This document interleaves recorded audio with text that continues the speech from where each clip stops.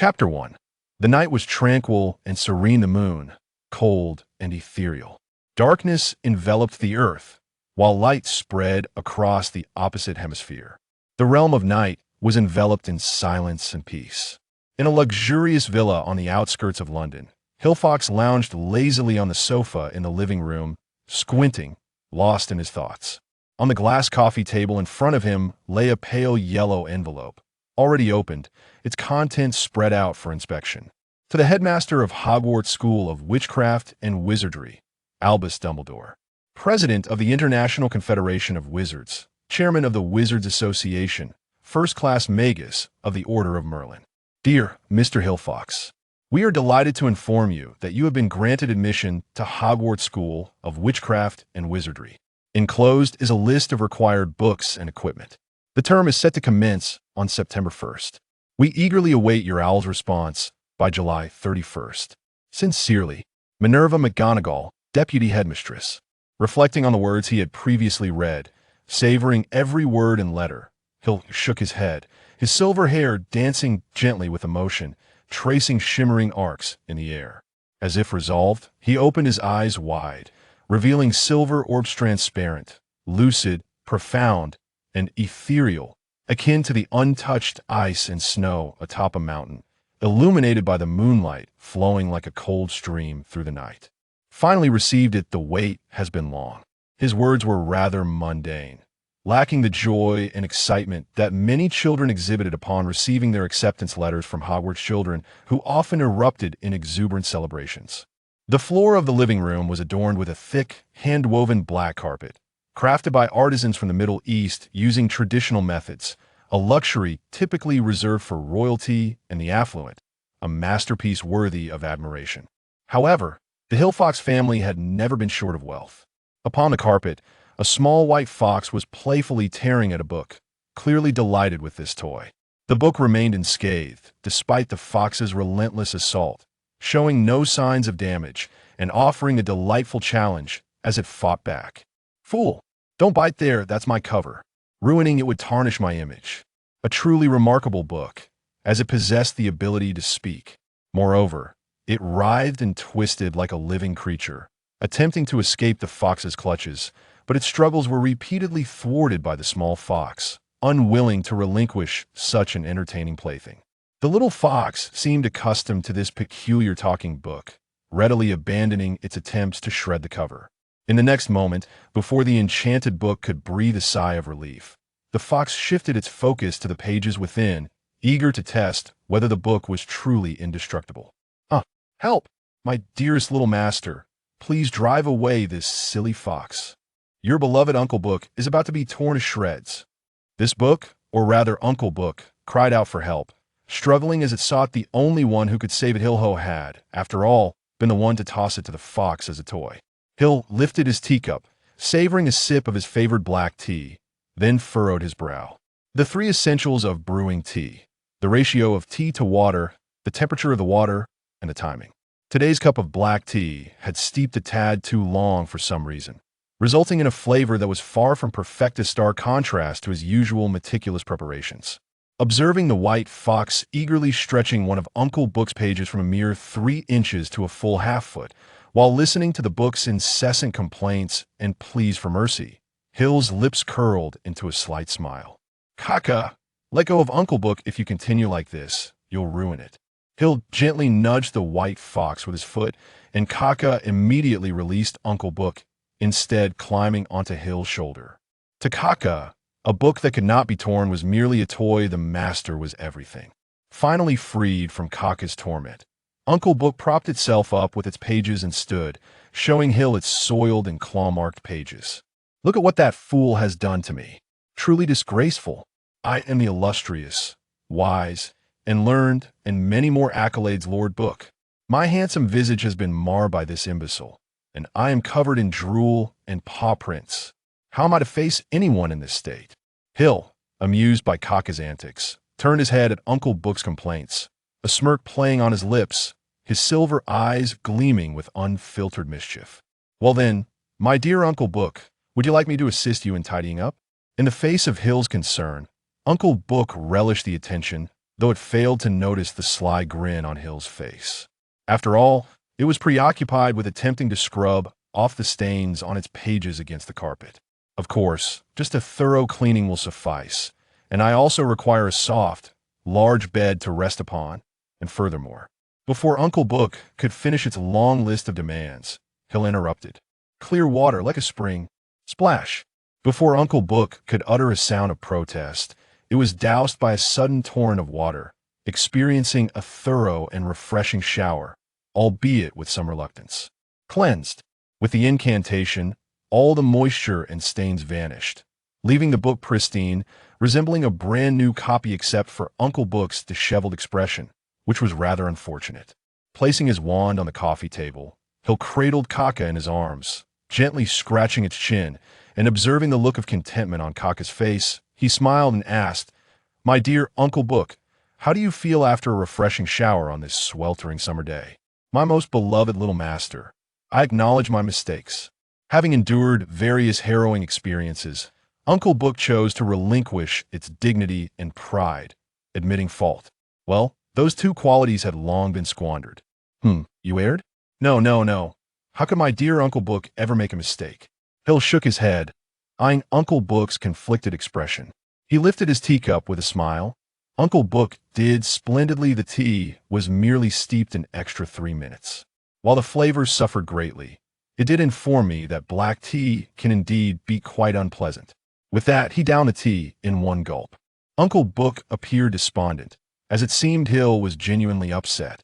After all, it was its nap while brewing tea that had caused the 3-minute delay, resulting in the inferior taste. Seemingly pleased with Uncle Book's expression, Hill rose, placing Kaka back on his shoulder, and approached Uncle Book, grabbing it and heading toward the door. Uncle Book, dejected, allowed Hill to carry it without any resistance, appearing resigned to its fate. "Book, a letter from Hogwarts has arrived. Please check what else needs to be prepared. I wouldn't want to discover I've forgotten something upon arriving at school." Upon hearing Hill's command, Uncle Book opened its eyes, a flicker of surprise crossing its face. "My dear little master, have you finally forgiven poor Book?" Long since forgiven. I have already punished you. Your attitude seems acceptable, so I shall let this matter slide. And remember, there shall be no next time." "Oh, thank you, merciful little master. I nearly thought you would cast me out." Hill paused, taking a moment to deeply gaze at Uncle Book. "Book, do not utter such words again." A mysterious smile graced Hill's face, a blend of emotions swirling within. "You know, apart from you, I possess nothing. You have much, my dear little master, only that you have chosen to refuse it. Indeed, I have refused. I know what I desire. Those things are not what I seek. Perhaps, but some things cannot simply be dismissed with a mere "I refuse." Hill opened the villa's grand door, a gentle breeze caressing his face. The fragrance of the night wafted through the air, weaving a soft web that enveloped the surroundings. The night is truly the best quiet, cool, devoid of the clamor and filth of the day. Before stepping out for a stroll, Hill paused and inquired, "Book, am I forgetting something?" "Gah?" A muffled grunt escaped from Booker, who was still in a state of emotional upheaval. Then, with the rustling sound of turning pages, Booker's voice resonated once more. By the way, Master, you still need to reply to a letter from Hogwarts, and it must be done before July 31st. What's today's date?" "Well, today is July 30th. There's only one day left." "How did this happen?" "I was somewhat puzzled as to why this letter arrived. So late, surely there must be a reason." A serene smile adorned Hill's face, yet a flicker of silver sparkled in his eyes, akin to the ephemeral nature of stars. He was decidedly displeased. A reply before July 31st? The letter had only been received half an hour ago. What kind of situation was this? When did Hogwarts efficiency plummet to such lows? Booker cast a glance at Hill and, after a moment's hesitation, quietly murmured, "I beg your pardon, my dear young master, but you might be mistaken. It is not that their efficiency is lacking." "Then what is the reason?" "You just turned 11 an hour ago, so this letter has actually only taken half an hour to arrive. Strictly speaking, their efficiency is not low, my dear master. My birthday is August 1st. I cannot be mistaken about that." Hill looked at Booker, his eyes filled with inquiry. I have long been curious. I am clearly only 10 years old. So why have I received a letter from Hogwarts? After all, Hogwarts only admits children aged 11 with wizarding potential as new students. Moreover, the enrollment deadline each year is July 31st. Those born afterward must wait until the following year. Booker flipped through his pages, and soon a plethora of text and a photograph appeared on the previously blank sheet. Hill read the passage and then gazed silently at the photograph. It was a family portrait featuring a tall young man with glasses embracing a beautiful woman with dark hair, who cradled a silver-haired infant in her arms, the child's eyes also shimmering silver. Booker's deep voice resonated, imbued with a soothing magic. "My dear young master, you were indeed born on July 30th. Due to certain circumstances, your parents publicly declared your birthday as August 1st. This matter should have been communicated to you by them, but due to some issues, it now falls to me to inform you.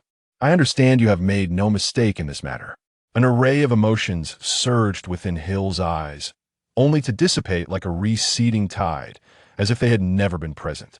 "Father has died, and mother has also passed thus. It is only you who can convey this to me.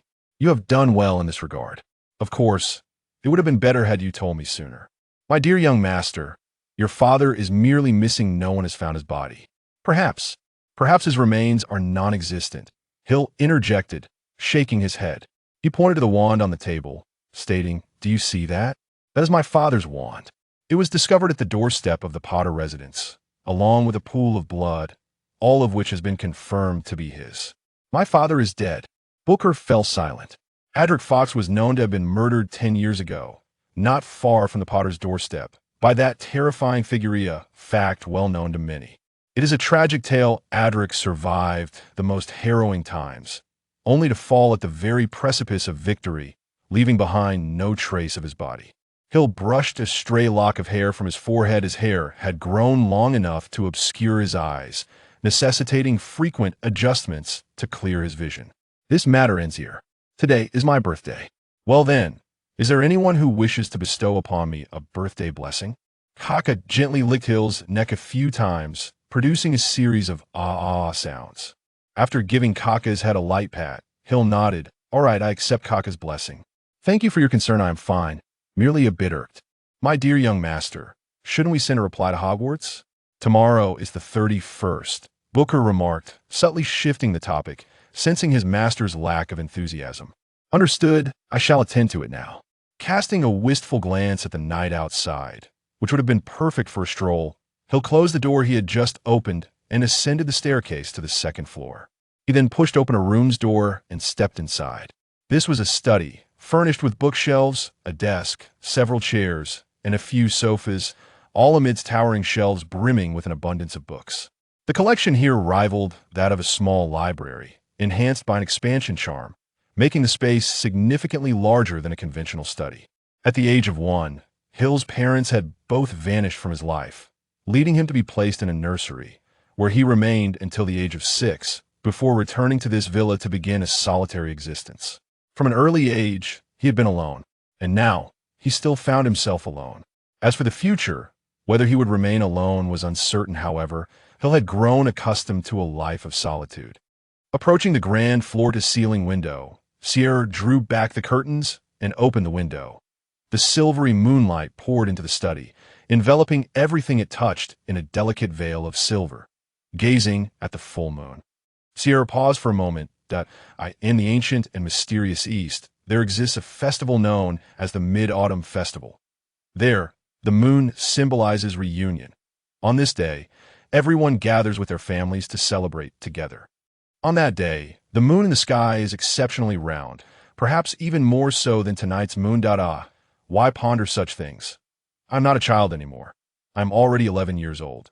Shaking his head to dispel those whimsical reflections, Sierra walked to the desk, picked up paper and pen, and began to compose a reply. He then retrieved an envelope from the drawer and slipped the letter inside. The envelope bore a crest, a black circle featuring a smiling fox. This was the emblem of the Fox family, for fox and are synonymous. With a sharp whistle, an owl flew in through the window. This was the Fox family's dedicated messenger owl, named Lucci, who had served the family for 14 years. Though somewhat aged, Lucci remained remarkably reliable, having never erred in its duties. Sierra intended to grant this delivery mission as Lucci's retirement, bestowing upon it the freedom it deserved. The recipient was Professor McGonagall, the deputy headmistress of Hogwarts. Handing the letter to Lucci, Sierra gently stroked the owl's feathers, now losing their sheen, and said, "Lucci, once you deliver this letter, you shall be free to go wherever you wish." Hoo-hoo! Lucci grasped the envelope with its talons and hooted in response. Sierra chuckled as he patted Lucci's head. Of course, of course. The Fox family is indeed a splendid place for your golden years. Welcome to enjoy your retirement here." Hoo-hoo! Lucci hooted contentedly a few more times before seizing the letter and soaring out the window. After circling the villa a few times, it swiftly flew northward. Watching Lucci disappear into the night, Sierra shrugged and closed the floor-to-ceiling window. Buick, who had been observing Sierra's actions from the desk, asked in confusion, "My dear master, have you perhaps taken to learning the language of owls? I thought it a miracle that you could communicate with that dim-witted fox." Lifting Buick in one swift motion, Sierra exited the study and closed the door behind him. In response to Buick's inquiry, Sierra merely shook his head. "I lack the leisure to study animal languages. Perhaps in the future, but as of now, I am entirely unfamiliar with owl or fox speech." "Then how do you communicate with other animals? It seems you converse quite well." Supporting a clumsily tumbling caca in his hands, Sierra cradled the creature, gently stroking its fluffy, plump-bodied. "It is nothing extraordinary. I simply engage with sincerity and assess the circumstances. Their thought processes are relatively straightforward, and reasoning is not overly challenging." Ruffling Caca's head, he added, "Foxes and owls are among the more intelligent creatures. They can grasp certain human actions and language, especially when in prolonged contact with humans. To be frank, I do not fully comprehend the meaning of their calls, but I can understand the emotions they convey. I can't help but feel their calls sound rather similar to Lucci's incessant hoo-hoo, and that dim-witted fox's coo-coo are utterly indistinguishable." Buick's tone was notably humble, showcasing its curiosity about the unknown, an admirable trait. Indeed, many individuals react to the unfamiliar with dread and resort to various theories to explain it, some accurate, others misguided. Lucci has served our family for 14 years, and it has developed a strong sense of belonging. Thus, when I mentioned its freedom to leave, it was understandably anxious, fearing it was unwanted. If you listen closely, you will discern a plea and reluctance in its calls. Hence, I assured it that it could remain here to enjoy its twilight years. Observing Lucci's demeanor, it seems you are correct. Remember this, Buick. As long as there is life, there are emotions, sadness, joy, and pain. I merely regard them as equals, treating them as I would any fellow being. You are truly remarkable. To others, you would undoubtedly appear eccentric. I hold a particular fondness for a saying that resonates deeply with me. Care to share? Certainly. After spending ample time with humans, I find myself increasingly fond of dogs. It appears we do not keep dogs, but the foolhardy fox does have one. Today, the 1st of August, marks Sierra's nominal birthday, yet it is destined to be just as unremarkable as those before it, absent of cards or well wishes. Merely an ordinary day, Sierra languidly reclined on the sofa, clutching Caca in his arms, mumbling, "Caca, you ought to shed some weight. Soon I shall struggle to carry you to that point. I will be unable to take you to Hogwarts." A series of disgruntled howls erupted from Caca, who, though measuring only a foot in length, including its tail, was a perfectly normal size. Nonetheless, for 11-year-old Sierra, Caca felt somewhat large. It was becoming increasingly difficult for Caca to perch on Sierra's shoulder. Given his small stature, alas, what can be done? From last night until now, you have tumbled off my shoulder several times. 7 or 8, perhaps? You must find a new resting place. My shoulder is no longer suitable. With a few more howls, Caca wriggled free from Sierra's embrace, landing on the ground and lying down. Sierra watched curiously, uncertain of Caca's intentions, as this behavior was unprecedented. Amidst a series of low, mournful sounds, Caca's body gradually shrank until it ceased at approximately half a foot, transforming into a miniature fox. Sierra stared in astonishment at Caca, now considerably smaller, and glanced at Buick, who was resting in a corner of the sofa. "What is happening with Caca? Merely a fox with the ability to shape-shift. What is so extraordinary about that? Buick replied disdainfully, it had never quite gotten along with this foolish fox, which could only alter its size between a maximum of its original form and a minimum of half its size, an utterly unimpressive feat.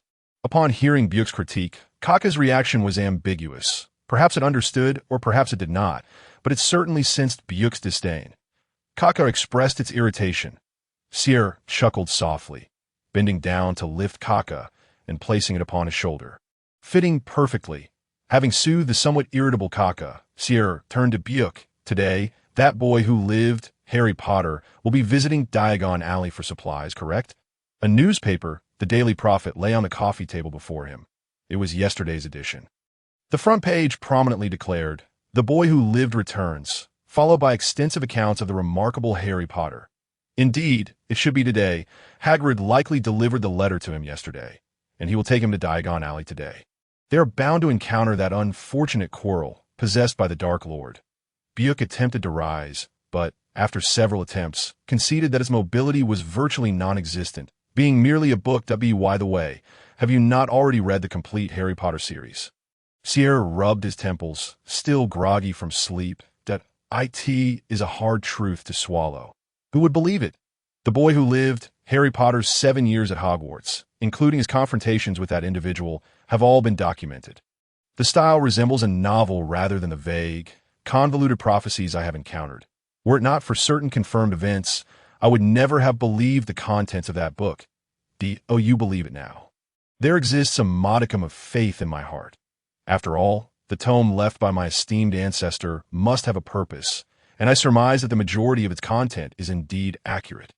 However, it is certain that there will be some alterations, whether in the details or in other aspects. Book, in a moment of curiosity, inquired, "Why do you say that? Have you not noticed? This book astonishingly omits my very existence," which in itself is a remarkable phenomenon. Hill, with a confident gesture, rubbed his temple, asserting, "I am not the sort to lead a mundane existence. Perhaps you are correct, yet this book was never intended to include your presence. But let us set that aside for now. I find myself quite intrigued by the tales chronicled within." A rare glimmer of excitement flickered across Hill's face, which typically bore a languid smile, seldom revealing other expressions. "Speaking of which, my dear young master, you truly seem to relish chaos. That I can only imagine that your life at Hogwarts is anything but tranquil. Would you care to assume the identity of Voldemort and witness his fierce battle with Dumbledore? A noble thought, yet lacking the means to protect myself, it shall remain a distant dream." Hill sipped his freshly brewed tea with delight and continued, "I am far more fascinated by that ancestor of ours. Do you possess any further information about him?"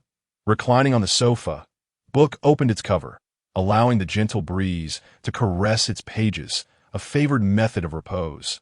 The pages, swept by the wind, bore not a single word. As a book that boasts a lineage as ancient as the Hogwarts Sorting Hat and exists at a similar echelon of magic, Book reveals its text only when its master requires it. To Book, there is scarcely anything in this world that remains unknown. Having lived for over a millennium, it possesses a wealth of knowledge, albeit often confined within a box. Each generation of the Fawkes lineage imparts their lifetime of wisdom into this book upon their passing, resulting in the extraordinary entity that is Book. Are you referring to my first master?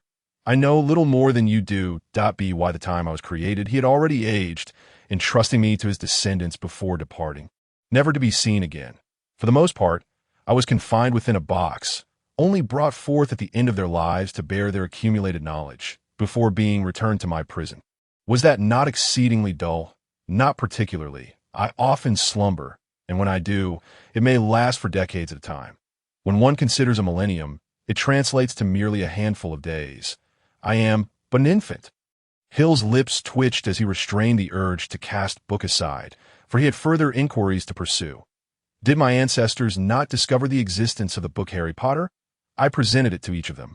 Yet, think for a moment, would the average person comprehend that text? Hill pondered, realizing the truth. The original edition of Harry Potter resided within Book, a chaotic array of letters, devoid of order or spacing, utterly indecipherable. Only through a fortuitous coincidence did Hill unearth the true secret of the complete Harry Potter series. Those letters were nothing but the pinyin of the Chinese language. The formal establishment of Chinese pinyin occurred between 1955 and 1957, and it only gained widespread global recognition by 1982, were it not for a miracle. How could those ancestors have deciphered such a code? However, considering Hill's father, Adric, he might have had the opportunity to unravel this mystery. It remains uncertain whether he ever did. I am unsure of this. The likelihood seems slim. Who would think so deeply? Shaking his head, he momentarily cast aside the question, rising to his feet and seizing book, stowing it in his pocket. Enough of that. Let us venture to Diagon Alley and procure some items. While also catching a glimpse of the boy who lived, to be honest, I'm genuinely excited about the tales that transpired at Hogwarts. Hogwarts. It has been ages since my last visit. I have many old friends there, though I wonder if they still remember me. Eagerly, Book chimed in from the depths of Hill's pocket. I'm quite looking forward to it as well. Then do be quiet. You wouldn't want to be discovered. Would you? For those who would covet, you would go to great lengths to possess you. Hill admonished as he stuffed Book back into his pocket, his concerns not without merit. Such a magical entity as Book would undoubtedly be the object of desire for any wizard, who would stop at nothing to seize it. Book muttered a few sounds, allowing Hill to tuck it away, fully aware of the gravity of the situation. Yes, Hill pushed open the villa's door. Golden sunlight cascaded upon his silver hair, weaving a radiant halo around him. So, Diagon Alley, here I come. Let me witness the boy who lived, the dividing line of the leaky cauldron. Diagon Alley boasts numerous entrances. However, to gain a glimpse of the boy who lived, entering through the leaky cauldron is most fitting. Located in the heart of London, it is quite distant from the suburbs. Yet, having visited on several occasions, Hill felt rather familiar with it. His infancy was spent in a nursery.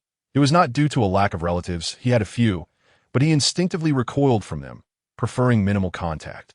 As an orphan, Hill resided at St. Mungo's Hospital for 5 years, until he resolved to leave at the age of 6, returning to his current abode, the Fox family villa, his former home. While Hill harbored little affection for those relatives, without their assistance, his life would not have been as comfortable, free from want, and he would have never lacked for finances. His days consisted of reading at home, with occasional outings to refresh his mind. It appeared to be a rather pleasant existence. The leaky cauldron is a place visible only to wizards. It is a dingy, cramped establishment, unremarkable in appearance, easily overlooked. The hurried passers-by scarcely casted a glance, their attention captured instead by a nearby bookstore and a record shop, for they cannot perceive it. It seemed Hill arrived just in time. Upon reaching the entrance, he overheard the raucous chatter within the pub, and amidst the noise, he discerned the name Harry Potter. After tidying up his somewhat disheveled attire, he cradled Kaka in his arms and pushed open the doors of the leaky cauldron, the cacophony that greeted him nearly leading him to believe he had entered a bustling market. I am cordially Mr. Potter. I can hardly believe I am finally meeting you. What an honor, Mr. Potter, what an honor. I have longed to shake your hand. My heart races with excitement. I am elated, Mr. Potter. Words cannot express my feelings. I am called Digger. Having noted the arrival of a new guest, the din within the pub momentarily hushed, and all eyes turned towards Hill at the threshold. Unfazed by the scrutiny of so many, he regarded them as mere background characters. He simply nodded calmly before shifting his gaze to the pub's proprietor, an elderly man with thinning hair, resembling a wrinkled walnut. He was known as Old Tom. Unlike the common folk who gawked in astonished delight at the boy who lived, Hill approached the bar, lightly tapping on it to rouse the still-stunned Old Tom. Old Tom, I am back. A glass of lemonade. Please. Hill and Old Tom were somewhat acquainted. Tom chuckled as he gestured towards Harry Potter, saying, Little Fox, forget about the lemonade for now. A remarkable individual has graced us with their presence today. Incorrect. There are 3 of us. Harry Potter, Voldemort, and myself. Following Old Tom's cue, Hill turned to gaze at Hagrid, who was ensconced by the crowd. It was no surprise, for his stature was truly imposing. After some effort, Hill managed to locate Harry Potter beside Hagrid. This must be Harry Potter, Hill mused, a peculiar expression crossing his face. To be honest, he was quite taken aback, although he had long known from books that Harry endured a difficult life with his aunt. Seeing him in person was still a shock. The boy appeared frail and small, seemingly no older than 7 or 8, clearly suffering from malnutrition.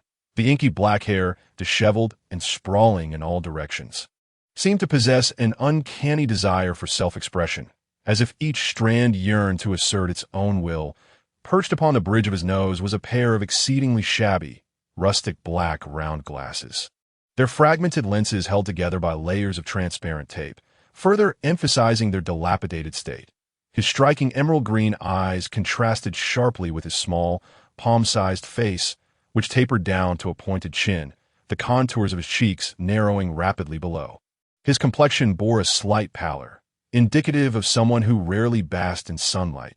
He donned an oversized shirt that cascaded well past his knees, paired with baggy trousers that were carelessly rolled up at the hems. On his feet were a pair of old white sneakers, the synthetic leather peeling back to reveal the dark stuffing beneath. In comparison to him, I felt like a prince. Such was the disparity between Hill and Harry.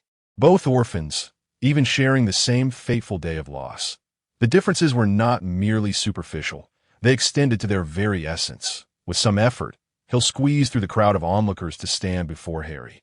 "Hello, I am Hill Fox. Simply call me Hill. It is a pleasure to meet you, Harry Potter." There was no overt flattery nor insincere pleasantries. Hill merely stated his name and offered a casual greeting, embodying a quiet pride. He was a proud individual, disdainful of the banalities that preoccupied the common folk. That moment, Harry appeared exceedingly busy, shaking hands with the surrounding wizards, his lips moving incessantly with polite remarks, yet he could scarcely remember the multitude of names, merely nodding like a machine. These wizards hardly resembled wizards at all. Adjusting his slightly askew glasses, Harry found it amusing. Just a day prior, he had been a beleaguered boy. Now he stood as a figure of considerable import.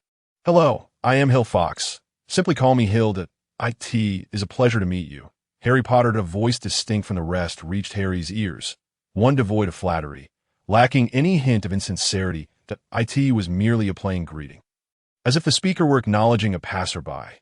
Finally, someone who was not overly zealous. Indeed, the fervor of the surrounding wizards was overwhelming, and Harry longed for a moment of respite from Hagrid, who seemed engrossed in conversation with several other wizards. Oblivious to Harry's pleading gaze, with a slight sigh, Harry felt weary of the attention. Becoming the center of such scrutiny was quite daunting for an 11-year-old boy, especially one who had been bullied for so long. The sensation of being overlooked was unpleasant, but being the focus of so many eyes was even worse. He turned his head toward the source of that distinct voice, locking eyes with another gaze.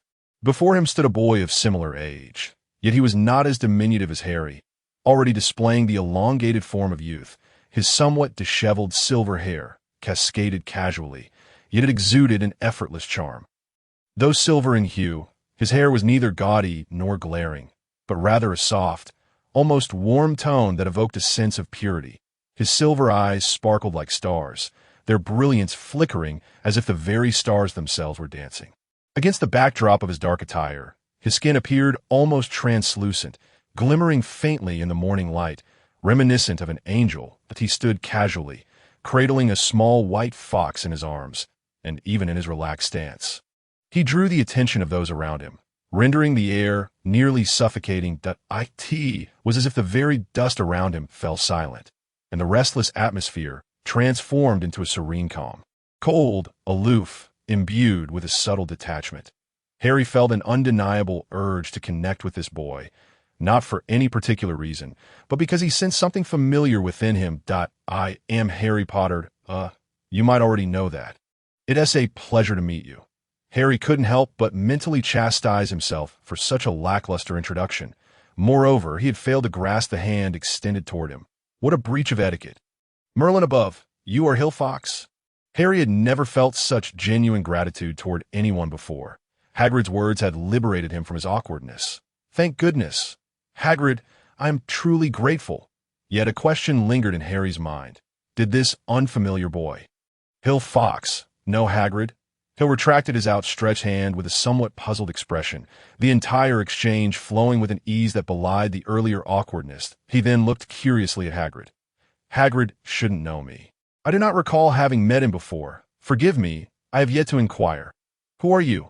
I am Rubius Hagrid, keeper of keys and grounds at Hogwarts. I knew your father, Adric. He was a fine man. We worked together, and I often heard him speak of you, mentioning your silver hair and matching silver eyes. Truly beautiful. Hagrid's excitement was palpable, his words slightly jumbled, his enunciation not particularly clear, but Hill understood that Hagrid had once worked alongside his father. Hill had always been curious about his father, Adric Fox. Much of his early memory had faded, and his recollections of his father were confined to photographs of a genteel young man with golden hair, clad in a suit, wearing black-rimmed glasses, resembling a muggle businessman more than a wizard. A perpetual smile graced his face, as if nothing could daunt him. However, Adric had passed away a decade ago. Listen to me. Harry, Hagrid said, clapping a heavy hand on Harry's shoulder, nearly toppling him over. Young Fox's situation is quite similar to yours. His mother departed early, and his father has also passed. The Fox family has always been among the most honorable wizarding families. Each member a kind-hearted wizard. You should befriend young Fox. He may become your best companion.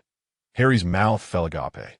The silver-haired youth before him was astonishingly, also an orphan, and oh wonder he felt a semblance of familiarity. Was that faint detachment due to childhood misfortunes? Yet, why did he maintain such a serene smile, even in the face of discussing his parents? Why could he smile so indifferently? Hey, Hill Fox, please take care of Harry moving forward. Harry has spent his life in the Muggle world, and he is quite unfamiliar with everything in the magical realm. That I hope you can assist him at school. Hill nodded slightly. If I can be of assistance, I shall certainly not hesitate. That will suffice. After all, Adric and James were also good friends. Hagrid nodded, a satisfied smile spreading across his face. Is this young Fox the son of Adric? A pale-faced young man approached, his expression visibly anxious, one eye twitching. Professor Quirrell, a hapless soul under Voldemort's control. Quirrell, a most unfortunate fellow, was indeed a pitiable creature possessed by Voldemort. Upon hearing that characteristic stammer and observing the peculiar scarf adorning his form, Harry deduced that the only person who could possibly appear at this moment was the bewitched Quirrell. Hill, fully aware of Voldemort lurking behind Quirrell's mind, maintained a composed expression, simply offering a gentle nod before inquiring, I am Hill Fox. You must be Professor Quirrell. I heard your introduction at the entrance. And it is a pleasure to meet you. I understand you will be teaching defense against the dark arts at Hogwarts. Truly an admirable position. As he spoke, Hill felt a wave of nausea wash over him. He could faintly detect the stench emanating from Quirrell. However, it seemed that others were oblivious to it. Quirrell's pallid face flushed a shade of red as he extended a trembling hand to shake Hill's. It felt damp and cold, akin to touching a corpse. Quirrell was hardly distinguishable from a lifeless body at this point. And no, it's just that I'm lucky. Dumbledore has given me this opportunity. Hill was left pondering whether Quirrell's stutter was genuine or merely an ACT. His ear and Quirrell engaged in conversation. Hagrid glanced at the time and remarked, It's getting late. I still need to take Harry to purchase a few items. Little Fox, would you like to join us? Naturally, Eyre, who wished to leave this place without delay, readily agreed, for Voldemort was certainly not a congenial fellow. All right, Hagrid, I'll go fetch my wand. Eyre nodded and then, with a face full of apology, addressed Quirrell. I'm sorry, Professor Quirrell, but I must procure a few essentials and sadly cannot chat with you any longer. We shall continue our conversation after the tour begins. No worries, we'll meet again, Quirrell replied. Ignoring Quirrell's response, Eyre followed Hagrid and Harry past the bar, arriving at a small courtyard surrounded by walls. Aside from a rubbish bin and some weeds, there was nothing else in sight. However, this was the entrance from the Leaky Cauldron to Diagon Alley, one of countless entrances to the bustling thoroughfare. Hagrid approached the rubbish bin and counted the bricks on the wall above it.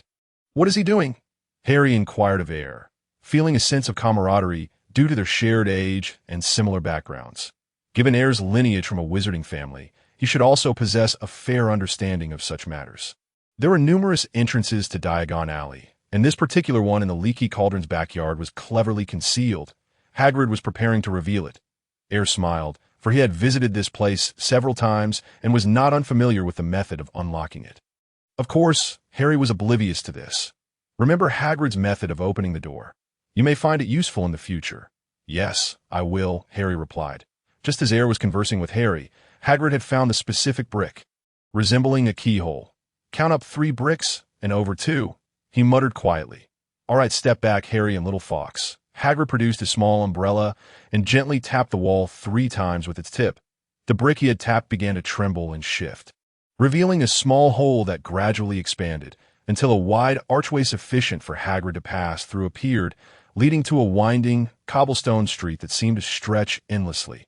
"Welcome," Hagrid announced, to Diagon Alley. Observing Harry's astonishment, Hagrid grinned broadly at him.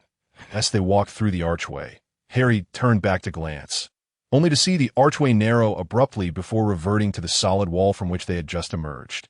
The dazzling sunlight illuminated a stack of pots outside the nearest shop. Above the pots hung a sign: copper, brass, tin, and silver cauldrons, all sizes, with automatic stirring and collapsible features that, "Oh, you'll need to buy one," Hagrid said, "but first we must get some money." He then looked at Little Fox. "Do you also need to withdraw money? If it's on the way, we could go together." Shook his head. "I've already withdrawn my funds. I am merely here to restock on some essentials." Harry hasn't purchased his wand yet, "so I'll wait for you both at Ollivander's," replied. He was already quite familiar with everything in Diagon Alley and found little of interest, his purpose for this visit being to replenish his supplies, such as books and a wand. Hagrid nodded, offering no further comment. He had another significant task for this visit, which involved retrieving an item stored at Gringotts, a matter that was best kept from as many people as possible. That he didn't trust but rather, it was Dumbledore's request. Harry felt a twinge of regret. Having known for less than half an hour, he was the first wizard friend he had made, and it appeared that this friend was well acquainted with the intricacies of the wizarding world, presenting a perfect opportunity for Harry to pose numerous questions. Bid farewell to the two, then with a graceful turn, vanished into the throng of Diagon Alley. Had nearly prepared all the required items for Hogwarts. The textbooks were not a concern. The first-year curriculum had remained unchanged for decades, and thus intended to utilize those left by his father. Despite their age, those old books contained the study insights and reflections of Adric during his own school days, along with many notes from various professors. That it was well known that many instructors had taught at Hogwarts for many years, and their teaching styles had remained consistent, allowing to forego the need to take notes, simplifying his homework considerably. As for the rest, his clothing had long been prepared, custom-made by Muggles as per Hogwarts requirements, which was quite convenient, and had a preference for Muggle attire. He had a plethora of cauldrons at home, all of the finest quality, so there was no necessity to purchase new ones. Thus, Heir's purpose for this visit was solely to retrieve his wand. Note: retrieve, not buy. Heir found it curious that the peculiar customs of the Fox family were numerous. Wands were always custom-made. It seemed that when Heir was born, Adric had instructed Ollivander to begin preparing this wand, with the understanding that Heir would return to collect it upon his arrival at Hogwarts. Heaven knows how Adric was so certain that this wand would indeed suit Heir, for the compatibility between a wand and its wizard is of paramount importance. Many wizards spend considerable time selecting a wand. The most peculiar aspect was that Ollivander agreed to such an absurd request, given that they had always maintained that wands choose their owners, not the other way around, even when the owner was merely an infant. Burdened with questions, Heir arrived at Ollivander's shop. The establishment was small and shabby, with a golden sign above the door peeling and inscribed with Ollivander, St. 382 BC, expertly crafted wands. In the dusty display window, a solitary wand lay atop a faded purple velvet cushion. As Heir entered the shop, a series of tinkling bells sounded from somewhere in the back. The shop was cramped, furnished with merely a long bench and nothing else. The most striking feature was the thousands of narrow boxes stacked almost to the ceiling, all containing wands, as one could easily guess. Gazing at the multitude of wands, Heir felt as if he had entered an armory. Surrounded by an array of weapons, that a sense of unease washed over him, as he felt that each wand here possessed its own vitality. He could almost hear them breathing, and some seemed to emit low murmurs. Shaking his head, Heir dismissed these thoughts. While these wands might be peculiar, given the sheer number piled together, some of them dating back hundreds or even thousands of years, it was impossible for there to be no extraordinary qualities among them. The very nature of wands as monopolized necessities made one ponder how many individuals had coveted their power. Yet, to this day, Ollivander's was the sole establishment in Diagon Alley, which spoke volumes. However, there was no need to dwell excessively on this. After all, no matter how powerful a wand may be, without a wielder, it is merely a useless stick. "Good afternoon," a gentle voice greeted. "Another young fox, I see." An elderly man appeared before Eyre, his pale eyes shimmering like two radiant moons in the dim shop. Possessing the same silver hue as Eyre's own. Noticing Eyre's gaze lingering on his eyes, the old man, Ollivander, shook his head. "Oh, dear young fox, I believe we have matters of greater importance to discuss than the color of our eyes. Do we not?" Eyre shifted his gaze away, redirecting it to the myriad of wands filling the room. He nodded. "Indeed, as per our arrangement, I have come to retrieve my wand." As he spoke, a flicker of uncertainty crossed his eyes. "If I may be so bold, Mr. Ollivander, how did you discern that I belong to the fox family?" "A guess. Do you believe it?" Eyre rolled his eyes. "I would be a fool to believe that. With so many individuals purchasing wands each year, do you truly think you could guess each one?" However, since Ollivander seemed unwilling to elaborate, Eyre decided to let it go. To "Mr. Ollivander, shall we discuss the wand matters? I am eager to see what my wand looks like." Eyre was filled with curiosity regarding his wand, the one that had been predetermined from a birth. Would it truly be a suitable match? Wands choose their owners, but what if this particular wand did not choose him? 3 parts anticipation, 3 parts curiosity, 3 parts trepidation, and 1 part anxiety. Such was the emotional state of Hill at that moment. Ollivander, a master of his craft, had encountered countless expressions, and he discerned the nuances in Hill's demeanor without uttering any superfluous words. He turned and retrieved a slender silver box from a table laden with various wand materials, wooden sticks, feathers, and the like. The box bore the emblem of the fox family, a black fox face, suggesting that the wand within was indeed meant for Hill. Upon opening the box, he found it lined with black velvet, where a sleek black wand lay in quiet repose. Hill grasped the wand, examining it meticulously. "This wand's core was sent by your father, Adric," Ollivander remarked, "and I must confess, aside from the unicorn horn at its heart, I have never encountered the wood from which it is crafted. To be honest, the wands of the fox family have always been custom-made by me, and this particular wood is a first for me." Observing Hill's hesitation as he held the wand, Ollivander smiled reassuringly. "Fear not, young fox. Give it a gentle wave. The wand chooses its master, just as the master chooses the wand. Let us see if this wand truly belongs to you." With a sense of anticipation, Hill inhaled deeply and waved the wand with a delicate flourish.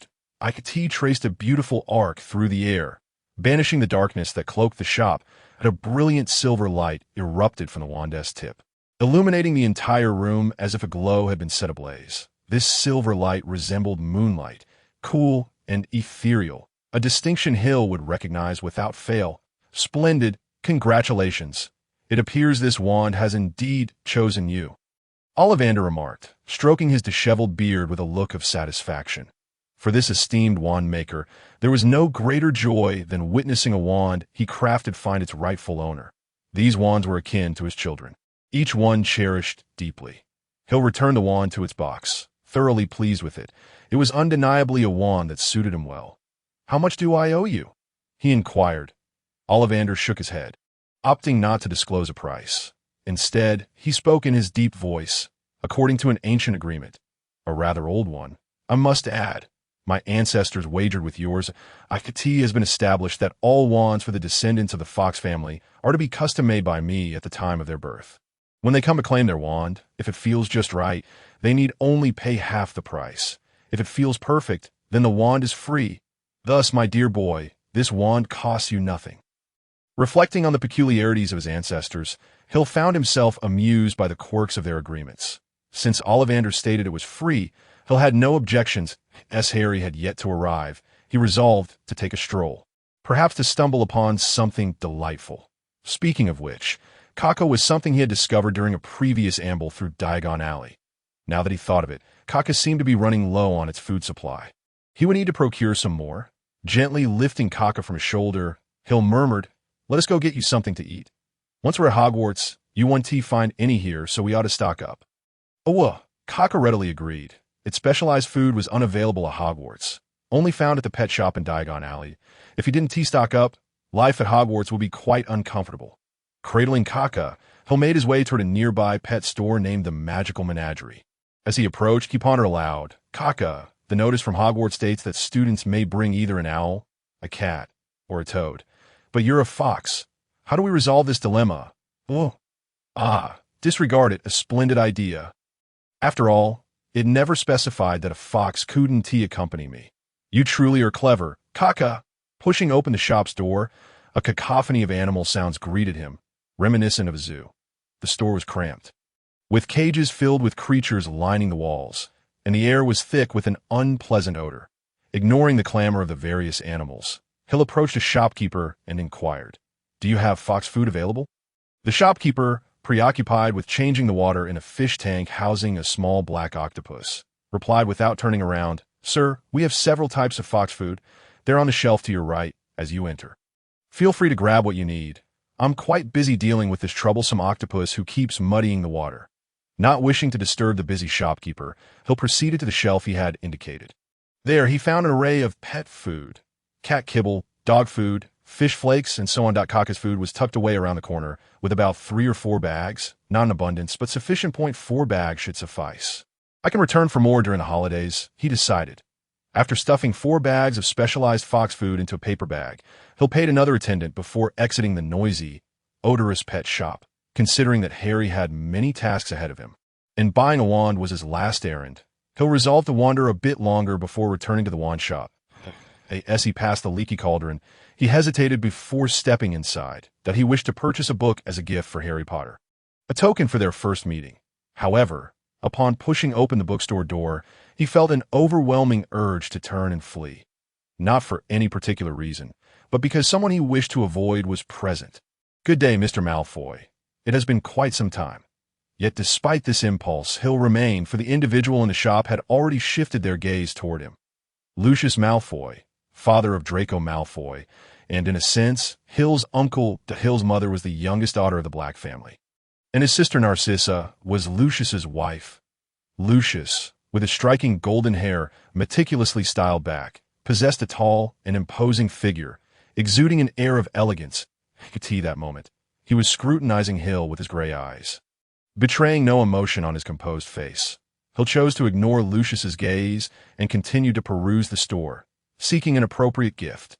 "Hill, are you still unwilling to call me uncle?" Lucius queried. "What difference does it make whether I do or not?" Hill replied, grasping a book depicting a fearsome werewolf howling at the moon, likely the work of that foolish wizard, before discarding it aside. "Well, let us not dwell on that. Are you here to purchase a book? What would you like? Allow me to buy it for you as a birthday gift," Lucius offered, handing a selection of books to the shopkeeper before stepping closer to Hill. "Draco will be attending Hogwarts this year.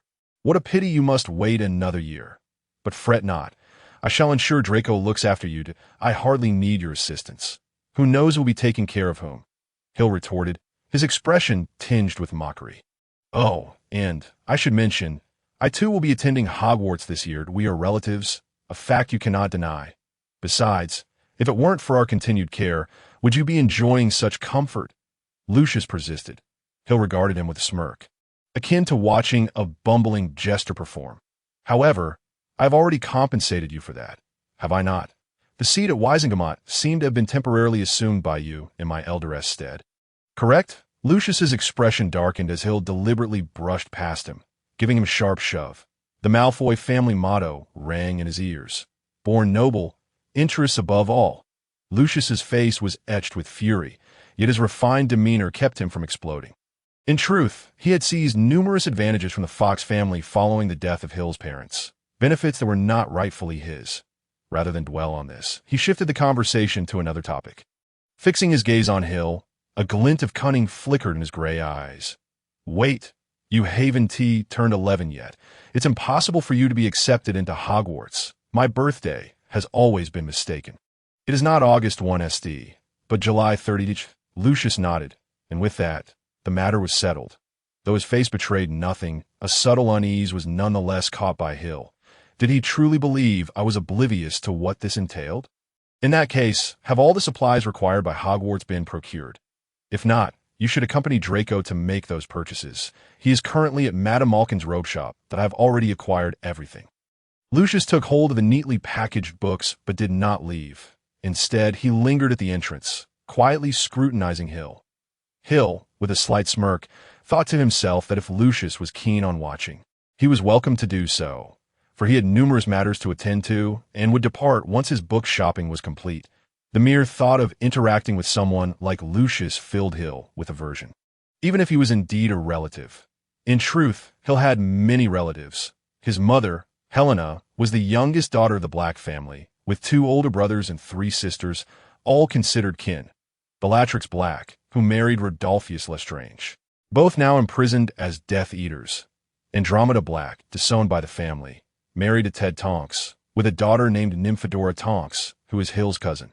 Narcissa Black, Lucius's wife and Draco's mother, a mother who cherished her son deeply. Sirius Black, disowned after running away from home, wrongfully accused, and now incarcerated. Regulus Black, a former Death Eater who betrayed Voldemort and perished after being dragged into a lake by an Inferi. Such were Hill's relatives. Aside from the deceased and those imprisoned, only Lucius's family and Andromeda's family remained in contact with him. His feelings towards Lucius were decidedly cool, leading to a certain degree of estrangement. However, in truth, he was equally indifferent towards Andromeda's family. Long ago, he had declined Andromeda's suggestion to move in with them. Living alone was an unparalleled comfort. Before long, Hill had selected his books. Hogwarts, a history would make a splendid gift for Harry, brimming with information about Hogwarts that would greatly aid Harry in familiarizing himself with the school. "Father, my robe is ready. Have the books been purchased?" A boy with golden hair and a slightly pale complexion entered, his gaze sweeping over Hill, a look of delight lighting his face as he strode purposefully towards him. "Hey Hill, it's been ages. How have you been?" Faced with Draco, Hill instinctively wished to shield him from the conflicts with Lucius. Not for any particular reason, but simply because at this moment, Draco was still a decent person but a tad arrogant, a smidgen conceited, yet fundamentally kind-hearted. "Not too bad. And you? You must have been accepted to Hogwarts." "How splendid." A hint of color returned to Draco's pale face, and with a tone of pride, he proclaimed, "Of course, I shall be attending Hogwarts on the 1st of next month. I must get into Slytherin and become the head of Slytherin." "Mind your demeanor, Draco. Maintain a proper noble bearing," Lucius chastised, observing Draco's growing excitement, his gestures becoming animated. "I understand, Father." Draco nodded, straightening up, adopting a more serious posture, exuding a semblance of nobility. Yet, to Hill, that was still far from sufficient. Without the seasoning of experience or the trials of rivalry, such nobility was merely an effet ade. Once Lucius turned away, Draco made a face at Hill, clearly disregarding his father's admonition. Faced with Draco's playful expression, Hill couldn't help but twitch his lips. Well, they had only met a handful of times. Their relationship was merely casual, yet Draco seemed to feel an unusual familiarity. Frankly, Hill found it hard to believe that this slightly rebellious and somewhat flamboyant boy could be the same Draco depicted in the books, boastful and contemptuous, utterly self-absorbed. "All right, Draco, your cousin Hill will also be attending Hogwarts this year. As a member of the pure-blood wizarding community, you ought to look out for one another at school. You are cousins. Do make an effort to grow closer." "Understand? Really? That's fantastic. Mind your poise, decorum, and image." "I understand, Father." Observing the Malfoy father-son duo, witnessing their intimate exchange, Hill sensed the profound affection hidden beneath Lucius's stern exterior. It seemed that only towards Draco and Narcissa did Lucius reveal his true self. "Well, time is of the essence. We must take our leave. There are many other matters to attend to," Lucius stated as he took the bundled books and addressed Draco. Without a backward glance, he proceeded to the door, pausing momentarily to say, "If possible, do visit Malfoy Manor sometime. Narcissa has been longing for you, frequently uttering your name. Should the opportunity arise, I wouldn't mind stopping by." "Hey Hill, see you at Hogwarts." Draco waved goodbye as he exited the bookstore. Hill slowly nodded, watching Draco's figure vanish through the door. What a stroke of bad luck to encounter the very person he wished to avoid. He should hasten to the wand shop and finish delivering the gift to Harry. After completing the payment, Hill allowed Kaka to resume his perch on his shoulder, grasping Kaka's provisions in one hand and the package book in the other, striding purposefully towards the wand shop. I remember every wand I sell, Mr. Potter. Each wand is etched in my memory. You see, they share the feathers of the same phoenix. One feather crafted this wand, and the other crafted another. You are destined to wield this wand. And its brother, well, its brother is responsible for that scar you bear. A.S. Hill pushed open the door to the wand shop. Ollivander's voice reached him, seemingly explaining the wand's secrets to Harry. Coincidentally, the phoenix providing the tail feathers for the wand was Fawkes. Dumbledore's pet point. One wand belonged to Voldemort, the other to Harry. A rather intriguing twist of fate. Harry was utterly captivated, never having imagined the profound connection between his wand and another. It all felt surreal. As if he were lost in a dream. In fact, even now, Harry felt as if he were in a dreamlike state. Gazing at the wand in his hand, he half believed that the next moment, this dream might end, and he would revert to being that bullied, pitiful boy. Hey, Harry, this is for you. Hill's voice interrupted Harry's reverie, and he turned to see a neatly wrapped gift in his hand, which appeared to be a book. Is this a gift from you, Hill? Indeed. I thought it fitting to offer you a gift upon our first meeting. I hope you will find it to your liking. Oh, absolutely. I love it. I'm glad to hear that. Though not particularly precious, I believe it will be quite useful to you. Harry handed 7 galleons to Ollivander, securing his wand before eagerly tearing into the gift's wrapping. Hagrid leaned in closer, nodding in approval upon seeing the gift's contents. Hogwarts. A history, a splendid gift indeed, very beneficial for Harry. You ought to express your gratitude to Hill. Oh, thank you so much. Hill, this gift is wonderful. A deep crimson steam engine came to a halt beside the bustling platform filled with travelers. The sign hanging from the train read, Hogwarts Express, 11 o'clock. That in one corner of the platform stood a large sign proclaiming, Platform 9. Indeed, this was the express train to Hogwarts. Every year on September 1 SD, students of Hogwarts would board this train to commence their lengthy and enchanting academic journey. The steam engine's thick smoke swirled above the chattering crowd, while various colored cats darted between people's feet.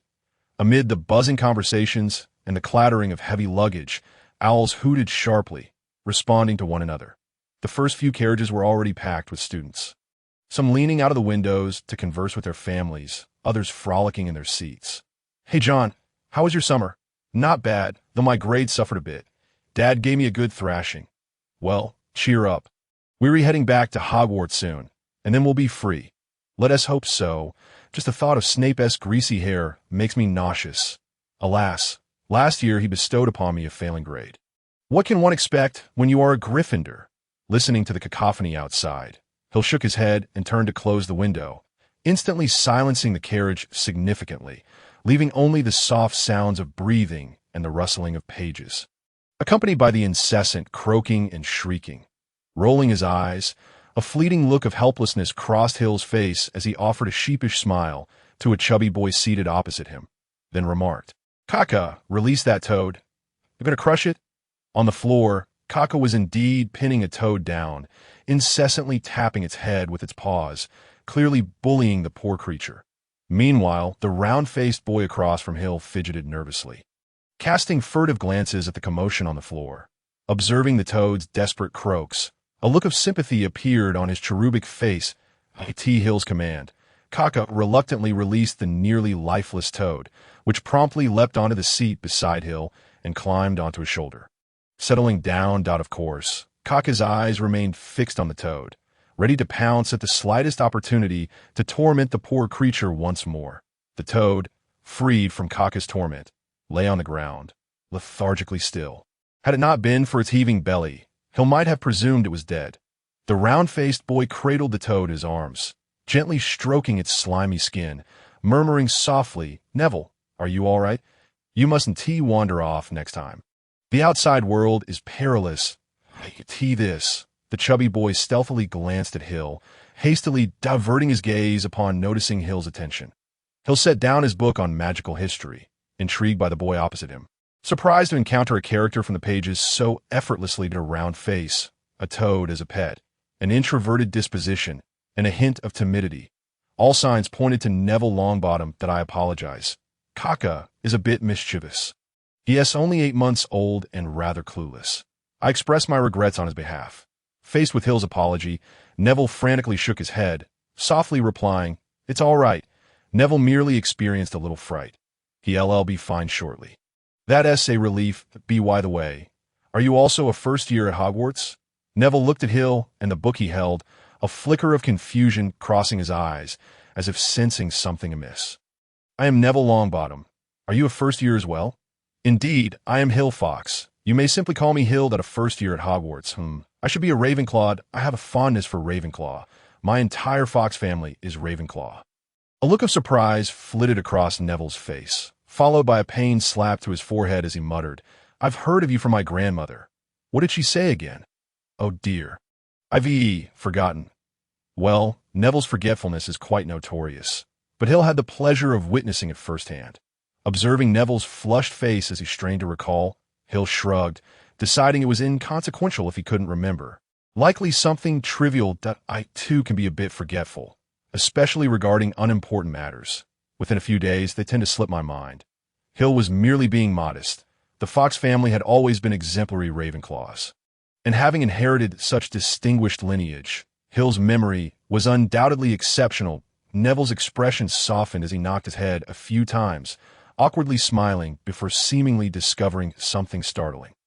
"Hey, Hill, where's your luggage? I don't see it. Did you forget it?" At last, Neville identified the discordant note. Aside from a book in Hill's hand and cock on his shoulder, there was no other baggage in sight. Every first year at Hogwarts had grappled with the burden of heavy luggage.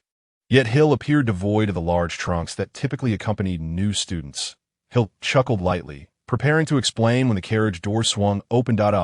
"Splendid. There's still space here. Everywhere else is packed." A clear, melodic voice chimed in, sounding quite pleasant, though one could not ascertain the speaker's appearance. With thick, tousled brown hair, not disheveled for neglect, but rather indicative of a carefree attitude towards hairstyling, she bore expressive brown eyes and fair skin, complemented by a petite nose. Most notably, however, were her prominent front teeth, not excessively protruding, yet certainly conspicuous. If one were still unaware, this was none other than the renowned Hermione Granger, a veritable fountain of knowledge.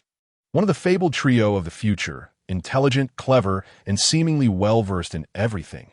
Frankly, she ought to have been a Ravenclaw. Hill surveyed the carriage. Indeed, due to the absence of his luggage, there was ample space available. But was every other carriage already filled? Surely, the train would not depart for some time yet. It was only when the time drew near that the carriages would be entirely occupied. Hermione seemed to be struggling with a large trunk, evidently laborious. Heaven only knew what was packed within. It appeared to be of similar size to Neville's trunk, yet felt considerably heavier. However, given Hermione's diligent nature, it was likely filled to the brim with books. "Hey, can't you gentlemen display a bit of chivalry and help me lift this trunk inside?"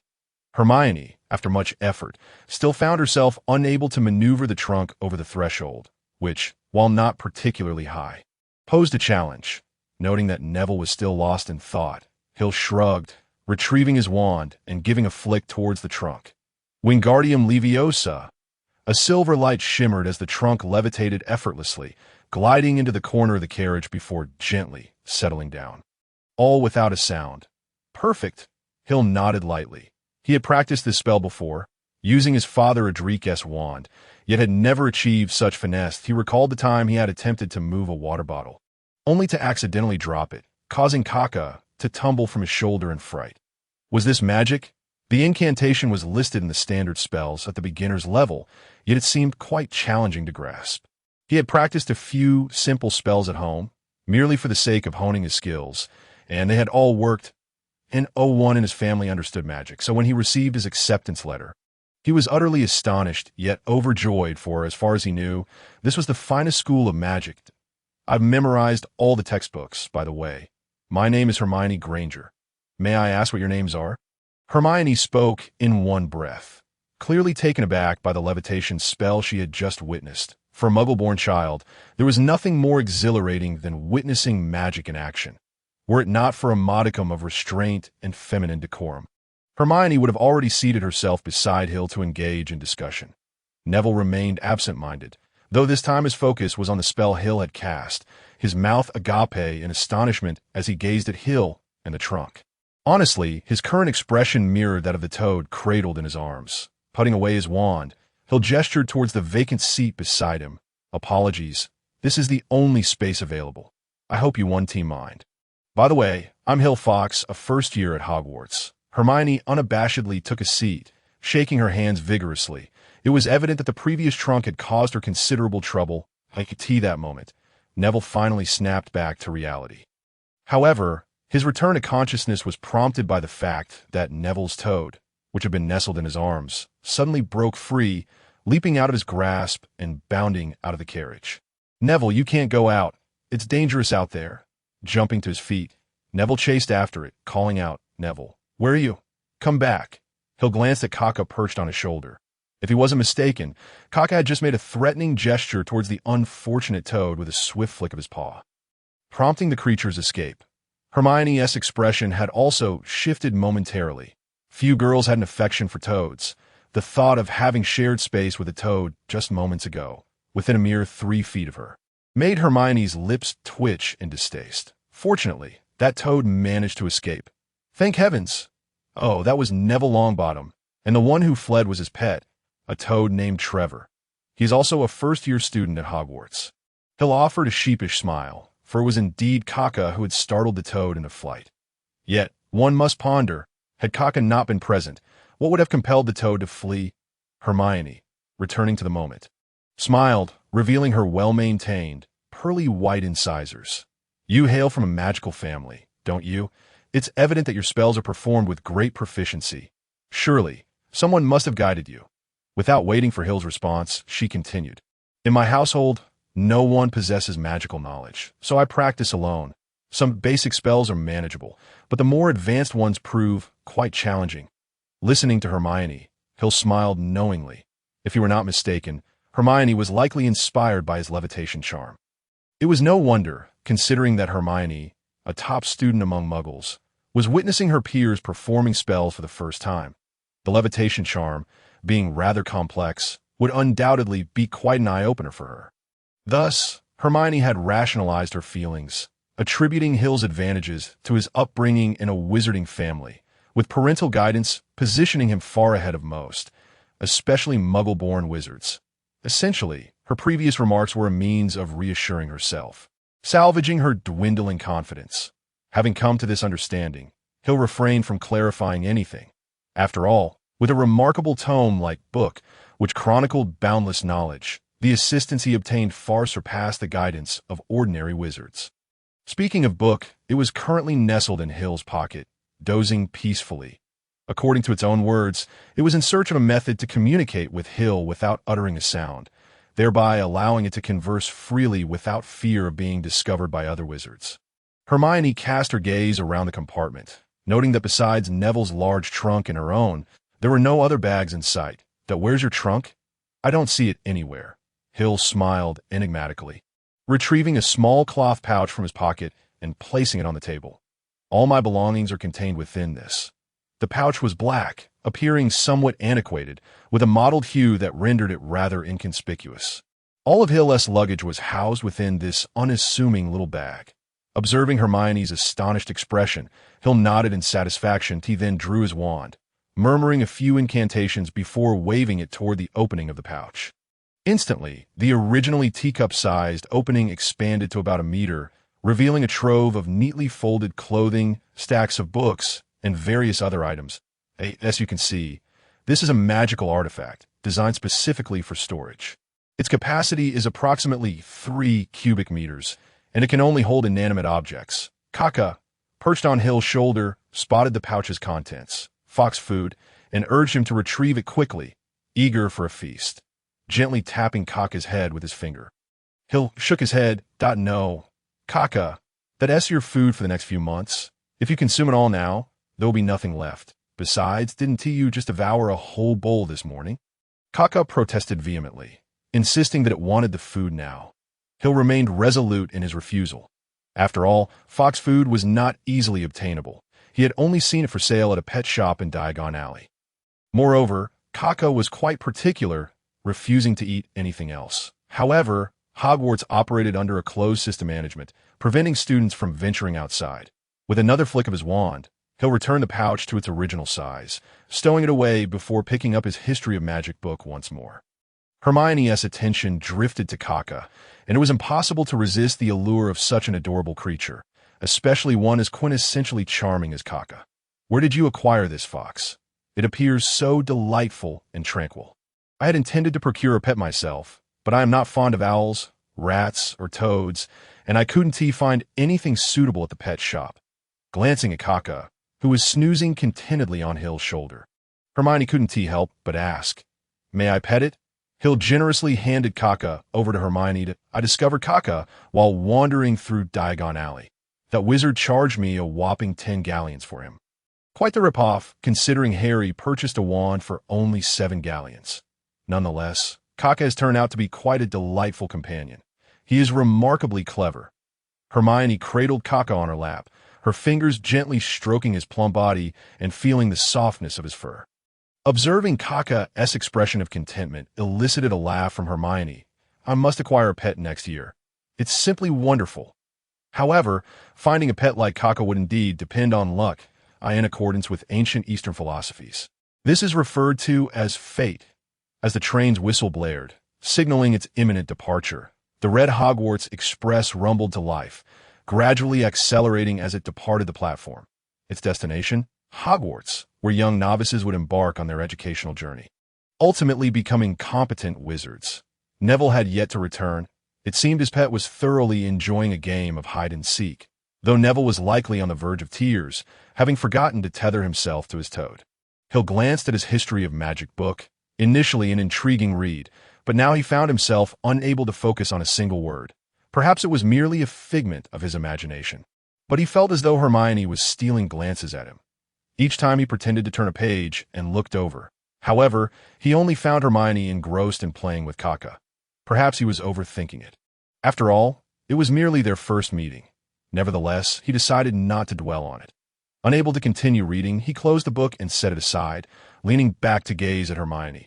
Hermione remained absorbed in her playful interaction with Kaka, clearly enamored with the little creature, especially one as charming as Kaka. Hermione, which house do you wish to join? Hogwarts has 4 houses: Gryffindor, Ravenclaw, Hufflepuff, and Slytherin. I believe Ravenclaw would suit me best. I've heard that its members are particularly intelligent. I don't mean to imply that members of other houses are foolish. It's just that Ravenclaw. However, Dumbledore graduated from Gryffindor, so I imagine that house must be quite admirable too. Watching Hermione's face twist in confusion as she spoke, Hill chuckled softly, causing her to blush. Oh, I apologize. I meant no offense, and I merely found your previous comments quite amusing. Amusing? Quite charming, actually. Your expression just now was rather endearing. Forgive my boldness, but I believe that word fits perfectly. Hermione's face flushed deeper. She had never had a boy tell her she was cute in such a straightforward manner. Hill was the first. Hill thought it prudent to redirect Hermione's attention. What do your parents do? They aren't wizards, are they? I'm curious about their thoughts on their daughter becoming a witch. Upon mentioning her parents, Hermione's interest in Hill's family was piqued. My parents are dentists. They are both just ordinary people, what one would call muggles. In fact, I feel that the term muggle has somewhat negative connotations that I apologize for digressing. They are quite open-minded regarding my impending journey into the wizarding world. They are more curious about how wizards conceal themselves and what wizards do for a living.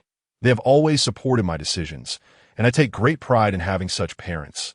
Hill nodded in agreement. Parents who offer unconditional support for their daughter are indeed a rarity. Most individuals struggle to provide such understanding.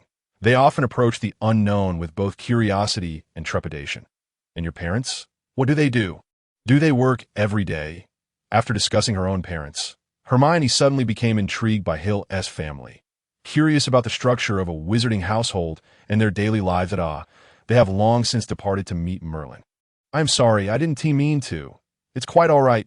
10 years have passed, and I have grown accustomed to it. 10 years. You mean? Hill nodded, maintaining a calm smile, devoid of any visible sadness. This intrigued Hermione further. How could this boy smile so freely? At the tender age of 1, his mother had passed away, and his father had vanished on the eve of victory. likely meeting a similar fate.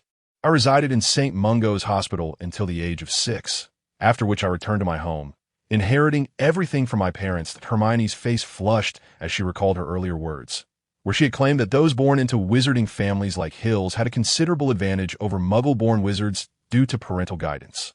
However, it became evident that Hill did not rely on his parents, but rather on his own diligence. Just as Hermione wrestled with her conflicting emotions, a cacophony of sounds echoed down the corridor as a woman, beaming with a dimpled smile, pushed open the compartment door and inquired, "Darling, would you like to purchase any snacks from the trolley?" Hill turned his head, gazing at the cart brimming with an array of sweets and toys, and smiled. Hermione, witnessing Hill's smile, felt as though the world around her had brightened. "I'll have a pumpkin pasty, a cauldron cake, and a licorice wand. Nothing else." "Thank you, A.S." She watched Hill cheerfully accept a considerable amount of food and bid farewell to the vendor. Hermione found herself momentarily bewildered. Perhaps when his parents departed, he was too young to comprehend the significance of it, which is why it did not weigh on his heart. "It's already noon. Aren't you going to eat something?" "We still have a while before we reach Hogwarts. You should indulge a bit. These are delicacies exclusive to the wizarding world, unseen in the Muggle realm." While chewing on a licorice wand, Hill offered Hermione a plethora of treats. "This is merely a confection shaped like a wand. Its taste is delightful. You should give it a try." Hermione instinctively accepted the heap of snacks, placing them on her seat without consuming any. After a brief moment, she regained her composure, surveying the bounty of food beside her with a rueful smile. These treats had always been something she avoided, having been raised by dentist parents who instilled in her the importance of dental care. She hardly ever indulged in sweets. "Where is Neville? An hour has passed. Surely he has scoured the entire train by now, and yet he has not found it." Just as Hill was musing about Neville, he returned, his countenance reflecting distress, and noticeably absent was his toad. It was clear he had not located it. Pets like toads could be quite elusive if they chose to hide. "Trevor is truly gone this time," Neville lamented. "Though he often wandered off, I could always find him, but this time I've searched the entire train without success." At this, Neville could not hold back his tears, despite Trevor's frequent escapades. He was still his pet, and they shared a deep bond. Hill sighed. He was aware of Neville's story. His parents had been driven mad by the Cruciatus curse, all while young Neville had witnessed the harrowing events unfold. Many subsequent experiences had rendered him timid, making him introverted and reluctant to engage with others. He had never transcended that hurdle. Rising from his seat, Hill approached Neville and placed a reassuring hand on his shoulder. "Do not fret, Neville. Trevor must still be aboard this train. Let us search for him together." This was not mere idleness on Hill's part. He would support anyone he found appealing. Conversely, if he found someone unworthy of his attention, he would disregard them entirely. Moreover, Neville bore a resemblance to both him and Harry, simply the less fortunate variant, those who had not yet overcome their own obstacles. "Hey, Kaka," he called, and the nimble creature promptly leaped onto Hill's shoulder. Settling quietly, wiping his tears, Neville followed Hill out of the compartment. Hermione hesitated momentarily before rising to join them. Upon seeing Hermione trailing behind, Hill smiled. This was entirely predictable to Hermione's inherent desire to assist, or her tendency to meddle. Ensured she would not stand idly by. As Neville could not provide precise information, the trio resorted to the most rudimentary method of searching. Scouring each train compartment one by one, their carriage was located towards the front, so they began their search towards the rear compartments. "Excuse me, has anyone seen a toad? I apologize for the interruption, but has anyone encountered a toad? Neville's toad is missing. Have you seen it?" Thus, Hill and his companions continued their search from the front to the rear of the train. Yet they found no trace of the elusive creature. However, Hill glanced at Kaka perched on his shoulder, pondering whether the presence of Kaka might be causing the toad to frequently change its hiding spots.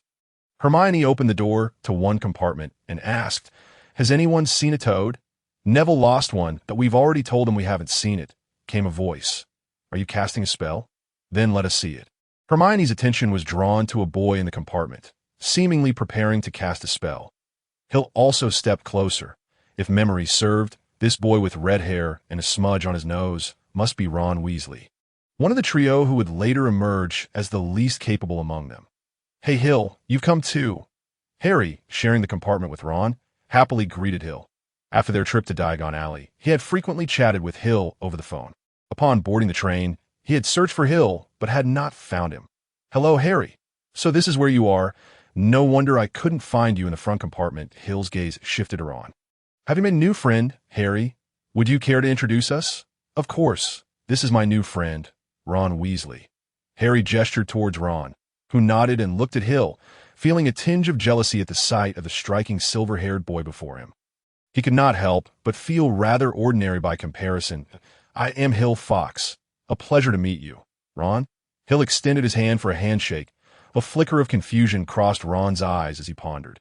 "I feel like I've heard that name somewhere before, but I can't quite place it. In any case, it's delightful to meet you, Hill."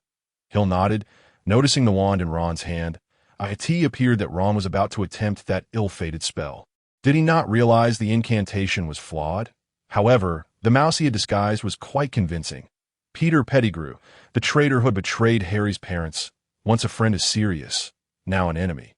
Animagi were indeed remarkable. It seemed he ought to learn about them, as anticipated. Ron's spell produced no effect whatsoever. Hermione could not suppress her laughter, feeling considerably better. Thankfully, not every first year was as formidable as Hill. Shortly thereafter, Hermione introduced herself and expressed great interest in Harry's background. At that moment, Hill noticed 3 students approaching from a distance, one of whom was holding none other than Neville's toad. Hill sighed, pondering the sheer coincidence. Draco had also come to join the fray. And behind him was another boy holding Neville's toad. "Goodness, you really don't know? If it were me, I would certainly find a way to gather every book that mentioned me," Hermione exclaimed. "Oh, you two know which house you will be sorted into? We ought to find Neville's toad first. You two should hurry and change into your robes. We are likely to arrive soon." Neville stood forlornly in the aisle, disinterested in Ron's spell. All he wished for was to find Trevor. "Trevor, where on earth are you? Ribbit, ribbit." Following the sound, Neville saw a rather coarse-looking stout boy holding a toad. His beloved Trevor. "Ah, Trevor, you are here." Neville reached for Trevor, but missed as the stout boy tossed the toad to another similarly rotund and unsightly individual. "Give it back. That is my Trevor." The stout boy on the left flung the toad in the air, casting a disdainful glance at Neville. "You claim this is yours? Do you have proof? I could just as easily say it's mine." "Trevor is mine. My grandmother bought him for me. I simply won't give him to you. What can you do about it?" The chubby boy shoved Neville, knocking him to the ground. Observing Neville's predicament, Hill furrowed his brow and addressed Draco. "Draco, for my sake, please return the toad to Neville. One must consider the master when chastising the dog." Although Hill was inclined to teach those 2 rotund fellows a lesson, they were, after all, Draco's lackeys. And it was prudent to afford Draco a modicum of respect. Draco nodded slightly and addressed the chubby one holding the toad, saying, "Goyle, return that wretched toad to the imbecile. It's all sticky. Are you not disgusted by it? Remember to wash your hands afterward, or you shan't dine." Goyle, the portly boy, flung the toad at Neville, sneering, "To treat a mere toad as a treasure. Neville, you truly bring shame upon us pure-blood wizards," ignoring Draco and Goyle's derision. Neville held on to Trevor as though cradling the entire world. He rose and said to Hill, "Thank you, Hill." Draco raised an eyebrow, intrigued, and remarked, "Surely, your gratitude should be directed at me. It was I who discovered this toad and compelled Goyle to return it to you. Do you not owe me a word of thanks?" His face was brimming with mockery, for to him, Neville represented the disgrace of pure-blood wizards, and he relished the opportunity to torment him. Neville paid Draco no mind as he prepared to traverse past the 2 rotund figures. Draco's expression darkened. How dare mere Neville disregard him? He waved his hand, intending to summon Goyle to obstruct Neville. Hill clapped Draco on the shoulder and said, "Come now, even if Neville has expressed his gratitude. Would you truly feel a sense of accomplishment? You did not come here merely for a toad, did you? Is there something else afoot?" Hill successfully diverted Draco's attention, or perhaps out of deference to Hill. He chose not to pursue Neville further, instead smiling and saying, "I heard from others that Harry Potter is in this compartment, so I thought I'd come and see the boy who lived." Meanwhile, within the compartment, Hermione had finally finished speaking and stood to leave, while Ron and Harry let out a collective sigh of relief. Hermione's intensity had been overwhelming, and no matter which house we are sorted into. I hope I won't be with her, Ron remarked as he tossed his wand into his suitcase. That spell was useless. George told me it was a complete dud. He was confident that George had known all along it was a wild shot. As the previous events had unfolded in the corridor, they were unaware that Neville had retrieved his toad and departed. Hermione exited the compartment and noticed Hill conversing with a pale-faced boy with golden hair. She found it amusing. One had golden hair while the other sported silver, creating a rather harmonious sight. "Hill, where's Neville?" she inquired. Hill turned, shrugged, and replied, "I believe he has returned to the carriage. Trevor has been found." "Then let us return. You ought to change your clothes. We should be arriving soon." Hill nodded, casting an apologetic glance at Draco. "I'm sorry, but I must take my leave. Perhaps we can converse more leisurely another time." "No worries, attend to your affairs. Once I finish here, I'll seek you out. By the way, which compartment are you in?" 57. "Do come by when you have the chance." "Certainly." A flicker of a smile crossed Draco's pale face as he discreetly gestured towards Hermione, giving Hill a thumbs up and whispering, "Hey, you've got quite the speed, my friend." Hill looked at Draco with bemusement. Where was his mind wandering? Just as he prepared to clarify, Hermione began to urge him along. "Hurry up, Hill. You need to change. We should be arriving shortly." Reluctantly, Hill fled the scene, feeling somewhat flustered under Draco's teasing gaze, and returned to the carriage with Hermione. "But wait, I did nothing. What is there to fear?" He pushed open the door and found Neville already back, soothing his toad.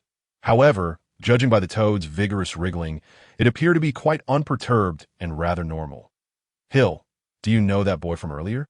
Upon returning to the compartment, Hermione asked Hill, who was rummaging through a small bag for his robes, did he assist Neville in finding his toad? Before Hill could respond, Neville quickly shook his head and insisted. "No, it wasn't him. It was Hill who helped me find it." It seemed Neville was still troubled by what Draco and his companions had done. At last, Hill exclaimed as he pulled out a black robe from his bag. Stowing the bag away, he heard Neville's words and understood his sentiments, but chose to remain silent. "Ahem, Hermione, aren't you going to step aside? We need to change clothes. You aren't going to linger, are you?" Hill cleared his throat softly. Glancing at Neville, who was similarly clutching a black robe, and looking bewildered, a playful smile crept onto his lips. Hermione's face flushed as she muttered a few words and stepped out of the compartment. Closing the door behind her, Hill exchanged a glance with Neville and chuckled softly. They had indeed overheard Hermione's earlier comment, which implied that they were overly shy, as though she had never seen boys change clothes before. Having quickly changed, Hill opened the door only to find that Hermione had vanished from the entrance, presumably off to another location. With a shrug, he closed the door again, having noticed that Neville's toad was fixating its gaze upon him, seemingly eager to make another escape attempt. Clearing the history of magic books from the table, Hill found himself growing bored, as Neville was preoccupied with his affection for the toad, showing no inclination to engage in conversation. With no alternative, he cradled Kaka in his arms, gently massaging it while gazing out the window to pass the time. The sky had darkened, and the scenery outside had turned dim. It would not be long before night enveloped the land completely. As dusk descended, darkness became the predominant theme of the approaching night.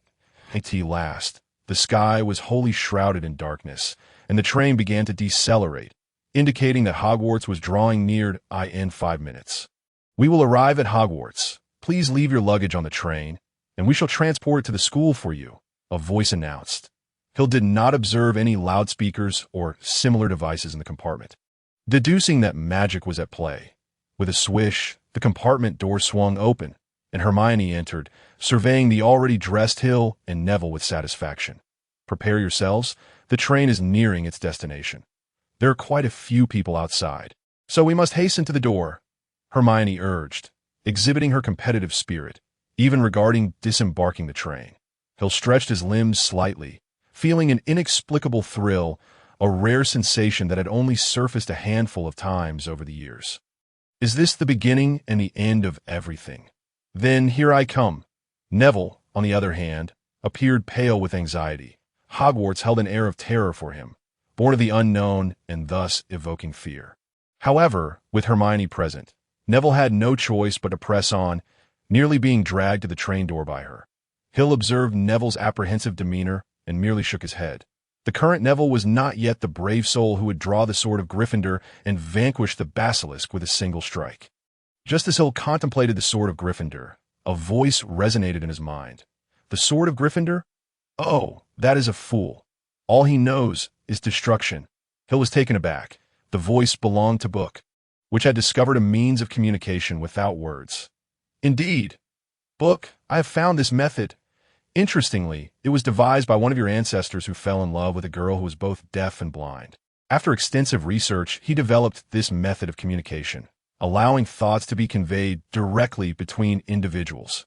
You mean I can communicate with you without speaking? Hill mused inwardly. You can perceive my thoughts, correct? Of course. Book is all-knowing. Shall I take a guess at what you're currently thinking? Give it a try. See if you can guess my thoughts at quite right, my dear little master. This magic indeed relates to the legilimency. In fact, the sorting hat you will encounter shortly employs legilimency to perform its sorting. The art of soul gazing, as its name implies, is a spell that allows one to glimpse into the thoughts of others. A practice detested by the majority, for before such incantation, the concept of privacy is rendered nearly non-existent. Typically, soul gazing is employed in conjunction with a truth serum, enabling the acquisition of any desired intelligence. It appears I should commence my studies in mental defenses, as my mind harbors far too many secrets best kept from prying eyes. Should they be divulged, the repercussions would be dire. Indeed, the professors at Hogwarts maintain a commendable moral standing and would not readily resort to soul gazing on their students. However, one is bound to encounter many nefarious wizards in the future who would not hesitate to breach such ethical considerations. The exchanges between Booker and Hill transpired within the confines of their minds, unnoticed by Hermione and Neville, who were preoccupied with the impending adventure at Hogwarts. The train gradually decelerated before coming to a complete halt. Students jostled and pressed towards the doors, descending onto a dim and cramped platform. A flickering light above their heads caught their attention as a familiar voice rang out. First-year students, over here. Harry, come this way, how are you? A towering figure, significantly taller than even the most celebrated basketball stars. With gleaming black eyes and a face nearly obscured by a wild beard and thick, dark hair, emerged, it could only be Hagrid, the keeper of keys and grounds. Amidst the throng of students, Hagrid's bearded visage broke into a smile. Come on, follow me. Are there any more first years? Watch your step. All right, first years, follow me. Hill, Hermione, and Neville meandered along a steep, narrow path, navigating their way through the crowd. The darkness enveloping the path concealed untold secrets just around this bend. You will soon catch your first glimpse of Hogwarts, Hagrid called back. All the first years instinctively quickened their pace, eager to behold the illustrious institution where their parents and ancestors once studied. A chorus of astonished gasps erupted as the students, fueled by curiosity, hastened forward. A.S. Hill and the others rounded the bend. They were met with a breathtaking sight that compelled exclamations from all, including Hill himself. At the end of the narrow path lay a vast black lake, across which loomed a magnificent castle perched atop a towering hillside, its spires reaching for the stars, windows twinkling like celestial gems. This was Hogwarts. Before the lake stood a small dock, upon which several boats awaited. Clearly intended for their crossing, Kaka, perched nervously on Hill's shoulder, squawked in protest. It despised water, despite possessing the ability to swim. However, the first years were required to traverse the lake, a rule established by the four founders of Hogwarts. Hill cradled Kaka securely, as the precariousness of his shoulder left him concerned. Should Kaka fall into the lake, it would undoubtedly lead to chaos. Kaka clung tightly to Hill's clothing, unwilling to relax its grip. Each boat can hold no more than 4 individuals, Hagrid bellowed, gesturing towards the line of small vessels moored at the shore. You may form your own groups, but be mindful not to exceed the weight limit. Hill spotted Harry and Ron, beckoning Hermione and Neville to join him. Harry and Ron had already boarded a boat, leaving 2 vacant spots, yet there were 3 of them. Hey Hill, there's a spot available here. Draco's voice called out as he and his 2 cronies settled into another boat, leaving 1 position open. Hill shook his head, addressing Hermione and Neville. You 2 go with Harry. I'll look for another spot elsewhere. Neville insisted on giving up his place for Hill, but Hill politely declined that it was futile. Draco had already extended an invitation that if he boarded Harry's boat, it would feel like a slap in Draco's face. And Hill was not inclined to offend anyone. As he watched Harry's boat depart the dock, Hill gracefully leapt onto another vessel, where only 3 girls occupied the seats, leaving one spot open. "Hey, Hill, why not come over here? I have a spot saved just for you." Draco noted Hill's absence from Harry's boat and nodded slightly. Earlier on the train, he had experienced a minor altercation with Harry and Ron. Fortunately, Hill had chosen not to join them. Otherwise, Draco would have felt quite disheartened. Casting a peculiar glance at Draco, Hill raised his hands in resignation and shrugged. "Well, Draco, did you not notice that your boat is already at the waterline?" Adding another person. "And I believe we might just end up conversing with a Grindylow." Draco glanced down at his boat's waterline, realizing that due to Goyle and Crabbe's substantial weight, the vessel was already precariously low. If they were to add another passenger, it would likely sink. "Damn it, Goyle and Crabbe, you two better start dieting," Draco muttered under his breath, admonishing his companions before waving at Hill. "Well then, I shall take my leave." "Not a problem. I'll be along shortly." Hill nodded in response to, everyone on board?" Hagrid called out, as he himself occupied a separate boat. "All right, let's set forth." The fleet of boats glided across the mirror-like surface of the lake, enveloped in silence as they beheld the towering castle above them. As they approached the cliffside where the castle was situated, it appeared as if the structure loomed directly overhead. Hill surveyed his boatmates. 3 girls who were now gazing at him with curiosity. With silver hair, silver eyes, and striking features, Hill presented himself as quite the charming young lad. "Allow me to introduce myself. I am Hill Fox. A first-year student like yourselves, that it is a pleasure to make your acquaintance." Hill felt somewhat uneasy under the intense scrutiny of the 3 girls. Indeed, witches, especially those destined to become sorceresses, were an entirely different breed from ordinary Muggle girls. Upon hearing Hill's introduction, the girls exchanged glances, and the eldest among them spoke softly. "I am Parvati Patil. This is my sister, Padma Patil, and beside me is Lily Lupin that we met on the train, that we are also delighted to meet you." Parvati and Padma were identical twins, strikingly similar in appearance, though Parvati exuded a more mature and flamboyant aura, while Padma appeared more reserved and shys for Lily Lupin. Her gaze was unabashedly fixed upon Hill, unyielding even when their eyes met, forcing him to divert his gaze. This girl, with her charmingly pronounced canines, was undoubtedly the boldest he had ever encountered, even bolder than Hermione. "Lower your heads," Hagrid shouted as the first batch of boats neared the cliff. Everyone promptly complied, their boats passing beneath a verdant curtain of ivy that cloaked the cliff's face, leading them to a hidden, expansive entrance. They traversed a dark tunnel that seemed to descend into the castle's bowels, ultimately arriving at what resembled an underground dock, before climbing onto a surface of gravel and cobblestones. As Hill disembarked, he spotted Harry and the others at the forefront, but chose not to approach, as the throng was too dense and the path too narrow for easy navigation. Besides, the difference in their positions was negligible. All the novice first years, guided by Hagrid's lantern light, ascended a rocky tunnel until they finally reached a damp, flat expanse of grass beneath the castle shadow. They climbed a set of stone steps, gathering before an enormous oak door. Everyone accounted for. No one left behind. After carefully counting heads to ensure no one was missing, Hagrid raised his massive fist and rapped 3 times upon the castle's grand entrance. The door swung open, revealing a tall, black-haired witch clad in a vibrant green robe, standing at the threshold. "First-year students, Professor McGonagall," Hagrid announced. "Thank you, Hagrid, that I shall take over from here," Professor McGonagall replied, pulling the door wide to reveal the interior beyond.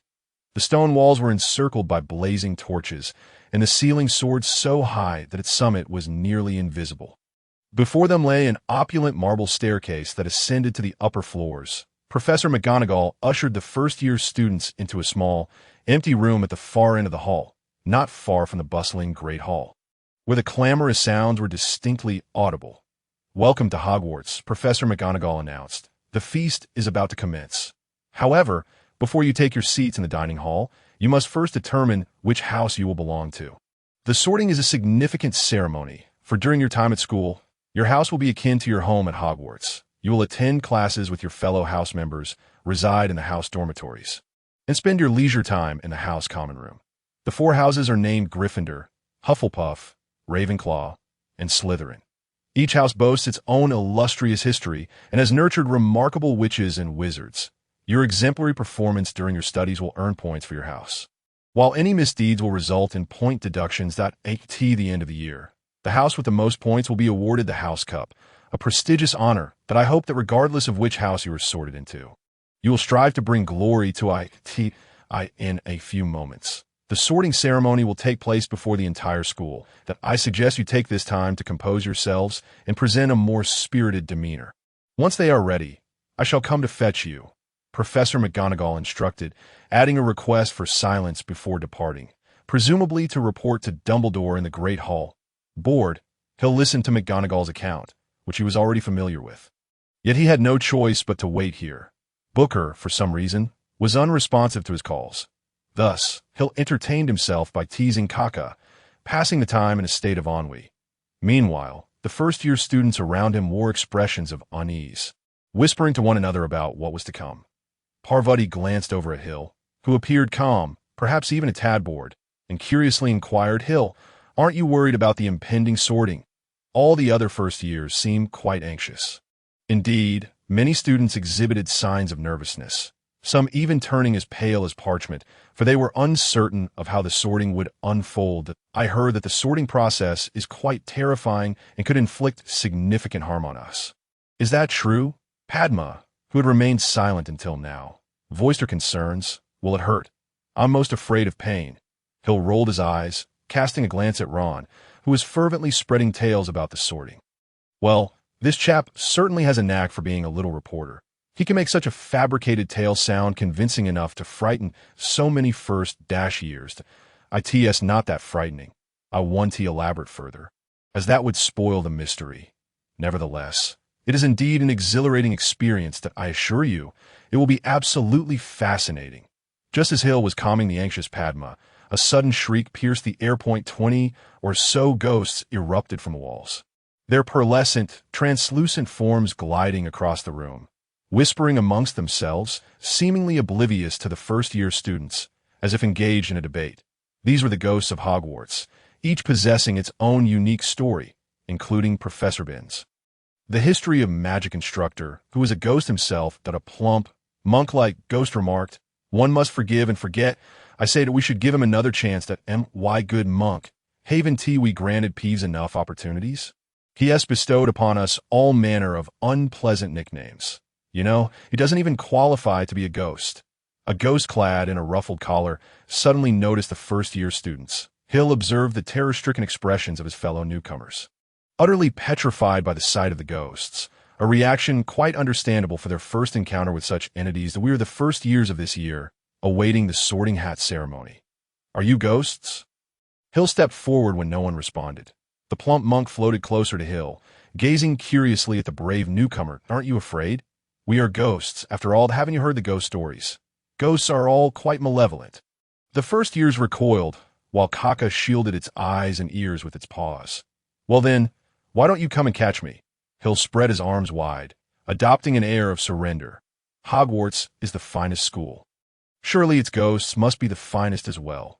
The compliment, neither excessive nor trivial, pleased the plump monk, who beamed with a smile. You are quite right. The ghosts of Hogwarts are indeed the best. Except, of course, for Peeves. How should I put it? He is a bit mischievous, fond of pranks, yet his nature is not entirely ill-tempered. Hill shrugged, knowing Peeves to be the quintessential bully, a bane for first years. However, as a prospective Ravenclaw, he felt no pressure. Everyone knew that the connection between Bloody Baron and the Ravenclaw ghost, the Grey Lady, was rather unique, and Peeves was most wary of the Baron.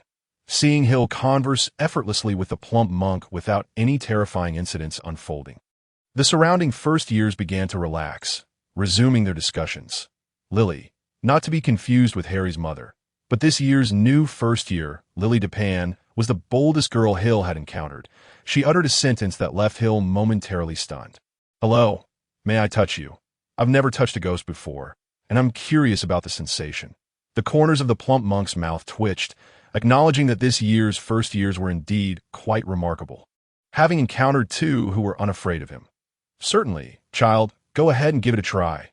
Lily smiled, her two prominent canine teeth gleaming, rivaling Hermione's incisors. She extended her hand without hesitation, piercing through the plump monk's form. The sensation was chilling, akin to plunging one's hand into a basin of cold water. The plump monk nodded, preparing to depart, perhaps to witness the events in the great hall. How delightful it would be to snuggle with a ghost on a summer's night. Hill observed as the plump monk stumbled slightly, nearly losing his balance before gliding through the wall. Remarkably, Lily was indeed quite audacious. Watching her exuberant expression, Hill shook his head, lamenting the missed opportunity of her being in Gryffindor. Such courage! Even in the face of Voldemort, she would likely excitedly inquire about what sustains his basilisk. "Now, let us move forward," a thin, high-pitched voice declared. "The sorting ceremony is about to commence." Professor McGonagall returned.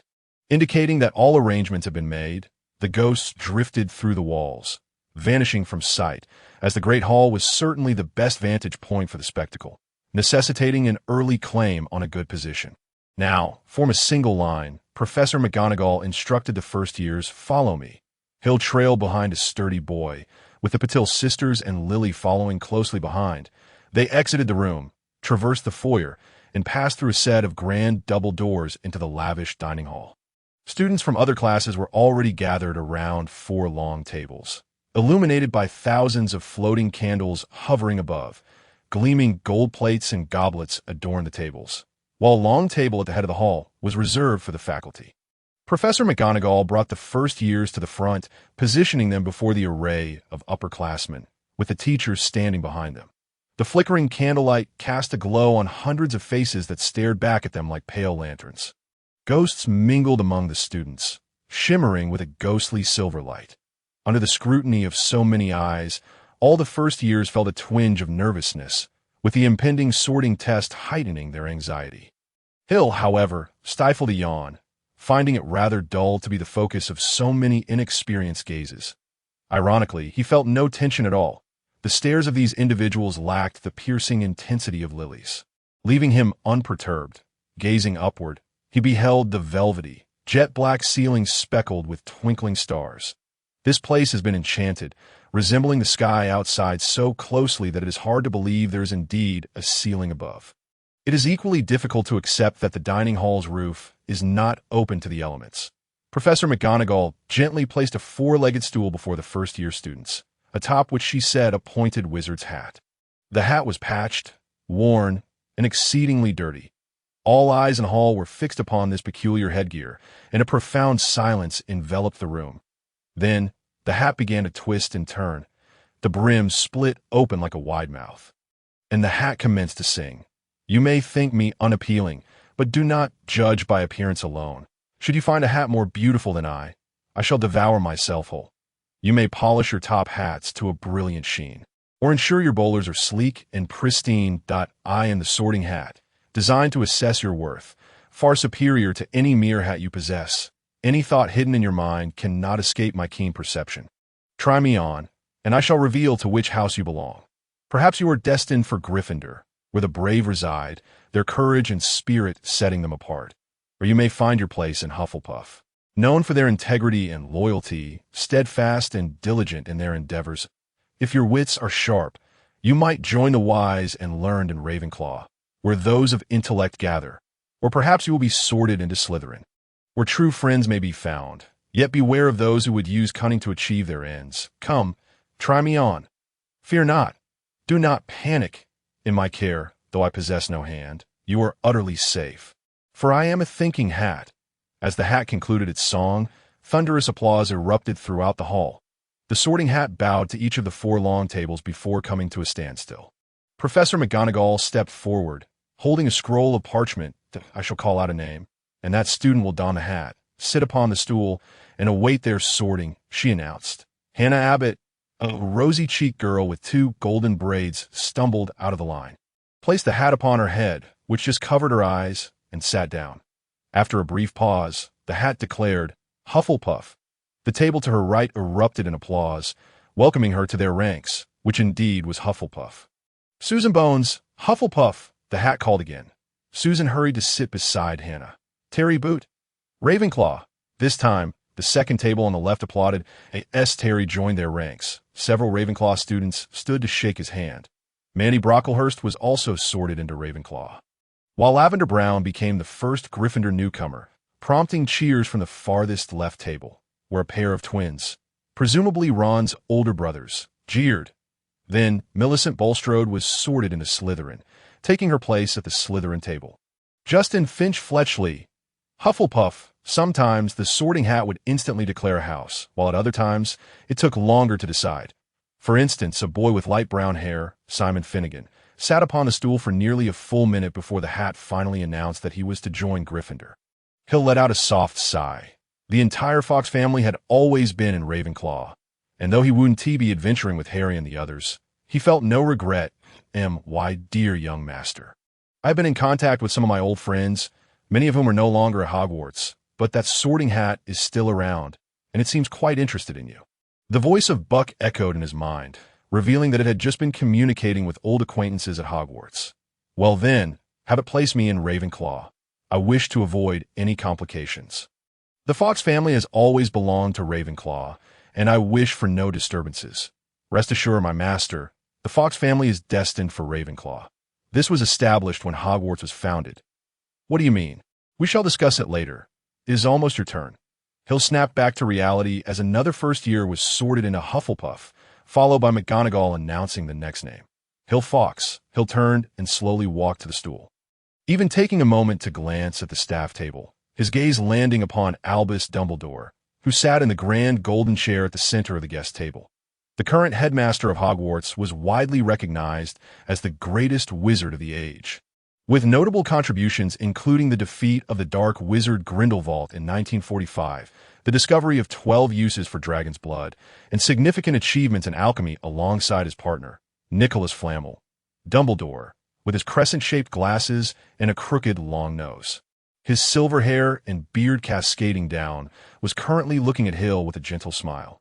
Hill nodded at Dumbledore before reaching for the sorting hat, and then, bang, clang, Hill doubled over in agony, clutching his foot, as a silver sword encrusted with rubies lay at his feet, the sword of Gryffindor, the sword purchased from goblins by Godric Gryffindor, one of the founders of Hogwarts, while he was still alive.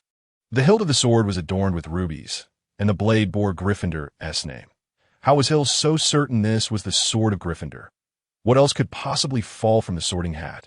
Neville and Harry had both obtained this sword from the hat. Only those possessing the qualities of Gryffindor could claim it in times of need. Yet, just moments ago, as Hill lifted the sorting hat, the sword of Gryffindor had tumbled forth, striking him heavily on the foot. "Oh, Merlin above! What have I just seen? By Merlin's beard, this is the sword of Gryffindor. How is that possible?" A clamor erupted among the professors at the staff table, each whispering in astonishment. The scene had been utterly extraordinary. A first-year student had merely taken the sorting hat, and then the sword of Gryffindor had fallen out. "What is that?" A sword fell from the sorting hat. "Good heavens, there was a sword hidden in that hat. I wore it just last year. What an unfortunate fellow to be struck by such a heavy sword. I can only imagine the discomfort at the 4 long tables." The seasoned students looked on with bewildered expressions at the sword on the floor, and Hill clutching his foot, relieved that they had not endured such misfortune. Meanwhile, the first-year students gazed anxiously at the sorting hat in Hill's hands. After such an incident, who would dare wear that hat again? This time, it was a sword hilt that emerged. What if it had been the blade? And even if it was not a sword next time, what if it had been a mace or an axe? Several timid girls were already welling with tears, on the verge of crying. Hermione, Neville, and Harry looked at Hill with concern, while Ron gaped in shock. Utterly frightened as the focus of the incident, Hill bent in pain, squatting on the ground and cradling his ankle. He felt as though his bones might shatter, as the hilt of the sword had struck his foot with considerable force, even making the ground tremble beneath him. Professor McGonagall wore a look of astonishment. She had heard of the sword of Gryffindor being within the sorting hat, but to see it fall out during the sorting of a first year was unprecedented. However, she quickly regained her composure, approached Hill, helped him to sit upon the stool, and inquired with concern, "How are you? Are you all right?" Do you need to visit the infirmary? I think I'll be fine.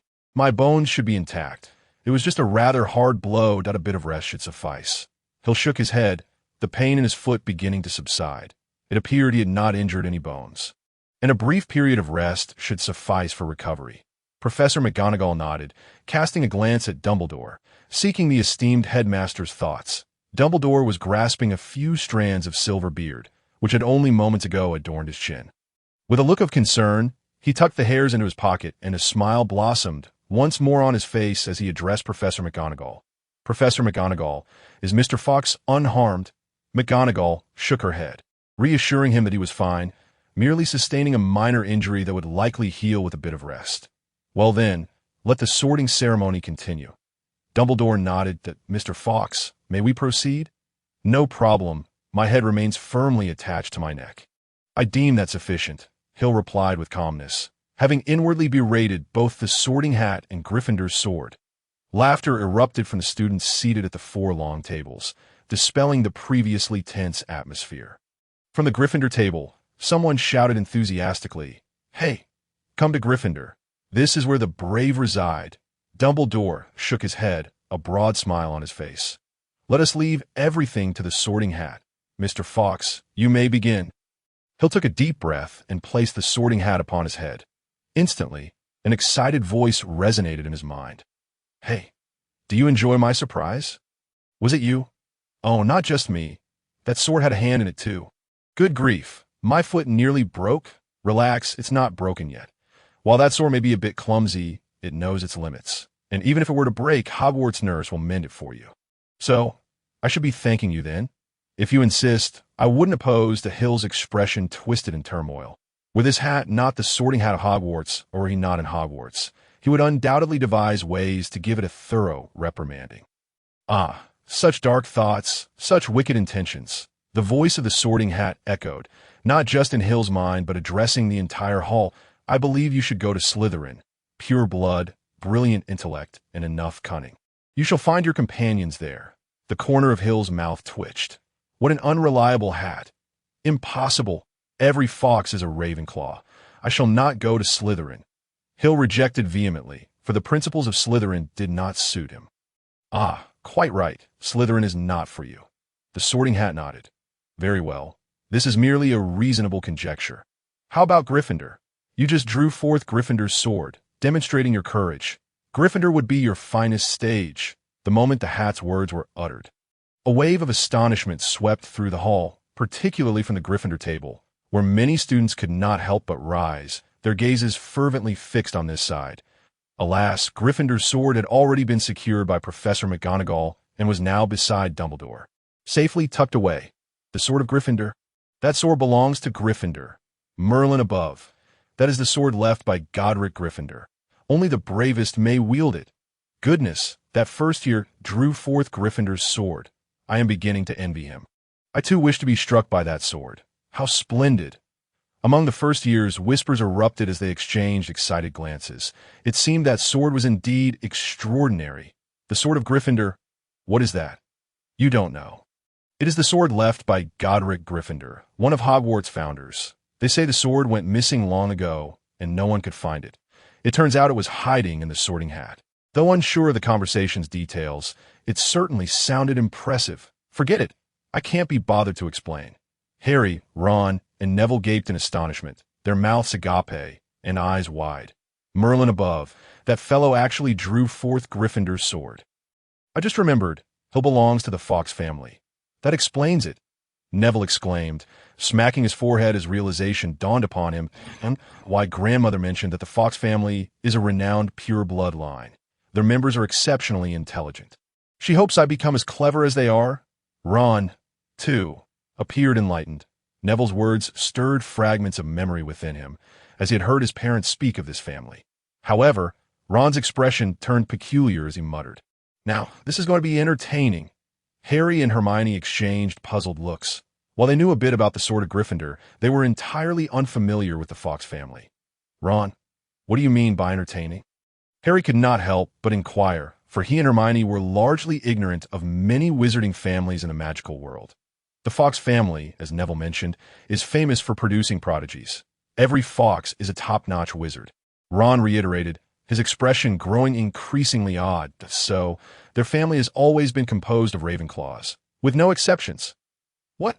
So that's how it is. Ron's face took on a more bizarre aspect. A near Ravenclaw had drawn forth Gryffindor's sword, which was indeed amusing. Regardless of how the teachers or students perceived it, Hill felt thoroughly vexed. What did it mean to draw forth Gryffindor's sword? The sword merely fell into his hands. What did it mean to prove his courage? Aside from receiving the sorting hat, what had he done to demonstrate courage?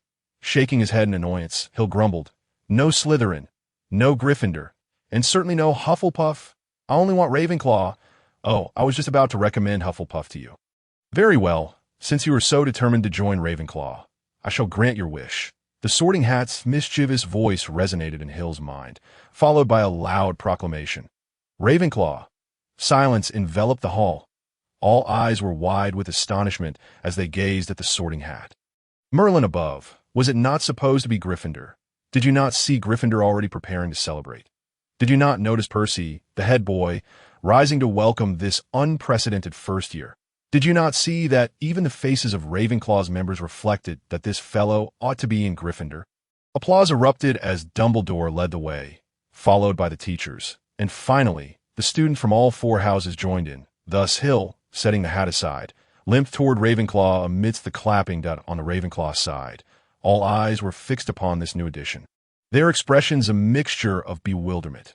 Well, since the sorting hat had rendered its decision, no matter how absurd or unbelievable it seemed, Hill was now officially a student of Ravenclaw, feeling a slight ache in his foot. Hill casually found an empty seat and promptly gulped down a cup of lemonade. He was both exhausted and thirsty, and still a patient. After finishing a large cup of lemonade, Hill stretched comfortably and began to survey his fellow classmates. Beside him sat a girl with black hair, whose facial features suggested Asian descent. Upon noticing Hill's gaze, she gently nodded, extended her hand, and softly said, "Hello. Welcome to Ravenclaw." Taking the girl's hand, Hill nodded in return. "I am Hill Fox, a first-year student. It is a pleasure to meet you. My name is Qiu Zhang. It is a pleasure to meet you." The name flashed in Hill's mind. Qiu Zhang, of Ravenclaw, Harry's first love. A beautiful and enigmatic Eastern woman. "Are you from the land of Shanghai?" "I am of Chinese descent." Qiu nodded, a hint of surprise crossing her face. "You can speak Chinese?" After some time, I managed to pick it up quite muddled. "I'm not even sure how it happened." Hill continued speaking in Chinese, articulating each word clearly with impeccable Mandarin, a feat not easily accomplished. The book Harry Potter had been transcribed using Pinyin, and during the translation process, Hill unknowingly acquired a grasp of the language, as he believed that perhaps one day he would visit that enigmatic Eastern country where fluent Chinese would prove invaluable. Simultaneously, he pondered the reasons behind the book being written in Pinyin, growing increasingly curious about his ancestor. While Qiu and Hill engaged in lively conversation in Chinese, the sorting ceremony persisted, with Hermione and Neville being assigned to Gryffindor, while Draco naturally found himself in Slytherin. Amidst this, a humorous incident occurred when Neville, in a fit of nerves, stumbled over a bench as he rushed to the front. The sorting hat took a considerable amount of time to reach a decision regarding Neville, and when it finally proclaimed Gryffindor, Neville, with the hat still perched upon his head, dashed away, only to return with a sheepish gait amidst a chorus of laughter to return the hat to Professor McGonagall. Although some individuals cast curious glances towards Hill, most of the attention had shifted back to the sorting ceremony, as everyone was aware that the boy who lived, Harry Potter, had arrived at Hogwarts, and it would soon be his turn. "Harry Potter!" As Harry stepped forward, a sudden buzz of whispers erupted in the dining hall, akin to the soft crackle of flames. "Potter, is it calling for Potter? The Harry Potter. The boy who lived. My brother has always wanted his autograph. Is he the one who defeated the Dark Lord? He doesn't seem like it." It was evident that Harry was quite nervous, fidgeting on the stool, and after a prolonged moment, the sorting hat finally declared Gryffindor. Upon hearing his name resonate throughout the hall, Harry removed the hat and, with trembling legs, made his way to the Gryffindor table. He had been chosen, and more importantly, not placed in Slytherin, which brought him immense relief, almost causing him to overlook the thunderous applause he received. Percy, the prefect, rose to shake his hand enthusiastically, while the Weasley twins shouted, "We have Potter! We have Potter!" It was clear that the Gryffindors were exhilarated, and Harry's celebrity status was indeed remarkable. However, with Harry commanding the spotlight, Hill's subsequent days would likely be much more manageable, as it was improbable anyone would approach him to inquire about how he had drawn the sword of Gryffindor. Harry took a seat beside Hermione, and as his gaze drifted towards Ravenclaw, it fortuitously met Hill's. Hill gave Harry a thumbs up, and Harry reciprocated, both sharing a smile, just as Hill and Harry exchanged glances filled with unspoken camaraderie. A figure obstructed Hill's view. It was Lily, who had just been sorted into Ravenclaw. Prior to her, Padma had also been assigned to Ravenclaw while her sister had joined Gryffindor, with a resigned gesture towards Harry. Hill indicated that he was somewhat preoccupied at the moment. Reflecting on Lily's demeanor, Hill mused that she seemed better suited for Gryffindor, given that the table was filled with girls of her spirited nature, while Ravenclaw appeared to be populated by quieter, more reserved individuals like Padma. Nevertheless, Lily's vibrant personality stood out, quickly engaging in animated discussions with her peers. It seemed that the days ahead would not be dull. Hill had initially assumed Ravenclaw was comprised solely of bookworms. Ron also achieved his desired placement in Gryffindor, while the final student, Blaise Zabini, was sorted into Slytherin, with Professor McGonagall rolling up the parchment and taking the sorting hat away. The ceremony drew to a close. Albus Dumbledore stood up, beaming as he surveyed the gathered students, extending his arms wide as if nothing delighted him more than the sight of his students assembled. "Welcome," he exclaimed. "Welcome to Hogwarts for a new academic year. Before the feast begins, I wish to share a few words. Fools, crybabies, scoundrels, twist. Thank you all." He then resumed his seat. The students erupted into applause and cheers. This was Dumbledore, the one who had triumphed over the dark wizard Grindelwald, led the Order of the Phoenix against Voldemort, and meticulously orchestrated Voldemort's ultimate defeat. This legendary figure, regarded as the greatest wizard of the 20th century, could do no wrong in the eyes of all. Even when he acted whimsically, it was perceived as a genuine display of character. Raising a goblet filled with lemon juice, Hill offered a silent toast to Dumbledore. Regardless of whether he noticed, before downing the drink, a humble expression of respect for the illustrious wizard. With the sorting ceremony concluded and Dumbledore having spoken, all students were free to indulge in the lavish spread before them. Especially the first years, who had never experienced such a marvelous feast, eagerly dug in. Hill observed that Gryffindors displayed the most voracious appetites, while Slytherins exhibited the most decorum, excluding Draco's two lackeys, whose manners were even worse than those of the Gryffindors. Additionally, Hufflepuffs adhered to a principle of modesty, eating naturally yet quickly diminishing the food supply. Finally, there were the Ravenclaws, who managed to maintain a certain elegance while dining, occasionally engaging in hushed discussions on various topics, academic matters, trivial life events, and even debates on who among the new students was the most handsome or beautiful. Hill felt honored to be chosen as the most handsome freshman by many Ravenclaw girls, while he couldn't quite catch who had been deemed the most beautiful. However, from his observations, Lily certainly appeared to be the most striking. Gradually, Hill found himself enveloped in this atmosphere, relishing the camaraderie of individuals freely conversing about their passions and sharing differing opinions, which might lead to debates, but always concluded with smiles. Holding a pie, he savored it slowly, not particularly hungry, yet the convivial ambience had awakened his appetite that, of course, he had no intention of devouring his food with the same fervor as the Gryffindor lions. For such gluttony would surely lead to sleepless nights. "Hill, do you have anything to say about being voted the most handsome freshman?" Terry Boot, the first freshman from Ravenclaw, a seemingly quiet young man sitting opposite Hill, approached him, watching Hill eat in silence before initiating conversation. Of course, it was also possible that Terry was slightly disgruntled about Hill's title. "It's all right, feeling quite good," Hill replied, glancing towards the professor's table. He pointed at Professor Quirrell, who had greasy black hair, a hooked nose, and waxy skin, and remarked, perhaps he once held the title of the most handsome as well. "Huh." Terry burst into laughter, his earlier discontent fading away, and several other freshmen joined in. Initially perceiving Hill as somewhat aloof, they now found him quite amiable. However, Only a few of the novice students shared in the laughter, while the more seasoned students wore peculiar expressions, stifling their laughter. Terry turned to a senior student beside him, who bore the emblem of a prefect, likely a Ravenclaw prefect. "Robert, why aren't you all laughing? Why hold it in?" It seemed Terry possessed decent social skills. Having already made several acquaintances, while Hill had only just met Padma, Lily, and Shio. Robert Shilliard, one of the Ravenclaw prefects, primarily responsible for managing the boys. The other prefect was Penelope Clearwater, overseeing the girls. "Just call me Robert." "Of course, if you insist on using more unnecessary words." "I have no objection." Robert, a striking blonde with gold-rimmed glasses, exuded an air of sophistication. He was approachable, not overly concerned with his prefect status, a trait that set him apart from Percy. "All right, Robert, don't you find Hill's joke rather amusing?" "Certainly. We all found it quite entertaining, but Hill's choice of target was rather unfortunate." The peculiar expression resurfaced on Robert's face as he regarded Hill with admiration, seriously stating, "Hill, do you know who you were joking about? Professor Snape, the potions master?" Hill swallowed the last bite of his pie and took a sip of lemon juice. "I've heard of him. He's quite a harsh fellow and notoriously biased. Also the head of Slytherin House. He's Severus Snape, the notoriously malevolent potions professor."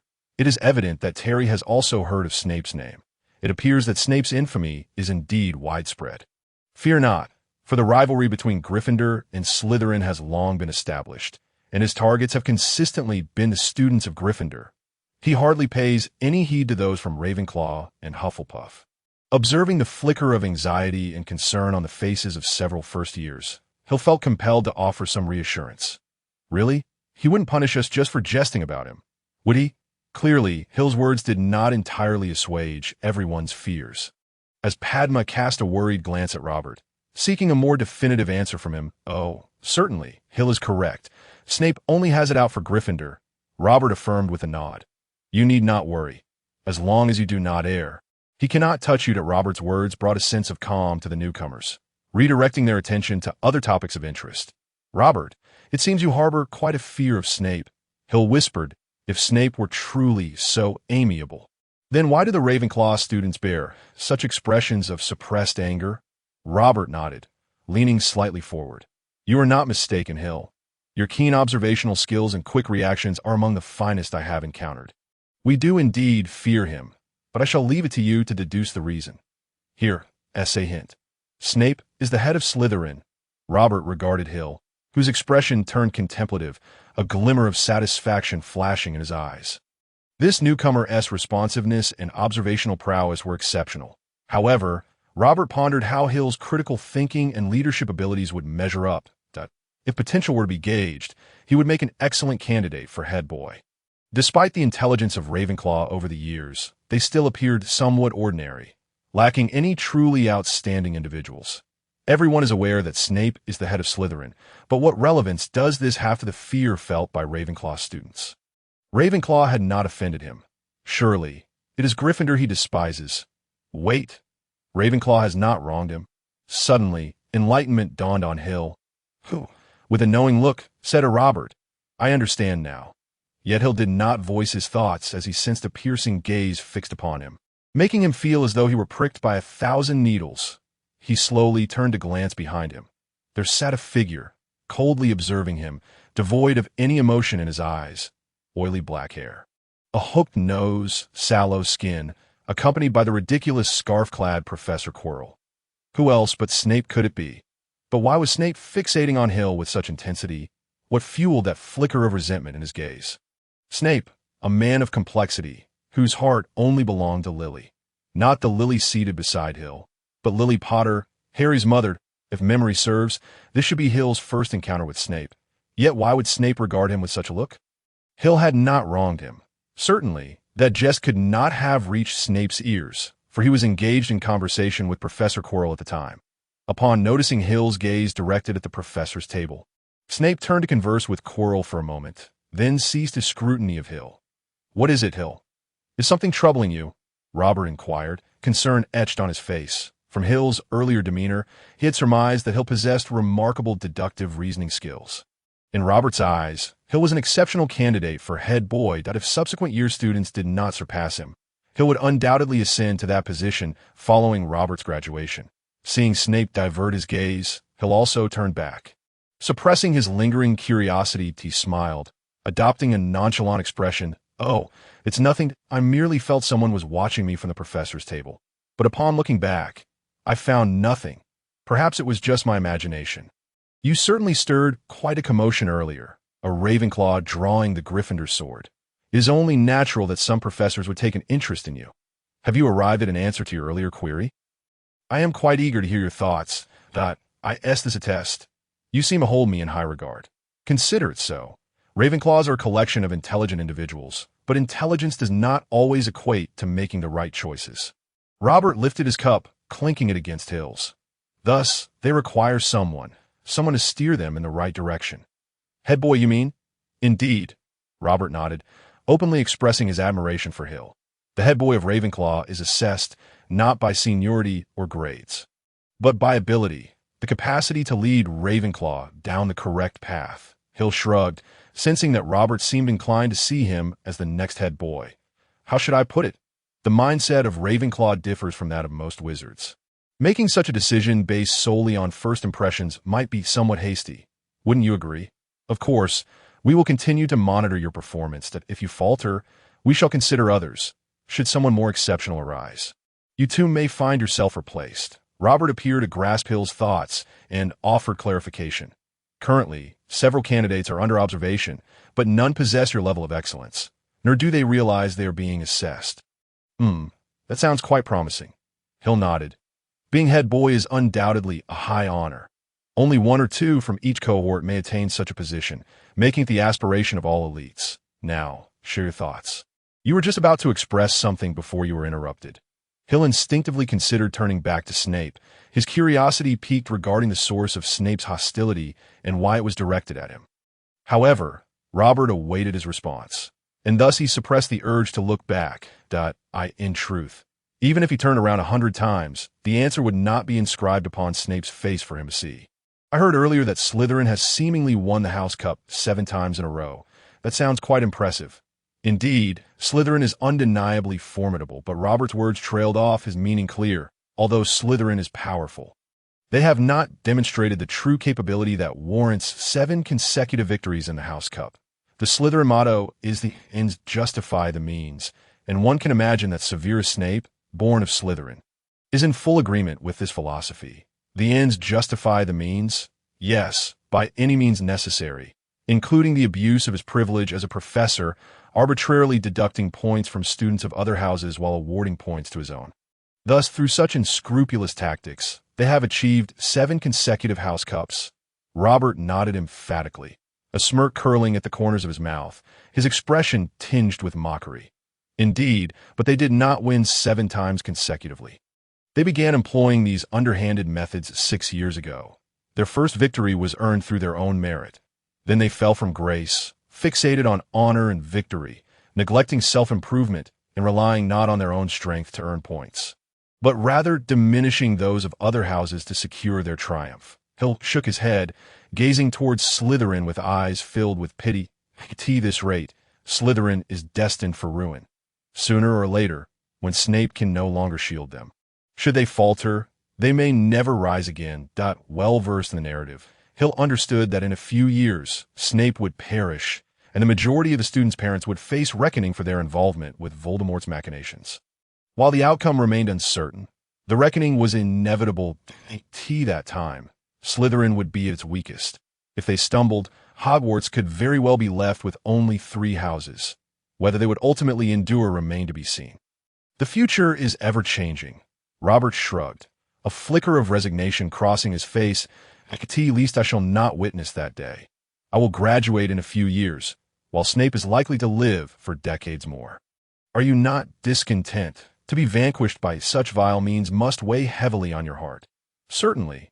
Every Ravenclaw resents it. That we believe we have done nothing wrong, yet Snape relentlessly seeks reasons to deduct our points.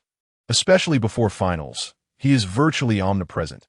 The moment you reveal even the slightest flaw, he pounces, ready to take points away." A look of keen interest spread across Hill's face, suggesting that it might be quite amusing. "I hope he doesn't mind me engaging with him a bit." Of course, I won't involve Ravenclaw. Engage. Robert's expression turned peculiar as he cast a puzzled glance at Hill. How do you intend to do that? We typically avoid provoking him. It's better to steer clear of trouble, but he is a professor and can easily deduct points from you, even causing you to fail potions class, which would be quite troublesome. Robert, could you take a look at what Snape is currently doing? Robert discreetly peered towards the staff table and was taken aback to find Snape glaring intently at Hill, his gaze rife with unmasked malice, as if Hill were his sworn enemy. The current predicament was clear.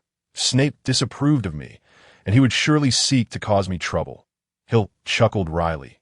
Just moments ago, he had sensed that piercing gaze, unmistakably emanating from Snape's direction. Good grief, why is he targeting a mere freshman like you? Perhaps he is experiencing a midlife crisis.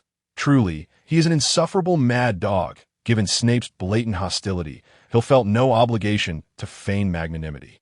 His assessment of Snape was that of a rabid dog, indiscriminately snapping at anyone in reach. Well, even if he is a mad dog, what can you do about it?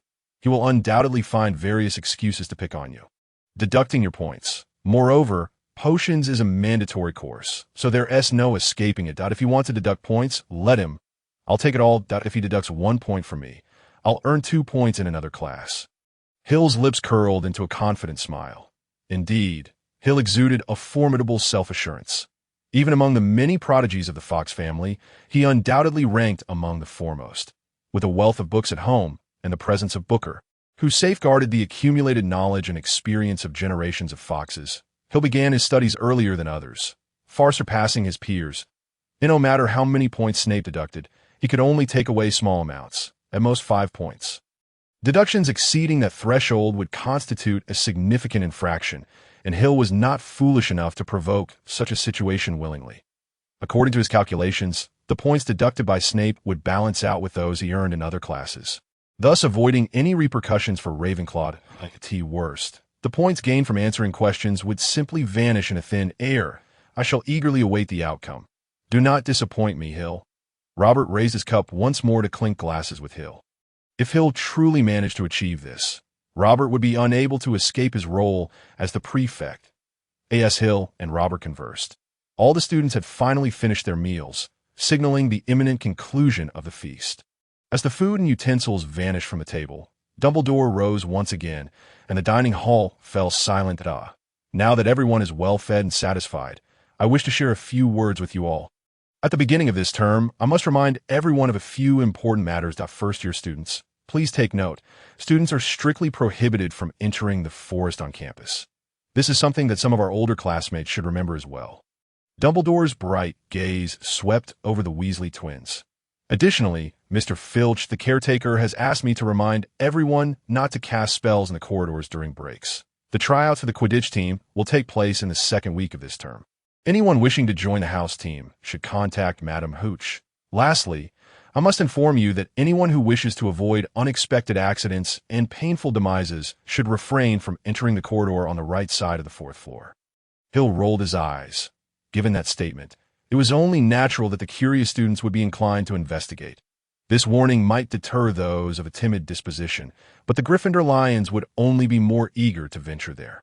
Now, before everyone retires for the night, let us sing the school song together, Dumbledore declared loudly. All the seasoned staff and professors froze momentarily. Sometimes having a slightly eccentric headmaster could indeed be quite taxing. Dumbledore flicked his wand gently, and a long golden ribbon floated forth, twisting and curling above the grand dining table to form lines of text. Everyone, choose your favorite tune, Dumbledore instructed. Ready, sing. Thus the entire faculty and student body broke into song. Hogwarts. Hogwarts, Hogwarts, Hogwarts, please impart your wisdom to us. Whether we be balding elders or children nursing scraped knees, our minds are eager to absorb intriguing knowledge. For now, they are empty, filled with air, dead flies, and trivial matters. Teach us valuable knowledge. Restore to us what we have forgotten. Just give your utmost. The rest we shall handle ourselves. We will strive to learn until we turn to dust. The song concluded in a disordered fashion, with only the Weasley twins continuing to sing along to the dirge-like melody. Dumbledore conducted the final few measures with his wand, and when they finished, his applause was the loudest. Music, he said, wiping his eyes. is far more enchanting than anything we do here. Now it is time for bed. Everyone, return to your dormitories. He'll cast one last glance at the staff table, and this time he did not see Snape. First years of Ravenclaw, follow me. Do not lag behind. Robert clapped his hands, and the boisterous table of Ravenclaw quieted down. Then, all the new students dutifully stood and followed Robert as he led them out of the hall. As they walked, Robert explained some important points about Hogwarts to the first years. Just as they reached a landing where the path ahead ended, or rather, the staircase was interrupted. Hogwarts boasts a total of 142 distinct staircases, varying in form, shape, and size. Some of these staircases lead to entirely different destinations on different days, so one must be cautious of the moving staircases. Otherwise, you might encounter some minor inconveniences. After a brief wait, a moving staircase approached and connected with a landing, allowing the first years to proceed under Robert's guidance. Our common room is located at the very top of Ravenclaw Tower. The door is enchanted with a magical eagle-shaped knocker. The common room is circular, and from the arched windows on the walls, one can overlook various parts of the school. The Black Lake, the Forbidden Forest, the Quidditch pitch, and the Garden, and no other house boasts such an expansive view. All of them followed Robert to Ravenclaw Tower, also known as the Astronomy Tower, where their astronomy classes would take place. The main focus of astronomy is studying the positions and movements of celestial bodies, as many wizards believe that the changes in the stars can foretell the future. Shortly thereafter, Hill and the others arrived at the entrance to the common room. The door to the common room was at the top of a tall, winding staircase.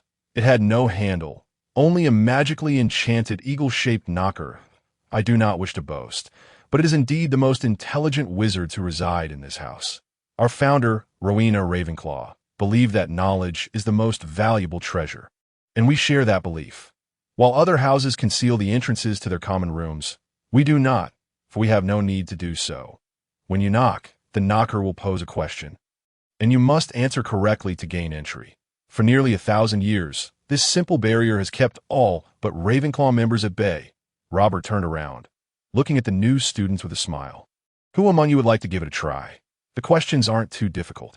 As long as they make sense, it's merely an amusing little game.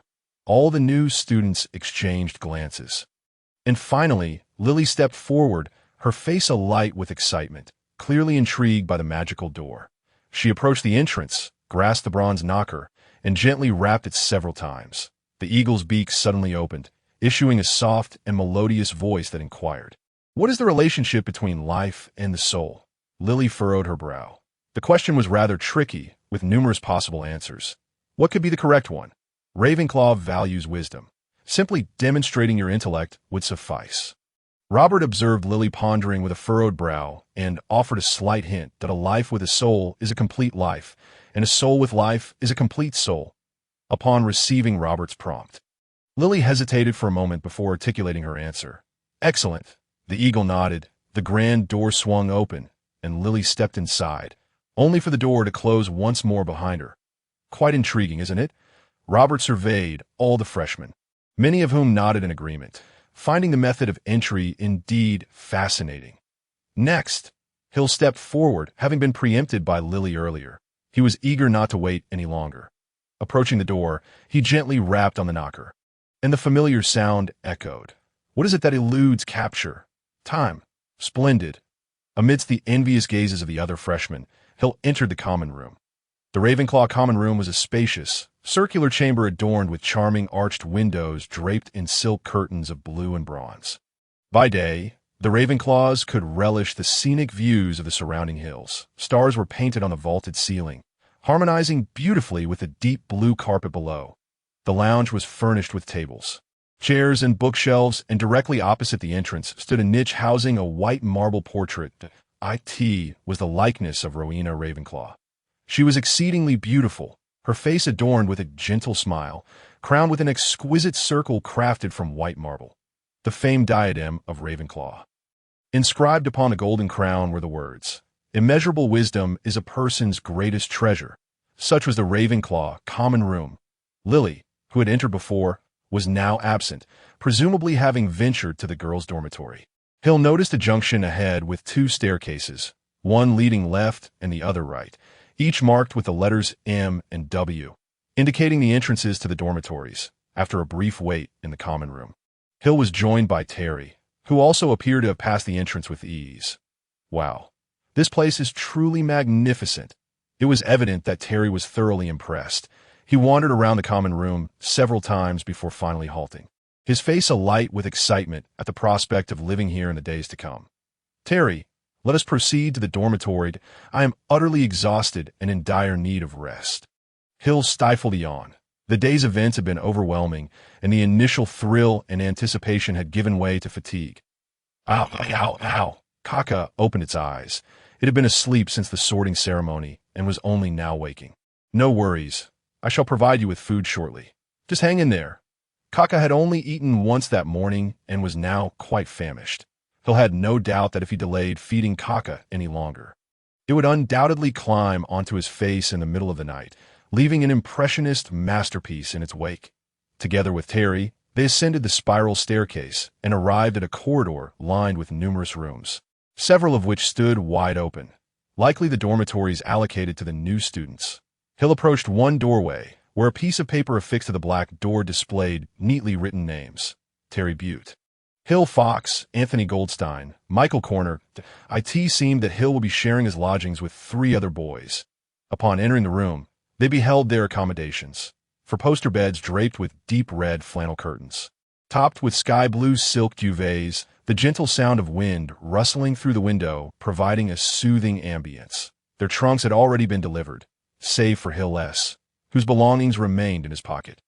Hill's bed was the closest to the window, affording a view of the school's various grounds: the Black Lake, the Forbidden Forest, the Quidditch pitch, and the Herbology Garden.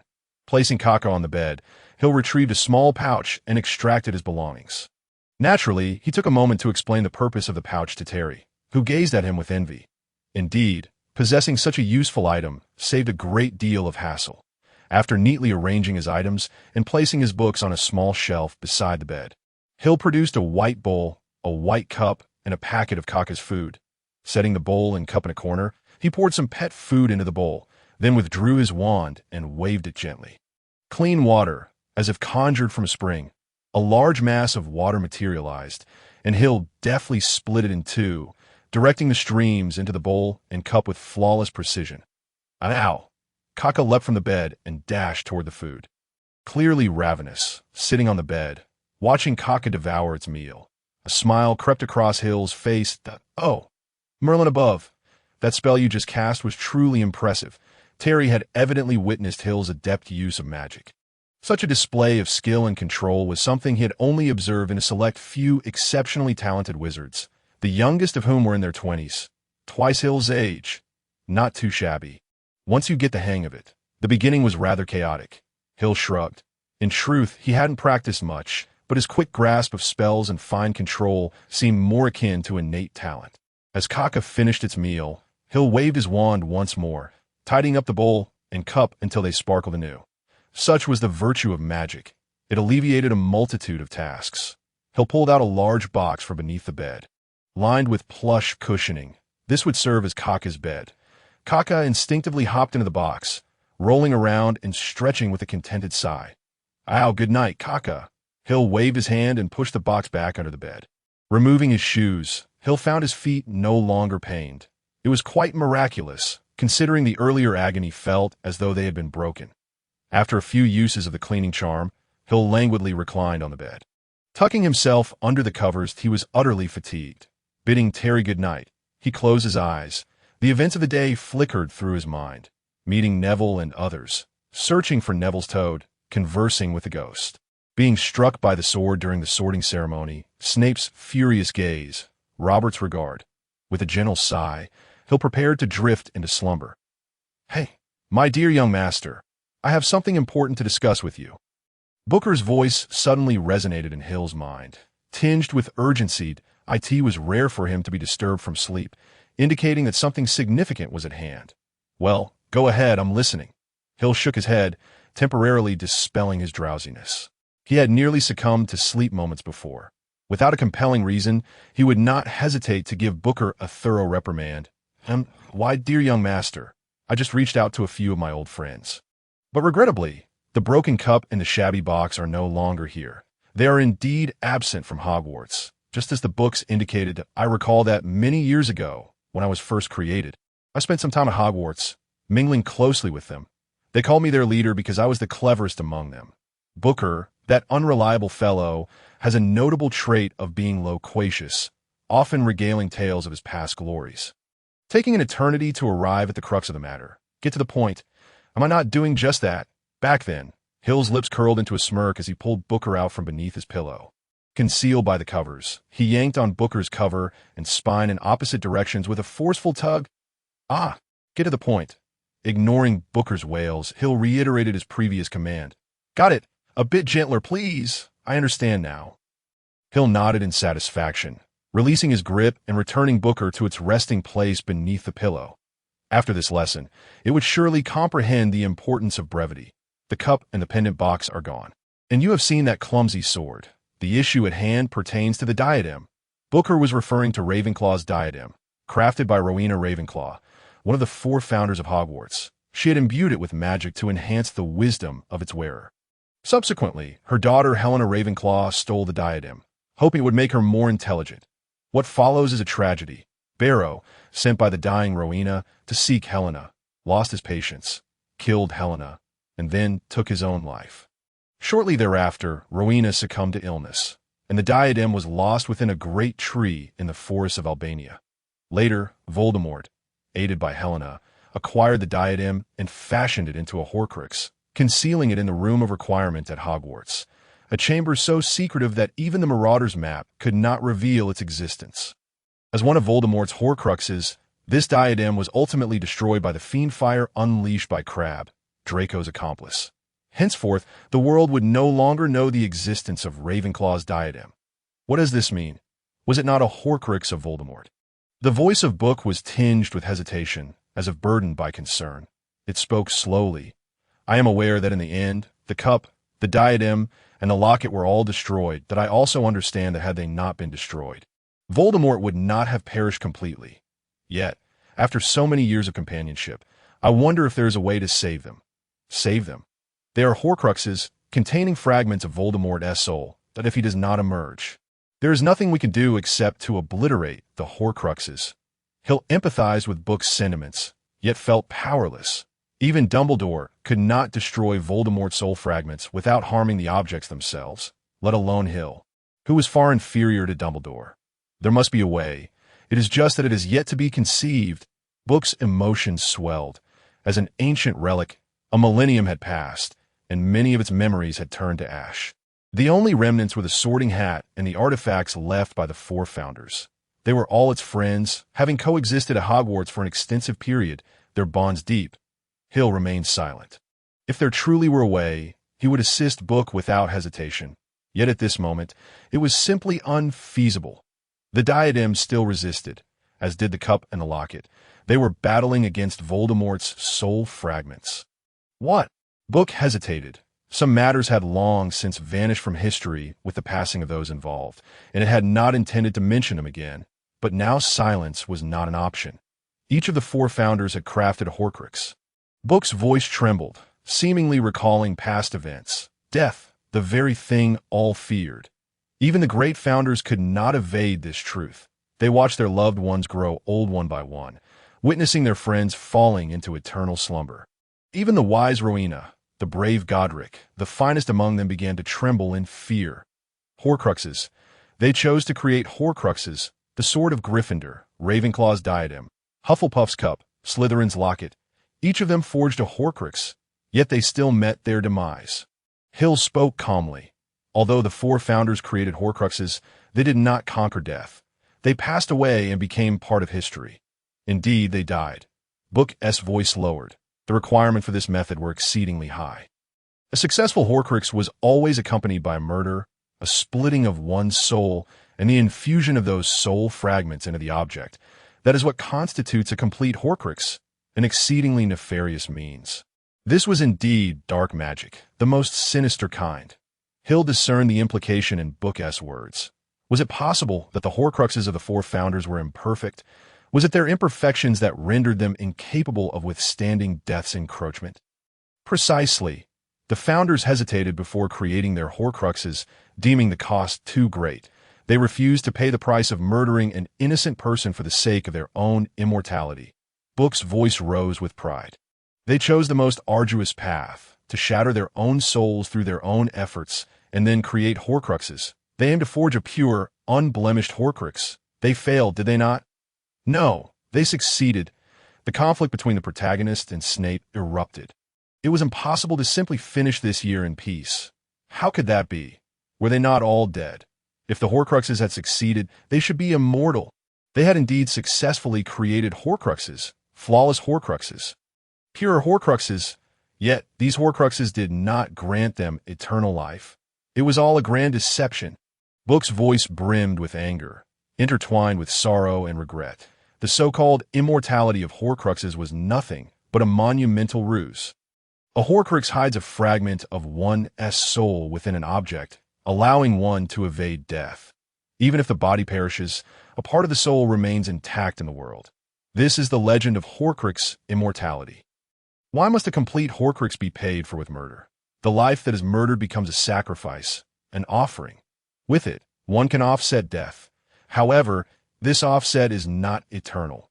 That individual must continuously kill, incessantly offering other souls as sacrifices to persist in existence. How could the four founders possibly do such a thing?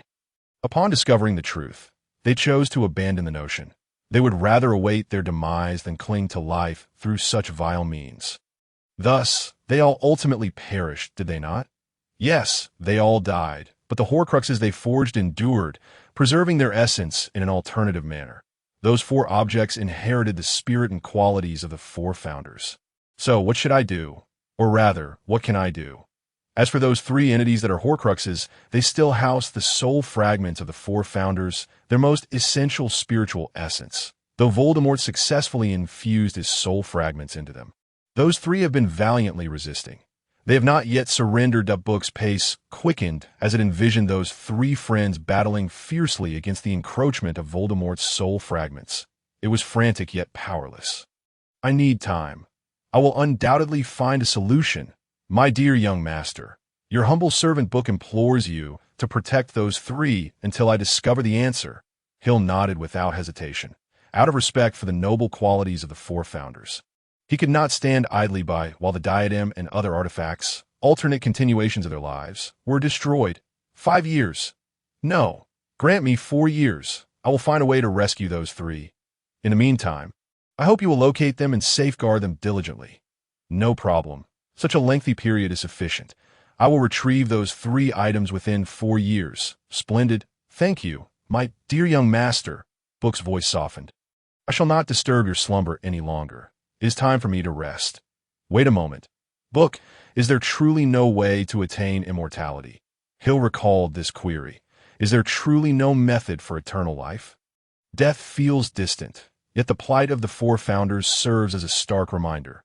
Horcruxes, this superficial solution, has proven utterly unreliable. Thus, if the day comes when I face death, will I resort to any means necessary to survive? I do not know, master. Perhaps there is not. Book's voice was filled with uncertainty. To be by the way, I may not appear frequently from now on. I must focus on finding a way to save them. Only the most basic inquiry function will be available to you. You may consider me akin to Tom Riddle's diary. Of course, my capabilities far exceed that of that diary. It seems Book is truly earnest this time. It may well be some time before Hill converses with it again. Very well, go about your work. I am no ignorant child. I have grown immensely since those days. Then, good night, my dear young master. Good night. Experiencing a profound tranquility in his mind, Hill sighed softly. Even someone as irreverent as Book would display a different side when something he cared for was endangered. He retrieved Book once more from beneath his pillow. But this time, it remained unresponsive, its essence resembling that of an ordinary notebook, devoid of any distinguishing features. 4 years. I must gather the cup, the locket, and the diadem within this time frame. S for the diadem. It is conveniently located in the room of requirement, accessible at any time. The locket is with Creature. Acquiring it should not pose much difficulty. Only the cup is concealed within Gringotts. Yet, it is not entirely impossible. It is simply not feasible in the short term. Hill devised a plan for the future. There were many tasks he was currently unable to undertake, which he could only wait several years to implement. Though it presents some challenges, that is precisely what makes it intriguing. With a hint of excitement and anticipation, Hill drifted into slumber, certain that no one would disturb him this time. Sleep divider as Hill and his roommates, including Terry, strolled along. They engaged in light-hearted banter, discussing the recently concluded history of magic class. "Hey, did you see? I actually answered Professor Bin's question and earned myself 3 points," exclaimed Anthony Goldstein, one of Hill's roommates. A boy with a rather flamboyant personality and the most extroverted among the four. Previously, Terry had met several individuals during dinner, which had already astonished Hill, but Anthony had managed to connect with a dozen or so people and even befriended a few from Hufflepuff. "Oh, come on, we all saw it." Terry scoffed with a smirk, not maliciously, but simply wanting to douse Anthony's pride with a bit of cold water. "You were asleep at the time, when Professor Binns called on you. You looked utterly bewildered, but I still managed to answer, didn't I?" Anthony retorted. "That was only because Hill passed you a note, wasn't it?" A low voice interjected. It was Michael Corner, the most introverted member of their dormitory, who typically remained silent. However, seeing Anthony claim Hill's credit as his own, he couldn't help but remind him that Anthony's face flushed slightly. "You all saw that?" "Indeed." Both Terry and Michael nodded. "Damn it." Anthony stomped his foot, his expression filled with frustration. "If you all noticed, then Professor Binns must have as well. He might not have said anything, but he surely remembers me. Next class, he'll definitely call on me again." "Oh, how splendid. Our brilliant Anthony shall earn yet another 3 points for Ravenclaw." Terry clapped his hands in delight, relishing Anthony's discomfort. Witnessing Anthony's predicament was truly a satisfying spectacle. "You should really focus on your studies. You can't rely on Hill forever. You must ultimately depend on yourself for the final exams," Michael advised gently, his kind heart shining through despite his reserved nature. Anthony's face was a picture of anguish. For him, studying was the most torturous endeavor. Initially, he had aspired to join Gryffindor, but the Sorting Hat had placed him in Ravenclaw, citing his intelligence as the reason he belonged with the clever folk. Anthony glanced at Hill beside him, who had remained silent since class ended, a rather unusual occurrence, considering he had been jovial with others before the history of magic lesson. "Hill, thank you for your help this time," Anthony said, patting Hill's shoulder. Observing Hill's bewildered expression, a flicker of conflict crossed his face. "Next time in History of Magic, please refrain from reminding me. Professor Binns must have noticed this time. He'll surely call on me often in the future." Hill regarded Anthony with an odd expression, suppressing a smile, as if recalling the antics of Robert and the others from that night. "Professor Binns remembers you. Are you certain, Anthony?" "Of course. He called on me to answer a question. How could he forget me?"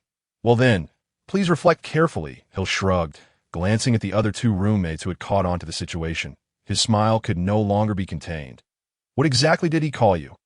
"Let me think. I didn't really pay attention at the time," Anthony mused, pausing in the middle of the corridor, while the others waited patiently in silence. "Damn it."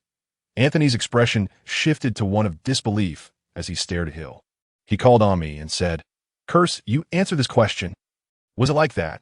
So, he didn't even know who I was, did he?" "Huh." Terry could no longer restrain himself, bursting into loud laughter, drawing glances from passing students. However, upon realizing they were Ravenclaw students, the onlookers quickly diverted their gaze. Ravenclaw was widely acknowledged as the house with the most eccentrics. Any bizarre behavior, such as squatting in an open area to count ants, was considered perfectly normal. Hill smiled and patted Anthony's shoulder, slowly explaining, "Professor Binns is notoriously forgetful. Haven't you heard how he became a ghost?" The trio shook their heads, clearly unaware of this tale. Had they known, their reaction would not have been so pronounced. It is said that one day, while heading to class, Professor Binns forgot to bring his own body along, and thus, he became a ghost. The three of them gaped in astonishment. Perhaps a chicken egg could fit in their open mouths without difficulty. "All right, Anthony, no need to fret about Professor Binns anymore. In fact, it's the next class that you should be concerned about," Hill declared, showcasing the book he held. "Potions and Elixirs, 1,000 magical herbs and fungi. The next class is Potions, the one that makes all Ravenclaw students pale with dread, Professor Snape's class. Potions class involves learning to identify and distinguish the properties of various herbs, as well as concocting potions with diverse functions. It is a required course for all wizards. The instructor is Snape, whom Hill refers to as a mad dog.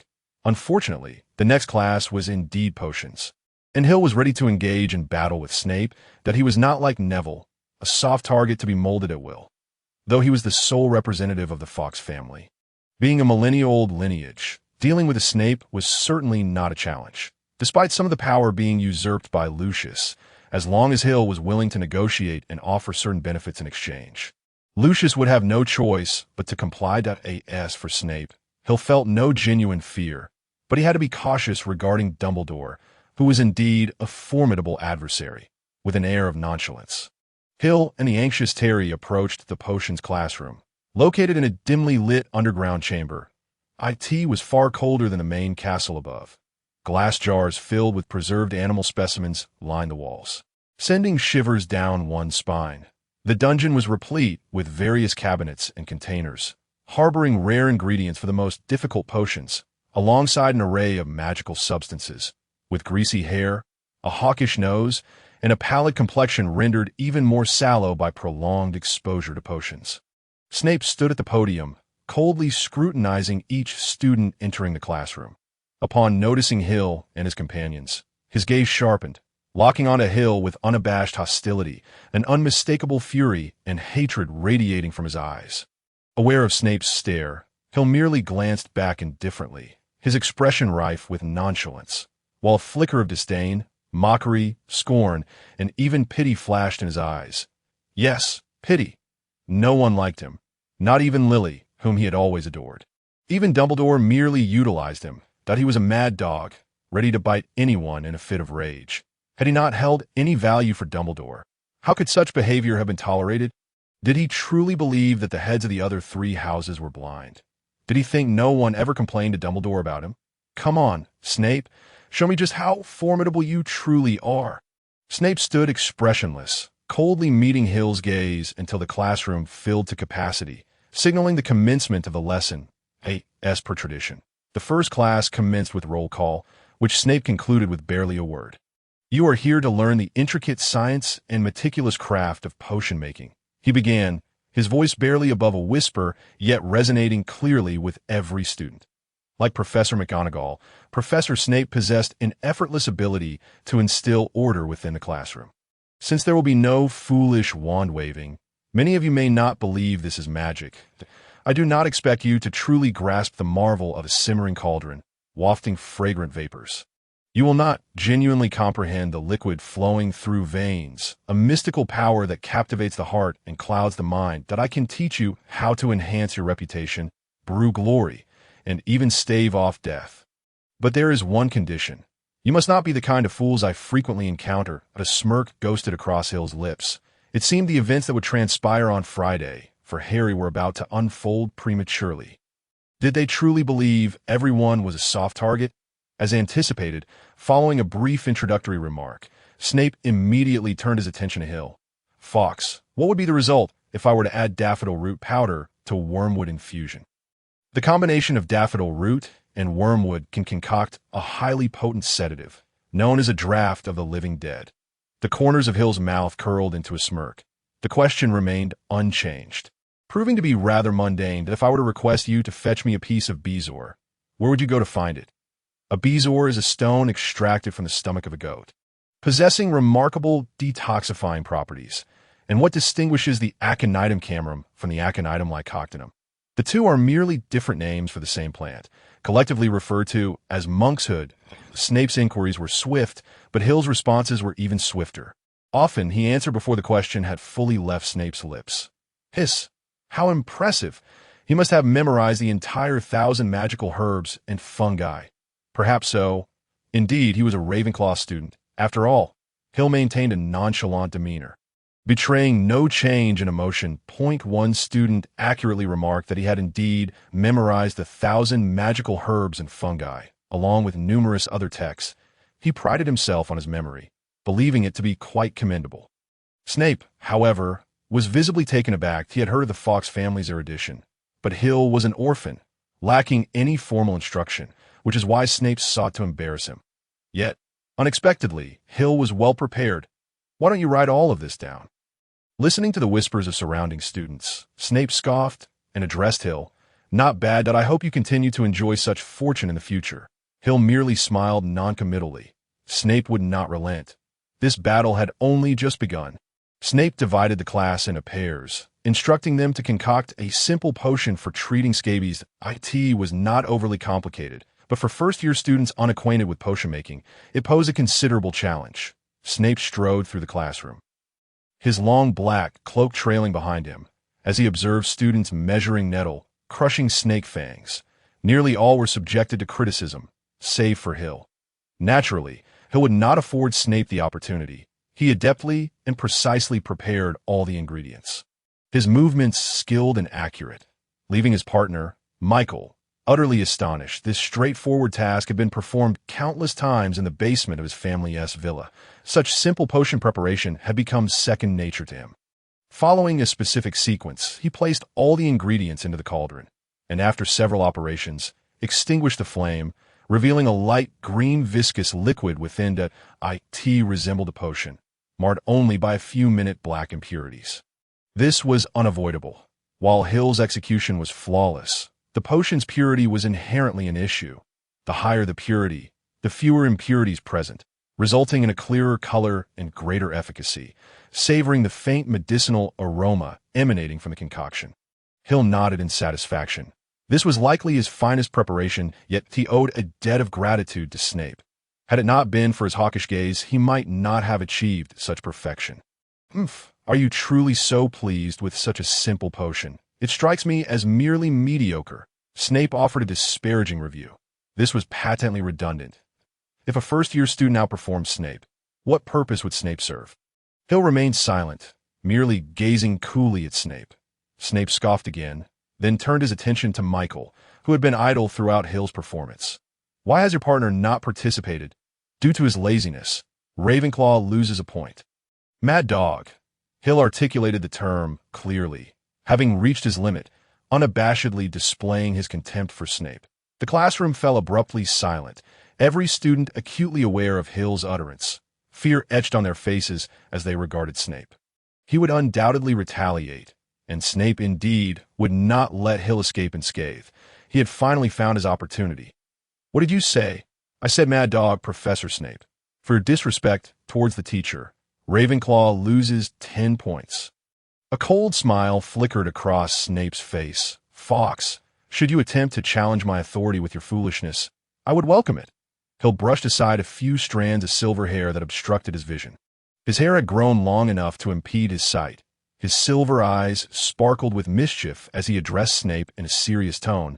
Professor Snape, do you genuinely believe yourself to be a mad dog? The classroom descended into deeper silence, punctuated only by the students' suppressed breaths. Fawkes, you dare insult a teacher? Snape felt as though his lungs might burst from fury. This impudent scion of the Fawkes family bore little resemblance to his esteemed lineage. A complete fool? Humph. Dumbledore has been far too cautious, merely a child who understands nothing, flaunting his trivial cleverness. Oh, Merlin above, I swear by your character, Professor, that it was never my intention to insult you. I merely uttered the term mad dog in passing. However, you took it to heart and deducted points from me. Hill's tone grew increasingly soft, his expression warm and amiable, accompanied by a smile that made Michael feel as though he were gazing upon a cunning fox. This was precisely how a sly fox appeared after executing a successful scheme. Therefore, may I assume, Professor Snape, that you also consider yourself to be a mad dog for your defiance of the teacher. Ravenclaw loses another 5 points. Snape's anger evaporated momentarily, replaced by a smirk. Fawkes, due to your foolishness, Ravenclaw has lost a total of 15 points. Should our House Cup be lost this year by a mere 15 points? I shall relish witnessing how you confront the multitude of Ravenclaw students. Snape regained his composure, or rather, he had never truly lost his temper, a mad dog. He had endured far worse insults in the past. He would not be bothered by the jibes of this child if he lacked the fortitude to withstand such trivial taunts. He would not be the most trusted spy of Dumbledore. A fleeting look of surprise crossed Hill's face. It seemed he had somewhat underestimated Snape's capacity for restraint. D.O. as you wish. You are the professor, free to deduct our points as you please. How impressive of you. However, we only have one potions class per week. Humph. You dare to defy a teacher. 2 more points deducted. What I mean to say is, if you deduct 1 point from me in potions, I shall earn 2 points in another subject. Hill's silver eyes met Snape's defiantly as he continued. Charms, transfiguration, history of magic, defense against the dark arts, herbology, astronomy. Huh. Your deductions bear no weight for me. Deduct 1 point in potions, and I will earn 2 in other subjects. Snape ignored Hill's provocation, casting a cold glance in his direction before turning to leave.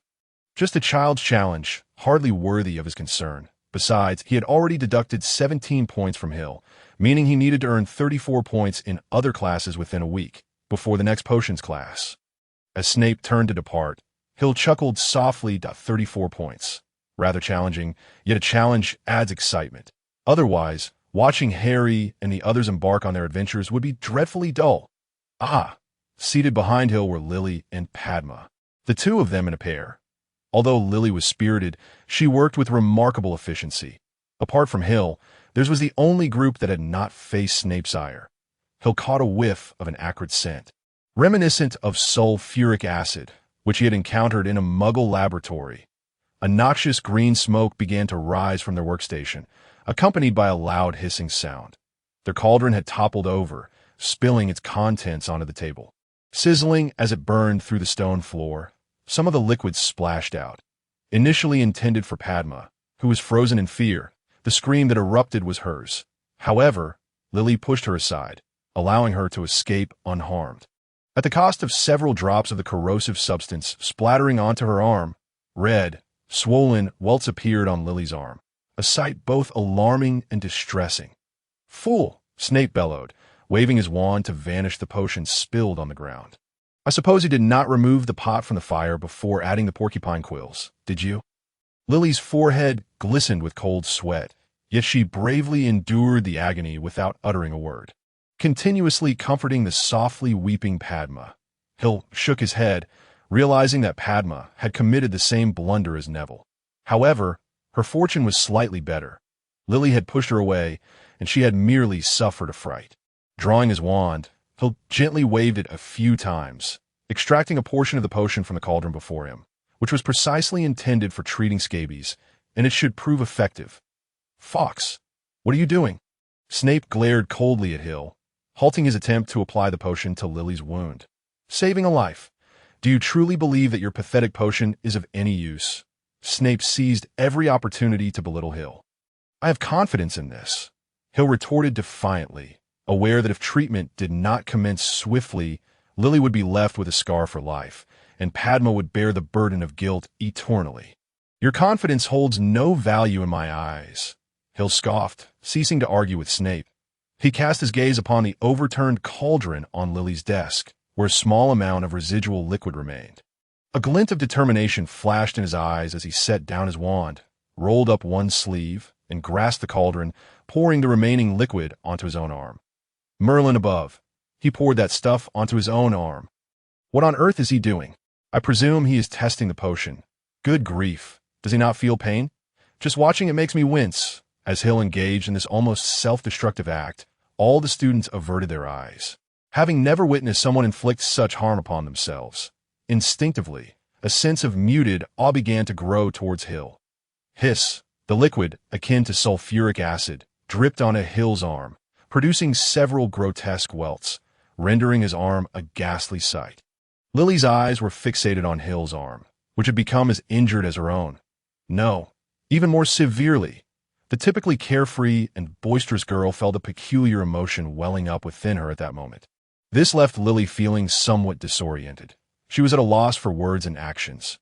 Padma had ceased her weeping, observing Hill's self-experimentation with a sharp twitch at the corner of her eye. How painful must that be? Regret, guilt, and self-reproach tormented her heart, prompting her to break down in tears once more.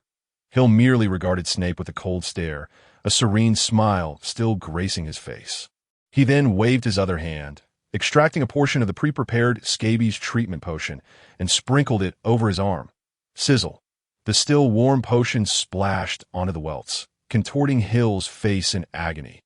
A vivid flush spreading across his cheeks, beads of sweat the size of pearls rolling down his forehead. The veins in the hand gripping his wand bulged, the wand creaking under his grasp, as if it might snap at any moment. Enduring unimaginable pain, Hill managed to force a smile, his silver eyes shining ever brighter. Snape, meeting his gaze, felt as though he were confronting a ravenous wolf. Instinctively, he averted his eyes. How could I be intimidated by a mere child? Snape, this should suffice. I have demonstrated the efficacy of my potion. Hill extended his arm, revealing that the treatment had significantly reduced the welts, leaving only a few stubborn remnants. Indeed, Hill's potion proved effective. Humph, Snape scoffed, striding swiftly to a shelf, retrieving a bottle of pale blue liquid. He then waved his wand to extract a glistening, amber-like substance, evenly applying it to Lily's arm. Clearly, Snape's potion was of exceptionally high purity and efficacy, for within moments, all the welts on Lily's arm vanished completely. Fawkes, refrain from flaunting your inferior potions next time. Snape tucked away the bottle and wand. Addressing both him and Lily, now, go to Madame Pomfrey for further treatment. A flicker of surprise crossed Hill's face. How could Snape suddenly display such kindness? However, he dismissed such thoughts, supporting his weakened body as he nodded at Lily and led the way out of the potions classroom. As he reached the doorway, he heard Snape's voice. Fawkes, your recklessness has caused considerable disruption to our normal class proceedings. Well, Hill had no expectation that Snape would let him off the hook. Harboring any hope was undoubtedly the most foolish thing he had ever done. Of course, I will not deduct points this time, but you shall clean the potions classroom after school. After a brief pause, Hill replied without turning back, Thank you for your mercy, Professor Snape. He placed particular emphasis on the word mercy. Leaving no doubt as to its meaning, he exited the potions classroom. Accompanied by Lily, they were to seek Madame Pomfrey for additional treatment to avoid any lingering ailments. Madame Pomfrey's infirmary was located on the 4th floor. Necessitating a considerable walk, Hill led the way, with Lily trailing behind. As Hill walked, he pondered the source of Snape's animosity towards him. After much contemplation, he surmised that it likely stemmed from the grievances of the previous generation, perhaps due to something his father had done to provoke Snape in the past. Harry was a prime example of misplaced resentment, because of his father James and a few misguided friends' actions against Snape. Coupled with James's appropriation of Snape's beloved Lily, Snape had always held a grudge against Harry. Had Harry's mother not been Lily, and had he not inherited her striking green eyes, he would likely have met a far worse fate at Snape's hands. On another note, Hill realized he knew very little about his father, Adric. Other than his remarkable intelligence, he was entirely unaware of his father's profession or social connections. Hill had searched through his home, but found no mementos of his parents, no notebooks, photographs, or letters. Nothing remained, as if deliberately erased. Why had Adric gone to the Potter household that fateful night? Hill had never grasped the reason. Even with the unbreakable vow, he would not have seen the Potters. Why venture there at all? Perhaps only Adric himself could answer such questions, or perhaps Voldemort knew something. Speaking of which, Hill had long wondered whether Dumbledore truly had not noticed Voldemort lurking behind Quirrell. Such a clumsy performance could not have escaped Dumbledore's notice, especially since Quirrell had interacted with Snape. It was inconceivable that Dumbledore could claim ignorance. But why did he allow Voldemort's machinations to unfold? Was it all to nurture Harry? Unfortunately, Hill's initial plan to conceal his true self and let them perceive him as an arrogant child had backfired. Now he could only hope Snape had not overestimated him. Meanwhile, let us turn our attention to Lily, who trailed behind in thought. Lily felt a tumult of emotions within her. Observing Hill ahead, her expression a complex mix of confusion. For the first time, she found herself unable to decipher a person, particularly the Hill who walked ahead without a backward glance. Lily, too, hailed from a wizarding family, with both parents as wizards, living harmoniously as a family of 3.0, and both her parents were still alive. Devoid of any tragic tales of orphanhood, her father worked at the Ministry of Magic, a humorous man who delighted in making jokes, often bringing laughter to the family. Her mother, a unique individual, was a writer of horror stories, crafting tales that could frighten children into hiding beneath their blankets One of her mother's favorite pastimes was reading her ghost stories before bed, often leaving the young Lily too terrified to sleep. Growing up in such a household, her parents had not overly constrained her personality, allowing her a degree of freedom. Thus, Lily's character became rather intricate. To outsiders, she appeared somewhat unconventional, not at all like a typical girl. She possessed a boldness that surpassed most boys. She enjoyed reading, particularly esoteric literature, including ghost stories, and had perused several books on psychology, albeit with limited comprehension. Outgoing and vivacious, she found herself more closely aligned with boys than many other girls. In summary, Lily's demeanor resembled that of a boy, yet she possessed a sensitivity and depth of feeling that surpassed many girls, an inherent trait of femininity. She was a complex individual, her exterior contrasting sharply with her inner self, even appearing entirely opposite. "Hey, Hill," Lily called out to Hill, watching as he turned around, a look of confusion etched upon his face. I could see that moment. Lily felt her heart race unexpectedly. "I asked something the matter?" "Thank you." Lily had never experienced anything quite like this before. Gazing at Hill's handsome visage, her heart fluttered as if a fawn were bounding within her. Many words hovered on the tip of her tongue, only to be swallowed back, leaving her with nothing but those three simple words, "Oh, it's nothing. We're classmates after all. It's only right to help one another." However, she couldn't help but think that the price he paid was rather steep. Images of Hill testing potions flashed before her mind. His expression was truly terrifying, almost as if he were a predator ready to devour. And to go to such lengths for a classmate was utterly astonishing. Lily knew she could never do the same. Indeed, it was somewhat excessive, but without such measures, I wouldn't have been able to compel Snape to lend a hand. Hill scratched his head, appearing somewhat embarrassed. "My potion is still far from perfect. If it leaves scars, I would bear the guilt for a lifetime. Snape, on the other hand, is different. Despite his rather unpleasant demeanor, his potions are truly remarkable. This is a gamble." Betting on the slim chance that Snape possesses a shred of humanity, Lily's gaze lingered on Hill's arm, where several scabs had yet to fully heal. Watching his trembling arm, she could only surmise the pain he endured. "Let us go check on Madame Pomfrey. I can't shake off my unease without a thorough inspection." Hill addressed Lily. "Madame Pomfrey's medical skills are exceptional. I've heard that she served as the school nurse even when Snape was a student at Hogwarts." "Oh, very well." As Hill turned away, Lily hurried to follow him. Hill's silhouette appeared so tall and imposing, imbued with a sense of security. It seemed that with him around, nothing could possibly go awry. "Just classmates?" Lily murmured softly, recalling a Muggle fairy tale she once read about a prince and a princess. But did this prince truly regard her as a princess? A small seed began to sprout in Lily's heart, though whether it would yield sweetness or bitterness remained uncertain. It must be said that Madame Pomfrey's skills were indeed top-notch. A mere application of ointment rendered the remnants of scabs on Hill's hand completely vanished, and the faint marks on Lily's hand were restored to their original pristine state after being treated with a potion. Children these days are far too careless in protecting themselves, often injuring themselves. Madame Pomfrey remarked as she tended to the scabs on Hill's By the way, child, what is your name? Hill Fox, the little one from the Fox family. Your father is named Adric, if I'm not mistaken. I remember him well. A remarkably composed child, more mature than many of his peers. It was quite natural for Madame Pomfrey to recognize Adric. After all, she had been the school nurse at Hogwarts for quite some time. However, it seemed she was quite familiar with Adric, and Lily wondered if she might glean some information about him from her. "Do you know my father?" Did he often visit the infirmary?" Having finished treating his wound, Lily sat quietly nearby, observing the exchange between Hill and Madame Pomfrey. Adric, was that Hill's father? But why inquire about his past with Madame Pomfrey? Would it not be better to ask him directly? Could it be that Adric was no longer among the living? Madame Pomfrey smeared a layer of dark, foul-smelling ointment onto Hill's arm, but its efficacy was evident as Hill felt a cooling sensation, significantly alleviating his pain. Adric must have visited the infirmary more than anyone else in his year.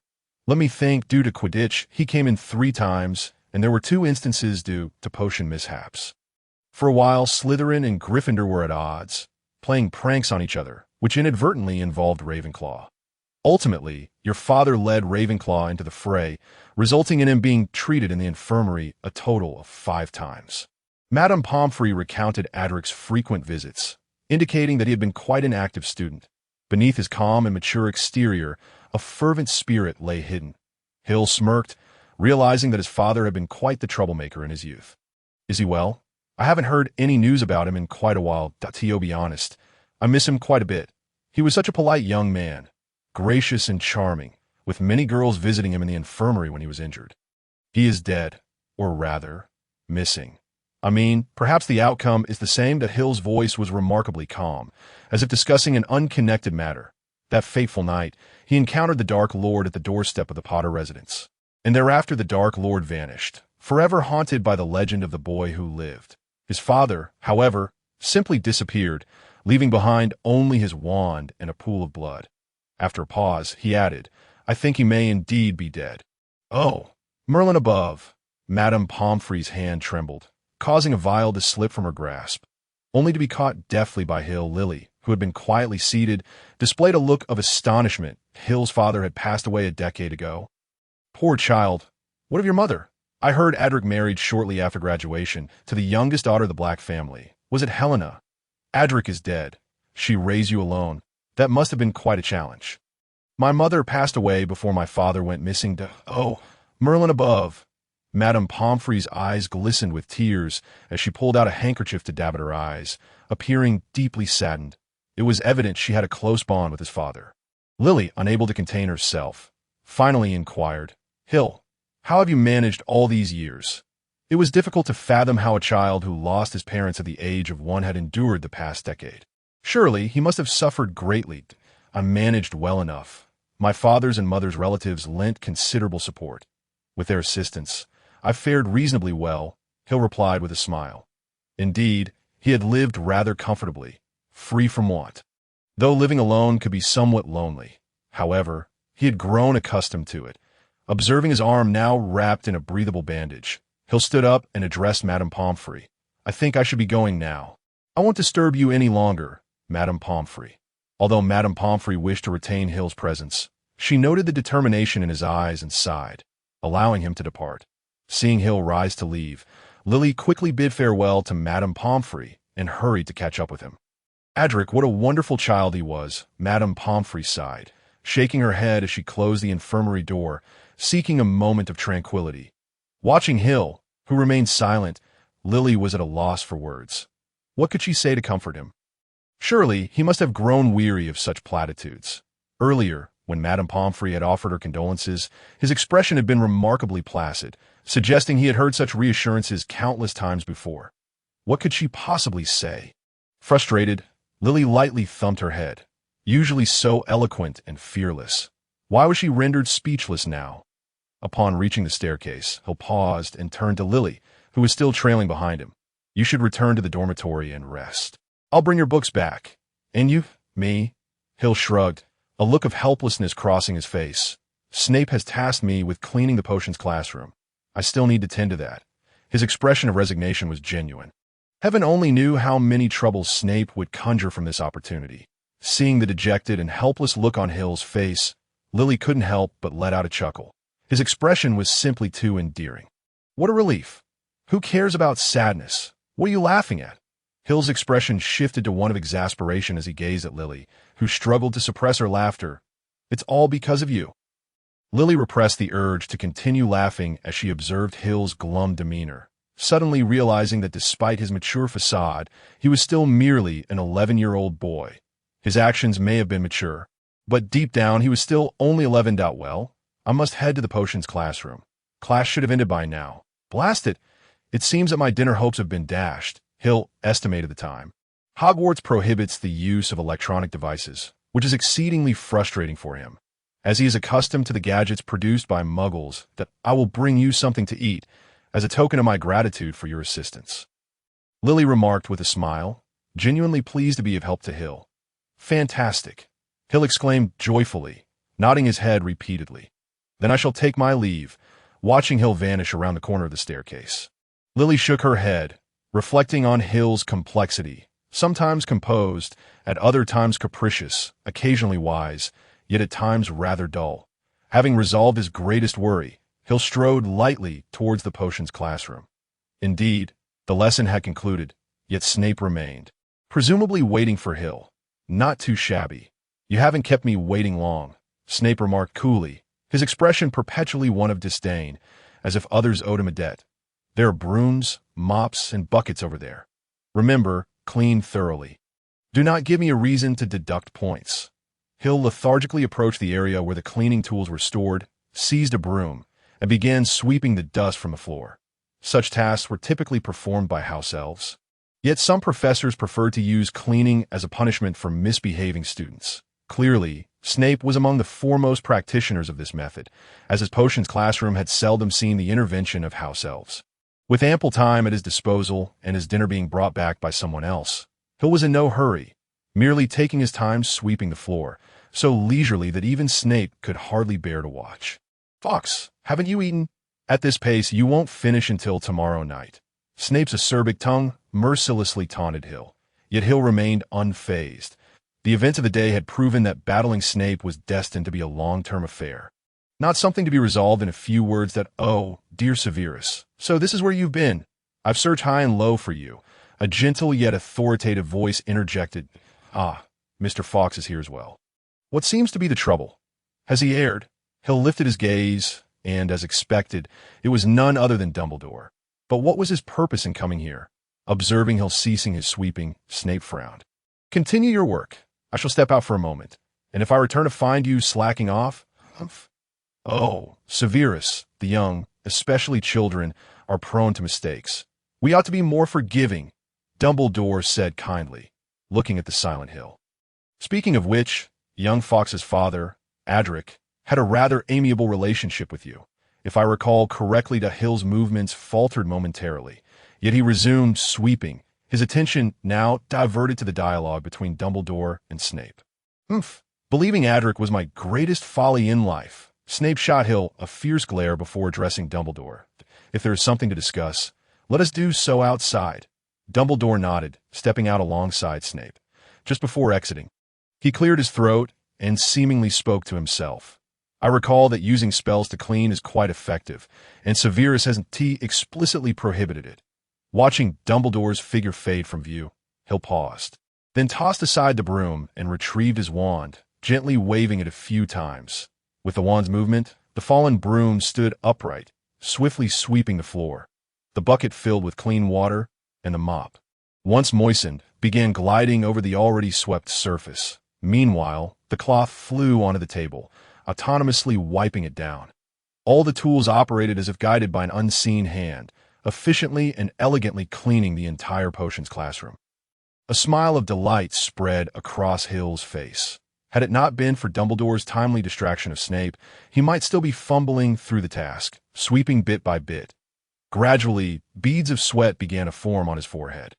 Managing so many tasks, each requiring different actions for an extended duration, proved to be quite strenuous for Hill. Fortunately, he had experienced similar challenges before and was accustomed to resolving issues with his wand, allowing him to execute the tasks with relative ease. At last, after 10 minutes, the potions classroom was immaculate. Assessing the time, Hill realized there was still opportunity for dinner. Once everything was tidily arranged, he jubilantly dashed out of the potions classroom. Snape would undoubtedly be enraged upon his return. Perhaps he would deduct a few points, but what did it matter? He had never held out much hope in that regard on his way to the Great Hall. Hill unexpectedly encountered Harry and the others, who appeared to be heading there for dinner as well. "Hey, how was your day, Hill?" Harry inquired excitedly, as life at Hogwarts felt like paradise to him. Everything so refreshingly new. The magic, such an enchanting power, captivated him immensely. Simultaneously, Harry recognized that he was not alone in his background. Many here, like him, hailed from Muggle families, never anticipating their identities as witches and wizards. The amount they had to learn was overwhelming. Even for those like Ron, who came from wizarding families and who were not significantly ahead. Ron, on the other hand, wore a weary expression. Having grown up in a wizarding household, he quickly acclimated to life at Hogwarts, only to become disenchanted. Moreover, he had been reprimanded by Professor McGonagall earlier that day, leaving his spirits quite low. Hermione, engrossed in a book, merely nodded at Hill, acknowledging him without further interaction. The top student of the Muggle world felt compelled to excel in the wizarding realm as well. She had long worried that her Muggle background would leave her lagging behind her peers, but she soon realized that apart from Hill, few could truly compare with her in terms of knowledge and insight. She was undoubtedly exceptional. Well enough, I suppose, in potions, I successfully caused Ravenclaw to lose 17 points, and I myself was assigned detention to clean the potions classroom after hours. Hill shrugged nonchalantly, though his words left Harry and the others astounded. 17 points? Plus a detention for cleaning the classroom? What on earth did you do? Harry and the others gazed at Hill in disbelief, as he had always been the quintessential model student, knowledgeable about everything. Losing 17 points in a single lesson was unfathomable, let alone incurring a punishment on top of that. I performed remarkably well, Hill replied, raising his hands in a gesture of innocence that he inadvertently revealed a bandaged arm, suggesting a recent injury. Hey, mate, what happened? Ron noticed Hill's wound, feeling a bit better himself, as anyone would with Hill's misfortune to compare against. Well, here's the story. Hill explained the events that transpired in the charms class. Harry and Ron exchanged glances, their eyes wide with incredulity. They admired Hill's bravery. Not every 11-year-old boy would dare to test a potion on themselves. However, they also began to worry about potions class. For Hill had clearly stated that Snape despised Gryffindor the most.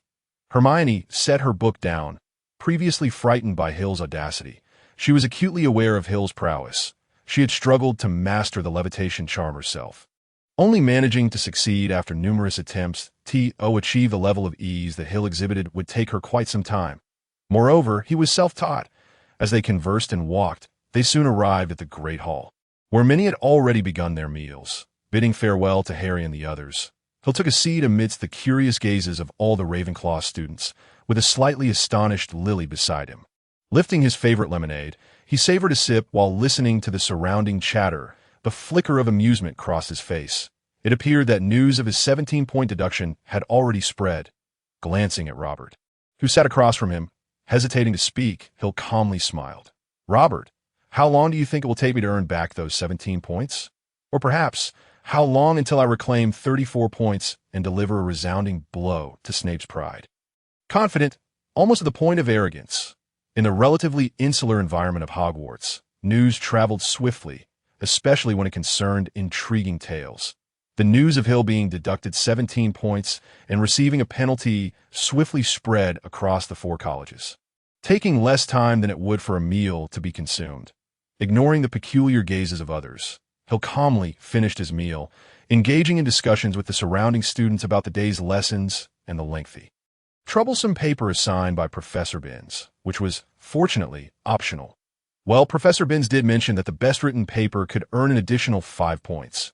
Hill bit into his pumpkin pie, glancing at a few freshmen nearby. Thinking, I will take those 5 points. You won't compete with me, will you? The students exchanged glances, and then Terry hesitated, stating that if Hill could complete it tonight, it was required to be submitted by the following afternoon, especially with Professor McGonagall's Transfiguration class scheduled for the morning. You must finish it tonight. There will be no time tomorrow morning, Michael kindly reminded him. The roommates firmly stood by Hill regarding his performance that afternoon. Speaking of which, Hill, you really should join Gryffindor. Your bravery this afternoon was remarkable. Anthony, with his mouth full, expressed his admiration for Hill, exclaiming, Well done. Quickly earn back those 17 points. No, 34 points. I can hardly wait to see Snape's expression. Exactly. Keep it up, mate. We support you. Terry and the others clinked their cups with Hill's and downed their drinks in unison. That Hill's face radiated joy, not the insincere kind. He genuinely felt happy that his roommates were so supportive. Today, Lily unusually refrained from chatting with the other girls. Instead, she quietly observed Hill and his roommates indulging in their banter, watching them tease one another and quarrel over a chicken leg. She thought these boys were fortunate, free to express their emotions without the constraints of maintaining a ladylike demeanor. They laughed when happy, cursed when angry, and cried when sad. They were unrestrained and fearless.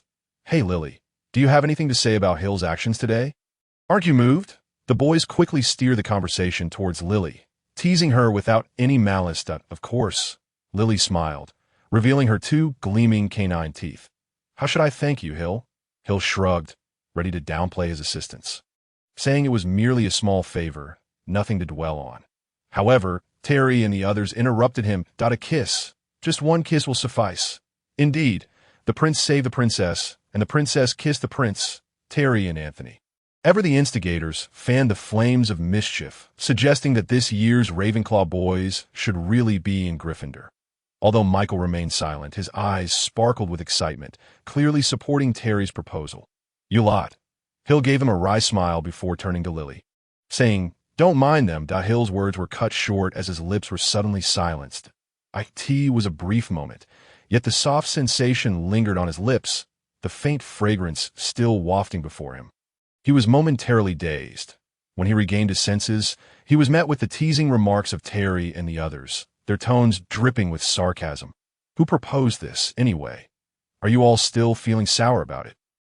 Such unfortunate friendships, indeed. Kiss cutting line. The hour was late, and most people had retired for the night. Only Hill remained in the common room. He had work to do. Professor Bin's paper still needed to be completed tonight. And it was no small task. Professor Bin's assignments were notoriously difficult to earn points from. He often lost track of time, resulting in bizarre deadlines for supplementary tasks, sometimes a month, other times just a day. Unfortunately for Hill, he encountered the worst-case scenario. Some topics required research in a library, which was equally time-consuming, making it nearly impossible to submit the paper by the following afternoon. However, Hill was fortunate to possess the magical book. Booker, filled with abundant resources for reference, saving him considerable time. Speaking of which, Booker was currently engrossed in studying how to dismantle Horcruxes, while Kaka spent most of his time in their dormitory. It was an adjustment to this new routine. Having grown accustomed to Booker's chatter and Kaka's playful antics, Hill felt a sense of emptiness, particularly when alone in the common room working on assignments, after completing another substantial segment of writing. Hill yawned. He hadn't exerted himself so diligently on homework in quite some time, even back in Muggle school, where he completed assignments swiftly. Gazing out at the moonlit night, Hill flexed his fingers and resumed his battle against the assignment, estimating that he would finish in just over half an hour. Suddenly, he felt a tug on his pant leg as Kaka nimbly climbed onto his knee and then leapt onto the table, almost knocking over the inkwell with a flick of his tail. "Oh, Kaka, I think you resemble a cat more than anything." Steadying the nearly toppled inkwell, Hill gently tapped Kaka's small head, scolding, "You nearly ruined a whole evening's worth of work." "Ark," Hill slapped his forehead, suddenly realizing, "Blast it, I forgot your dinner." He turned to Kaka, apologetic, saying, "Just wait a moment. I'll be finished in about half an hour, and then you can feast to your heart's content." "All right, no problem. Eat as much as you like." Observing the now quiet Kaka, Hill sighed, recognizing it was another imbalanced agreement. Kaka insisted on a hearty meal tonight, or he would cause chaos. "Hill, are you still awake?" Following the voice, Hill saw Lily, who was looking at him with a sleepy expression. "Just another half an hour, and the progress is quite good. What about you? Why aren't you in bed?" "I can't seem to sleep. So I came out for a stroll and noticed there was someone here, so I thought I'd check in." Lily's gaze remained fixed on the ground. She had a habit of looking down when she lied. Avoiding eye contact. "Well, it's best to get some rest. Staying up late isn't good for your health, especially for girls. They say it can lead to acne and dark circles." Hill continued writing, engaged in conversation with Lily without looking up. Lily moved to the table and sat in a chair facing Hill, her gaze sweeping over Kaka, a flicker of confusion crossing her face. "What's wrong with Kaka? Why does he look so lethargic?" Kaka lifted his head slightly to glance at Lily before returning to his slumped position, his tail the only part still wagging, appearing quite unwell, as if under the weather. "It's nothing. He just hasn't had dinner yet, so he's lacking energy." After finishing another segment, Hill paused briefly to open Booker, jotting down what he needed to research.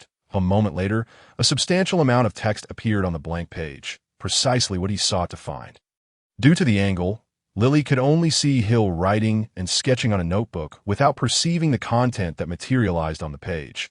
Her attention remained focused on Hill, observing his serious expression. She thought this was the most genuine version of him. A faint blush crept onto Lily's cheeks, though Hill remained oblivious, thinking he would be done in 20 minutes. In truth, Whether he secured those 5 points from Professor Binns was inconsequential. There were still 3 or 4 days of classes left in the week, and accumulating 34 points was not a daunting task. However, Hill was determined to reclaim those 34 points as swiftly as possible. A response to Snape? Not wanting to disturb Hill, Lily pulled out a book and began reading. It was a horror novel written by her mother, which she had only halfway through, finding it quite thrilling. The common room fell into a tranquil silence, with only the soft scratching of quill against parchment and the faint sounds of their breathing permeating the T that moment. The atmosphere was exceptionally serene, harmonious in every regard. After another 10 minutes, Lily felt drowsy. After a moment's thought, she placed her book on the table and rested her head there, utterly fatigued. Hill lifted his gaze, observing Lily asleep on the table. Shaking his head subtly, it was autumn, and the night still held a slight chill. He retrieved his wand and waved it at the fireplace, igniting the flames as the flames of the hearth flickered to life. The temperature in the lounge rose significantly, alleviating the chill that had lingered. After a mere 10 minutes, Hill finally completed his assignment, securing those coveted 5 points. Observing the peacefully slumbering Lily, he could not suppress a yawn.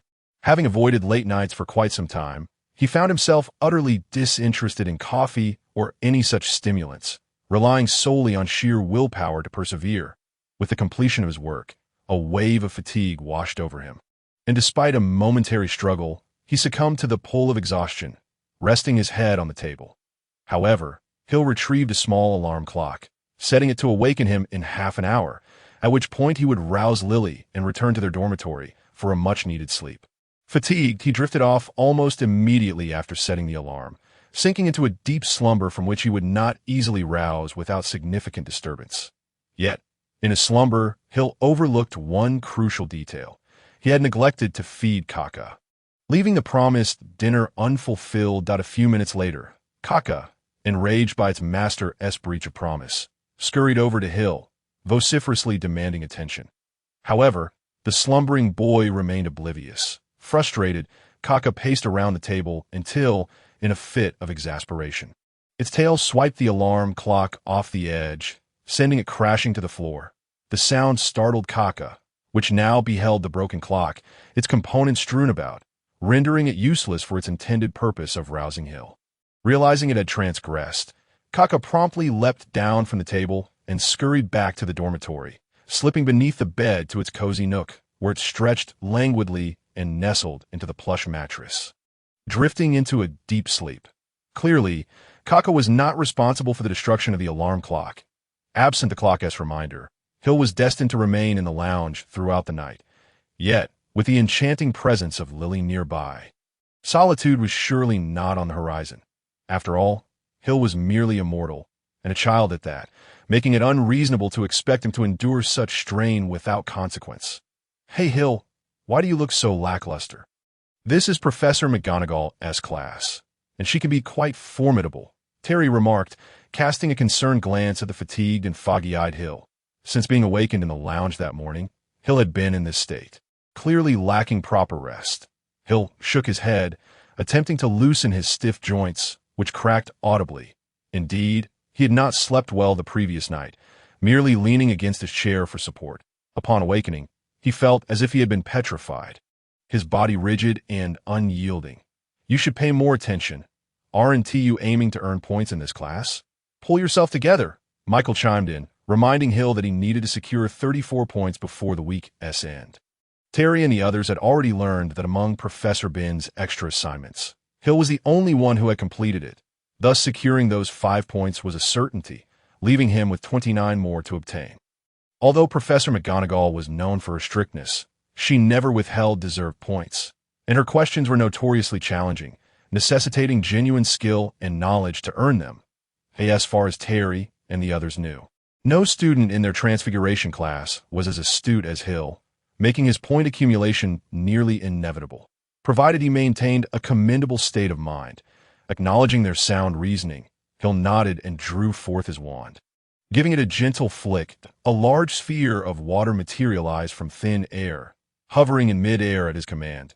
Taking a deep breath, Hill plunged his face into the floating orb, the icy water instantly invigorating him and banishing his drowsiness. Nevertheless, he knew that fatigue would soon return, a consequence of insufficient rest that merely splashing cold water on his face could not remedy. After refreshing himself with the cold splash, Hill waved his wand, casting the remaining water out of the window, before performing a cleansing charm on himself. The onlookers were astonished by Hill's adept spellcasting. They had never witnessed a peer wield magic with such proficiency, nor had they imagined spells could be applied in such a manner. Suddenly, a cat that had been perched on the lectern leapt down, transforming into the stern visage of Professor McGonagall.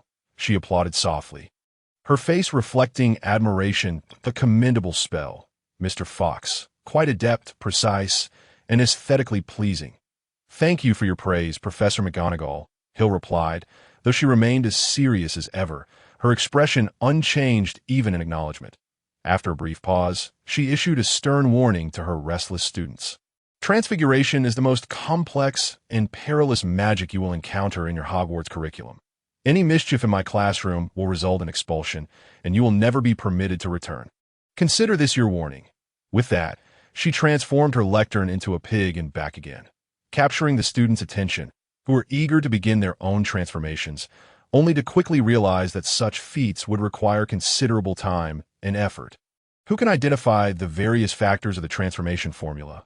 Professor McGonagall inquired, noting the absence of references in their texts, leaving the majority of students bewildered and silent.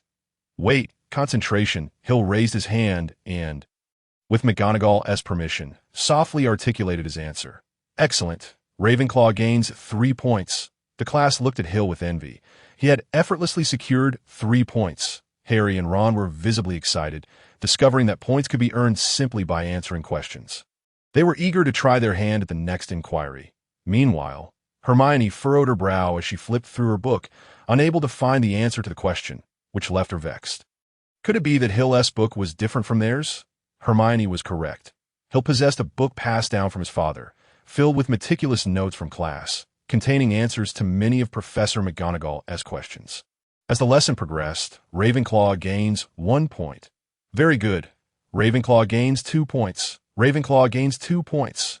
In a mere half lesson, Hill had amassed 10 points through his responses. The others were envious, wishing to answer as well.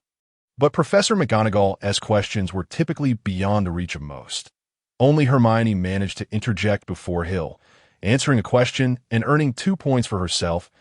As the class continued, Professor McGonagall assigned a task to be completed during the session, distributing a matchstick to each student and instructing them to attempt to transform it into a needle. All the students fervently waved their wands, hoping to induce any change in the matchsticks, however minor. Yet, aside from Hermione, who successfully transformed her matchstick into a wire the thickness of a toothpick, the rest could not elicit even the slightest alteration. Hill shook his head, lightly waving his wand, transforming the matchstick into a slender needle, albeit with some imperfections. Both ends were equally thick, rendering it merely a wire. Excellent. Well done. Professor McGonagall's gaze softened as she regarded Hill. She never withheld praise from a diligent student. She then retrieved her wand and, with a gentle flick, transformed a matchstick into a true needle, one end sharp and the other slightly thicker. Hill nodded, contemplating, and then waved his wand once more, reverting the wire back into a matchstick before attempting the transformation again. This time, his movements were deliberate and labored, beads of sweat forming on his brow as he focused intently on the matchstick before him. The classroom fell silent, each student awaiting the completion of Hill's transfiguration with bated breath. They had fully recognized that Hill operated on an entirely different level, far surpassing their abilities. With a sigh of relief, Hill wiped the sweat from his forehead, finally completing the task. Professor McGonagall examined his creation, a finely crafted needle, glimmering with a subtle metallic sheen, one end thick and the other thin. Remarkably, Hill had even left a small eye on the thicker end for threading, an oversight even Professor McGonagall had missed. Perfect, she nodded, feeling no hesitation in bestowing such high praise upon an 11-year-old boy. She believed Hill wholly deserved it. As Professor McGonagall returned to the lectern, Hill opened his mouth, yet found himself at a loss for words. Having executed the task so flawlessly, Wouldn't a few points be in order? Just as Hill was lost in a moment of mild frustration, Professor McGonagall broke into a smile, though it appeared somewhat strained due to her habitual sternness. It was indeed a smile. Ravenclaw gains 5 points. Gasp! Hill's mouth gaped wide open, for he thought Professor McGonagall had forgotten him. As the class on Transfiguration concluded, students clustered in groups, discussing the lessons learned. Hill was destined to gain notoriety once more, having scored a remarkable 15 points in a single Transfiguration class. Perhaps someone had achieved a higher score in another lesson, but such feats were certainly unattainable in their first year. With a smile, Hill rose from his seat, combined with the 5 points from Professor Binns, that made 20 points, already surpassing 17, and the 34-point mark was now within reach. However, as he stood, darkness suddenly clouded his vision, forcing him to sit back down, nearly collapsing onto the floor. "What's wrong, Hill? Are you feeling unwell?" Michael and Anthony had already returned to their dormitory, while Terry, moving at a slower pace, lingered behind. Noticing Hill's pallid complexion, clammy skin, and slight tremors, he could not help but inquire. "Nothing much. I probably just overexerted myself due to staying up late and focusing too intently just now," Hill replied, shaking his head. He had indeed been completely absorbed in the lesson, not daring to let his mind wander. The 2 transfiguration spells at the end of the class, particularly the last one, had drained him immensely. Struggling to retrieve his completed paper, Hill addressed Terry. "Terry, could you please hand this paper to Professor Binns for me?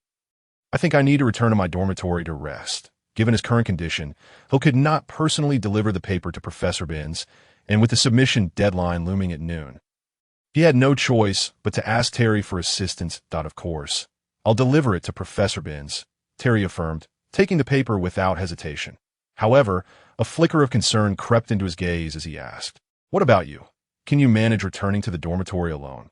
Is it safe?" Hill forced a smile. "Don't worry, I still have the strength to get back. Take care of yourself. I must go submit the paper now. Time is running short." "Yes, go ahead, I'm heading back to the dormitory," Hill replied. After resting in his seat for a moment, he stood up again. Feeling slightly less dizzy, he staggered out of the classroom like a drunken man, swaying unsteadily. Not far from the classroom door, he spotted Hermione, who seemed to be waiting for someone. "Why are you only coming out now, Hill?" Hermione exclaimed, her anxiety palpable. Initially, she had thought the gap between her and Hill was not significant. But after this class, she realized just how vast the chasm truly was. Hill laboriously made his way to Hermione, leaning against the wall, breathing heavily as he looked toward her. There's something you need?" With concern etched on her face, Hermione scrutinized Hill. His complexion was ashen, his eyes devoid of life, and he was sweating profusely, evidently unwell. "What's wrong? You look terrible. Are you ill?" "Just a bit dizzy. Perhaps I didn't rest well yesterday," Hill said, squinting slightly. His dizziness was intensifying, accompanied by a wave of nausea. He had likely caught a chill while sleeping in the common room last night. "Should you see Madame Pomfrey? You need a doctor?" The image of Madame Pomfrey flashed in his mind, recalling her compassionate gaze. Instinctively, he shook his head. "No need. I'll just rest for a bit, I'm merely fatigued." Noticing Hermione about to speak again, Hill pressed, "What is it that you want?" "If you don't tell me, I'll be on my way." Hermione exclaimed, exasperated. She had been genuinely concerned for Hill, yet he seemed ungrateful. "If you're fine, then I'll really be leaving," without waiting for her response. Hill felt increasingly faint, the ground beneath him swaying as if he were on a tumultuous boat. Hermione turned her head away, pouting. "Fine, go ahead and leave." Then I thud. That was the last coherent thought in Hill's mind as he promptly fainted, collapsing heavily to the ground, his book slipping from his grasp. Thud. Hearing the sound, Hermione spun around, seemingly about to speak, but upon seeing Hill sprawled on the ground, panic flashed across her face. Honestly, I should have recognized something was amiss much earlier. He must be ill. Rather than dwelling on her earlier attitude, Hermione realized she needed to get Hill to the infirmary as quickly as possible. However, she felt somewhat inadequate on her own. What happened? Hermione looked up to see Draco Malfoy, one of her least favorite individuals at Hogwarts, standing there, irritation flickering in his eyes, a pompous fool who only emphasized blood status. Did blood status truly signify everything? He seemed to constantly target Harry and Ron with derision and provocation. Noticing Hermione's silence, Draco's anger dissipated swiftly as he focused on the more pressing matter at hand, the unconscious Hill. He frowned slightly and commanded, Crabbe, Goyle, help carry Hill to the infirmary. Draco's face flushed slightly. He had come specifically to find Hill, leaving his usual lackeys behind at tea that moment. They were likely still asleep in their beds. Oblivious to Draco's summons, Hermione glanced at Draco as discomfort, choosing not to mock him. That was not her style. She believed in a principle of non-aggression. If one did not provoke her, she would not retaliate. Wishing to avoid further interaction with Draco, Hermione bent down to collect the scattered books. She inadvertently noticed that Hill's Transfiguration textbook was filled with notes. Flipping through it briefly, Hermione's face lit up with surprise. The book was brimming with excellent notes, including many of the topics Professor McGonagall had previously questioned as, oh, that Esset. She cast a mildly discontented glance at Hill, but found that Draco had already lifted him and appeared ready to leave. Where are you taking him? Draco replied without looking back. To the infirmary, of course. That can't you see he is ill? No way. Do you want to see Hill die? Draco whirled around, fury etched across his face. An expression laden with hostility. Seems like Hill and him are quite close, Hermione thought. Shaking her head, she explained Hill's aversion to the hospital, particularly emphasizing his reluctance to seek medical attention. Furrowing his brow, Draco muttered, I didn't expect that. Hill truly despises hospitals. What are you talking about? Why should I tell you? A fleeting glimmer of cunning crossed Hermione's face, and she regarded Draco with disdain, saying, I doubt you know anything at all. Humph. Who says I don't know? Draco, clearly gullible, took the bait. Then enlighten me. I am Hill's cousin. I'm his older cousin. The revelation stunned Hermione. She could hardly fathom that someone like Hill would be related to Draco. Casting a suspicious glance at him, she thought they are entirely different people. While carrying Hill, Draco failed to notice Hermione's expression. Continuing, Hill is an orphan. He grew up in St. Mungo's Hospital. When he turned 6, he decided to live alone in his family's villa. I believe that hospital must have left him with many unpleasant memories. Unpleasant memories? Are you not aware? Though St. Mungo's is a hospital, it is by no means a nursery. While the environment may be decent and the doctors competent, the patients are often quite unsavory. A flicker of fear crossed Draco's face as he recalled the first time he accompanied his mother to visit Hill. The array of patients was alarming. Some were deranged, others were grotesque, and many rambled incoherently. Truly, it was a place filled with all manner of patients. When he first laid eyes on Hill, the boy's face was deathly pale, his eyes bloodshot with panic, and he appeared as though he were a frightened animal. His gaze was filled with a chilling indifference, a complete disregard for everything. It was impossible to discern what horrors he had endured at St. Mungo's. Hermione fell silent, reflecting on how a child raised in such an environment had managed to remain sane. 5 years. She could hardly imagine how he had survived those years. Now, it seemed, Hill was more cheerful and optimistic than anyone else. He always appears remarkably composed, as if nothing could ever trouble him. So, have the 5 years at home healed the wounds within him? Upon reaching the staircase, Draco paused, casting a glance at Hermione. Yet he remained resolute in his intention to head to the infirmary. Although the infirmary might evoke unpleasant memories, it certainly took precedence over the risk of losing one's life. Rest assured, he merely overexerted himself. A moment's respite would suffice. Overexertion? What does that entail? The dividing line of memories. My dear young master, it seems you have overexerted yourself once again. Has this period been excessively demanding? Lying listlessly on the sofa, Hill could barely keep his eyes open, responding only with a faint grunt, lacking the strength for even a single word. The practice of magic is a gradual process. Your approach of depleting your resources is hardly prudent. The worry etched on Booker's face was palpable. Although he had anticipated this, witnessing Hill in such a state still left him perplexed. The child's relentless pursuit of power was indeed a source of concern for Booker, leaving him uncertain whether this path would lead to good or ill. While it is true that overexertion can result in a slight increase in magical ability upon recovery, this method is far from righteous. Although improvement may not come swiftly, It ultimately drains your future. Moreover, the sensation of utter fatigue cannot be pleasant. You appear to be rather impatient. The living room fell into silence, interrupted only by the crackling of the fire in the hearth. As Hill lay quietly resting on the bed, his complexion bore a sickly pallor, tinged with an abnormal flush. Booker, what is my current level? Wizards are classified into tiers. The powerful ones, such as Voldemort, Dumbledore, and Grindelwald, belong to the upper echelons, while those slightly lesser, like Snape and Flitwick, fall into another category. Booker possessed a wealth of knowledge regarding the classification of wizards from many years past, and Hill had gleaned some understanding of these distinctions. Why, dear young master, your current level is merely second tier. Yes, that's so. Only second tier. A flicker of disappointment crossed Hill's face. According to Booker standards, wizards are ranked from 1 to 10, and he had a long way to go. Hey, how can you expect other wizards to measure up? Some adult wizards are merely second tier as well. However, the majority of adult wizards are ranked fourth tier or higher.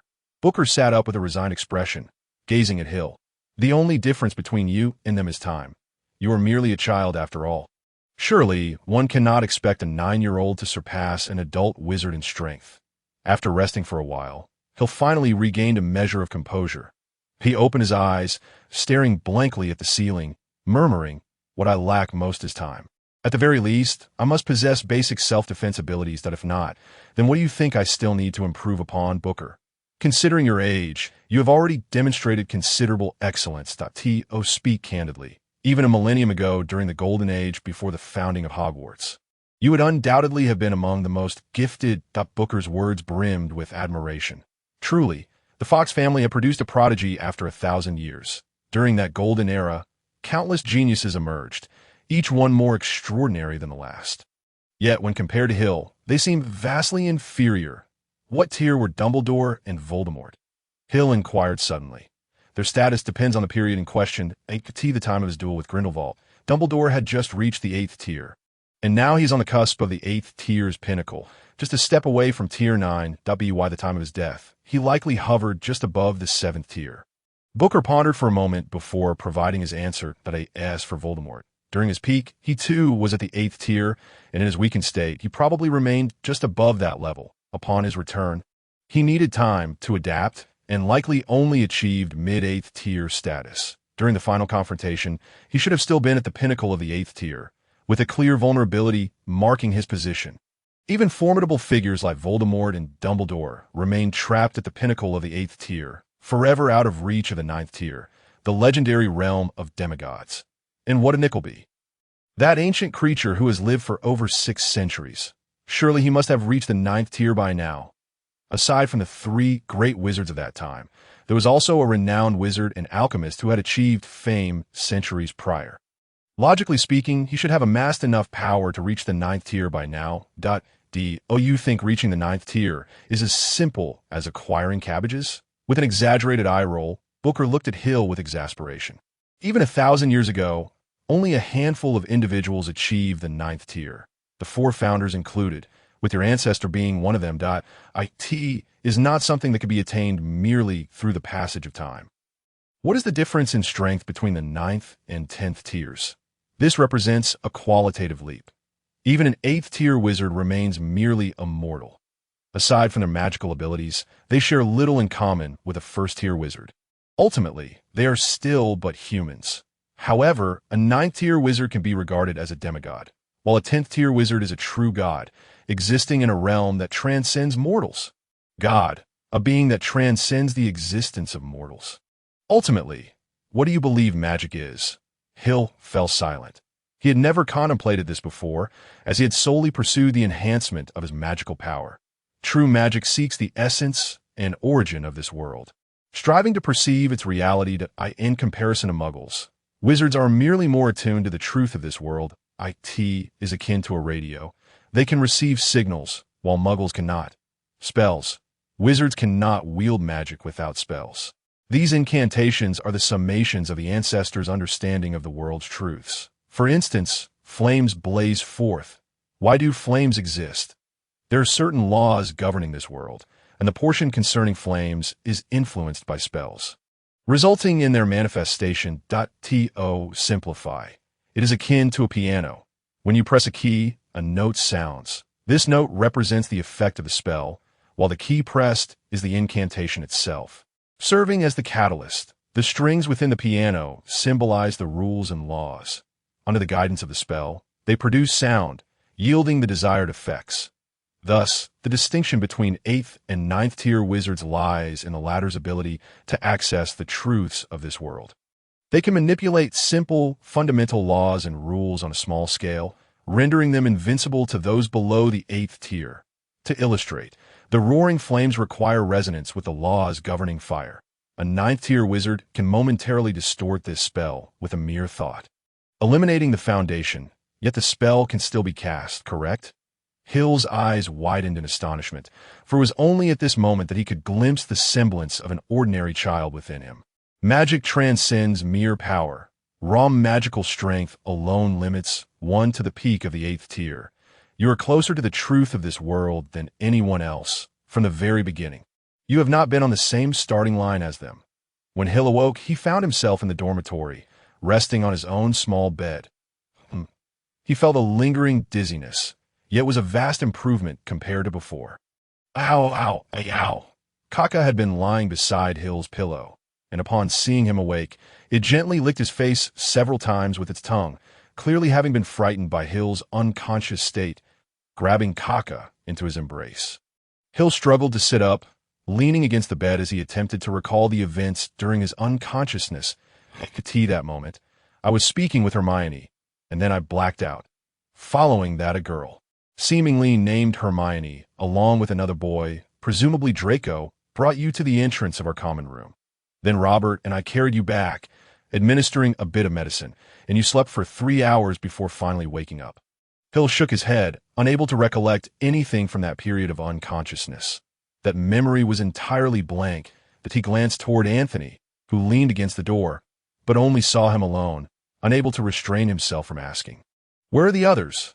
Anthony shrugged, gesturing toward the empty beds. "Terry went to submit your paper. Congratulations, you earned 5 points. Subsequently, when Terry returned and discovered you unconscious, he waited for a while, but upon seeing you still unresponsive, he went to eat with Michael. Why didn't you go?" "I just returned from eating."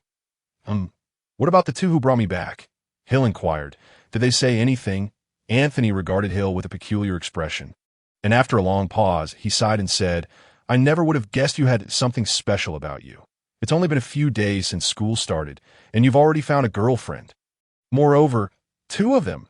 Hill was at a loss for words. After all the commotion, it turned out he was preoccupied with this matter. "Must you spread rumors? What do you mean by finding a girlfriend just 2 days into the new term? We are merely ordinary friends. All right, enough of this." Anthony wore a skeptical expression, as if he believed there was some trickery afoot. "Just look at Hermione's anxious demeanor. She nearly had a quarrel with Draco. If there were no ulterior motives between you, that would be truly strange. A quarrel. What's the situation? It's likely Draco. He wanted to escort you to Madame Pomfrey, but Hermione insisted on bringing you back here, which led to their argument." Anthony remarked sourly. Having such a roommate, studious, handsome, and particularly popular with the girls, was indeed a considerable pressure on him. "I see. I suppose I mentioned wanting to lie down in the common room. So that's it." Hill nodded, realizing he had indeed expressed his reluctance to go to the infirmary, and to his surprise, she remembered. "What about Draco? Does he have something to discuss with me?" Hill recalled that Slytherin had no classes in the morning. So Draco had no reason to be at the classroom unless it was related to something concerning Albert. If you hadn't mentioned it, I would have almost forgotten. Anthony's expression brightened with realization. "Heaven knows whether Draco intended this or not, that he asked me to tell you that he would try to mediate the issue between you and Snape." Mediate. Hill gently shook his head. The discord between him and Snape was not something that could be resolved through mediation. The reasons for Snape's hostility were beyond even Hill's understanding, so how could an outsider mediate? Nonetheless, the intention was commendable. At heart, Draco was a good person, though heavily influenced by his family, much like Harry's cousin Dudley. They were quite similar in that regard. Think carefully, is there anything you've forgotten?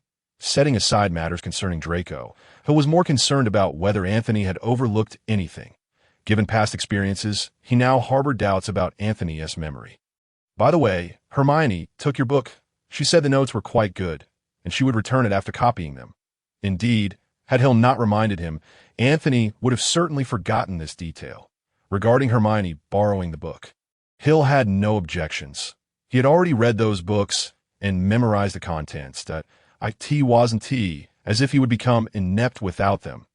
He contemplated whether to lend her the remaining books as well, allowing her to resolve everything at once.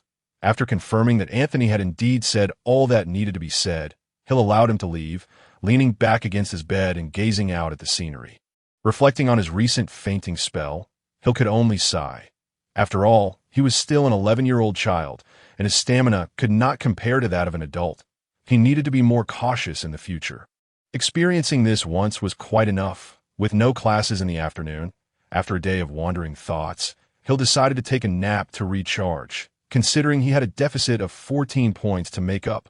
Lazy nap break.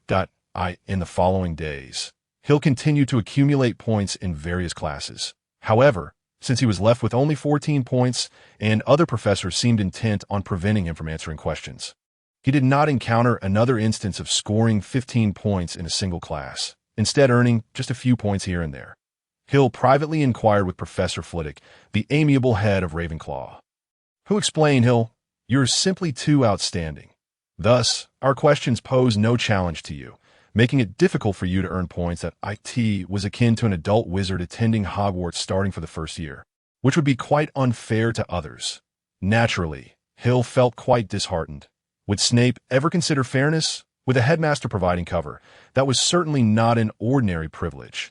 Nevertheless, through Hill's persistent efforts, he managed to earn an additional 20 points by Friday, bringing his total to 40, 6 points more than anticipated. Hill shrugged as he exited the defense against the dark arts classroom. Those final few points were courtesy of Professor Quirrell, who had generously awarded him 7 points when he had initially aimed for just 1.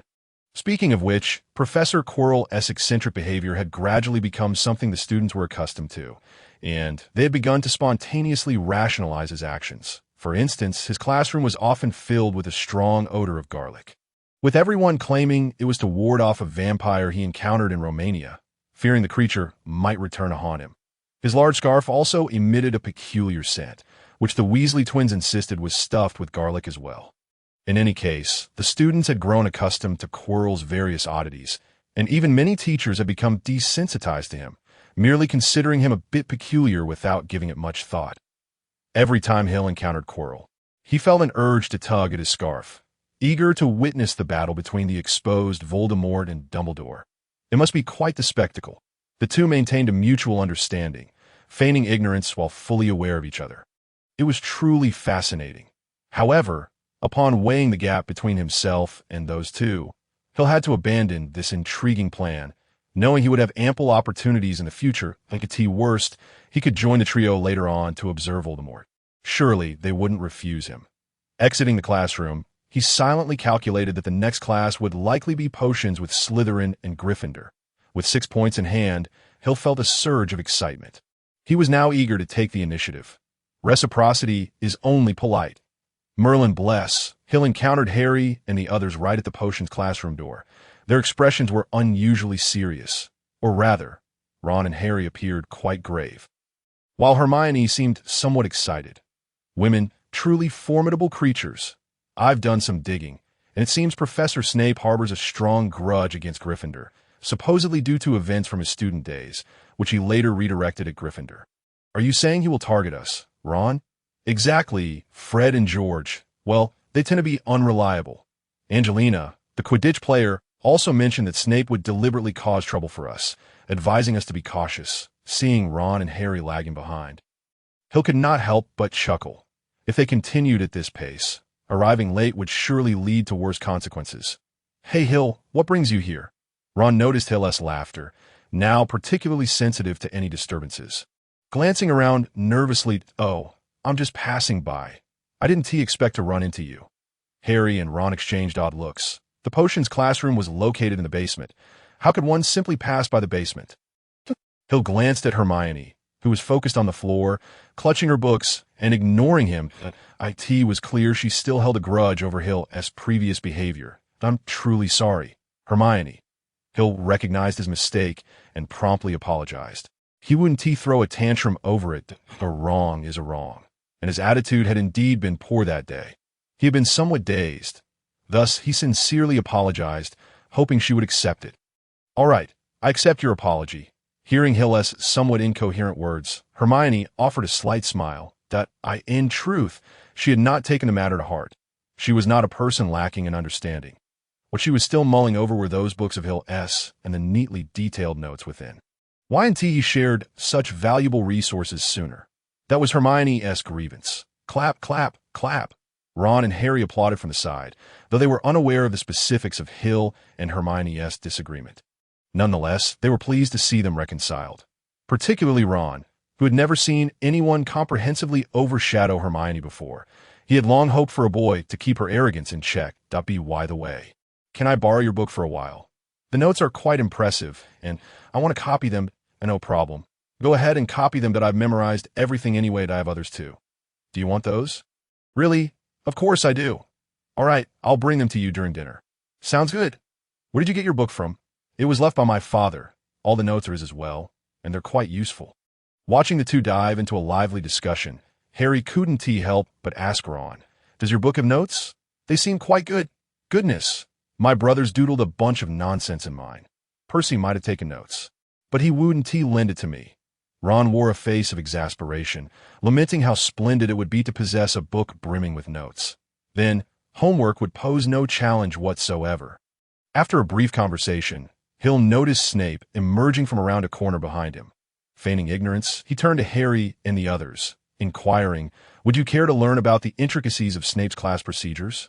Naturally, anxious Harry and Ron nodded vigorously, only to behold Snape advancing toward them. His opening remark was, "My understanding may not be profound, but it is adequate." Hill observed the expressions on Harry and Ron's faces and noted their furtive glances in his direction. Yet he pretended not to notice, continuing, "You have come here to engage in the meticulous science and rigorous craft of potion-making." His voice was low, shrouded in an air of mystery, since there will be no foolish wand-waving here. Many of you may find it hard to believe that this is indeed magic. Only a fool would do so. Having delivered this barrage of words, Hill noticed that both Harry and Ron looked decidedly pale, fervently wishing to abandon him and enter the classroom, but he stood firmly at the door, blocking their way. Hill silently counted, 5, 4, 3, 2, 1. "I shall maintain my stance, Fox." A grim, icy voice resonated. "If you insist on challenging my authority with your foolishness, I shall gladly oblige. Ravenclaw loses 3 points. Everything transpired as anticipated. Such incidents typically resulted in a deduction of 2 to 3 points, and the 6 points recently gained had found their purpose. Hill feigned surprise, spinning around to gaze in terror at the suddenly materializing Snape behind him, resembling a startled rabbit poised to flee at any moment. Snape, evidently pleased with the unfolding scene, reveled in the fact that the typically arrogant and insolent Hill was now subdued. Visibly frightened at his mere presence, this effect was clearly gratifying. Snape pondered whether to deduct more points from Hill to deepen his fear of him.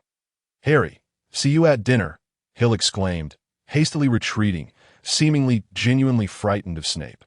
Of course, had he not uttered that remark, Snape would likely have been quite pleased. It dawned on me. Professor Quirrell just awarded me 7 points, leaving just enough surplus to deduct 6. Hill skipped away, feeling buoyant. Snape's expression would surely be splendid, and perhaps he would vent his ire upon Harry and his friends. However, even without this incident, would he treat Harry and his companions to sweets? Perhaps only Merlin knows. After thoroughly toying with Snape, Hill faced the inevitable wrath of his relentless retaliation. In the ensuing week, Hill's potion class saw another deduction of 10 points, and the battle between him and Snape gradually became the talk of the school. Some found it immensely satisfying, reveling in a long-held disdain for Snape. Others deemed it foolish, questioning how a student could ever contend with a teacher of a small faction. However, harbored concerns, recognizing that such ongoing discord was hardly beneficial. During this time, Draco approached Hill, advising him to let the matter rest, assuring him that he would find a way to handle Snape. Point 1 must admit that being caught between Snape and Hill must have been quite uncomfortable for Draco. Hill could only appreciate Draco's goodwill silently. He hinted to Draco that the strife between him and Snape was not merely a matter of this generation. It was a continuation of conflicts from the previous one.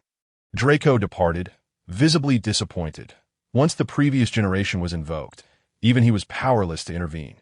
Snape and his father, Lucius, were merely classmates, perhaps with a somewhat amicable relationship, but resolving the discord between Hill and Snape was, realistically, an unattainable goal, leaving Draco no choice but to observe helplessly. Following that incident, Harry and his companions faced severe repercussions in their potion class, their hearts brimming with resentment. They expressed their anger toward Hill for his perceived betrayal of their camaraderie. However, after Hill aided them in securing a few points, their demeanor softened. In summary, this period passed with relative tranquility. Aside from minor skirmishes with Snape, nothing particularly intriguing occurred. Yet, soon enough, excitement loomed on the horizon, as it appeared that the first-year flying lessons were set to commence. Hill and his peers were scheduled to have flying lessons with Hufflepuff on Wednesday afternoon at 3:30, while Harry's group would engage in theirs the following day alongside Slytherin. Chronologically, Hill would have no opportunity to observe, as he had a charms class on Thursday afternoon. Nevertheless, Hill was particularly interested in the duel between Harry and Draco, as well as the three-headed dog incident that would follow. To be honest, Hill felt quite apprehensive about venturing to the three-headed dog's lair alone. Who could say what might unfold? With Dumbledore looking out for Harry, it was likely that the three-headed dog recognized him and would refrain from inflicting serious harm. Even if an attack did occur, Dumbledore would undoubtedly arrive post-haste. After all, Harry was Dumbledore's chosen savior. How could he possibly be allowed to perish so easily? This time, riding on Harry's coattails, Hill decided to take a chance.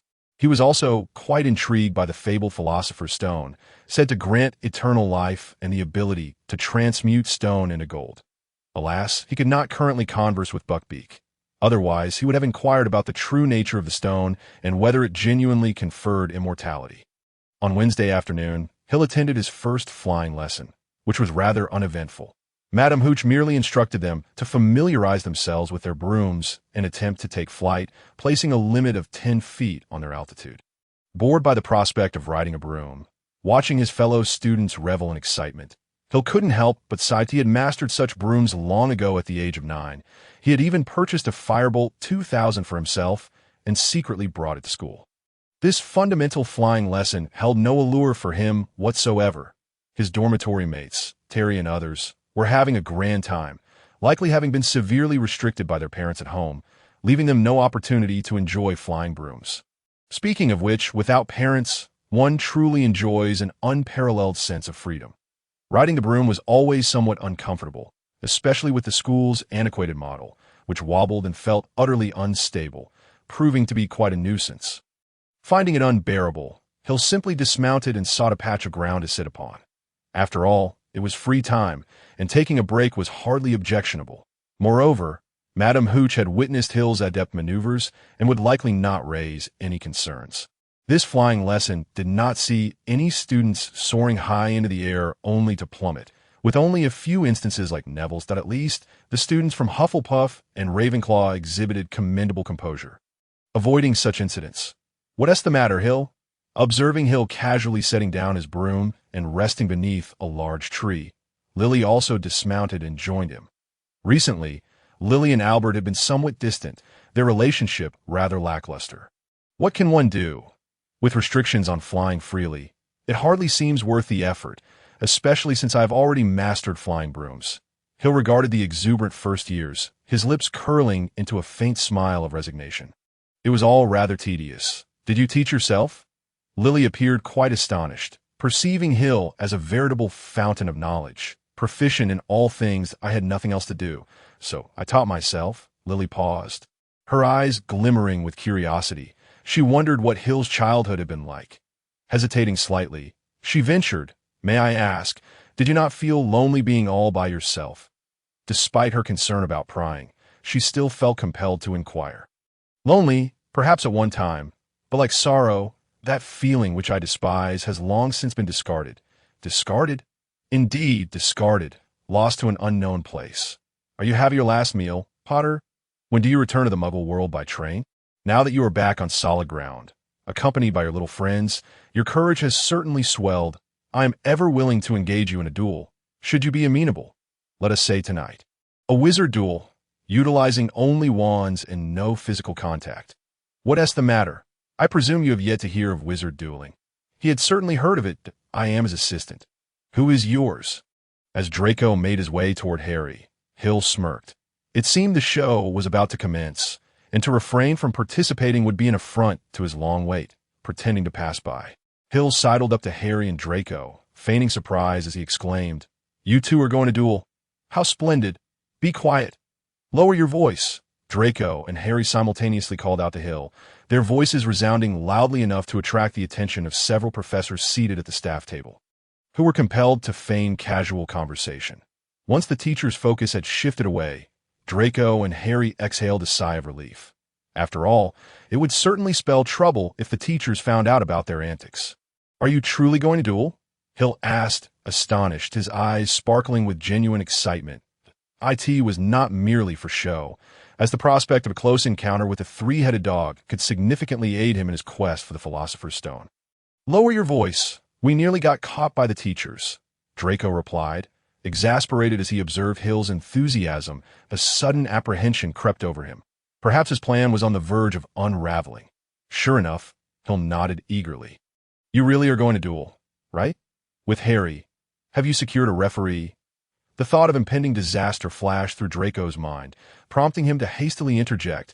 "No need for a referee. Absolutely none. Are you certain?" Hill pressed, "Of course I am. Potter, you feel the same way, don't you?"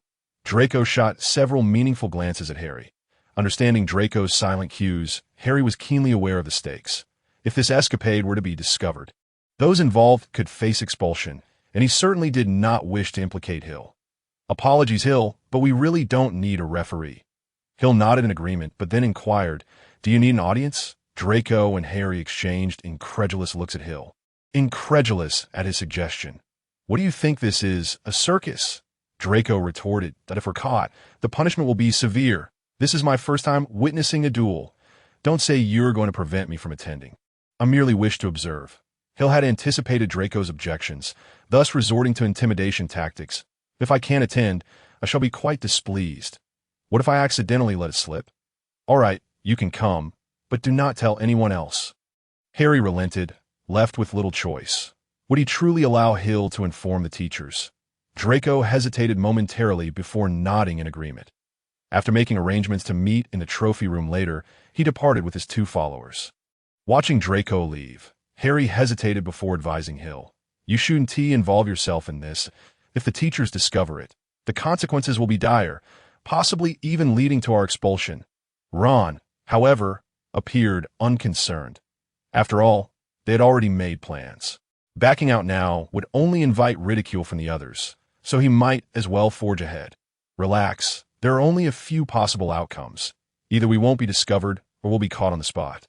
Or we'll be found out, but manage to escape. The odds are in our favor. 2 out of 3.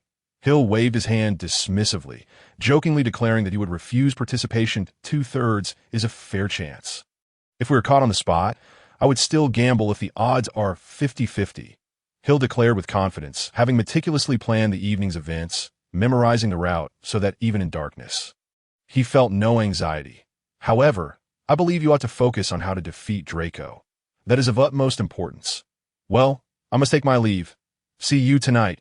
Having secured his preliminary arrangements, Hill had no intention of lingering, as too many individuals would draw unwanted attention. "I have a foreboding feeling." "Ron," Harry mused. Ron merely nodded, sharing Harry's unease that something dreadful might transpire that night. After parting ways with Harry and the others, Hill exited the Great Hall, ready to return to his dormitory for a brief respite. Just as he left the hall, he encountered Draco, who seemed to be waiting specifically for him. "Oh, Draco, aren't you going to rest? Tonight is your duel with Harry. You wouldn't want to lose to him, would you?" Hill's face bore no signs of surprise. In fact, everything unfolded as he had anticipated. "You really shouldn't come tonight." "Hill, seriously, don't I ask that so?" "Let me take a guess," Hill replied, observing Draco's discomfort. A warmth spread through him. Thankfully, Draco did not intend to drag him into this. "Are you plotting to trick Harry and the others? You won't actually be participating in the duel, will you?" Draco remained silent, tacitly confirming Hill's suspicions. Perhaps you have already devised a plan to inform a certain teacher to catch them in the act at the trophy room. Am I right? That is a clever scheme, luring Harry and his friends into a trap, only for the teacher to apprehend them, resulting in their being punished for breaking school rules, potentially leading to expulsion. Hill nodded, genuinely impressed, a commendable plan, but you shouldn't resort to such underhanded tactics. What do you mean? Draco inquired, his expression calm as he recovered from the shock of having his scheme unveiled. Why shouldn't I use such methods? Because of your identity, Draco. Remember, you are a Slytherin. And what of it? Is not achieving our goals by any means necessary our pursuit? Observing Draco's agitation, Hill placed a hand on his shoulder, urging him to remain calm. Before being a Slytherin, you are first and foremost a noble. What do you believe a noble should embody? Draco hesitated, although Lucius had always taught him to uphold the decorum of nobility. He was not entirely clear on what it truly entailed. Resilience, nobility, pride, composure, wisdom, and strategic thinking. Yet there are also hypocrisy, cunning, and intrigue, as well as unprincipled tactics as a noble. The duty is to preserve the family's reputation and influence, seeking greater advantage, rather than oppressing those who are as humble as hamsters. Hill could only inwardly apologize to Harry and the others. In attempting to correct some of Draco's flaws, he had to use Harry and the others as targets. Slytherin indeed strives for victory, but do not forget that you are nobles. Pride and fearlessness are the very essence of nobility. Even with a sword at your throat, you have no right to retreat. To avoid a duel, Hill chuckled lightly, looking at Draco with sympathy. If you were of age, such rumors could obliterate everything you hold dear. Even if this is but a child's jest, should the Malfoy family not have another heir. Your claim to inheritance could be stripped away. Your actions only bring shame to both the Malfoy family and Slytherin. Perhaps Hill's words struck too harshly.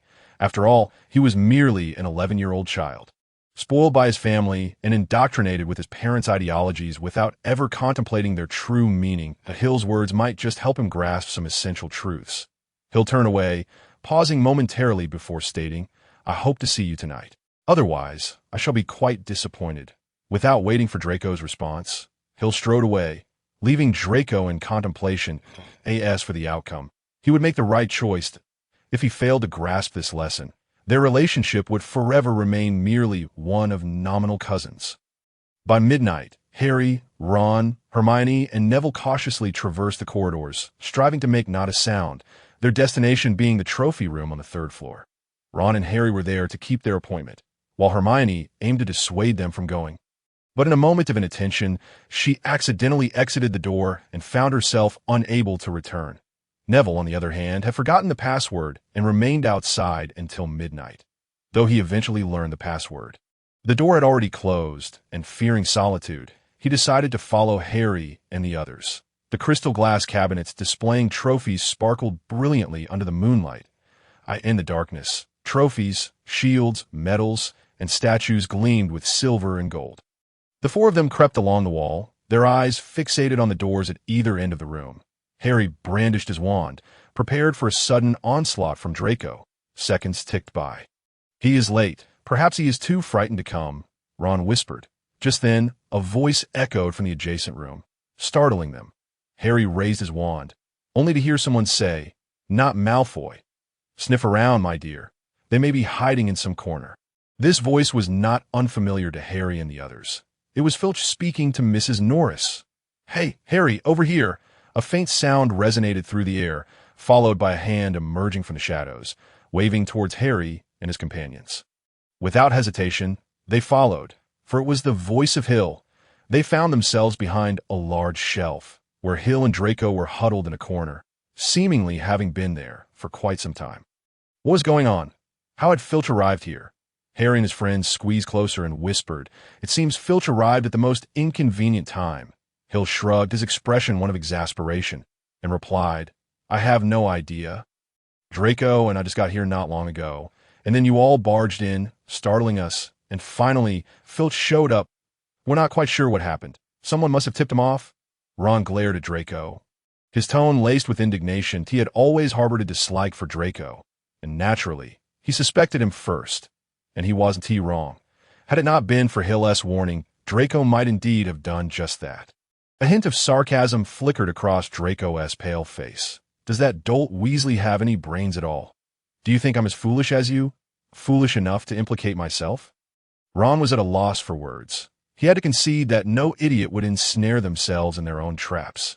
Yet, Draco's words still irked him, and he opened his mouth to retort, only to be silenced by Hermione. Hermione looked furious, her cheeks flushed with anger as she glared at Harry and Ron. She had warned them, yet they had insisted on coming.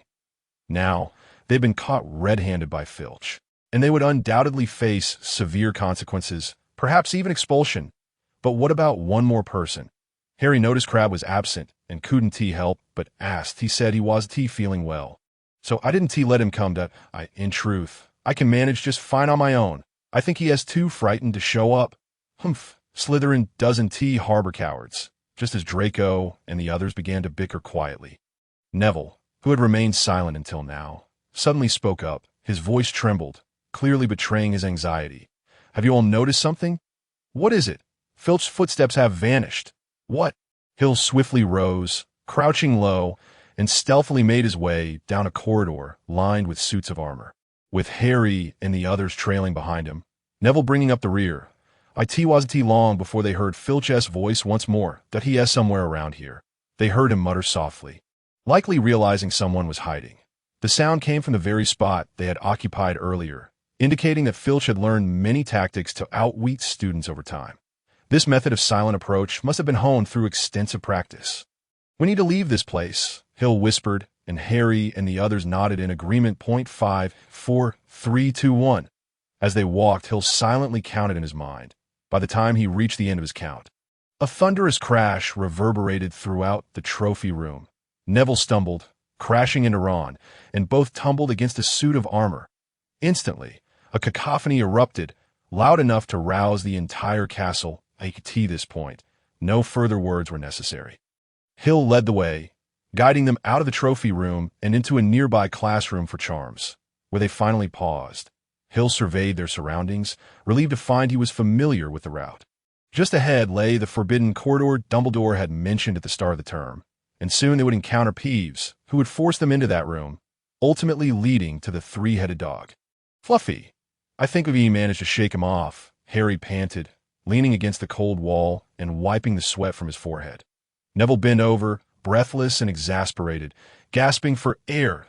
I told you all, Hermione said, her breath coming in quick bursts as she clutched the seam of her robes. I warned you that we must return to Gryffindor Tower.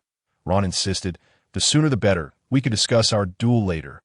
Draco, too, recognized that this was not the time and agreed they should head back. But can you even make it? They had only taken a few steps when they heard the creaking of a doorknob, and something burst forth from a nearby classroom. He was Peeves. Upon seeing them, he let out a gleeful, high-pitched shriek. Faced with Peeves' unpredictable antics, Harry and the others had no choice but to flee once more. For Peeves' commotion had undoubtedly summoned Filch. They ducked low to evade Peeves and ran desperately until they reached the end of the corridor, colliding heavily with a locked door. We're doomed. Ron whimpered. Harry, Draco, and he pushed against the door, hoping to force it open, but it remained steadfastly locked. We're finished. We're done for. They could hear footsteps approaching. Filch was hastening towards them, following the sound of Peeves. Don't worry. I've got this. Hill smiled, calmly drawing his wand and waving it nonchalantly. Alohomora! The lock clicked, and the door swung open suddenly. They rushed inside, quickly closing the door behind them, pressing their ears against it to listen. Outside, they heard Filch and Peeves arguing fruitlessly before Filch finally stormed off in frustration. He thought this door was locked. Harry whispered, I think we're safe now. Step back, Neville. Neville had been tugging at Harry's robe sleeve. What is it? I think you should take a look, Harry. Hill's voice chimed in, filled with excitement, and you've never seen anything like this. Harry turned, and then he saw it, clearly and unmistakably. In that moment, he believed he had stumbled into a nightmare. After everything they had experienced, this was simply too much. They were not in a room as he had imagined. They were in a corridor, the forbidden corridor on the 4th floor, and now they understood why it was off limits. Before them loomed the eyes of a monstrous dog, one that filled the space from floor to ceiling. It had 3 heads, each with a pair of glistening, menacing eyes, 3 noses twitching towards them, and 3 salivating mouths, drool hanging like sticky ropes from its yellowed fangs. This was Fluffy, the first line of defense guarding the Philosopher's Stone, although Fluffy appeared fierce, ready to devour anyone at a moment's notice. Hill sensed that the 3-headed canine held no intent to kill. It bore no desire to harm the students before it. The simplest reasoning was that Dumbledore would never allow a creature capable of injuring his students to roam Hogwarts freely. Remember the Dementor incident? Dumbledore had shown no mercy when confronting the Dementors invading Hogwarts. However, even without murderous intent, Fluffy could still easily injure a few students, which was precisely why Hill had followed Harry. After all, being chosen by Dumbledore, Fluffy surely wouldn't be so rude as to attack them. Hill was curious to test whether this 3-headed dog would indeed fall asleep upon hearing music. But he clearly had no opportunity to conduct such an experiment, given the presence of so many people. Nevertheless, other experiments could still be attempted. Just as Harry reached for the door, Hill subtly waved his wand. And suddenly, Harry discovered that the door would not budge. Even Hermione's Alohomora proved ineffective. How could this be? I clearly cast the spell. Hill smiled slightly. He had sprinkled a potion on the door lock earlier. This potion was highly sensitive to temperature. If it dropped below a certain threshold, it would solidify, sealing the door shut, rendering it impossible to open, even with a spell. Of course, if the temperature were to rise slightly, the potion would soften, and the door would open naturally. There was no escape now. Harry and the others shut their eyes, resigned to their fate. Hill pulled out a small gray pouch, giving it a gentle shake, and a large meat bone appeared on the ground, hoping to see if it could entice the dog. After all, what dog wouldn't enjoy meat bone? Dogs are fond of meat bones. And Fluffy was no exception, but this 3-headed dog had 3 heads.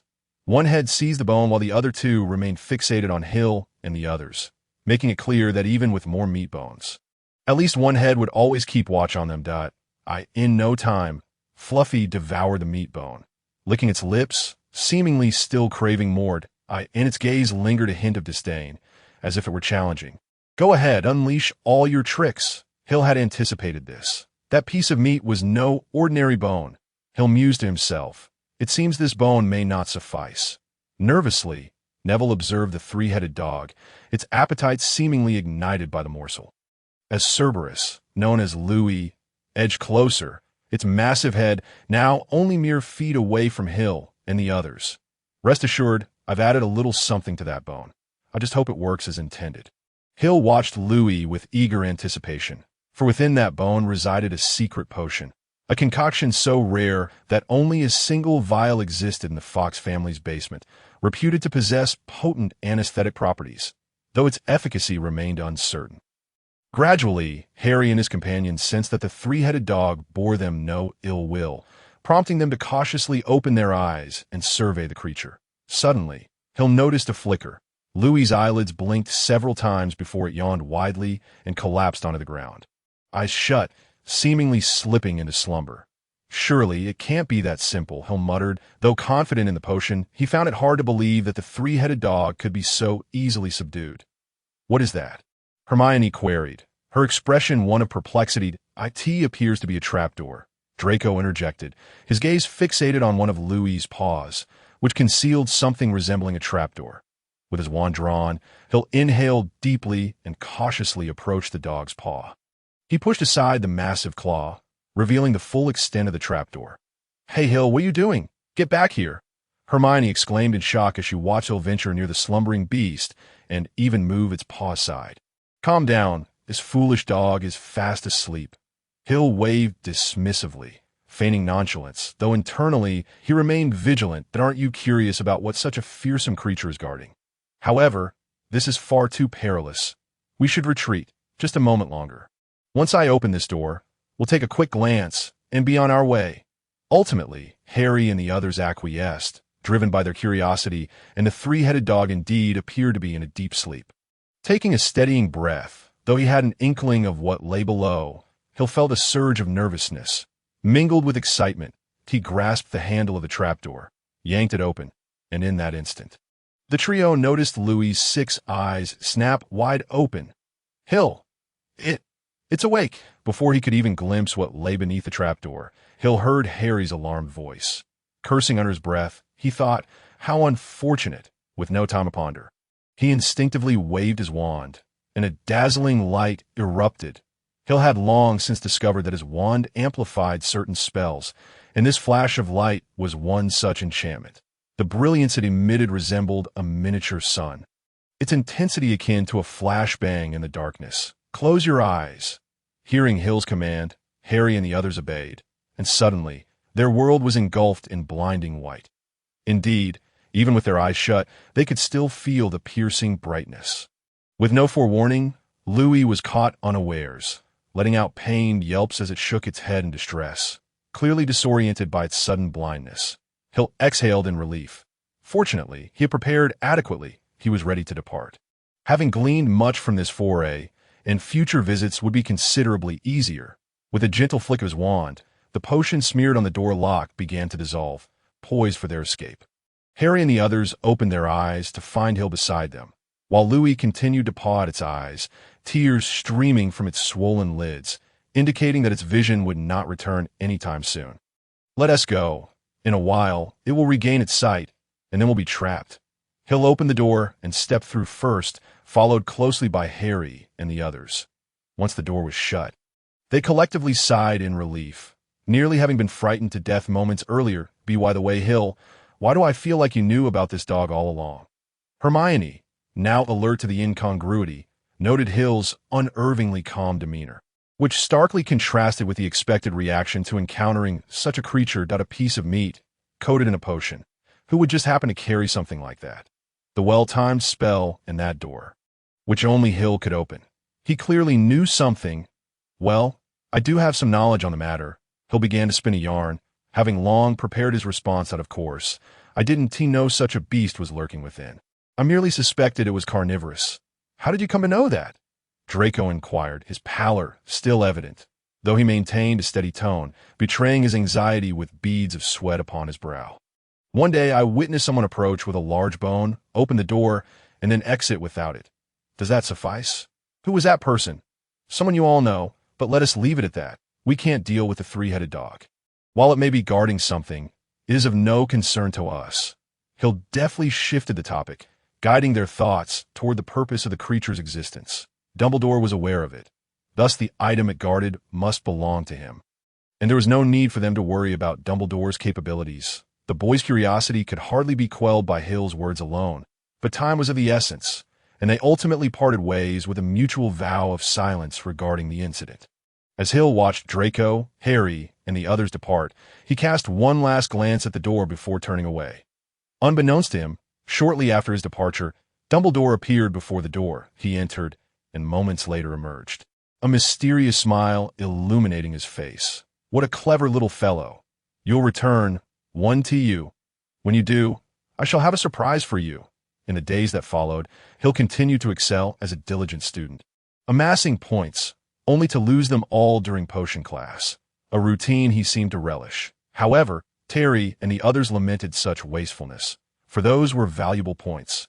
Hill remained unfazed, fully aware that with Dumbledore's influence, the House Cup would undoubtedly belong to Gryffindor, serving as encouragement for Harry and the others. Thus, the House Cup held no significance for him, as he was certain it was unattainable. He was preoccupied with planning his next endeavors. Contemplating the Halloween troll, the enigmatic basement, the mirror of Ariste, and the unicorns of the Forbidden Forest, all subjects of great interest to him. Through his recent explorations, he had come to understand the 3-headed dog Louis better. Indeed, it possessed a trace of the legendary Cerberus, a true hellhound's bloodline. Hagrid had mentioned acquiring it from a Greek individual, suggesting that hellhounds were a specialty of Greece. Louis, the 3-headed dog, exhibited remarkable resistance to spells and potions, boasting immense physical strength, making it a formidable adversary for wizards. Fortunately, it appeared to have little resistance to music, succumbing to sleep at the sound of a tune. Otherwise, it would have posed significant trouble. Moreover, it may possess other unique abilities, particularly ones aimed at Voldemort. Were this not the case, Voldemort could easily breach the defenses without needing to delve into the creature's vulnerabilities. Hill conducted meticulous experiments, placing a piece of music at the trapdoor's threshold, and upon opening the door, Louis indeed fell asleep. Thus, the first obstacle, the three-headed dog, was surmounted by Hill. That it is worth noting that all subsequent challenges were devised by the professors.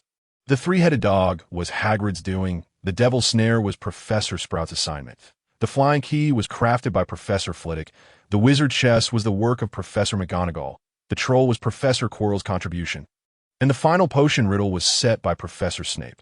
Among these individuals, aside from Hagrid, who claimed to be Dumbledore's most trusted ally, the rest were the heads of the four houses, their loyalty beyond question, save for Quirrell, whose intentions remained uncertain, that he appeared remarkably out of place within, utterly incapable of being among those tasked with designing the challenges. Point 1 can only conclude that Dumbledore was intentional in his actions, and that Voldemort willingly stepped into this trap, exhibiting no concern that Dumbledore might seize the opportunity to strike.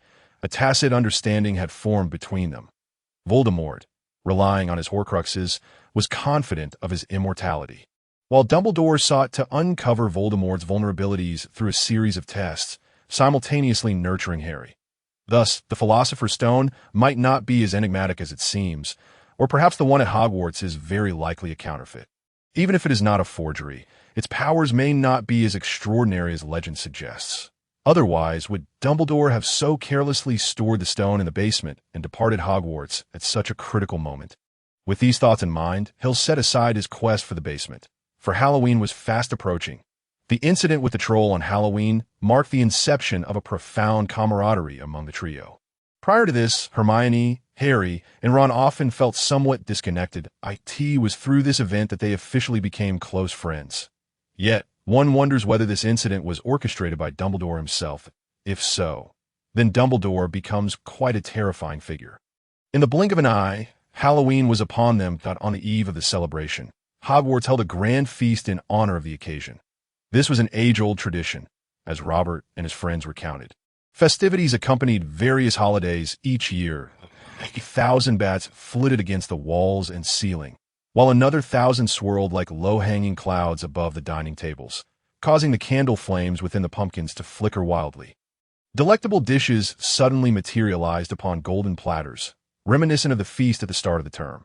Hill continued to sip his beloved lemon juice leisurely, noting the absence of Quirrell. It seemed he had gone to unleash the troll. Drawing the professor's attention, and perhaps seizing the opportunity to investigate behind that door, it had already been 2 months since their arrival at Hogwarts. Terry, munching on his food, mused on the swift passage of time. Indeed, 2 months had flown by, and in just over a month, Christmas would arrive. Following Christmas, final exams would loom, a daunting prospect. Instantly, silence enveloped the group before they simultaneously exclaimed, "Hill, you scoundrel, are you afraid of the finals?" The ones who should be terrified are us. Faced with the indignant stares of his peers, Hill shrugged, exclaiming in exasperation, "Come on, you're all Ravenclaws. ISNT acing exams a trivial matter. However, being a Ravenclaw does not guarantee one won't fail. If one does, it could be quite troublesome. If the family finds out, forget about enjoying the holidays. Then start reviewing now. I assure you you'll pass. There's still over a month until the exams. Let us discuss that later. Honestly, I can't be bothered to argue with you." He'll glance toward Gryffindor's table, and as expected, Hermione was absent, likely still embroiled in some disagreement. He resolved to check on her when the troll made its entrance, for any mishap would not be enjoyable. Moments later, a staggering figure burst into the great hall, capturing the attention of all the students with his voice. "The troll is in the dungeons. I thought you ought to know." At this moment, aside from Quirrell, no one else at Hogwarts would dare to deliver such a message. And no sooner had he uttered those words than Quirrell collapsed onto the floor, unconscious. Whether he had genuinely fainted or was merely feigning did not matter. What was significant was that Quirrell had successfully incited chaos. The dining hall erupted into pandemonium. Dumbledore was compelled to produce several sharp bursts of fireworks from the tip of his wand before calm was restored. "Head of house," he said in a low voice, "immediately escort your students back to their dormitories." Robert and Penino organized the students' exodus from the hall. The Ravenclaw students exited in an orderly fashion. Once outside, Robert conducted a head count. Wait, one is missing. Furrowing his brow, Robert meticulously checked each student before turning to Penino. Have you seen Lily? Lily, she is not here. Not here. I've checked, she is definitely not here. After confirming Lily's absence multiple times, Robert addressed the group. Has anyone seen Lily Dupin? Everyone exchanged glances until Padma raised her hand. I saw her. She said she felt a bit unwell and went to the restroom. Hill had initially intended to make a discreet exit, but the impeccable order of the gathering made it inconvenient. However, upon hearing that Lily had also gone to the restroom, he could no longer maintain his composure. This was a situation that had never occurred before. Ahem, I also feel unwell. I'll just step out to the restroom. With that, Hill darted from the Ravenclaw crowd and vanished into the chaotic throng ahead. Damn it! Robert stomped his foot, hesitating a moment before addressing Penino. You take the students back. I'll inform Dumbledore of the situation. Go ahead. I'll handle things here. As the hall gradually emptied, Quirrell, ignored on the floor, slowly sat up, brushing off the dust from his robes, a satisfied smile spreading across his face as he surveyed the now deserted hall. Fools! Now is not the time to relax. Hurry and retrieve the Philosopher's Stone. I've had enough of this half-human, half-ghost existence. A sinister voice materialized, causing Quirrell to tremble. He bowed even lower. My master, please be patient. I shall fetch the Philosopher's Stone for you at once. Wait, first remove that wretched turban. I wish to see this hall once more. As you command, my master. Quirrell lifted his hands to untie the turban from his head. As it fell away, his exposed scalp appeared unusually small. He then turned slowly, revealing what should have been the back of Quirrell's head. Now a grotesque, terrifying visage. The face was chalk white, with glowing red eyes and two snake-like nostrils below. This was Voldemort's countenance. Ah, finally, after all these years. I have returned to this hall. Here, I spent 7 years, the most fascinating years of my life. Voldemort gazed upon the familiar surroundings, noting that despite the passage of time, nothing had changed. Hogwarts was eternal. And so too must I be. With a snap, Voldemort's face turned towards the entrance of the hall, and with a gentle wave of his hand, a figure poised to flee was seemingly seized by an invisible hand and brought before him. Extract the soul, capture the essence. Oblivion, with Quirrell's assistance, Voldemort successfully controlled the individual before him, delving into their memories. Interesting. It appears our plans will require some adjustments. Voldemort's interlude, a figure boldly emerged, Hill racing towards the girls' restroom, where the troll likely awaited, along with Lily and Hermione, who should not have been trapped there. Concerning Hermione's presence, which was expected, Hill was far more anxious about Lily, who was not meant to be in that location. All along, Hill's greatest reliance had been the complete Harry Potter series. The events that had transpired thus far confirmed that the stories within that book reflected his reality, foreshadowing what was to come. With this book in hand, Hill felt akin to a player wielding cheats in a game, fully aware of every plot twist, able to navigate dangers, and transform his fortunes into fortunes. This was his greatest source of confidence. Up until now, events had never deviated from the narrative within the book. Everything unfolded precisely as described, without a single discrepancy. It was precisely for this reason that Hill dared to engage in numerous, seemingly perilous activities, emboldened by the knowledge he possessed. Yet now, with Lily's unexpected presence in the girls' restroom, an occurrence that should never have happened, Hill realized the book could no longer be wholly trusted. He contemplated pausing all actions, choosing to deliberate carefully before making decisions. After all, one only lives once. Oh no, that's the girls' restroom. Ahead, he heard Harry and Ron's voices. It seemed the reckless Gryffindors had locked the restroom door, trapping Hermione, Lily, and the troll inside. Stand aside. With a thunderous roar, Hill exclaimed that every passing moment could determine a person's life or death, and he lacked the patience to wait for Harry and Ron to leisurely open the door. The door of the ladies' restroom shattered into pieces under Hill's spell, the fragments violently swirling into the restroom and crashing down upon the troll's head. In a matter of mere breaths, Hill swiftly bypassed Harry and Ron. Dashing into the restroom, his gaze swept around, and an immediate heaviness settled in his heart. Why was it only Hermione? Hermione huddled in a corner, seemingly on the verge of fainting, and opposite her stood a troll. A foul stench assaulted Hill, a nauseating blend of dirty socks and an eternally unclean public restroom. The source of this repugnant odor was the troll, who was rubbing its head, having been struck by the door. Towering at 12 feet, the troll's skin was dull and lifeless, resembling gray granite, its massive and clumsy body akin to a heap of giant rubble, topped with a head the size of a cocoa bean. Its stout legs were as thick as tree stumps, ending in broad, calloused feet. The odor emanating from it was enough to induce retching. Clutching a hefty wooden club in its long arms, the weapon dragged along the ground. While Hill searched the surroundings, the troll had recovered, malice flashing in its small eyes as it fixated on Hill, recognizing him as the one who had just attacked. The troll swung its club in a fit of rage, with its target being Hermione, who stood beside Hill. Petri ficus totalis. Hill cast a petrification spell at the troll, but the creature's magical resistance proved formidable. It merely paused momentarily before continuing its assault, accompanied by a howling wind. Stupefy, ineffective, obstacle after obstacle.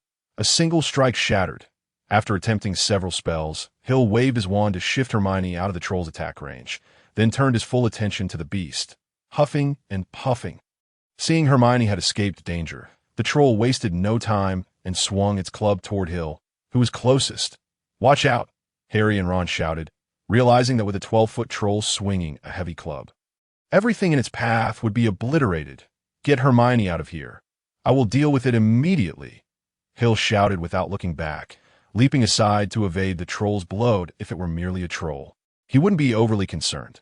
However, sensing the murderous intent radiating from the creature, he understood that this troll was far more dangerous than the three-headed dog Fluffy. It was truly capable of killing. This was precisely why it was placed in the final challenges, designed not to harm the reckless students who dared to intrude. One couldn't help but wonder which was more formidable, Fluffy or this troll. Even in the face of the raging troll, Hill remained remarkably composed. Danger? Ha! Merely a spice to add flavor to this academic life, making it all the more intriguing a mundane existence, with its slow decay, the weakness of the soul, and the despondency of will. Such days were ones Hill had long grown weary of. Why had he come to Hogwarts? Simply out of boredom, if his time at the school was to be spent in monotonous idleness. Then what difference did it make whether he attended or not? To make his days more interesting, he openly confronted Snape, and having a rival at least made his life less tedious. The friendships he forged and the camaraderie he experienced brought him an unprecedented joy. At this moment, the so-called troll was merely a diversion from Hill's boredom. He was merely playing. Moving with the grace of a waltz, Hill demonstrated to Harry and the others what it meant to engage in elegant combat. Regardless of the troll's high magical resistance, spells would still inflict some pain upon it. Hill had not ceased casting spells from the very onset, unleashing a deluge of incantations upon the troll.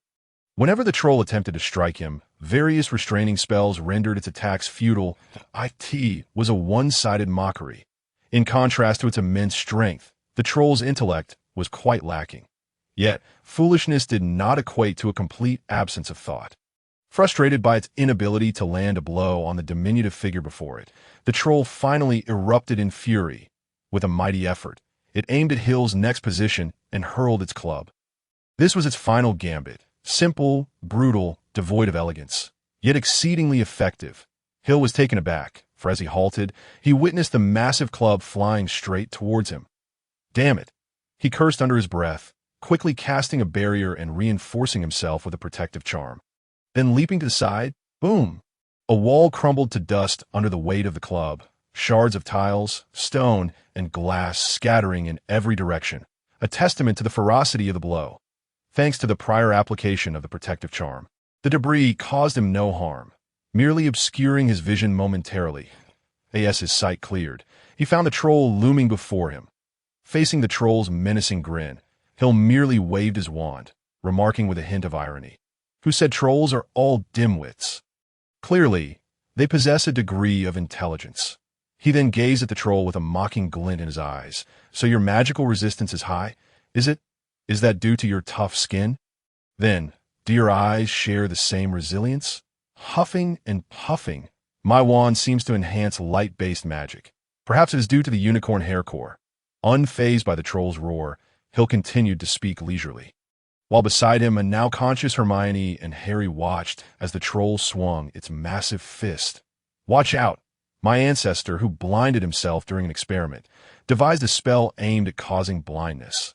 The principle involves concentrating flickering light into an extremely fine, focused beam, then targeting the opponent's eyes to induce blindness, with a chance of permanent sight loss. You are quite fortunate to be my first experimental subject, so brace yourself." Luminous, a silver light flashed from the tip of Hill's wand, and Harry and the others merely caught a glimpse of something darting past, utterly unable to comprehend it. Roar. The troll emitted a sound it had never before made, not from any other reason, but from pain. Its eyes, in the very next moment after Hill cast the spell, were rendered sightless. Wingardium Leviosa. Hill levitated the troll's massive club and delivered a powerful blow to the back of its head. The back of the head, the troll's most significant weakness. The troll swayed momentarily before collapsing face-first onto the floor, creating a thunderous crash that shook the entire room. Dust filled the air, prompting Hill to cough a few times before stepping out of the area and approaching Hermione and the others. "All cleaned up."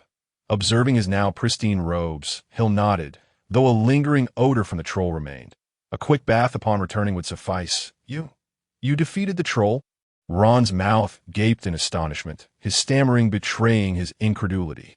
Indeed, it was remarkable for an 11-year-old first-year student to nonchalantly take down a troll.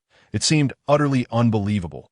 Had Ron not witnessed it himself, he would never have believed it. That was far too dangerous. We should have waited for the professors to come and handle it." "Well, do you think you could have held out until the professors arrived, Hermione?"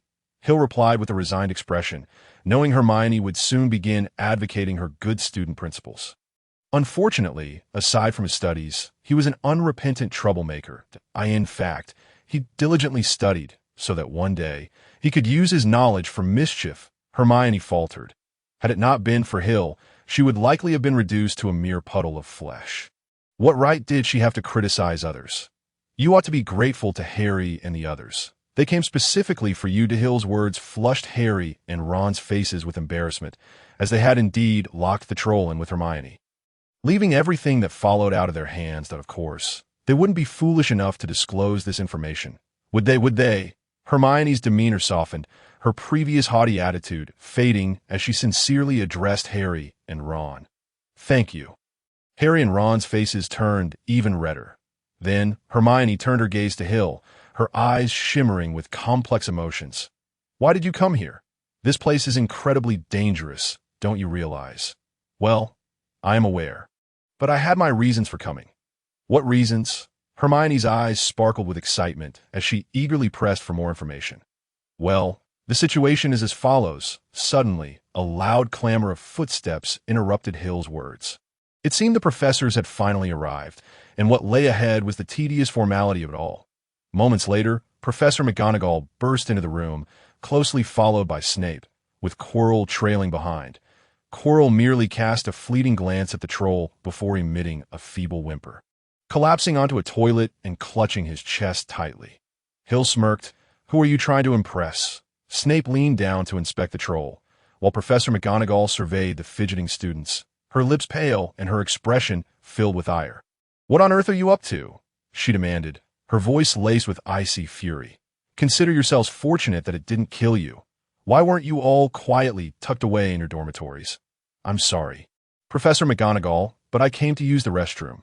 My stomach was upset," Hill replied innocently, his expression suggesting he was genuinely caught off guard. "Using the girls' restroom, were you?" Professor McGonagall shot Hill a fierce glare. Robert had already apprised the professors of the situation, albeit stating that Hill had gone to the restroom. But what were the odds of such a coincidence? Snape, having completed his examination of the troll, approached McGonagall and remarked ominously, "The troll is blind. It appears it was temporarily blinded by a bright light." "Is that so?" McGonagall inquired skeptically, directing her gaze toward Harry and the others, finally resting her eyes on Hill. "Was it you, Mr. Fox?" "Indeed. The circumstances were. Very well. Your honesty is commendable, but you have violated school rules, Ravenclaw. Please refrain from such behavior." "Miss Granger," Following this, Hermione concocted a lie to extricate them from trouble. Perhaps McGonagall was aware of her deception. Yet Hermione bore a striking resemblance to her younger self, prompting her to consciously shield Hermione. This pattern persisted, as McGonagall remained indulgent towards Hermione. Hermione hung her head, while Harry found himself at a loss for words. Hermione was the least likely to contravene school regulations, and now, in an effort to spare them from trouble, she had fabricated a story claiming she had broken the rules that it was utterly astonishing, akin to Snape suddenly distributing sweets to everyone. Miss Granger, as a result of this incident, Gryffindor will lose 5 points, McGonagall stated, her disappointment palpable. If you are unscathed, it would be best to return to Gryffindor Tower. The students are enjoying the Halloween feast in their respective houses.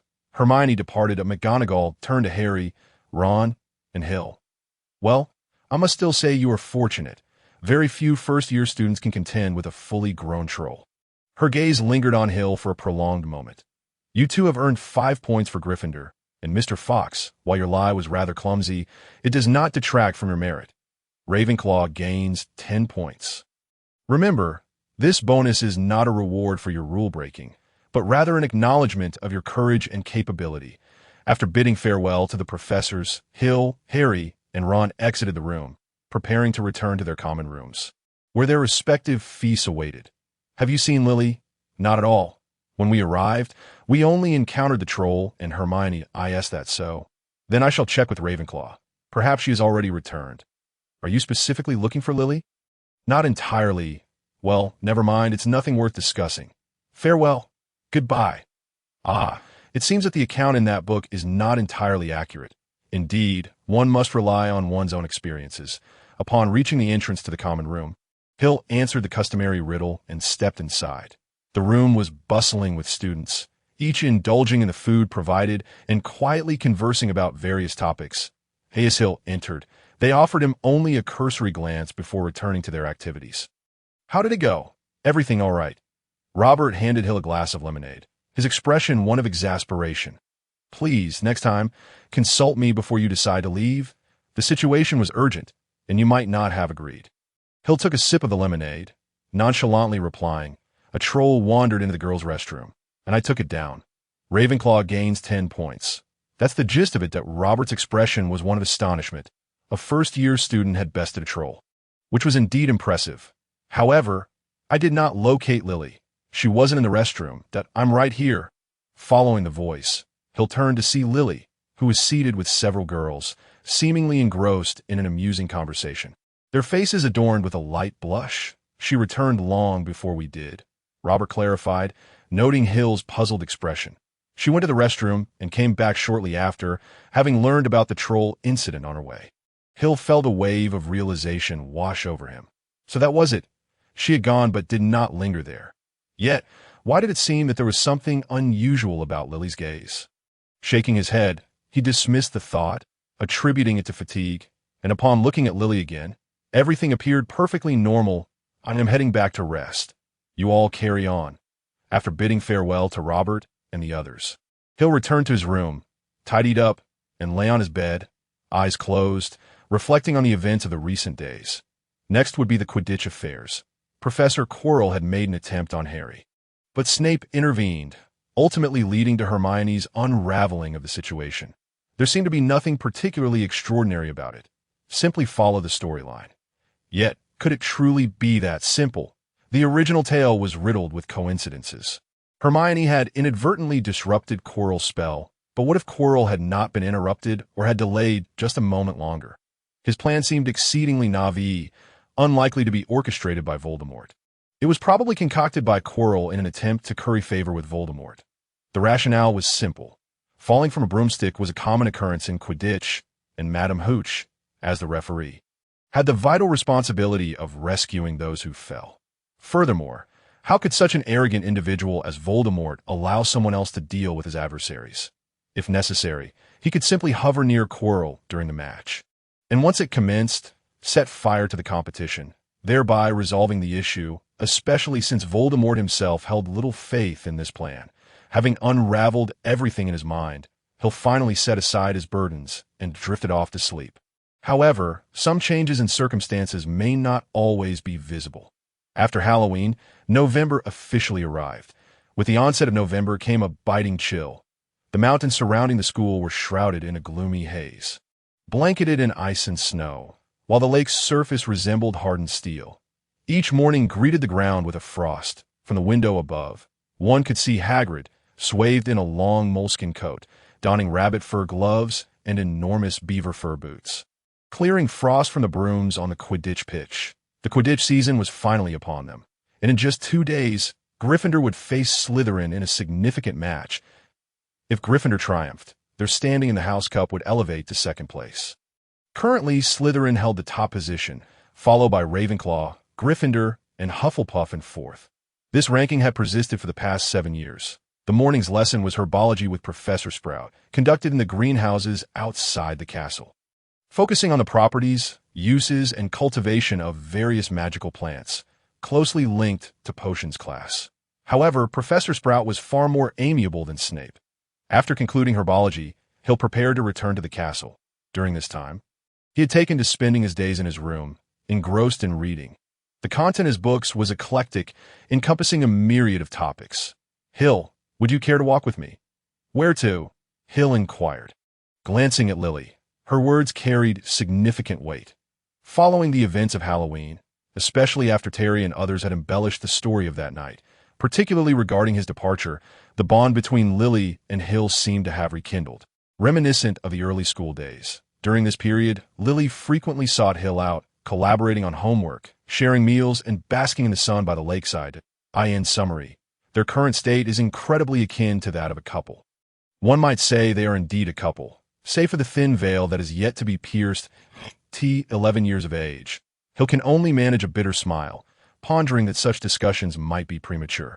Consequently, his demeanor remains tepid and indifferent, passively accepting the presence of a girl by his side. "Let us venture somewhere exhilarating," exclaimed Lily, her face aglow with mystery, undoubtedly accompanied by an undeniable thrill. 8 times. Hill finds himself questioning the reliability of the Sorting Hat. How could he be surrounded by so many individuals with Gryffindor traits? Shouldn't Ravenclaw be characterized by gentlemen and ladies instead? Let me think. Snape's office? Now, that would certainly be thrilling. With a chuckle, Lily found herself amused by Hill's dry wit, and he joined her laughter, reveling in the pleasant atmosphere. "All right then, let us head to the Forbidden Forest," Lily said, her tone turning serious as she playfully struck Hill's arm, that a fleeting expression of discomfort crossed his face. Perhaps a subtler reaction would have been more effective. The Forbidden Forest? Hill's brows knitted together. It was hardly a safe locale, teeming with all sorts of creatures. Unicorns, giants, centaurs, dragons, and serpents alike. Indeed, they had explored all the intriguing spots in the vicinity of Hogwarts, with the sole exceptions being the depths of the lake and the Forbidden Forest, which held an air of mystery that beckoned them to investigate. Lily's sentiments were quite fitting for her character. She and Hill shared a certain restless spirit, both inherently filled with adventurous inclinations. Recently, they had traversed the entirety of Hogwarts surroundings, and if there were any places left unexplored, it would only be the lakebed and the Forbidden Forest. Every Hogwarts student had been warned by Dumbledore upon enrollment to steer clear of the Forbidden Forest. Yet countless students, particularly those from Gryffindor, had clandestinely treated it as their backyard. "Are we really going? Can't we choose somewhere else?" "It's not exactly a fun place," Hill protested, "but I find it fascinating. I've heard many speak of it, and it seems Gryffindors have visited it often. It must be interesting. Trust me, it's not don't believe those tales. They've never been there themselves, so you have been." Hill shook his head, having read numerous books about the Forbidden Forest. Yet he had never set foot inside. "Then are we going or not?" "If you're not coming, I'll go alone." Faced with Lily's ultimatum, Hill could only surrender, realizing he couldn't let her go by herself. Estimating the timeline, the slaying of unicorns seemed to have occurred after Christmas, so it was still relatively early. Surely, there would be no trouble at the tea least during the day. Voldemort wouldn't dare to show himself openly. As for everything else, Hill was confident in his ability to escape should the need arise. With lunch still some time away, Hill decided to accompany Lily to the Forbidden Forest, intending to remain near the outskirts for a while before returning, which he deemed the safest course of action. For reasons he couldn't quite explain, Hill felt an unsettling sense of something being amiss. Though it was faint, barely perceptible, he generally trusted his instincts. And while he didn't sense immediate danger, he felt something was off. Yet, with no apparent threat, Hill and Lily stepped into the forbidden forest, circling the perimeter. To be honest, Hill felt a twinge of regret. Although it was daylight, the dense trees obscured much of the sunlight, casting the area in an eerie gloom. The trees grew in bizarre shapes, and various strange sounds echoed around them, creating a decidedly uncanny atmosphere. In contrast to Hill's preoccupied thoughts, Lily appeared to revel in the ambience, and had it not been for Hill's reminders, she would have ventured deeper into the forest long ago. Even so, they unconsciously found themselves progressing further into the depths of the forbidden forest, oblivious to the fact. Suddenly, a feeble cry reached their ears, a lamenting wail. Hill instinctively drew his wand, grasping Lily's hand without hesitation as he stepped back. His gaze fixated on the source of the sound. In the next moment, a figure emerged from the shadows of the trees, adorned with a purple scarf, possessing an anxious demeanor and a peculiar scent. It was precisely the last person Hill wished to encounter. Quirrell, Professor Quirrell, what brings you here? Although it was a rather superfluous inquiry, Hill hoped for a plausible explanation. His trepidation stemmed not from Quirrell himself, but rather from Voldemort, the Dark Lord who could give even Dumbledore a headache. I was merely here to collect a little something, Quirrell stammered, his reasoning seeming somewhat plausible. However, the silver liquid dripping from his fingers betrayed a darker truth. Hill recognized it without having to consult any book. It was unicorn blood. To his astonishment, Quirrell had begun hunting unicorns so early. Yet, it made sense. The discovery of such acts occurred around Christmas, but it was never stated that the hunting commenced then. A faint smile crossed Hill's face as he directed a grin toward Quirrell, saying, "Well then, I shan't disturb you any further. I'll take my leave. Please, continue to no. Quirrell shook his head, a sinister glint flashing across his features as he watched Hill retreat. "You shall not leave. Stupefy." A beam of red light shot forth from Quirrell's wand, hurtling straight toward Hill. Should he be struck, he would undoubtedly lose his ability to resist. Tisich, just a 5th-level wizard. You truly are weak. Hill had never witnessed Quirrell in action, and his strength had always been a mystery. However, he couldn't be too strong. Otherwise, Voldemort wouldn't be able to control him so easily. Hill estimated Quirrell's power to be somewhere between levels 5 and 6. Not particularly formidable. 5th level is sufficient to deal with someone like you.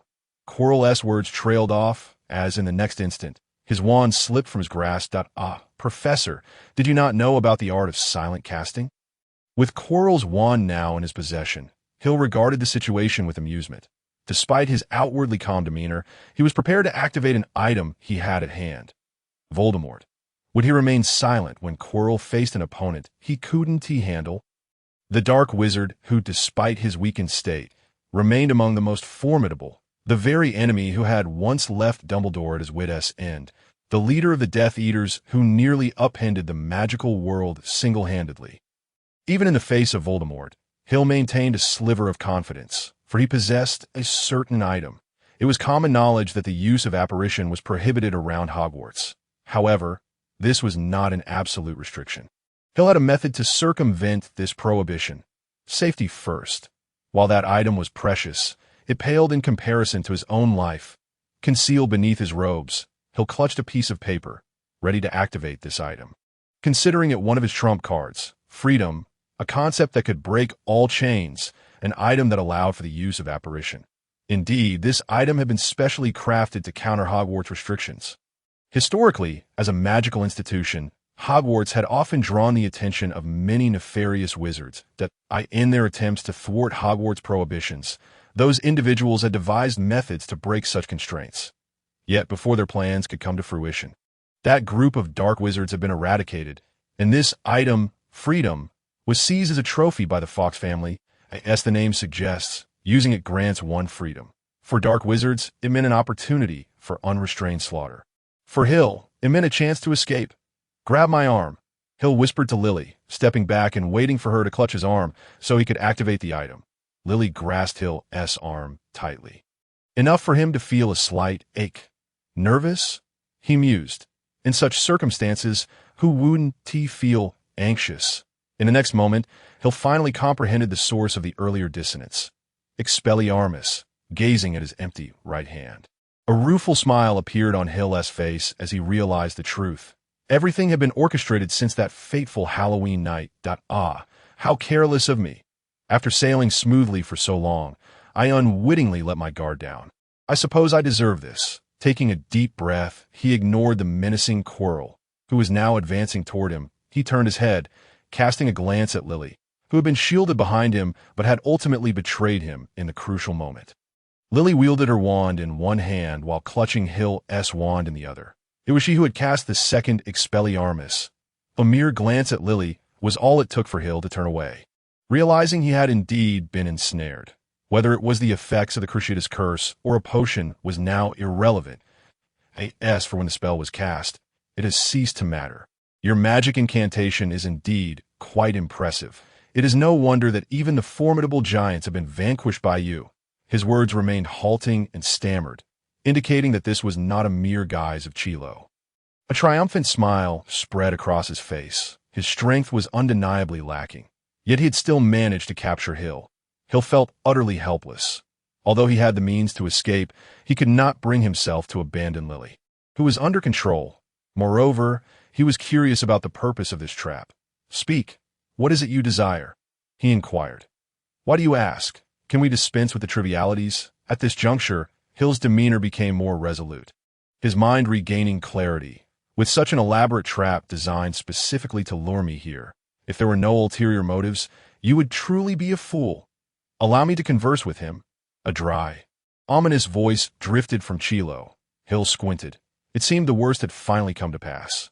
The next scene would involve Chilo unwrapping his scarf to reveal the grotesque and terrifying visage of Voldemort. Although he had foreseen this in his mind, the sight of Voldemort's countenance still startled Hill. Faced with that hideous face, Hill furrowed his brow and asked, "The Dark Lord, you appear to be remarkably unfazed." Voldemort, seemingly patient, regarded Hill with a glimmer of curiosity. While he had anticipated some degree of capability from this young boy, Hill's calm demeanor took him by surprise, but at the same time, it pleased him.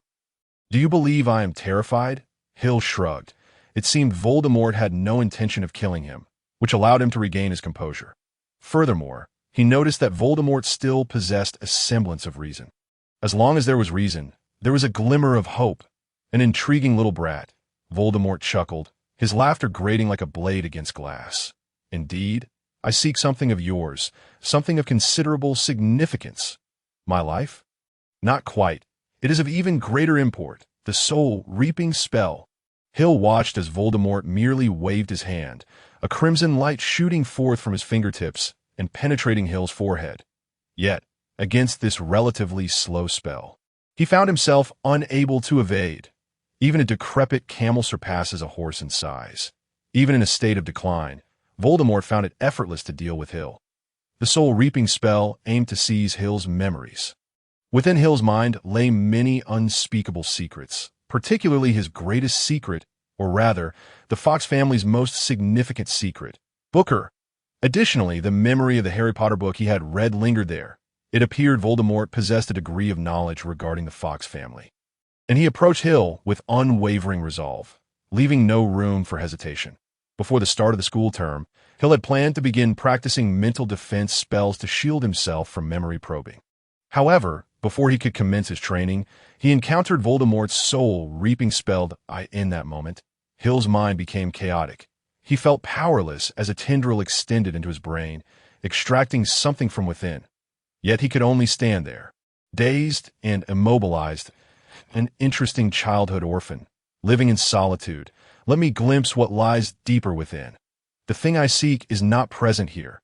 Voldemort's face displayed a satisfied grin, especially as he observed Hill's pale expression, his furious gaze, and his helpless stance. This sensation of controlling another was truly exhilarating. If Voldemort were to uncover the deepest recesses of Hill's memory, the next moment would herald Hill's demise. Hill had grown disinterested in contemplating what Voldemort would do next. Despair had taken root in him. He glanced at Lily, who stood beside him in a similar stupor, her expression vacant, her eyes hollow. Soon enough, they would both become mere fertilizer for this forbidden forest. Ah, I sense your despair. How delectable! Hill paid him no mind, instead quietly staring at the ground, awaiting his inevitable end. Then, a silvery light enveloped the deepest recess of Hill's consciousness, amidst the cascading waves of silver. Reminiscent of an ocean, a shadow wrapped in a cloak gradually materialized. That it was an elderly figure, with a serene countenance, exuding an otherworldly aura, looking down upon the tendril that Voldemort had inserted into Hill's mind.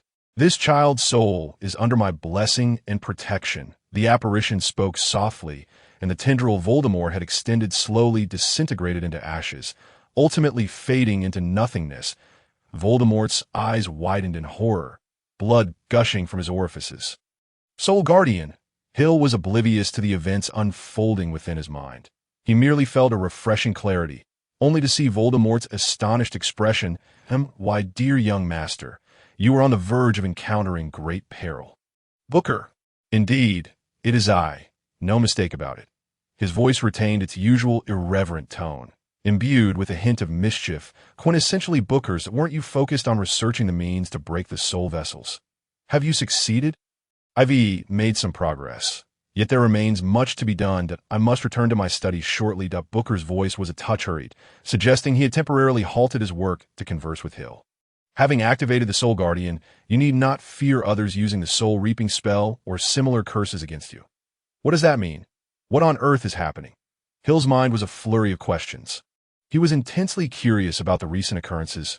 What exactly was the Soul Guardian? Booker seemed reluctant to linger on the topic, vaguely stating, "It's a powerful spell left by your ancestor that can be bestowed upon an individual, rendering them immune to all soul-related curses. Beyond that, your current privileges do not allow me to divulge more." "What do you mean by privileges? How much are you still withholding from me that I cannot disclose?" "Just know that privileges exist. Once you obtain them, I will unlock the next stage of information. Your priority should be to secure the next level of privileges." "How do I obtain them?" "In the basement at home. Beneath the 73rd shelf, there lies a piece of parchment under a floorboard. Just follow the instructions on it. Now, I must return to my research. I'll reach out if anything arises." "You scoundrel! Clarify this." Unfortunately, no matter how fervently Hill shouted, Booker offered no response, seemingly engrossed in his studies. Good grief! How could it possibly be the Soul Guardian? Hill's exchange with Booker lasted but a fleeting moment, while in reality, Voldemort glared furiously at Hill, his face devoid of mockery or calmness. In that instant, Voldemort resembled a gambler who had gone red-eyed with rage, lacking any of the fearsome aura of the Dark Lord. "It appears your soul-reaping spell is ineffective against me. In this moment." Hill was the most elated, though he too was shrouded in confusion. However, this did not hinder him from feigning profundity, with the protection of the Soul Guardian. "Under your current circumstances, you cannot employ any soul-related spells against me without my consent." In Hill's view, the notion of soul spells being ineffective was an exaggeration. How could there be absolute invincibility? Yet he was mistaken. The power of the Soul Guardian exceeded his imagination. Perhaps it was not invincible, but in the current magical realm, it would likely take the combined might of a few ancient sorcerers to breach it. Yet, could one expect Voldemort to ally with Dumbledore and Grindelwald? Voldemort's countenance was grim.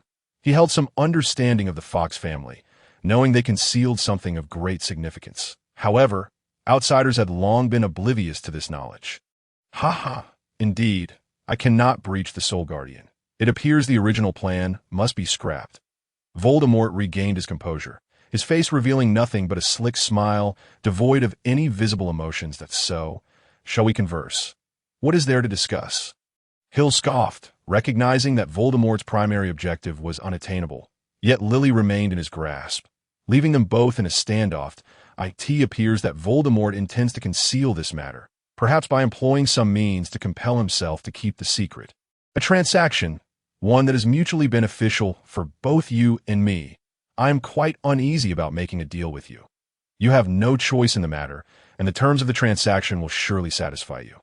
Voldemort's face was alight with confidence, seemingly certain that Hill would not refuse, particularly regarding the whereabouts of your father. "Adric? What?" Hill could no longer maintain his composure. The matter of Adric had always been his foremost concern. For he was his father. No one knows better than I where Adric is, for I was the last person to see him. Voldemort said leisurely, clearly pleased with Hill's reaction. He is not dead. He is still alive. The moment Hill heard Adric's name uttered by Voldemort, he was already convinced that his father was alive, yet hearing it directly from Voldemort filled him with a mixture of astonishment and joy. Is there any proof? I cannot simply take your word for it. Well, I possess an item that belongs to Adric. Perhaps you will recognize it. Voldemort retrieved a black pouch from Quirrell's robes and then produced an object wrapped in a silver handkerchief. Tossing it to Hill, without hesitation, Hill caught the watch, entirely unconcerned that it might be a trap. His mind was solely focused on Adric. He unwrapped the handkerchief to reveal a silver pocket watch. A silver pocket watch, its case adorned with the emblem of the Fawkes family, that Fawkes face, and nothing particularly remarkable beyond that. If there were anything special, it would be the intricate engravings covering the watch, resembling magical runes, though Hill could not decipher them. Upon opening the case, he found a pitch-black dial, devoid of hands or markings, merely a transparent crystal and a black face, leaving him puzzled as to how one could tell the time with it. Perhaps this is not a pocket watch at all. Hill examined the watch closely. Indeed, it was Adric's possession, in the sole surviving family photograph. Adric was seen with this very item. This is my father's belongings. But that does not prove he is still alive, does it? Hill carefully placed the watch into his pocket, casting a disdainful glance at Voldemort. Perhaps he is dead, and you merely acquired his belongings. Nothing more, I assentee that so. Ha, a rather amusing little imp. Voldemort laughed dismissively. Rest assured, transactions are always fair. The initial deal is merely to establish a foundation of trust, thus the terms are quite ordinary and simple. This watch, along with the accompanying information, in exchange for my keeping your entrance into Hogwarts a secret. No, not that. I have no need for you to keep secrets on my behalf. Voldemort shook his head. Do you think Dumbledore is unaware of my existence? Then what do you wish to exchange? Goodwill. What do you mean? It means this watch is a gift to you. Voldemort wore a broad smile, though it appeared rather human. This watch is of no use to me, yet it holds significant value for you. Nevertheless, presenting it to you signifies my goodwill, and it is evident that your hostility towards me is not as pronounced. It seems to stem more from your concern for Adric. Hill fell silent for a moment. Indeed, he harbored no significant animosity towards Voldemort, although there remained a trace of it due to Adric. So I was right, wasn't I? Voldemort's smile grew ever more radiant, and his demeanor increasingly human. We are not irreconcilable foes, are we? That will have to wait until I ascertain my father's condition. Trust me, Adric is doing quite well. Voldemort spoke earnestly. Adric is the subject of our second transaction. Once the second deal is completed, I shall return him to you. What do you desire? The Philosopher's Stone. That is absolutely out of the question. It seems you are aware of the stone's existence. A glimmer of intrigue flickered in Voldemort's eyes, his gaze fixed intently on Hill. It appears you know more than I anticipated. I would very much like to use legilimency on you to see what thoughts occupy your mind. Then come at me. Hill retorted boldly, with his sole protector at his side. He feared not legilimency. But let us set that aside for now. You should be aware that the Philosopher's Stone is located in the basement, correct? Hill nodded, deeming it unnecessary to conceal any further. I also know there are numerous perilous obstacles guarding it. The stone is hidden at the very end, and I cannot approach it by my own strength. No, you will find a way, for I will furnish you with the methods to overcome all obstacles. Voldemort's face was filled with cold mirth. I have already obtained the means to surmount all challenges. It is merely that Dumbledore has kept a vigilant watch over me, making it difficult for me to act. How do you deal with the three-headed dog? Hill found it hard to believe that Voldemort had acquired the means to bypass it so soon. Was he not supposed to learn of it only after Christmas? When Hagrid acquired the dragon egg? Music! Just a little music, and it will fall asleep? Hill was utterly astounded. That fool Hagrid, as consistently foolish as ever, had revealed it so easily. Voldemort wore a look of disdain. This classmate of his was indeed lacking in certain aspects. I knew how to bypass the three-headed dog the very next day after the obstacles were set out of course, to keep Dumbledore and the others complacent. I refrained from attempting to breach those challenges. I even purposely inquired about the means to bypass the three-headed dog, leading them to believe I had no inkling whatsoever. If previously Hill had held Voldemort in slight contempt, now he harbored a faint sense of trepidation. Even in a diminished state, lacking a corporeal form, Voldemort remained Voldemort. He was one of the few who had contended with Dumbledore for the better part of his life without faltering. Initially considering Voldemort merely a remnant of a soul, he now displayed formidable intellect, not succumbing to the anticipated madness.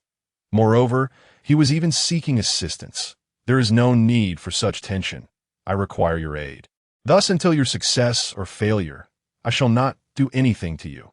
Pleased with Hill's apprehension, Voldemort paused briefly. I have also selected the timing, during the Quidditch match between Gryffindor and Slytherin.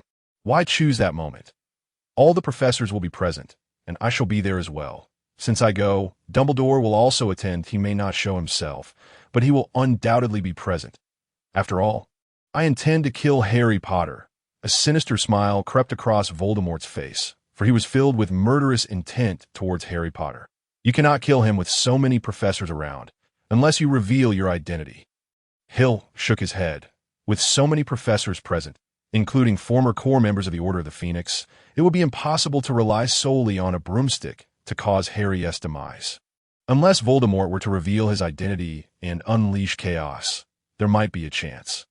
After all, he possesses Horcruxes, which render him nearly immortal. If I were to act without regard for revealing my identity, then Harry would undoubtedly perish. I have that confidence. Voldemort appeared certain of victory, and in response to Hill's skepticism, he slowly explained, precisely for this reason, Dumbledore must be present. For apart from him, no one can impede me. It seems that Voldemort is still unaware of the protective charm's function, or perhaps he simply does not care for that spell, having other means to deal with Harry. The Philosopher's Stone, that is what I desire. Harry Potter's life, that is also what I seek.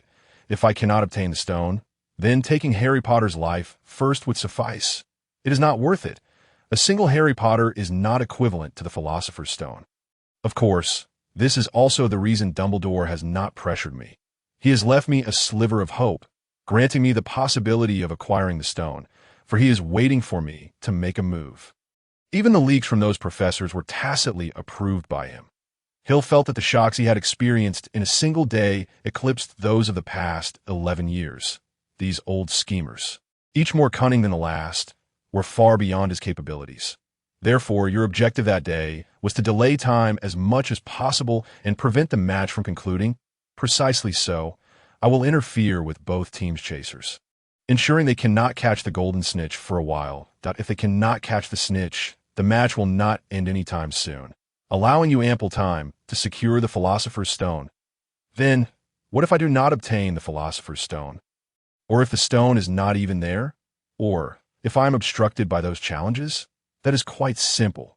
Should you be discovered, I shall not hesitate to eliminate Harry Potter at all costs. If it is merely due to your absence or failure to pass the trials, then I regret to inform you that the moment you acquire the Philosopher's Stone, I shall release your father. Voldemort stated nonchalantly, for the Philosopher's Stone was not an absolute necessity for him. It merely expedited his recovery. He was thoroughly dissatisfied with his current predicament, so it's settled. After a moment of contemplation, Hill nodded, harboring his own calculations. He then turned to Lily, who stood nearby, and added, as a condition, lift her soul-binding curse. Otherwise, I shall refuse. No problem. Unexpectedly, Voldemort did not bargain with Hill. He unhesitatingly lifted Lily's curse. Such magnanimity is a rarity among individuals. Well then, I must take my leave. Should anything arise, I will inform you. I cannot be away from the castle for too long, lest Dumbledore come searching for me. Voldemort retrieved his scarf and, with a look of disdain, wrapped himself in it once more as he strode past Hill. One last question. Was it you who controlled Lily's proximity to me during this time? Hill inquired, unable to restrain himself as he watched Quirrell nearly exit. His gaze shifted to Lily, who lay in his arms, a flicker of hesitation crossing his eyes. He posed the question nonetheless. Merely a nudge. It seems this little girl has taken an interest in you. I merely guided her to express those feelings. Quirrell paused, and Voldemort's voice was filled with sentiment. love, familial bonds, friendship. Hill, you betrayed your friendships for love and family. Do you not feel a twinge of guilt? Hill fell silent for a moment. It appeared Voldemort had little interest in his response as he swiftly departed the forbidden forest, vanishing from sight. My answer is this. I shall never betray any emotion. Transaction divider Hill, are you truly not going? This is Quidditch, after all, and the match between Gryffindor and Slytherin is bound to be particularly captivating, with surely some intriguing events unfolding that I have a few matters to attend to. Simply inform me of the outcome later. What a pity. Very well, we shall take our leave. Indeed, farewell. As Hill gazed at the now empty dormitory, he took a deep breath. It was time to begin.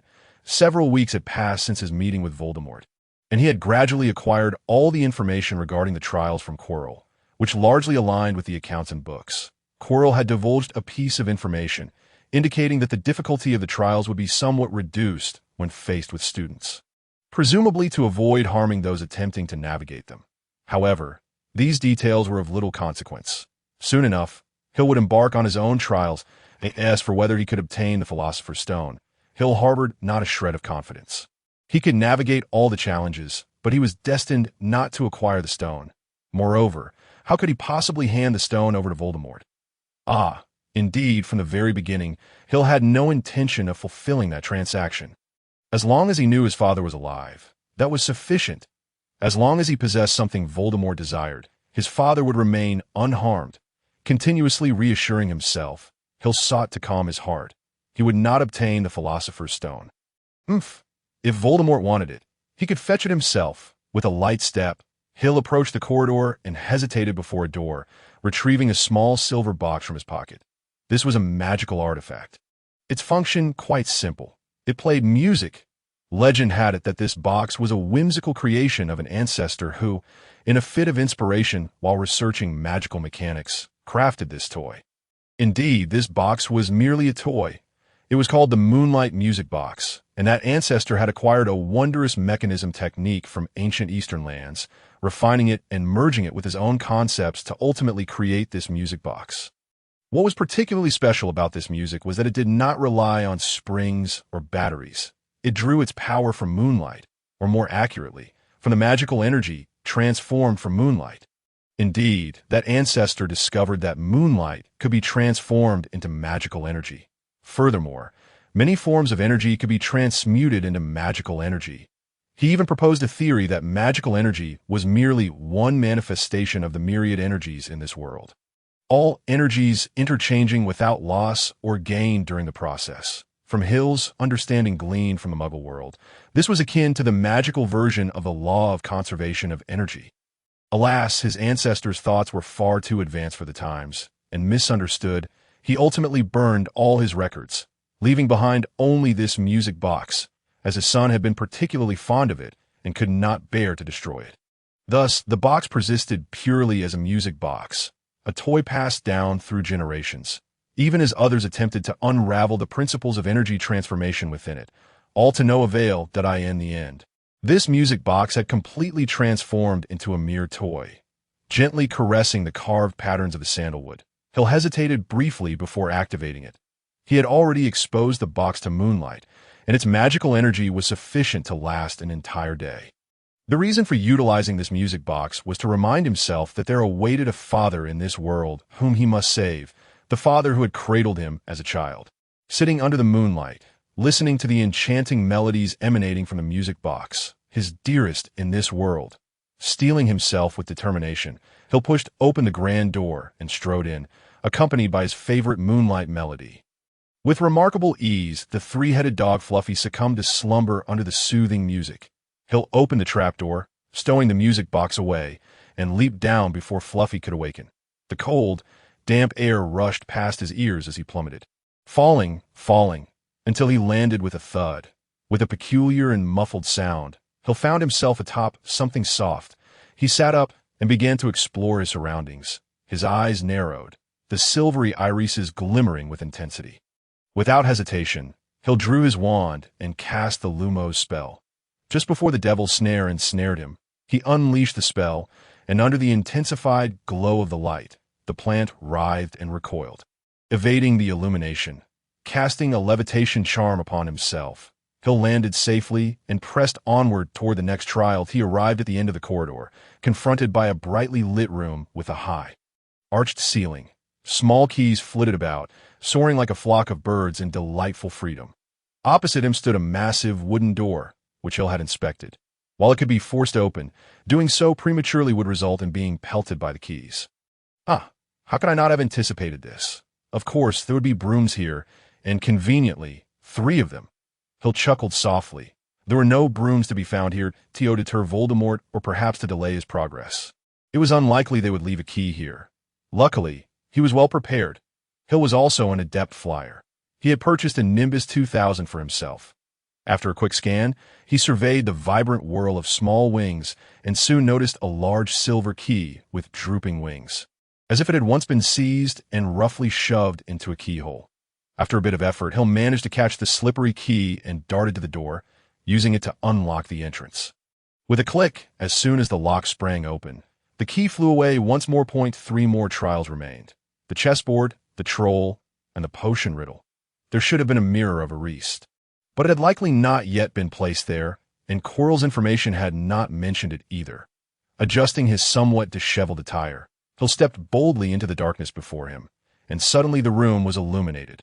Revealing the path ahead, Hill found himself standing beside a gigantic chessboard, facing black pieces that towered even higher than he. They appeared to be carved from dark stone and could see the far end of the room. Facing them stood white pieces that a chess match, you say?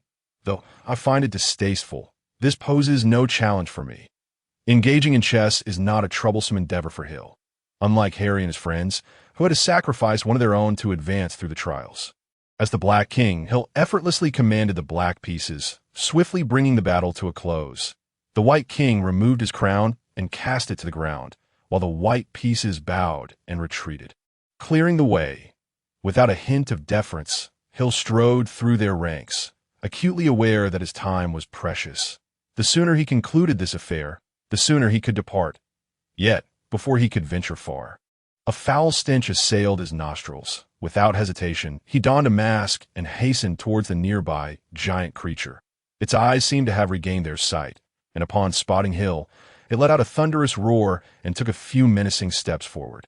However, the moment it beheld Hill draw forth his wand, glimmering faintly with silver at its tip, it abruptly halted, only to engage in an action that astonished Hill. It covered its eyes with its hands. Hill could not suppress a laugh. It appeared the giant had succumbed to a psychological shadow he had cast. Well, there was no need to torment it further. He would grant it a swift end. While he appreciated its ability to learn, he still insisted, "Now, do lie down quietly." A levitation spell effortlessly rendered the giant unconscious, utilizing its own club with little challenge. Shaking his head, Hill quickly traversed the room. Even with a mask, the mere thought of the odor was nauseating. In the subsequent chamber, the furnishings were starkly simple, featuring only a table adorned with 7 uniquely shaped vials. Logical reasoning. How astute of Snape. Hill mused, recognizing that most wizards would likely be perplexed, given that the wizarding world lacked any semblance of logical deduction. While he praised Snape's design, he simultaneously critiqued. However, in the Muggle world, even an 8-year-old child could easily tackle such logical puzzles. As Hill crossed the threshold, a sudden burst of flames erupted behind him, sealing the doorway. This fire was unlike any other. It was purple. Simultaneously, black flames leapt from the entrance ahead, trapping him in between. It seemed these flames had a peculiar effect on souls. Perhaps they could scorch the very essence of one's being, akin to the cursed flames of the dark arts. Hill seized a piece of parchment from the table, and as expected, it bore a logical riddle. Danger lies ahead, safety behind. Among us, 2 can assist you. Drink from them. One will guide you forward, the other will return you to your original place. Point 2 contain nettle wine. 3 are lethal, queuing for your decision. Choose wisely. Unless you wish to linger here indefinitely, we also provide 4 clues to aid your selection. First, regardless of how cunningly the poison hides, they stand to the left of the nettle wine. Second, the contents of the vials at either end differ. If you wish to advance, they will be of no use. Third, the size of the vials varies, and neither the giant nor the gnome conceals the reaper. Fourth, the second from the left and the second from the right, though differing in appearance, share the same scent. After pondering for a moment, Hill articulated 7 vials. 3 are poison, 2 are wine. 1 allows safe passage through the black flames, while the other permits a return through the purple flames. However, if the challenge is designed for intruders, it would be illogical to simply allow passage, particularly with Snape, who would never relent without exacting a toll. Hill's insights stemmed from information acquired from Quirrell. In reality, all 7 potions were toxic. Indeed, given Snape's ruthlessness, he would not leave any escape route unguarded. Naturally, Dumbledore would oppose such an approach, prompting Snape to modify the concoctions, replacing the poisons with an enhanced version of the elixir of life. Unless one possessed an extraordinary constitution or an antidote, they would undoubtedly fall victim. Quirrell had obtained the genuine potion from Snape and subsequently provided it to Hill. Hill had no intention of becoming a test subject. He had a far superior candidate. From his pocket, he produced a small cage containing a mouse, its front paws bearing only 4 toes, appearing restless and eager to flee. Scabbers, this time you shall bear the burden. Indeed, Hill had brought Ron Scabbers to serve as a test subject. After all, the demise of this hapless rodent would weigh on his conscience not in the slightest. With determination, he forcibly administered Snape's potion to Scabbers before tossing the cage through the black flames. As anticipated, all was well. Hearing the squeaks emanating from Scabbers, Hill nodded in satisfaction. Such potions were unlikely to be counterfeit, as Snape would not risk his loyalty being questioned over a mere animal test. Of course, Hill would not disclose his intentional use of Scabbers for experimentation. After consuming the potion, he crossed through the black flames, reclaiming the cage containing Scabbers, and adjusted his attire, realizing that nothing now stood in his way. According to the information provided by Quirrell, Snape's trial led directly to the Philosopher's Stone, although he was aware that it could not possibly be that simple, and that greater challenges awaited him. Hill had never anticipated that those trials would be so formidable. Upon pushing open the door, Hill's gaze was immediately met with an elderly gentleman clad in a wizard's hat, his hair and beard entirely white, and his nose slightly crooked, smiling warmly at him. "Good morning, Headmaster. I just remembered I have a pressing matter to attend to. I shall take my leave." Without a moment's hesitation, Hill turned and fled, for it was no jest. Dumbledore, as the final boss, was a far greater challenge than any mere wizard, save for Voldemort at his peak. "Good morning, Fawkes. Do not rush off just yet. Let us converse for a moment." Dumbledore waved his hand gently, causing the door before Hill to vanish in a thin I in the next instant. Hill found himself in a room adorned with countless portraits. He noticed a shelf in one corner holding the Sorting Hat, while in another corner, a brilliantly colored bird curiously regarded him. This was the headmaster's office. Indeed, this is the headmaster's office. You require anything? I can recommend some. No, I desire nothing. Hill firmly rejected the offer, fully aware of Dumbledore's unique tastes, which contrasted sharply with his own more mundane preferences. He deemed Dumbledore's treasures fit for other unfortunate souls. Oh, how unfortunate! Dumbledore's face fell into a mask of disappointment, as if he truly felt regret. Yet Hill remained unfazed, his mind in a state of turmoil. Just moments ago, he had been in the basement, and now he found himself in the headmaster's office. What on earth was happening? Is there something you wish to inquire about? Seemingly noticing Hill's troubled expression, Dumbledore smiled kindly and inquired softly. "First question, why am I in the headmaster's office?"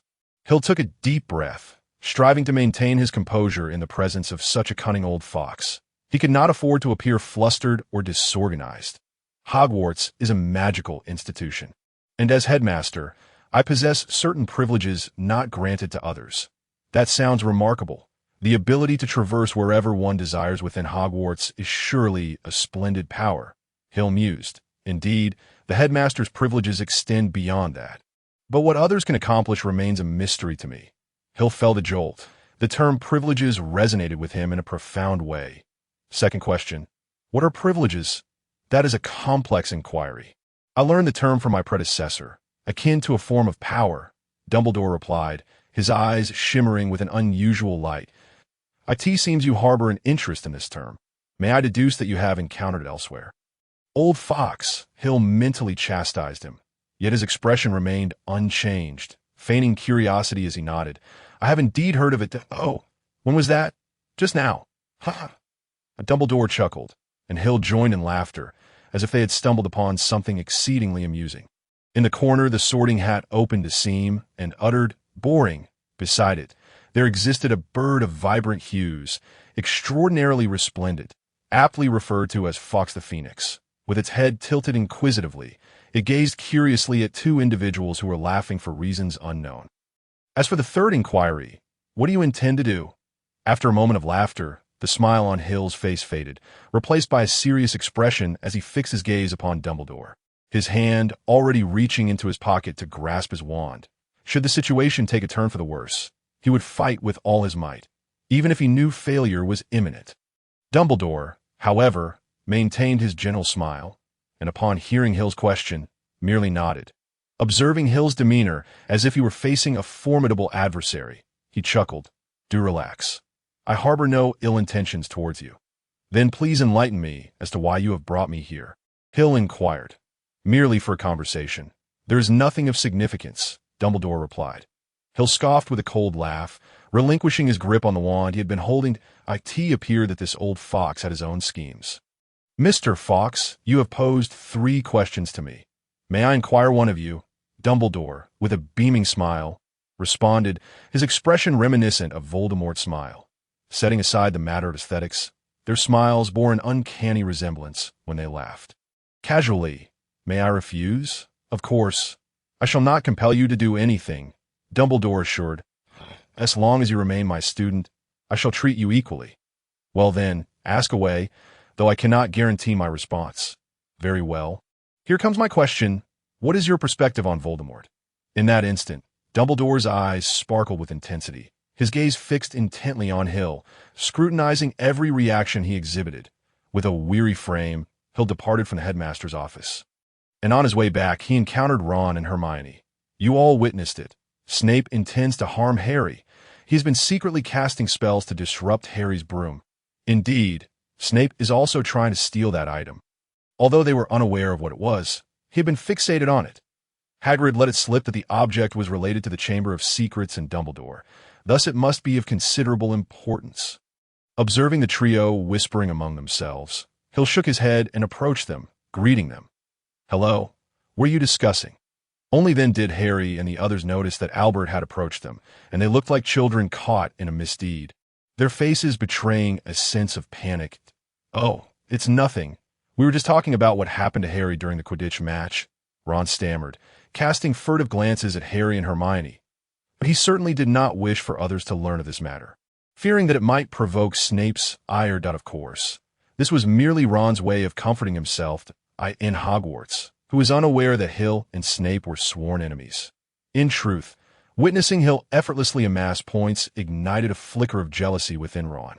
After all, jealousy was a universal sentiment. Ron merely sought to seize this opportunity. If he could successfully unmask Snape and safeguard that significant object, he would undoubtedly earn a substantial number of points. Indeed, during the Quidditch match, someone cast a spell on Harry's broom. Someone was trying to harm him. Hermione, not wishing to involve Hill in this matter, considered the gravity of the situation and was concerned for his well-being. Do not overreact. I'm perfectly fine. Perhaps it was merely the wind or some other reason. Like Hermione, Harry also wished to keep Hill uninvolved, though he shared a fragment of Ron's sentiment. Having an exceptional friend could sometimes be quite burdensome. A glimmer of amusement danced in Hill's eyes as he watched the trio's performance with keen interest. One might say, had it been someone ordinary, they would have already fallen for the ruse. Oh, I have heard everything.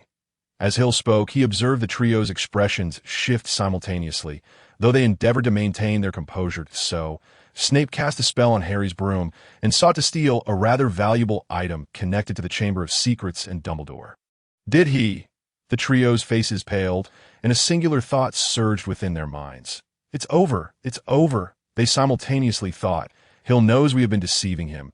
He will surely be furious. Hill, catching a glimpse of their thoughts, felt a flicker of exasperation. Am I truly that frightening? The trio nodded like chicks pecking at rice, then shook their heads vigorously. Very well. I am not angry. There is no need for such tension. We find that hard to believe. The trio collectively mused, having heard tales of Hill's performance in the first potions class. Such ruthlessness could certainly reduce many timid girls to tears. Hey, what will it take for you to believe I am not angry?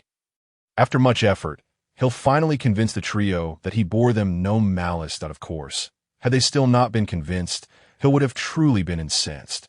Are you all seeking information regarding the Chamber of Secrets? At the very least, we must ascertain what that object is that indeed, that is a direction worth pursuing. Keep up the good work. Hill nodded noncommittally, pondering whether to alert Harry and the others. Yet, Dumbledore's words lingered in his ears.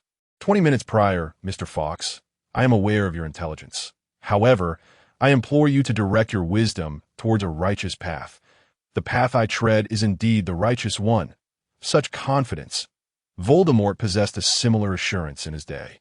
I'm not akin to him. Then prove to me how you differ. You shall see. I eagerly await that revelation. Now, I must take my leave. I have to contend with Voldemort and require time to devise a fitting excuse. Do you require assistance? No, I can manage on my own. Farewell. One moment, regarding the matter of the Chamber of Secrets, I hope you will not disclose it to Harry and the others. They will inevitably discover it. There is no point in concealing it. However, we are not yet prepared, so let us allow them a little more time, that we, I, along with Voldemort. Very well, as you wish. I shall inform them at the appropriate moment. Thank you, Mr. Fox, that in truth, I prefer to refer to you as Little Fox. It evokes memories of your father. I believe our conversation should reach its conclusion. Farewell. 20 minutes later, Hill, have you not heard of the Chamber of Secrets? Having perused so many books, you must know who the Chamber of Secrets is. Yes? Hermione's query interrupted Hill's reverie, to which he nodded, then shook his head. I am indeed aware of who the Chamber of Secrets is, and I have a fair idea of what you speak regarding that object, yet I cannot divulge it to you. Why not? If it is indeed that object, then those who covet it possess power far beyond your capabilities. Hill's gaze turned cold as he scrutinized the trio, a hint of derision flickering across his face. Oh, you truly believe you can contend with a thief daring enough to covet something from Dumbledore?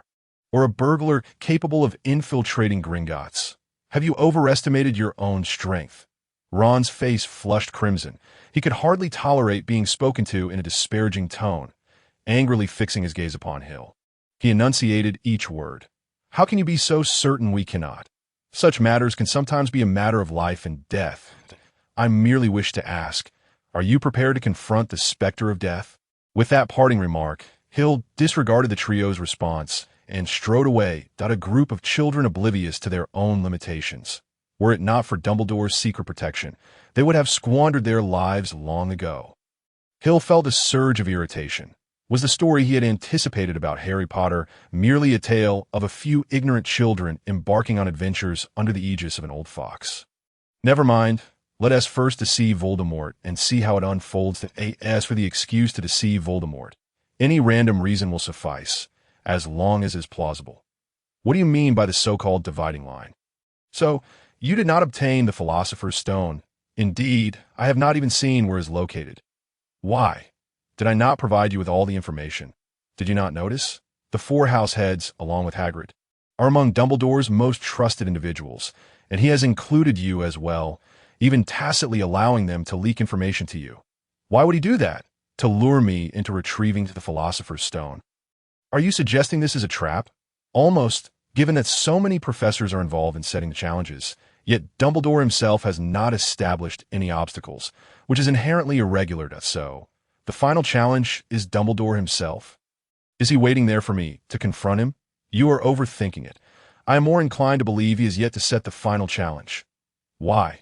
Because when I arrived there, having passed through Snape's fiery gates, all I encountered was a wall. Indeed, a wall reinforced by magic, with no door, no hints, just a wall. My abilities are insufficient to breach this barrier. In other words, aside from those possessing a certain level of strength, others need not even contemplate entering. However, this wall cannot impede me. Yet, it exists, thus it must have been hastily arranged by Dumbledore, for I have been under his surveillance all along. Only someone else could steal the Philosopher's Stone. As long as that individual is prevented from doing so, it suffices. Precisely, this also indicates that the Philosopher's Stone is indeed present. Otherwise, there would be no need to erect that wall. The last challenge set by Dumbledore must be insurmountable for you. Hence, he requires time to prepare. You merely need to wait for him to complete his arrangements, devise a reason to have him leave Hogwarts, and then you can make your move. Are you not considering going again? If you do not retrieve the Philosopher's Stone, your father will never return. There will be many opportunities for collaboration in the future. Take your time. I believe you will not harm him for the time being. If you intended to kill him, you would have done so long ago, would you not? You seem to be growing increasingly cold-blooded. Do you not care for your own father? That is of no concern to you. By the way, here is a piece of information. If I am not mistaken, the boy who lived is also investigating the clues to the basement. This could be advantageous. Indeed, the final challenge is set against me. If it were someone else, it might be quite simple. Especially that boy who was favored by Dumbledore, the boy who lived. Oh, how I truly cannot wait. Therefore, unless it is absolutely necessary, do not seek me out. Although I am unsure if Dumbledore has discovered my presence, it is best I limit contact with you for the time being, and I shall no longer approach that basement. You are a clever individual. I rarely offer compliments to others. If there comes a day when, well, if you find yourself unable to continue at Hogwarts, I would gladly welcome you to seek me out. Spare me. Let us hope such a day never arrives in this lifetime.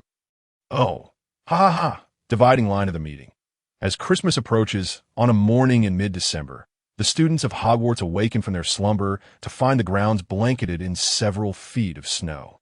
The lake's surface encased in hard ice. The Weasley twins have been punished for enchanting a few snowballs to chase Quirrell around, striking him at the back of his turban.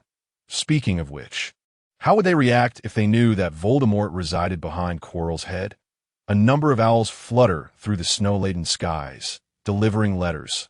Having endured great hardships, they must recover under Hagrid's care before they can take flight again. Hill decides to return home for Christmas.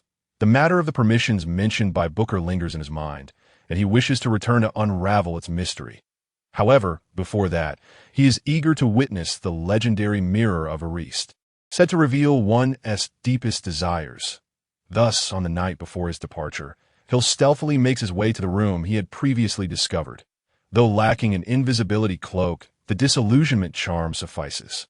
He proceeds undetected, fortunate not to encounter any troublemakers, and finally arrives at the room it resembles an abandoned classroom. Numerous desks and chairs are piled against the walls, casting dark shadows, and there lies an overturned wastebasket. Yet, on the wall directly facing him, something seemingly out of place rests there, as if someone had temporarily set it down due to a lack of space. Hill recognizes it as the object of his search. For reasons unknown, Dumbledore has placed this mirror here. It is an imposing mirror, reaching the ceiling, adorned with a lavish golden frame, supported by two claw-like feet. At the top is inscribed a line of text. Eristra, avoid, kafir oit on, wosi. I show not your face, but your heart's desire. Hill understands the meaning of these letters. He is curious to discover what he will see in this mirror. This is indeed the Mirror of Arist, capable of revealing the deepest, most fervent desires of one's heart. Only those who truly comprehend contentment can use it as an ordinary mirror. Standing before the mirror, it is unsurprising that it reflects a family of three. A tall young man with glasses embracing a beautiful dark-haired woman, who cradles a silver-haired infant, whose eyes are also silver, as expected. This is what I anticipated. Hill sighs. He had long suspected he would see this. In a certain sense, he and Harry are akin, yet he perceives things more clearly than Harry does.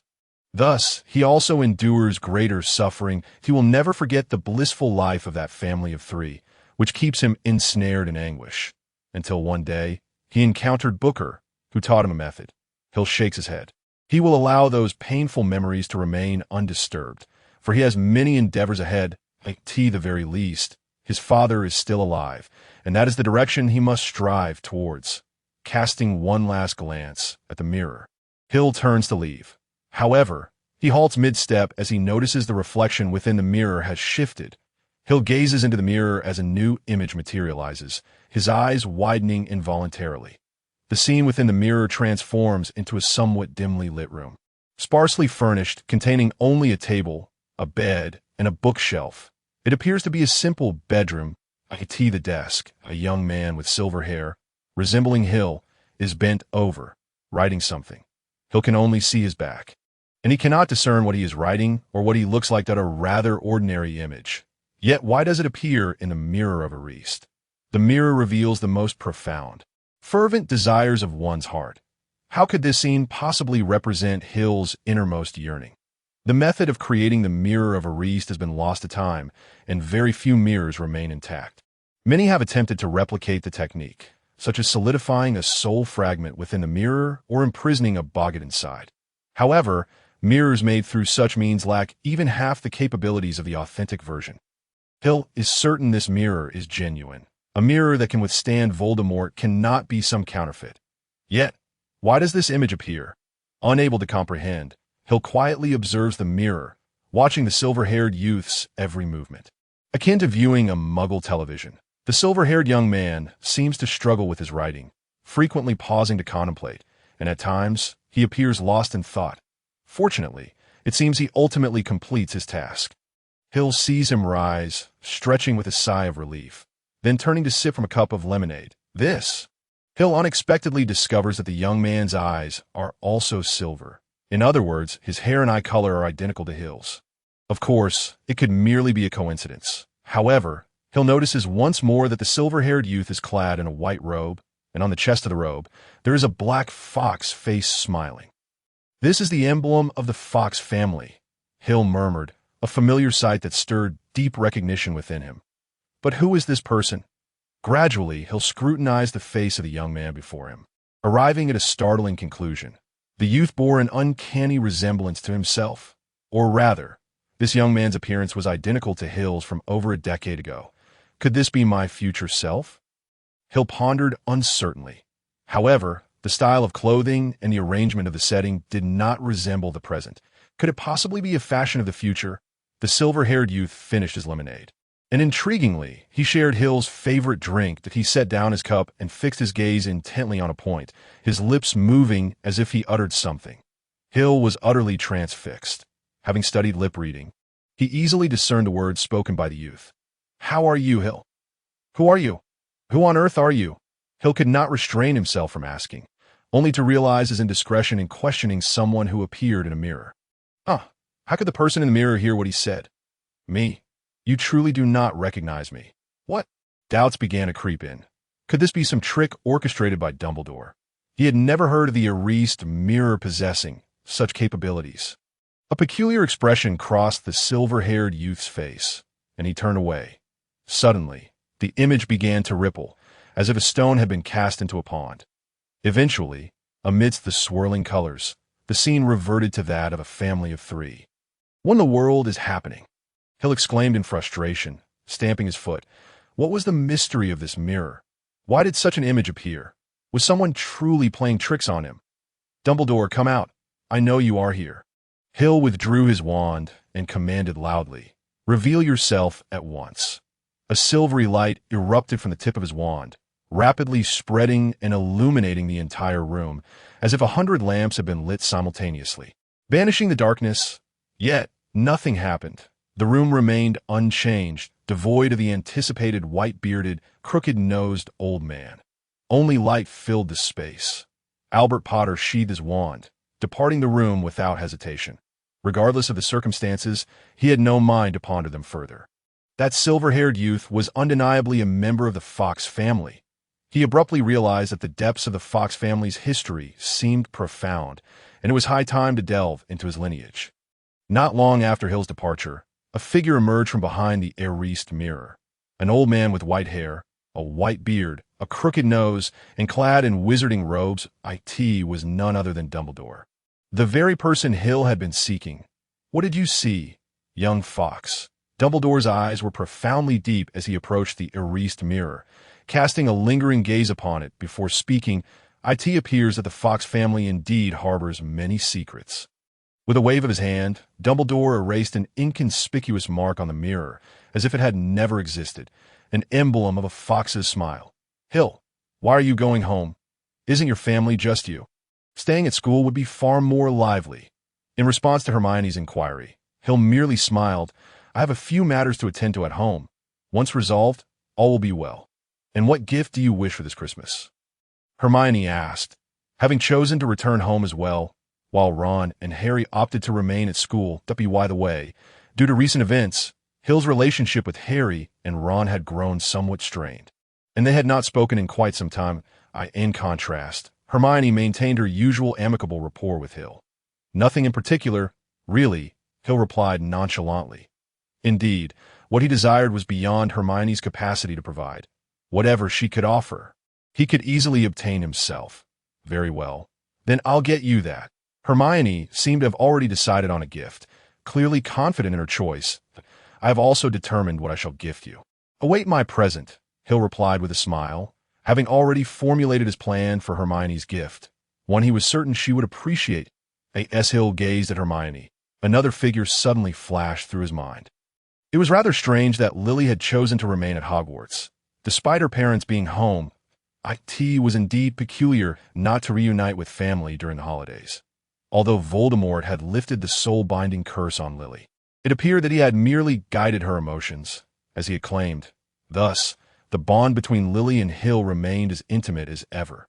Regarding the recent events, he had inquired with Voldemort, receiving the answer that it was of no concern to him.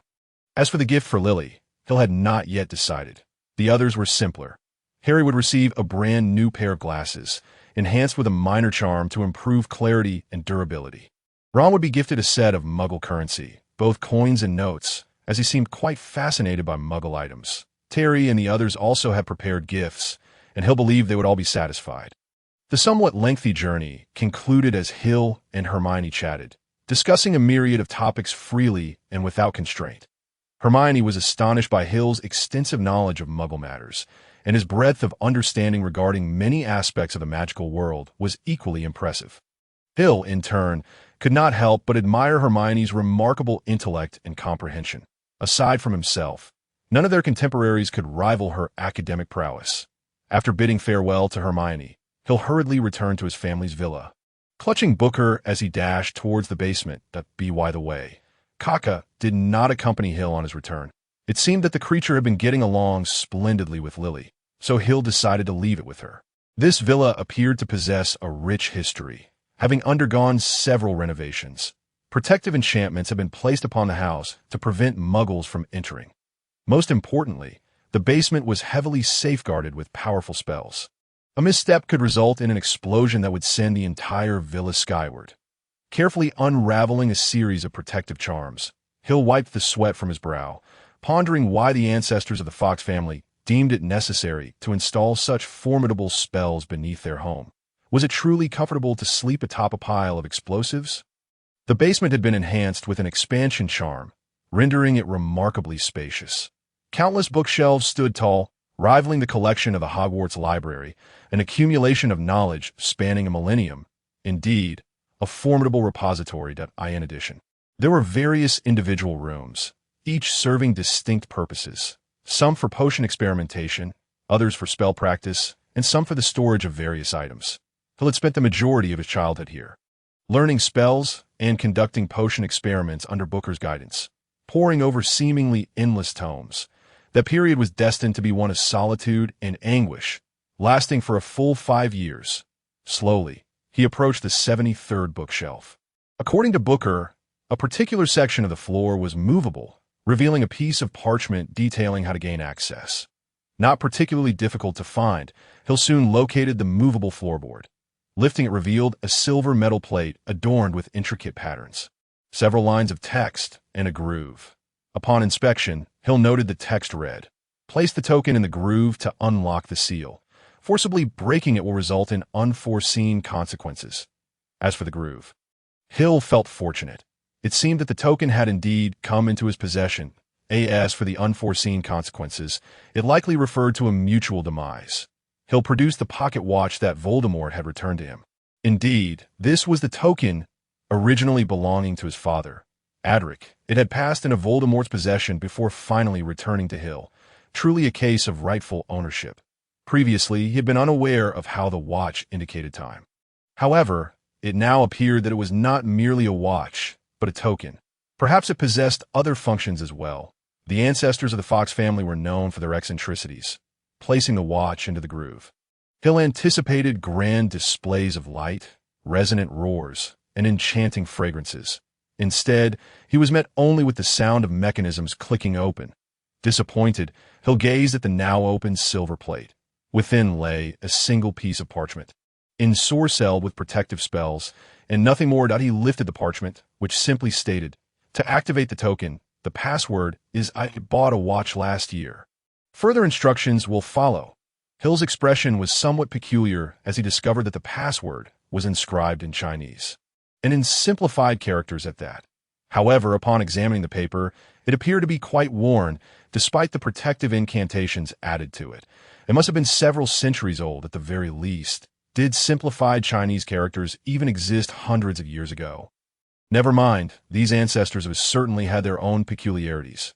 First, they concocted a pinyin version of Harry Potter. And now, this bizarre password. He decided to wait and see what would transpire. A hint of helplessness crossed Hill's face. Heaven knows what his ancestors were truly thinking. Nevertheless, it seemed that many items belonging to his family were intricately tied to that mysterious Eastern nation, and he might seize an opportunity to visit there someday. "I bought a watch last year."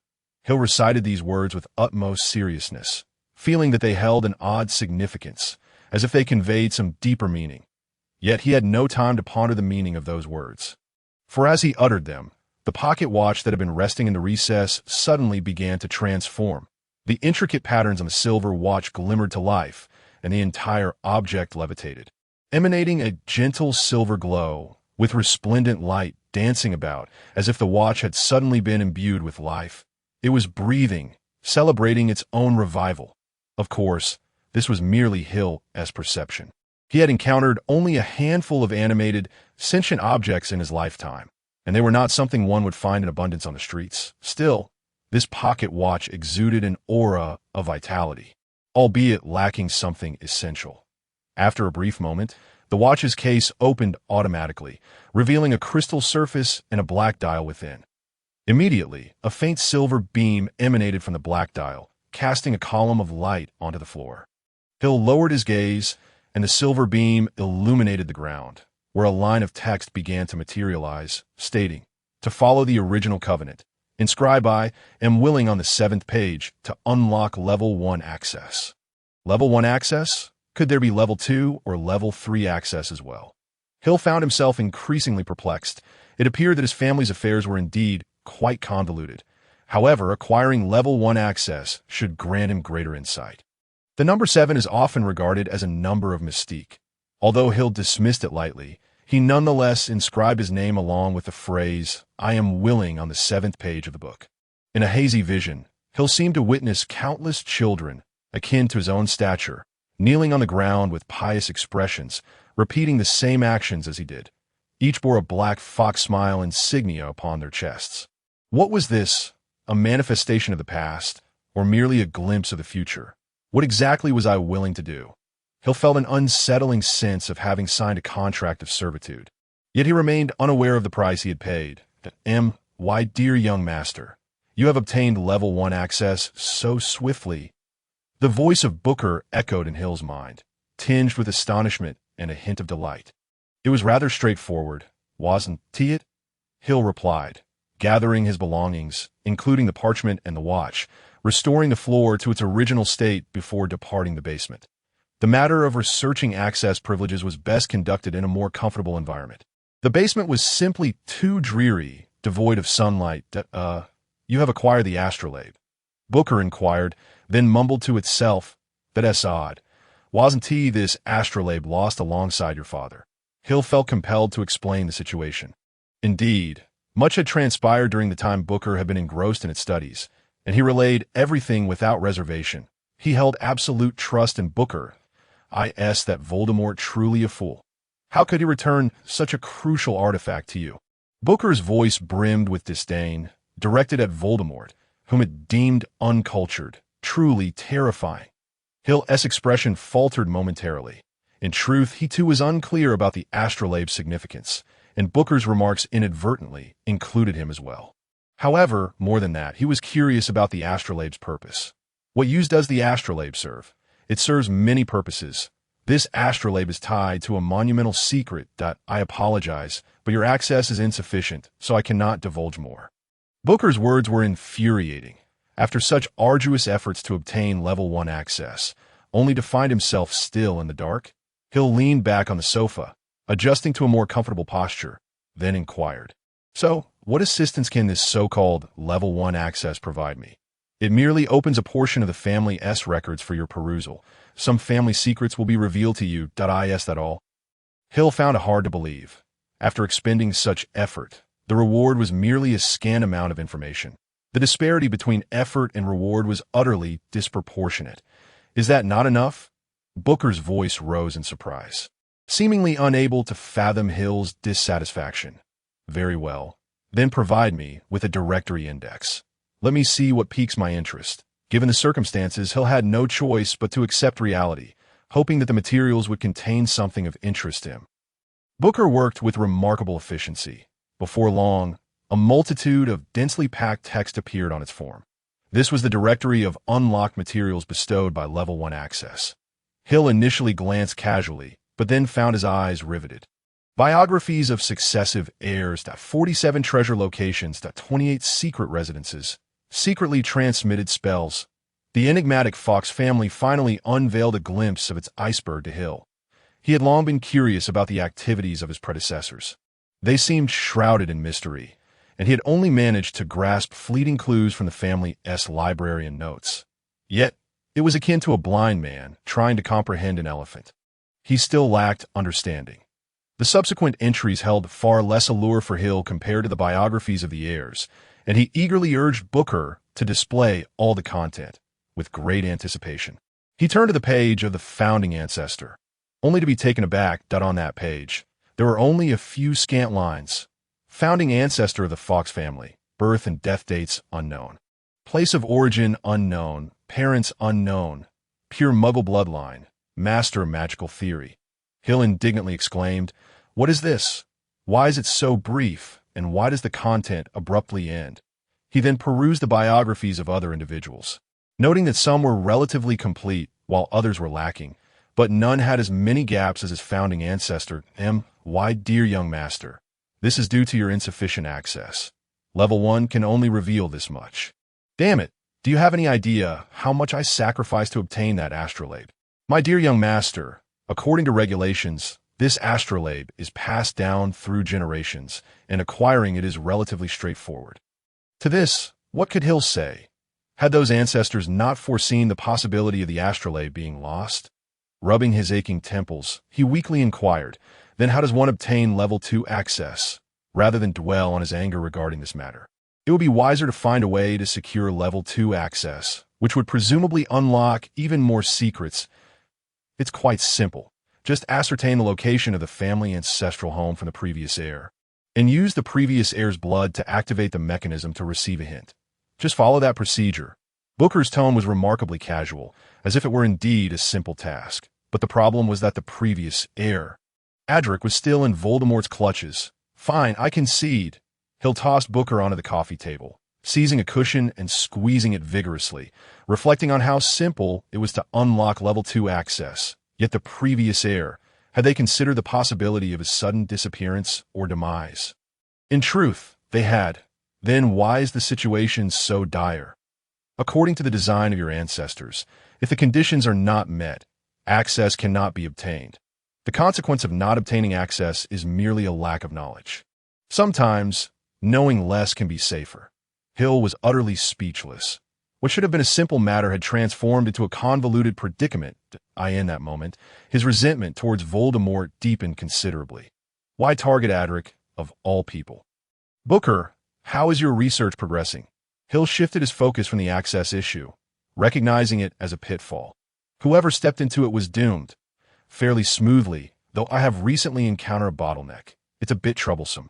Booker's response left Hill astonished. Could it be that this unreliable fellow truly has the means to unravel the mystery of the Horcruxes? Surely not. Even Dumbledore himself could not manage such a feat. "Please do not compare me to that old fool Dumbledore," Hill exclaimed, Sensing Hill's thoughts, Booker appeared rather displeased. In its mind, there was no person or object in existence that could rival its vast knowledge. Well then, what assistance do you require? Hill deftly shifted the topic, indicating that he would not mind lending a hand if it was within his capabilities. Actually, there's indeed something for which I might need your help. Booker replied that I still find myself somewhat unfamiliar with the Horcruxes, especially those created by those three individuals. Therefore, when you have a moment, could you retrieve the diadem for me? I would like to communicate with it and see if any progress can be made.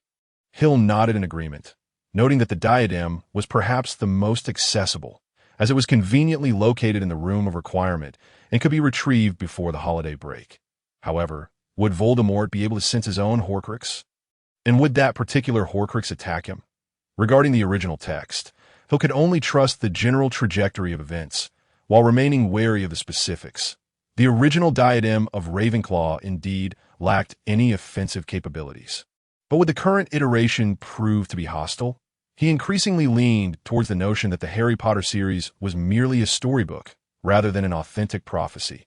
After all, the narrative was rife with subjective emotions. Much like Voldemort himself, Voldemort was not a solitary figure wreaking havoc upon the wizarding world. Let us not forget the throngs of Death Eaters at his command. This begs the question, why would anyone willingly follow Voldemort?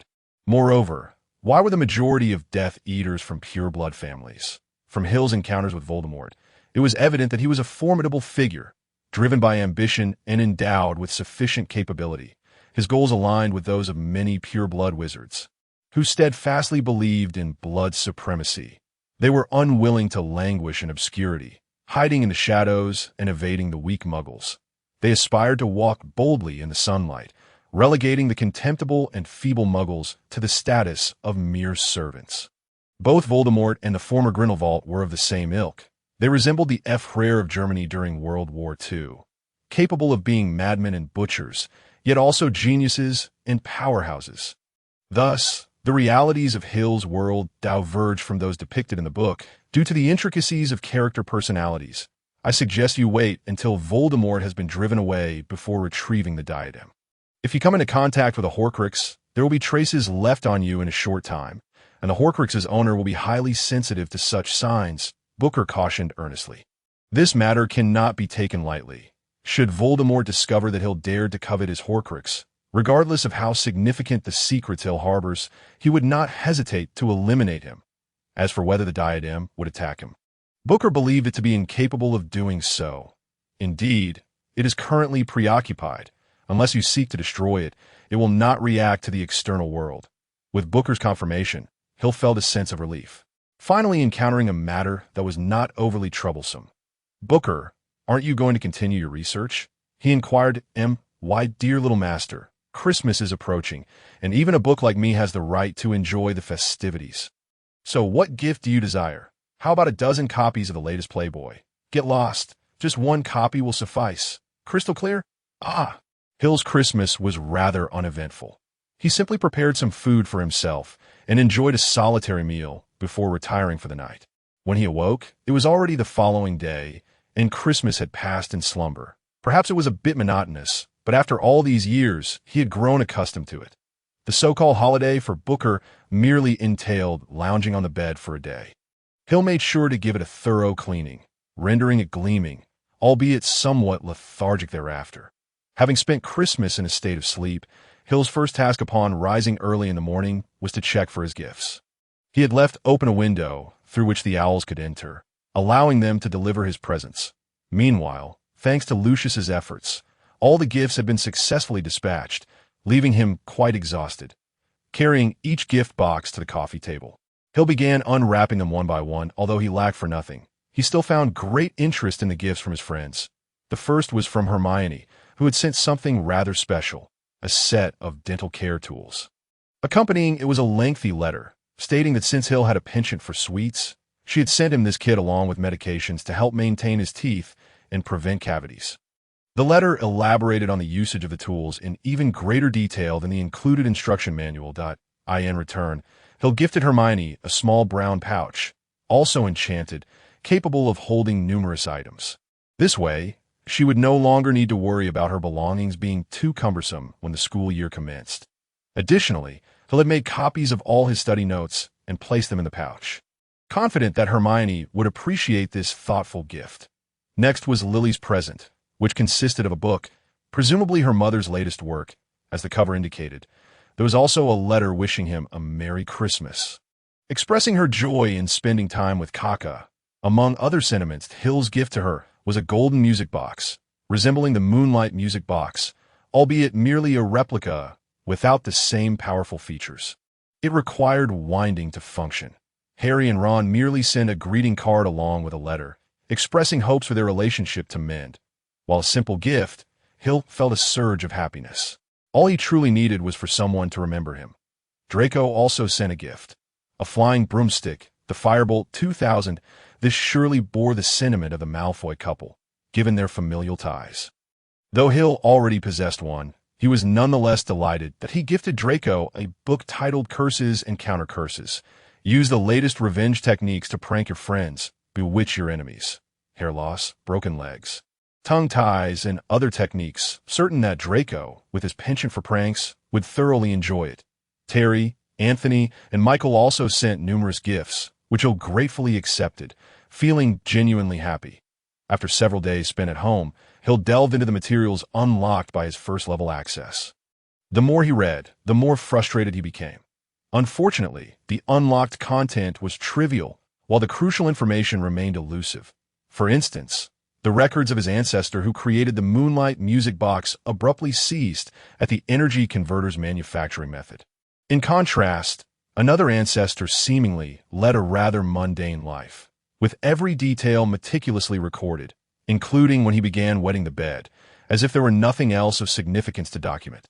Before departing, Hill made another trip to Diagon Alley to purchase a substantial quantity of pet food. As the last batch had nearly run out, this time he bought enough to last a year. Ensuring Kaka would have plenty to indulge in on the train, he encountered Hermione once more. Whether it was merely an illusion or not, Hill perceived that her teeth appeared even whiter, a clear advantage of having parents who were dentists. From her, Hill learned that she still had not found any information regarding the Nickhome, but she planned to return to the library to search thoroughly, convinced that she would eventually uncover the details. Hill, do you truly know who Nickhome is? Hermione queried, her curiosity piqued by Hill's reticence to divulge any information. Was there something perilous concerning Nickhome? I know, and I would not mind sharing, but you mustn't disclose this to Harry and the others. After a moment of contemplation, Hill deemed it unlikely that he was violating Dumbledore's regulations, as Hermione was indeed trustworthy. But why the secrecy? I could say that Dumbledore instructed me to do so. Would you believe that? Hill cut straight to the chase, dropping a bombshell that Hermione's mouth opened slightly, yet she ultimately remained silent. Dumbledore did not wish for Harry to learn of this matter prematurely. Thus he sought me out to ensure my silence until Harry discovered the truth on his own. But why would Dumbledore do such a thing? What are your thoughts on Harry, or rather, how do you perceive him? Hill shrugged, not waiting for Hermione's reply before continuing. In my view, aside from being quite adept at Quidditch and possessing a fair amount of courage, he is no different from other students in most respects. However, why does Dumbledore care for him so much? Has Dumbledore ever shown concern for Harry? I mean, he seldom makes an appearance, and I fail to perceive any particular affection Dumbledore holds for Harry.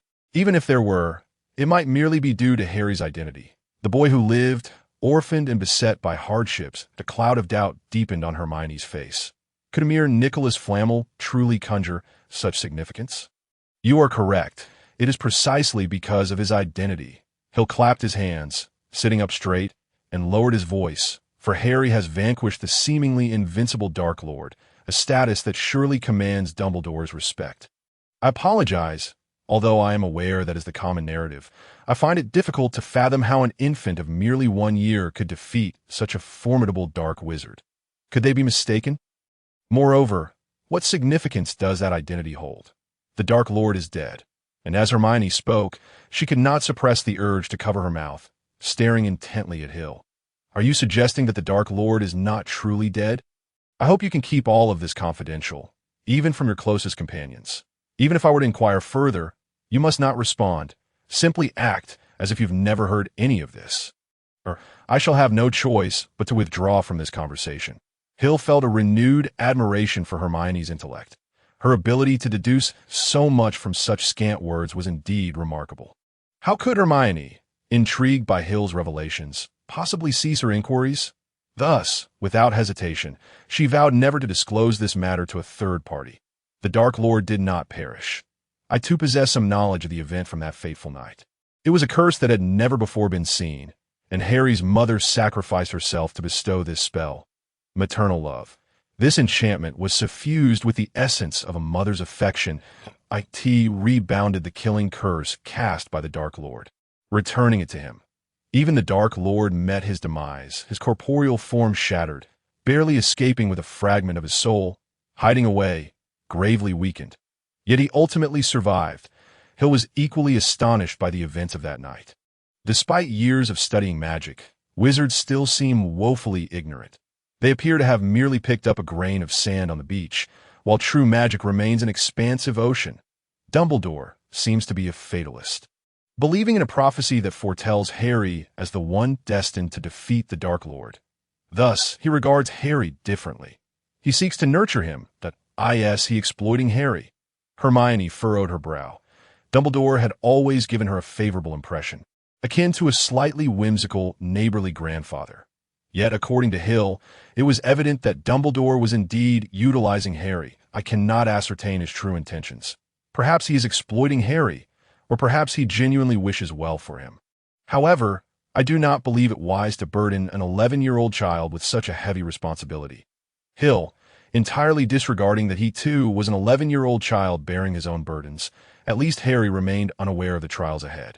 With Dumbledore behind him, he will not carry too heavy a burden of thought. Regardless of Dumbledore's nature, Harry will always be Harry, and he will forever be your friend. Observing Hermione's knitted brows, Hill sought to console her, then shifted the topic. Concerning Nicholas Flamel, you have all been mistaken about one crucial aspect. What have we misunderstood? Hermione's attention was diverted. He is not a modern wizard. In fact, he only celebrated his 665th birthday last year. Hill pointed out the oversight that Hermione and the others had consistently made, and he is also the sole possessor of the Philosopher's Stone in this world, rumored to be the reason for his prolonged life. The Philosopher's Stone? What is that? It is an object that should not exist, the ultimate goal pursued by all alchemists. It can turn stone into gold, and potions brewed with it can grant immortality. In short, it possesses myriad marvelous uses. A flicker of doubt crossed Hill's eyes. Could such a thing as an elixir of immortality truly exist? Prompted by Hill's hints, Hermione quickly grasped the implications, her complexion paling as she realized the magnitude of what lay ahead. Rest assured, Dumbledore will not allow anything to happen to you. Sensing Hermione's concern, Hill reassured her, asserting that everything is under Dumbledore's control, and you shall not be in danger. Although he stated this, having encountered Voldemort. Hill began to waver. Did Dumbledore truly have everything under control? Voldemort did not appear to be a foe to be trifled with. All of this is merely conjecture. Is it not, Hill? At Hermione's inquiry. Hill hesitated momentarily, then nodded. Indeed, this is merely my speculation, yet I would estimate its reliability to be above 60% at AS for the Philosopher's Stone. I believe there is no mistake. It is part of Dumbledore's scheme. His audacity is truly remarkable, daring to wager such a precious item. A scheme, a wager. What I have said is merely my conjecture. There are certainly elements of truth, but there may also be inaccuracies. These are simply my personal views. Hill prefaced his remarks with a disclaimer. In reality, Dumbledore merely seeks to lure the Dark Lord into the open. The longer he remains concealed, the greater the potential destruction upon his emergence. What could entice Voldemort? The Philosopher's Stone possesses such allure. Hence he presented it as a wager, taking a gamble against the Dark Lord. Should the Dark Lord acquire the Philosopher's Stone, would he not then be resurrected? Precisely. Hence it is a gamble, for Dumbledore gambles that the Dark Lord will fail. From where does he derive such confidence? Hermione discovered that the more she learned, the more questions arose, entrapping her in a cycle of confusion. There are numerous reasons. In truth, I hold a favorable view of Dumbledore, for he is the only one capable of confronting the Dark Lord head-on. Voldemort is aware that this is a trap. Yet he still steps into it, partly due to the allure of the Philosopher's Stone, and partly because he must have some form of leverage. This object could grant him complete immunity to failure. An opportunity for resurgence. Is that not so? Hermione's intellect is beyond mere words. She nearly deduced the existence of Horcruxes. Hill had no doubt that had Hermione known of Horcruxes, she would have certainly guessed that Voldemort created them. However, the topic of Horcruxes felt too distant, so Hill opted not to pursue it further, as the train had arrived at its destination. Let us leave it at that. Forget all of this. You are merely a first-year student. Live your life as it should be.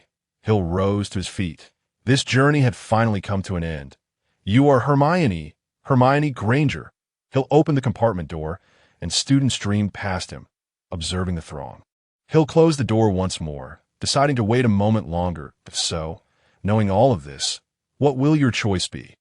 In response to Hermione's inquiry, Hill wore an expression of helplessness, grimacing as he replied, I have no choice. You are all involved, and I cannot remain on the sidelines. After all, we are friends that I cannot bear to watch you face danger while I stand idly, but a radiant smile lit Hermione's face, dispelling the gloom that had enveloped the compartment. Upon returning to Hogwarts, life resumed its familiar rhythm. Weeks passed in unremarkable tranquility, and Hill refrained from engaging in perilous endeavors, behaving like a quintessential good student. He remained as tranquil as still water, brewing for an impending eruption. During this time, Harry and the others finally learned of Nicholas Flamel, with Hermione attributing all the credit to Hill.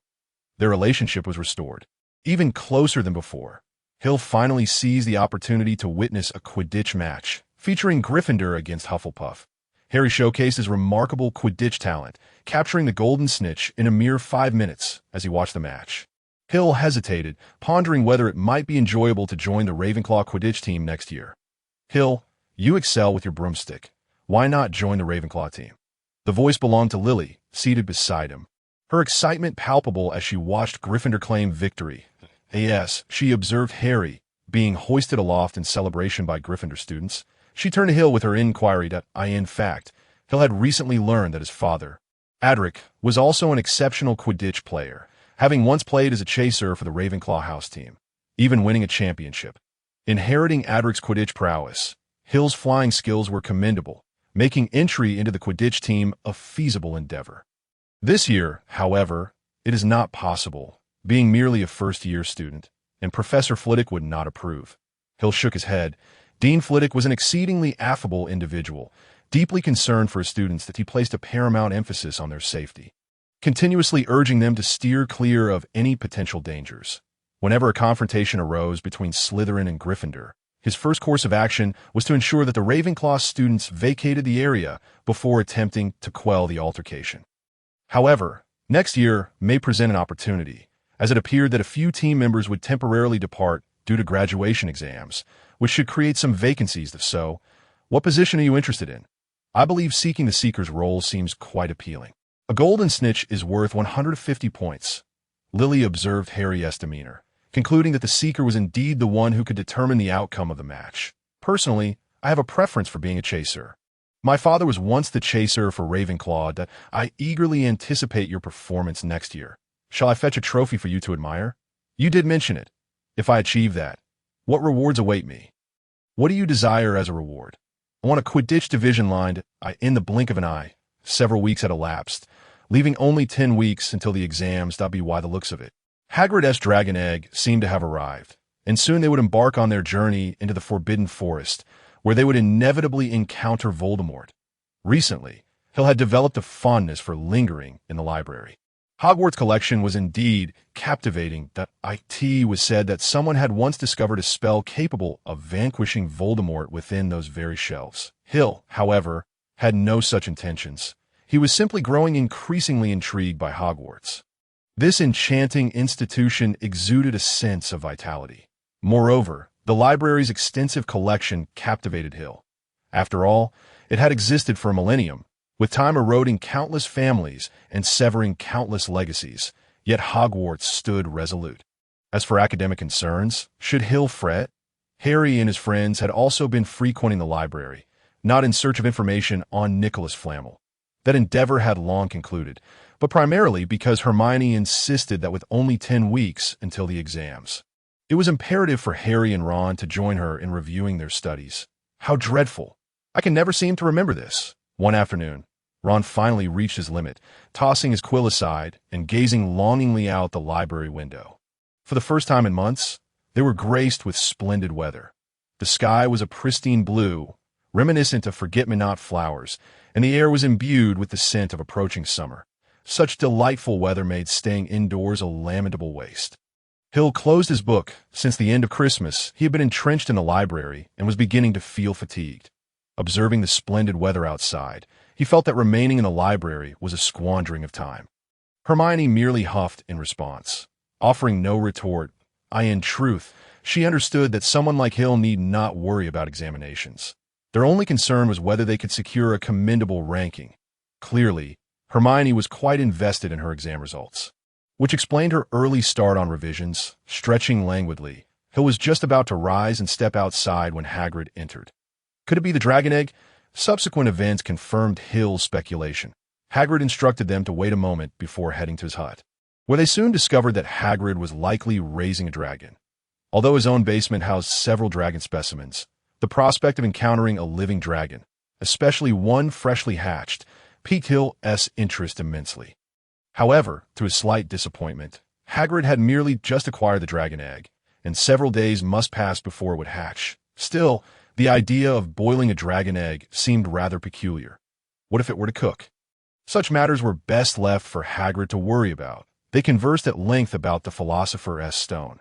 Although they managed to extract some information from Hagrid, it was largely inconsequential, the most critical detail being which professors were involved in setting up the traps. On their way back, Harry and the others engaged in a fervent discussion regarding Snape, suspecting him of attempting to steal the Philosopher's Stone that, of course, Hermione pondered further. She had already deduced that Voldemort had infiltrated Hogwarts, but remained uncertain as to which professor was involved. Hill, is it Snape? Noticing Hill's silence, Hermione could not resist inquiring. Subconsciously, she had come to regard Hill as omniscient, a notion that could be deemed either a privilege or a burden for him. It could be said, or not. Regardless, I have harbored a distaste for Snape for quite some time. Hill's ambiguous response suggested to Harry and the others that he was implying Snape was the thief. Naturally, Hermione began to harbor doubts. Was Snape truly the culprit? As the semester drew to a close, assignments began to pile up, and Terry and the others lamented their plight. Fortunately, they had a commendable roommate who could complete assignments in record time and lend them for reference.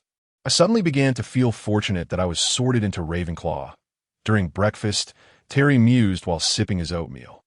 Indeed, choosing Ravenclaw was the wisest decision of my life. Anthony nodded in agreement, while Michael smiled and offered his assent.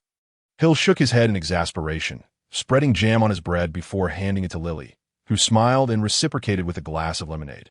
"Hey, could you refrain from being so brazenly affectionate in front of us?" Anthony exclaimed, his face contorted in despair. His goal for the year had been to find a girlfriend, yet he had made no progress thus far.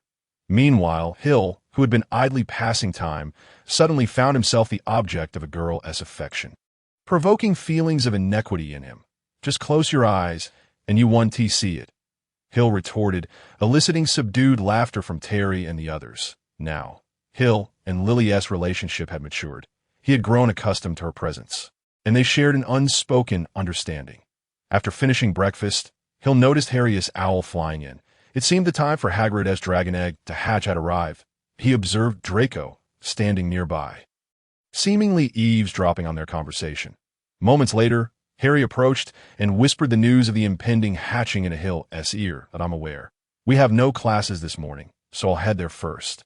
Harry nodded and departed, as they still had a herbology lesson ahead. Once Harry left, Lily quietly asked, "Where are you going?" "To witness a dragon hatching." Hill replied casually, a reason most would find hard to believe. However, Lily did not seem like most people. "Really? May I accompany you?" "Very well. This is the consequence of my actions." Faced with Lily's request, Hill found it difficult to refuse. At worst, he could explain himself to Harry and the others later. Knowing Lily would keep the secret, as he watched Draco prepare to exit the Great Hall, Hill stood up and followed him, realizing that some matters required a change in approach. "Hey, Draco, where are you headed?" Draco halted, a faint smile emerging upon seeing Hill. "Nothing much, just heading back. We have no classes this morning." Hill refrained from exposing Draco's fib. He merely smiled and mysteriously remarked, "There's something I believe you'll find quite intriguing. Would you care to hear it?" "What is it?" "Hagrid is raising a dragon." Draco's expression shifted to one of amusement. He had heard this news from Harry, which should have been well guarded. Yet why was Hill divulging it? "Oh, I see." Draco nodded nonchalantly, but noticed Hill's inquisitive gaze and feigned astonishment. "What?" "Hagrid is raising a dragon." Rolling his eyes, Hill shrugged. "Indeed, Harry asked me to witness the dragon egg hatching, and it's happening today." "Well, congratulations to you." Draco's face revealed a hint of envy. He had always been fond of dragons. Though Lucius forbade him from keeping one, nevertheless, he had secretly sought out numerous books on dragons. Hill chuckled, glancing around before leaning closer to Draco and asking, "Would you like to have a close encounter with a dragon?" A flicker of excitement crossed Draco's face, quickly replaced by disappointment as he shook his head. Harry and the others would not want him there. "Although he did not extend an invitation to you, wouldn't you devise a way to attend?" "What do you mean?" "Ahem. I've said nothing. I am unaware of anything. And I have matters to attend to, so I shall take my leave now." Upon recognizing that Draco had grasped his meaning, Hill sought an excuse to depart. Some matters, he believed, are best hinted at rather than stated outright. As for the rationale behind such actions, Hill was confident that Draco would choose the appropriate course, which would prove beneficial for all involved. Perhaps Harry and his companions might feel a tinge of frustration, yet they would not suffer any loss. Since there was still ample time, Hill took a leisurely stroll outside the castle with Lily, only heading towards Hagrid's hut once they began to feel a bit weary. Arriving early posed no issue, especially since the hut, being used for hatching dragon eggs, was tightly sealed, with a large fire burning inside, creating a warm atmosphere. It was evident that Hagrid felt somewhat anxious upon seeing Lily. Casting a wary glance at Albus, inquiring silently, "Who is this?" "I am Lily." Lily depanned. "It is a pleasure to make your acquaintance, Hagrid." Lily cheerfully extended her hand, unable to suppress a smile at Hagrid's momentary bewilderment. Hagrid's gaze wandered, the name evoking a flurry of memories. However, he quickly regained his composure, offering Lily what he perceived to be a warm smile before stepping aside. "Come in. You're a friend of Hill's." "So it is quite all right." Observing Hagrid's somewhat clumsy demeanor, Lily chuckled once more, her laughter ringing like silver bells, leaving Hagrid momentarily dazed. How many years had it been? Was the dragon egg still in the process of hatching?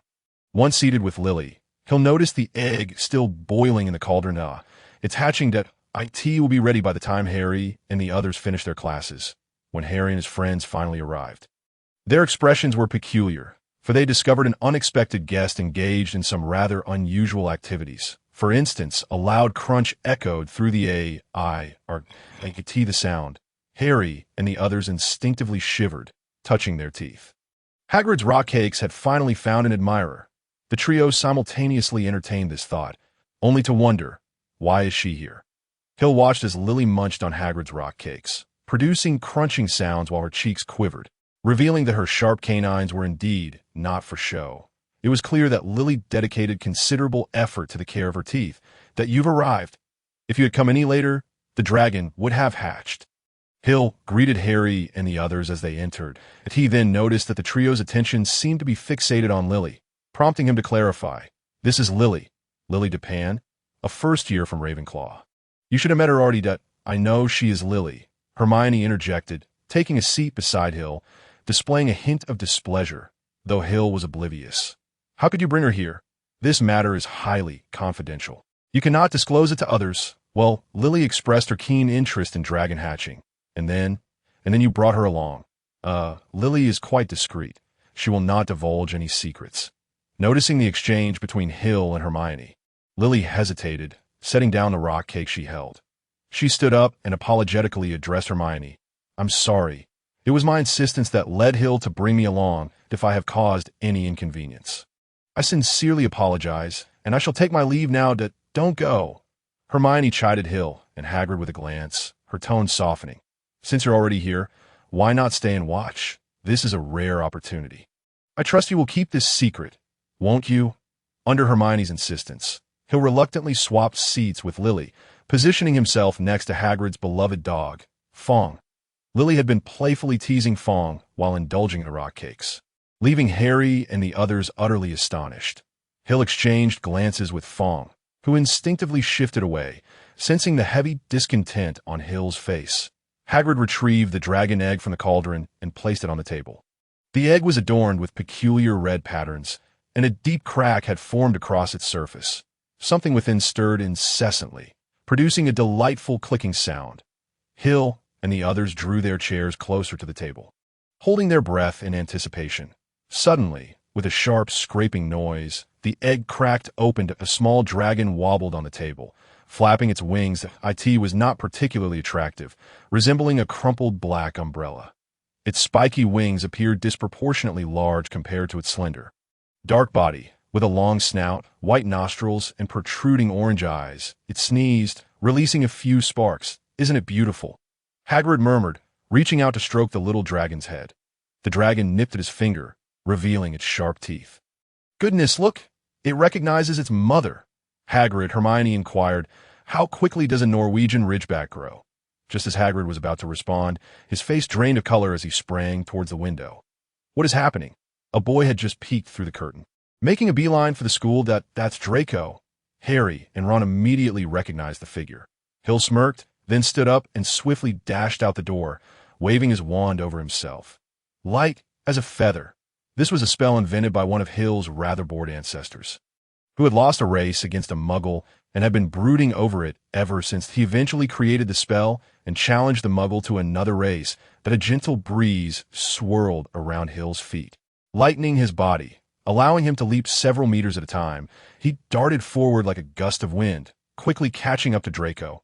Harry and the others observed as Hill seemed to exchange a few words with Draco, their conversation escalating into a dispute. Harry even witnessed Draco draw his wand, though he ultimately sheathed it again. Eventually, Hill and Draco returned together to the hut. Draco would not betray Hagrid regarding the dragon. Hill wore a resigned expression, but in exchange, he requested to assist in caring for the dragon. "Not so fast," Ron interjected, but was abruptly silenced by a louder retort from Hermione. "Fine. Hermione, are you out of your mind?" Ron stared incredulously at her. "This is the right thing to do."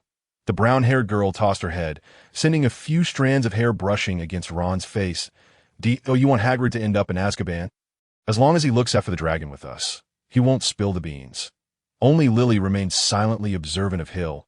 Having noted his morning visit to Draco, the ensuing hours proved to be quite enjoyable. Draco, possessing extensive knowledge of dragons, engaged in lively conversation with the experienced Hagrid, while Harry, Ron, and Hermione listened intently, the previous animosity among them dissipating significantly. The most vexed of all was Hill, who tentatively reached out to touch the little dragon. But the creature, named Norbert, unceremoniously scorched several holes in his sleeve. In the days that followed, Lily and Harry frequently visited the dragon, with Draco often coming by to lend a hand, though his relationship with Harry and the others remained strained. Within Hagrid's hut, it felt as though nothing had transpired. Hill, on the other hand, immersed himself in the library, having recently stumbled upon a lead regarding his ancestor.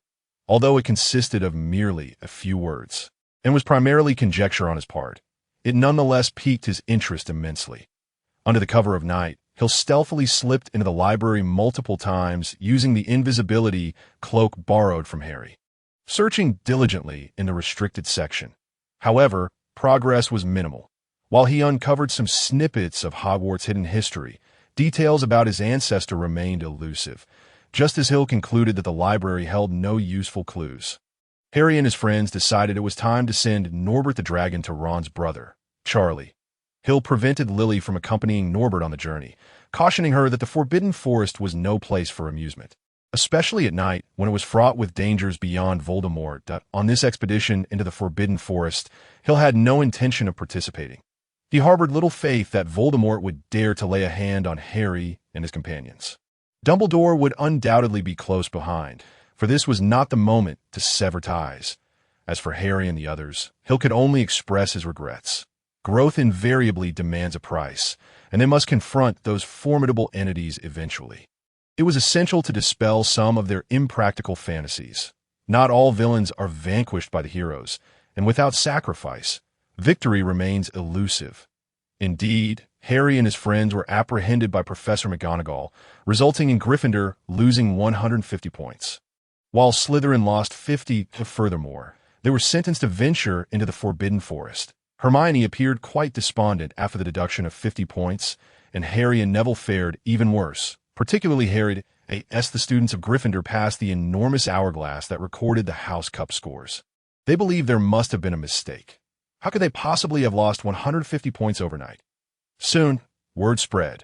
Harry Potter, renowned for his heroics in 2 Quidditch matches, had caused them to lose such a significant number of points. Alongside 2 foolish first-year students, Harry, once one of the most beloved and esteemed figures in the school, had suddenly become the target of scorn. Even the students of Ravenclaw and Hufflepuff regarded him with disfavor, as they had hoped to witness Slytherin's downfall. Wherever Harry went, people pointed and whispered derogatory remarks without lowering their voices. Conversely, whenever he passed by Slytherin students, they would cheer, applaud, and whistle, exclaiming, "Thank you, Potter, you've done us a great service."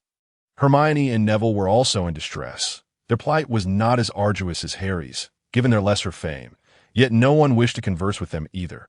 Hermione no longer stood out in class, perpetually keeping her head down and studying in silence.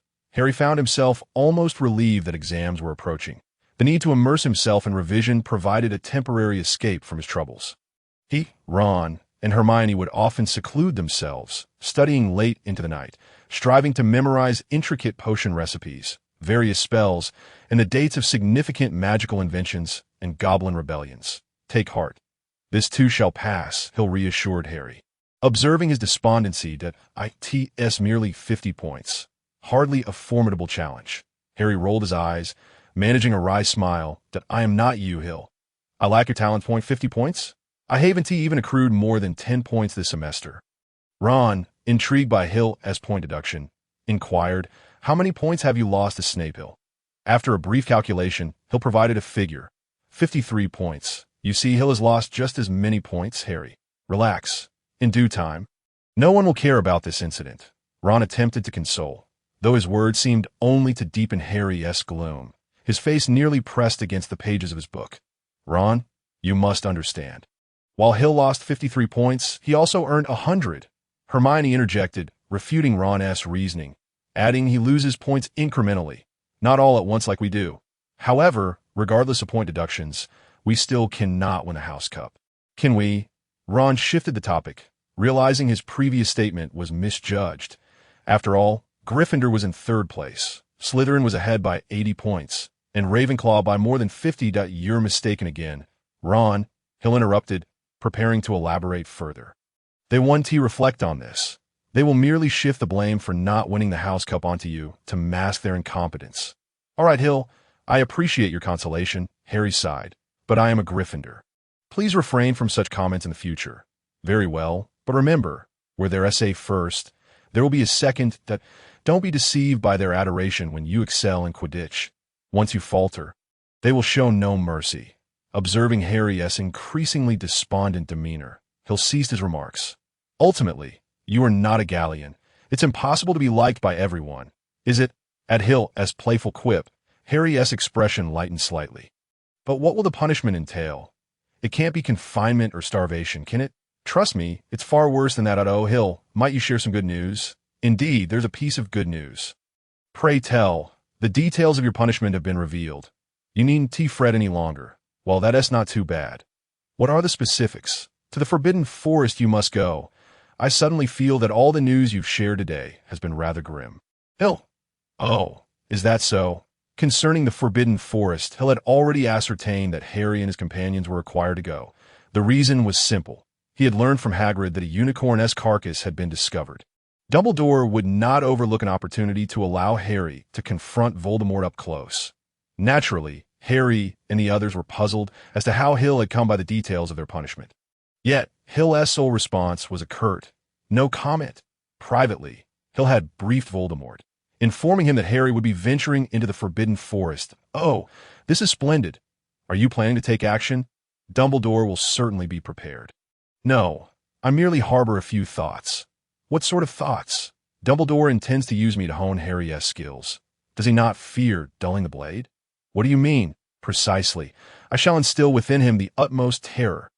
I will ensure he lives his life in my shadow." "That sounds promising.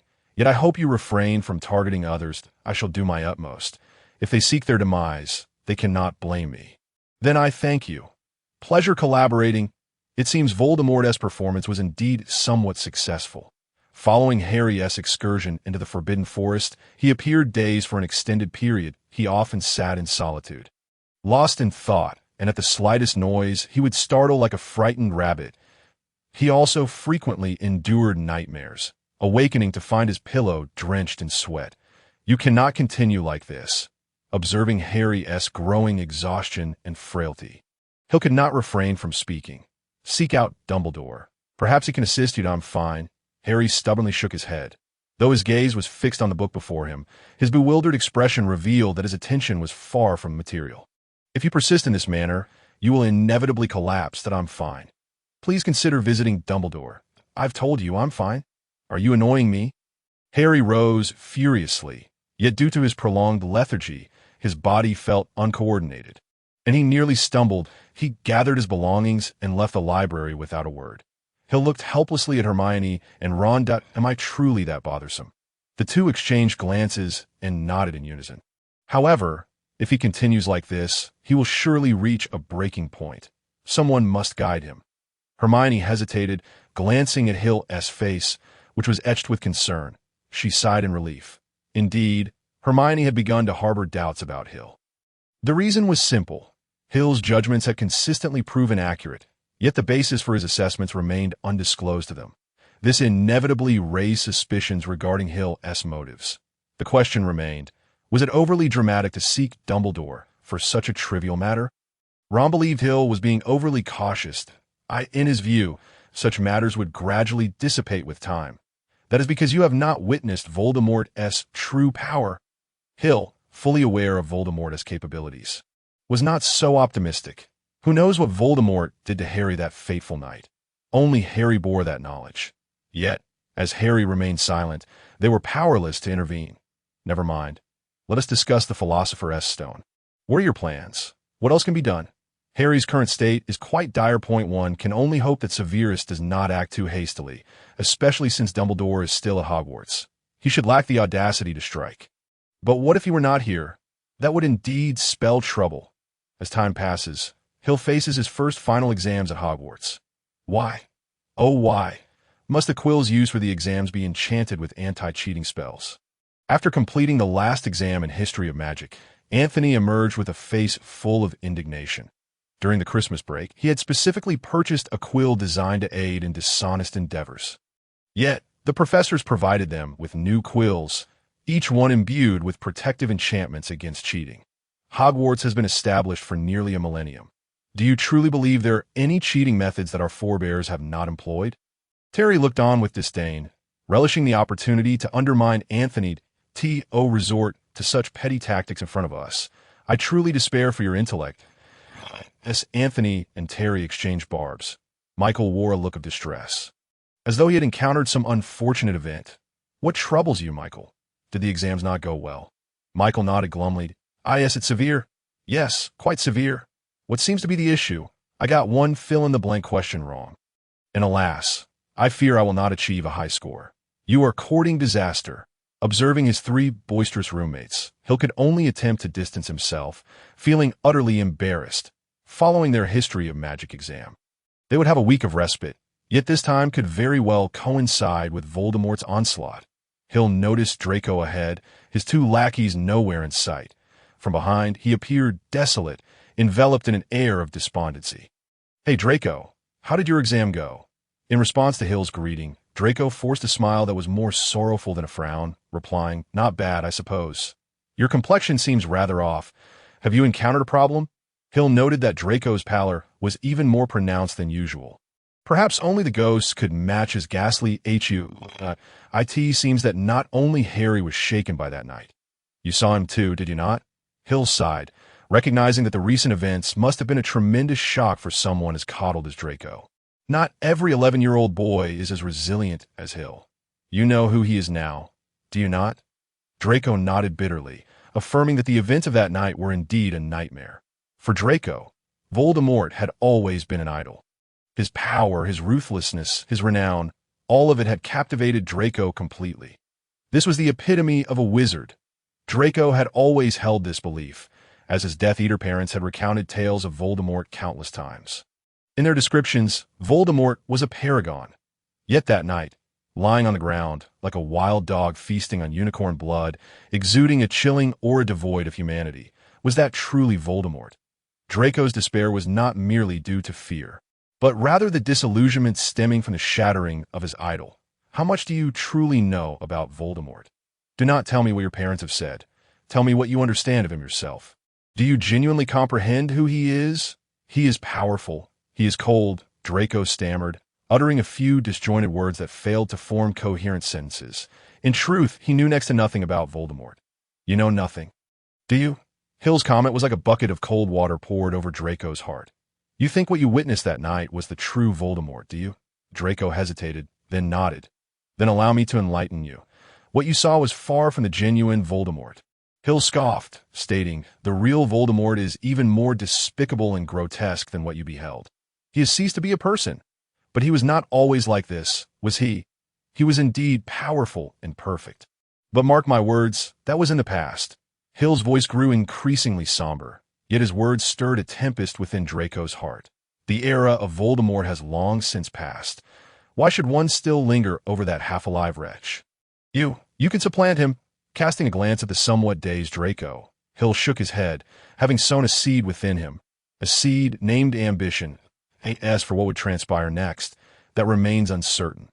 After all, this world has never lacked for those with ambition, yet few reach the finish line. Hill does not wish to live in a world of harmony.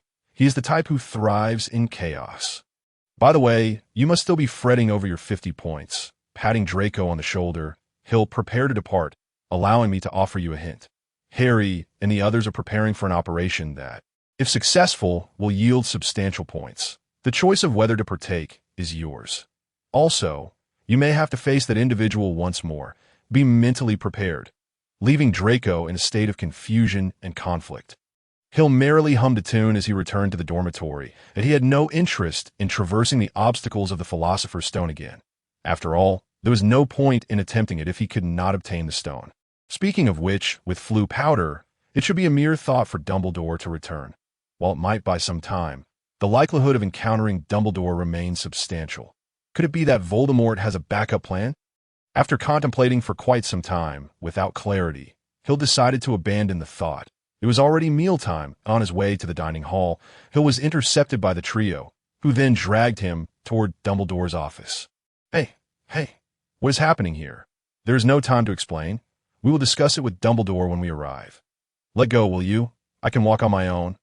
Hermione released her grip, and Hill shook his almost dislocated wrist. Feeling a twinge of pain. Quite a grip you have. However, your hands are rather slippery. They feel nice to the touch. Ahem, now is not the time to dwell on that.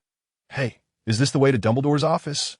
Observing that they were nearly sprinting toward the astronomy tower, Hill's mouth twitched as he could not help but inquire. The foremost runner, Ron, suddenly halted, causing Harry to bump into him, while Hermione was pulled back by Hill. Avoiding a collision. Ron, what path are you leading us down? We are almost at the astronomy tower. How should I know? You didn't remind me. You don't know the way, Ron. I have never been to his office. How would I know? Watching the trio's amusing banter, Hill stepped in to halt this senseless argument. Enough. Follow me. I know where the headmasteress' office is. Why didn't you say so earlier? The trio questioned in unison. You never asked. After much ado, they finally arrived at the door to the headmaster's office. What you lot doing here? Spoke Professor McGonagall, who was cradling a large stack of books that we wish to see Professor Dumbledore. Hermione replied. You wish to see Professor Dumbledore? McGonagall echoed, seemingly suspicious of their intent. Why? Dumbledore arranged to meet with us today. Hill maintained a neutral expression as he told a fib, much to the astonishment of Harry and the others at his quick thinking. You are late. Professor Dumbledore left 10 minutes ago. McGonagall's expression softened as she explained that he had received an urgent message from the Ministry of Magic and had flown to London immediately. He has left, Harry exclaimed, filled with anxiety. At a time like this, Professor Dumbledore is an extraordinary wizard, perpetually busy, his time precious. But this matter is of utmost importance to what you have to say more significant than the Ministry of Magic. Harry, indeed, Harry remarked, casting caution to the winds. Professor McGonagall had never anticipated such a turn of events regarding the Philosopher's Stone. The books cradled in her arms tumbled to the floor in a chaotic clatter. Yet she made no move to retrieve them. How do you know? She stammered. Professor, I believe I have reason to suspect that Snape is attempting to steal the Philosopher's Stone, that I must speak with Professor Dumbledore. McGonagall regarded him with a gaze intertwined with astonishment and skepticism. Professor Dumbledore returns tomorrow, she finally stated. I am unsure how you came to learn about the stone, but rest assured, it is under tight security and cannot be stolen. But Professor, then we shall take our leave, Professor McGonagall. Hill and Hermione pulled Harry away, while Ron lingered for a moment, casting a glance at the pale-faced McGonagall, shuddered, and followed suit. We must do something. Harry's countenance was grim. With Dumbledore absent from Hogwarts, a conspiracy was undoubtedly afoot. What should we do? Knock out Snape and tie him up? Hill rolled his eyes, deeming Ron's suggestion rather clever, confident that Snape would eventually look after him. Good afternoon, a cold voice interrupted, causing Hermione to display an expression of horror, while Hill furrowed his brow. Snape? In this weather, you shouldn't be wandering about, he said, his facial muscles contorting into a peculiar smile. We were just discussing, Harry began, though he was at a loss for words. You ought to be more cautious, Snape warned. Wandering around like this might lead others to believe you are up to no good. Gryffindor cannot afford to lose any more points. Can it? Harry flushed as they turned to leave, but Snape called them back, a word of warning. Potter, should you continue to roam about at such hours, I shall personally expel you. Enjoy your day. As they watched Snape stride away, Harry and his companions began to deliberate their next course of action. Hill concocted an excuse, claiming he might be able to reach Dumbledore. Instantly, a wave of relief washed over Harry and the others as they urged Hill to contact Dumbledore. Little did they realize the true nature of Hill's intentions. Had they known, they would have surely left him to the mercies of the three-headed dog. Fluffy. Meanwhile, in the dormitory, Hill was blissfully asleep. Awakening in the dead of night, he calculated it was time to rise. Though lacking enthusiasm for another escapade, the prospect of the final act was too enticing to resist. Casting the disillusionment charm, Hill sauntered toward the corridor on the 4th floor, guessing that Harry and the others had already reached the chess set and would be in time for the climactic scene. Pushing open the door, he waved his wand at the nearby harp, and the strains of the Blue Danube filled the air, while Fluffy continued to slumber, regardless of whether it was human or beast. Once a weakness was discovered, it was no longer formidable. He then strolled leisurely to the chess set, where he spotted Hermione dragging Ron back. What happened? Is Ron? Just a minor injury. I need to take him for treatment. Hermione, evidently startled by Hill's sudden appearance, instinctively gripped her wand, her eyes glinting with suspicion. How did you know about Fluffy's method? I don't recall us telling you. I merely came to take a look. Nothing more. Hermione aimed her wand at Hill, speaking sternly. How did you learn of Fluffy's method? Who are you?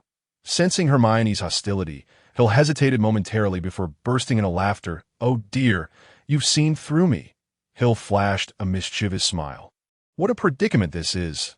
If others find out, I might find it difficult to remain at Hogwarts. Who are you? I know it. You must have used a spell or potion to impersonate Hill. Who are you really? Where is Hill? To be fair, Hill's acting was commendable, as Hermione had already fallen for the ruse that I am Hill. Hill is me. Liar. Who are you really? I am indeed Hill. This was the truth. Yet Hermione would never believe it now. Whether you choose to believe it or not, I am heading to Harry. Hill strode toward Hermione, who, unable to restrain herself, cast a Petri Ficus Totalis.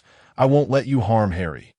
In that moment, Hermione was no longer the demure figure she usually was. She resembled a lioness fiercely roaring to halt the advance of the enemy. Any misstep would result in her merciless retaliation.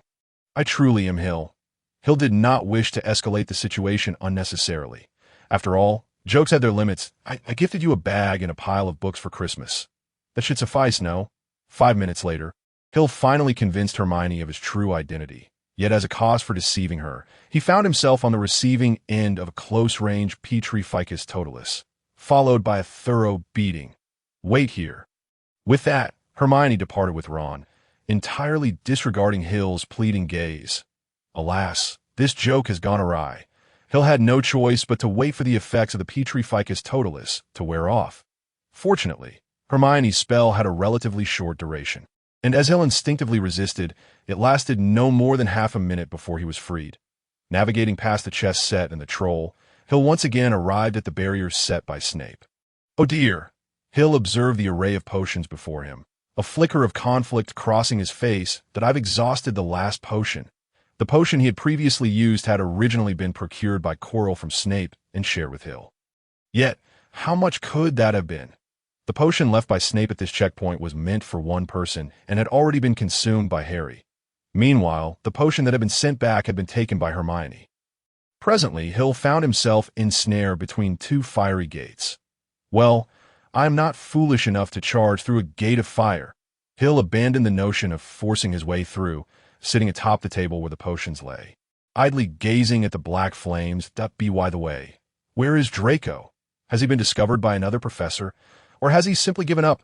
Good to see you again, Mr. Fox. Upon hearing this voice, Hill's expression froze, followed by a flicker of realization crossing his face. I never expected to encounter you here, Professor Dumbledore.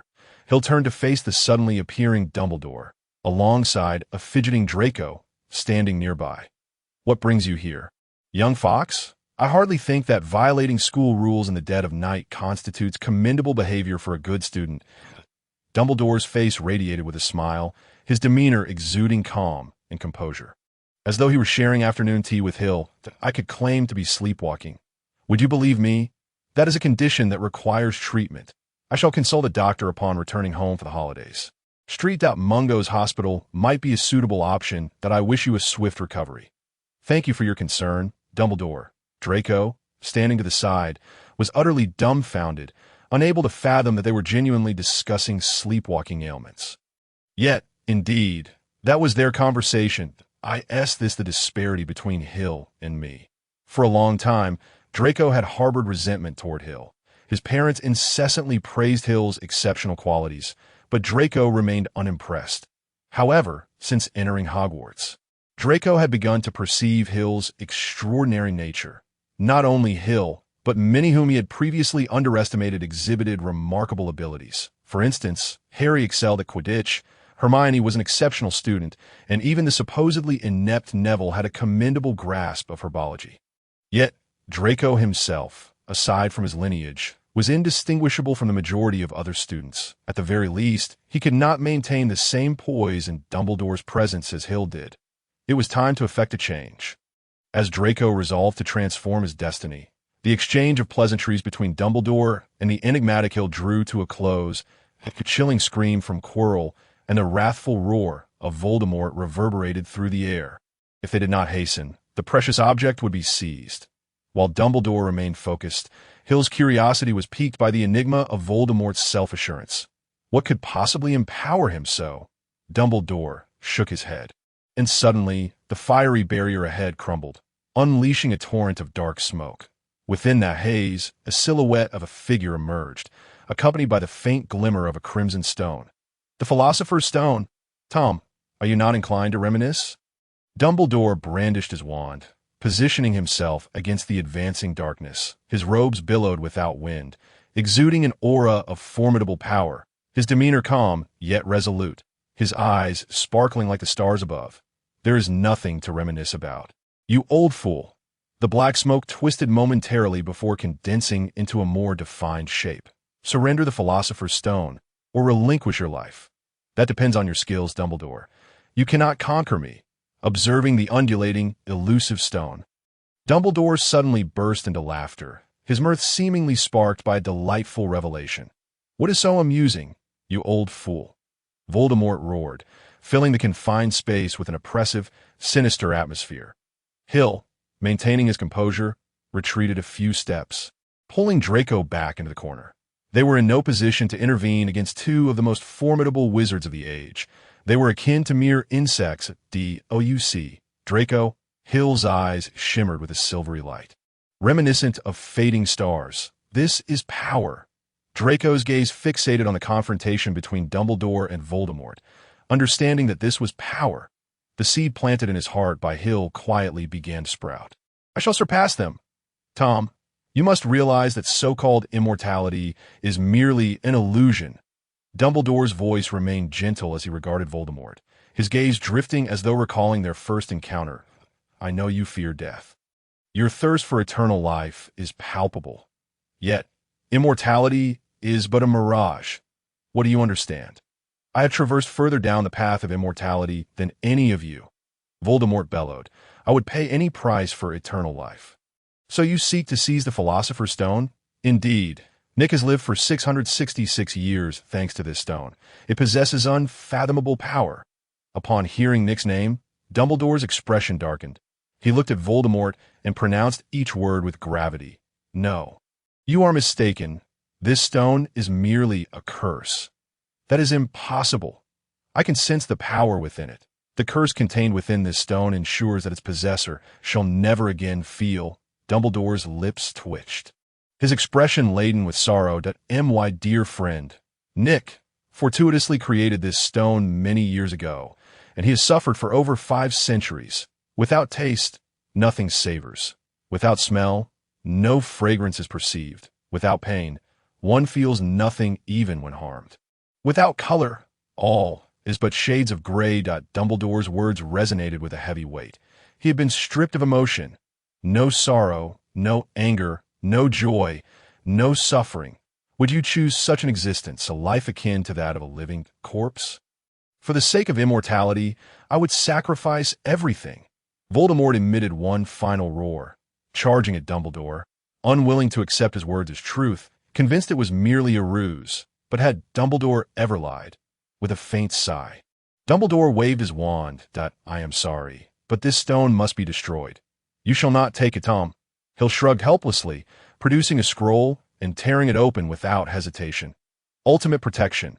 This scroll contained a powerful defensive incantation, capable of withstanding considerable attacks. However, the method of crafting such scrolls had long been lost, entwined with the ancient magical texts.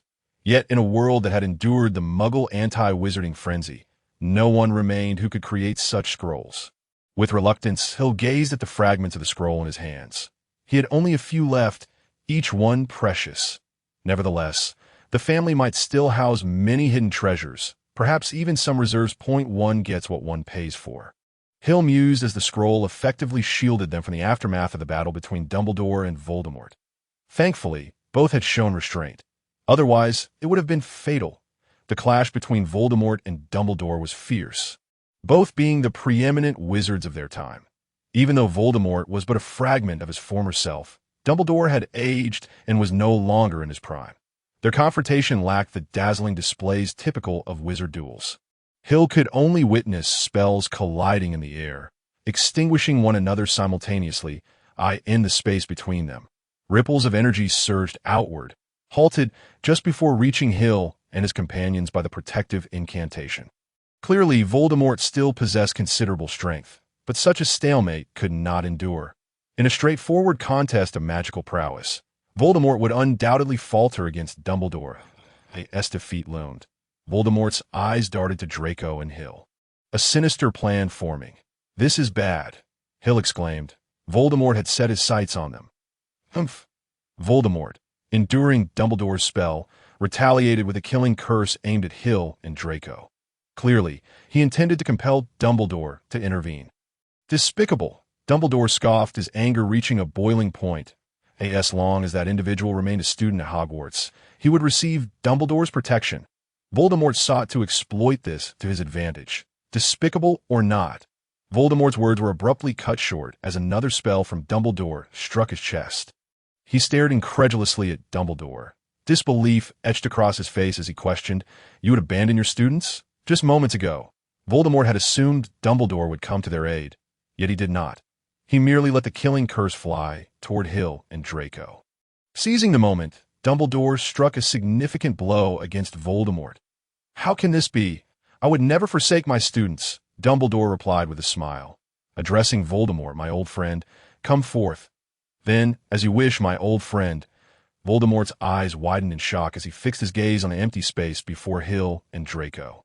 In an instant, a figure materialized where there had been none. Adorned in a brown robe embellished with intricate patterns, it was a sight that could dazzle the ordinary eye, a testament to the application of ancient runes. Endowing the robe with formidable protection, the newcomer appeared remarkably youthful, seemingly in his 20s, with striking features and piercing eyes. Anyone who beheld this young man could only think one word: perfection. This flawless, almost otherworldly youth wore a gentle smile, extending a hand to lightly touch the killing curse. Uttering the word annihilate, the curse vanished at his command, validating his decree. "Who are you?" Voldemort inquired, stepping back in astonishment. "Me. I bear many titles. I nearly forgot my own name. The great sage, the grand alchemist." "Ah, yes, my friends call me Nick." The young man's expression shifted to one of realization as he nodded, reiterating, "Indeed, I am Nick. Furthermore, I am the creator and custodian of the very philosopher's stone you covet. My personal recommendation is that you relinquish the stone. It truly is not a good thing that I ask that so." Voldemort gazed greedily at the philosopher's stone in his hand before turning his attention to Nick LeMay. He lingered for a moment on the latter's youthful form, then reluctantly withdrew his gaze. "You must be over 600 years old, yet you appear to be merely in your 20s, he remarked. "Indeed, I am 666 years old this year," Nick LeMay replied. "But I ask for why I look this way. It is undoubtedly the effect of the philosopher's stone. So, do you think I would relinquish this stone?" Voldemort's voice suddenly rose several octaves, looking at Nick LeMay with disdain, as though viewing a fool. Nick LeMay seemed troubled and scratched his head, then shrugged and declared, "If that is the case, I will take it myself." He stepped forward, pausing momentarily, then advanced again, hesitating slightly before taking another step. He took 5 strides, coming to a position less than 3 meters away from Voldemort. This was a perilous distance. Any spell could be cast in an instant, leaving little room for evasion. However, for individuals of their caliber, evasion had lost its significance. "You are no match for me." Nick LeMay's words were surprisingly verbose, uttering such a blatantly provocative statement before the battle commenced. "Then let me witness the prowess of a wizard who has lived for over 6 centuries, Voldemort replied, his expression becoming grave. He held considerable confidence in his own strength, although Nick LeMay had lived for quite some time. Voldemort did not believe him to be particularly formidable, as the latter was more renowned for his alchemical skills. Moreover, if he were truly that powerful, where had he been during the reign of Grindelwald and Voldemort? "Very well, as you wish," Nick LeMay stated, and with those words, his aura surged, seemingly imposing upon both Dumbledore and Voldemort. Crack! Hill stared in astonishment at the protective barrier before him, now cracked, although it had already been greatly diminished. It seemed improbable that it would succumb to Nick LeMay's mere presence. Dumbledore narrowed his eyes and stepped in front of Hill and the others, nodding at Nick LeMay, signaling him to disregard the others. Unencumbered by concern, Nick LeMay slightly moved his joints and then faced the solemn Voldemort, signaling for the battle to commence. Voldemort refrained from acting rashly, having understood from Nick LeMay's earlier display of power that this wizard, famed centuries ago, was far more than simply an alchemist. "Where is your wand?" Voldemort inquired, grasping Chilo's wand. Although it was awkward in his hand, it was better than nothing. A wand is a wizard's weapon. Without one, a wizard is often less capable than an ordinary muggle. Many wizards had perished in the past due to losing their wands, only to be burned at the stake by muggles. Though at their level, wandless casting was not an issue. In a confrontation among top-tier wizards, it rendered one somewhat at a disadvantage. Wandless casting is not the same as magicless casting. It consumes significantly more magical energy than usual. "My wand? I lost it long ago." "Lost it?" "Indeed, it was destroyed hundreds of years ago in a battle." Unaware that he was transforming the impending battle into a casual chat, Nick LeMay continued, "That was during the final battle of the Third Wizarding War. How unfortunate it was to be besieged, and thus my wand was shattered." Voldemort fell silent, and Hill noticed a flicker of hesitation on his face. What was he contemplating? "Hill, What is the Third Wizarding War? Draco asked as the name suggests. The Third Wizarding War was said to be a brutal conflict. That battle left the magical world severely weakened, from which it has yet to fully recover. Many families were obliterated in an instant, and countless legacies turned to dust. He'll recall from his readings, speaking slowly. Prior to that, there were the Second and First Wars, both reportedly as significant as the Third. Clap, clap, clap. A round of applause erupted, and Nick LeMay smiled at Hill. Commending from the Fox family. Is it truly impressive? He paused, a reminiscent expression crossing his face, then nodded, shaking his head, choosing not to elaborate further. Now, shall we begin?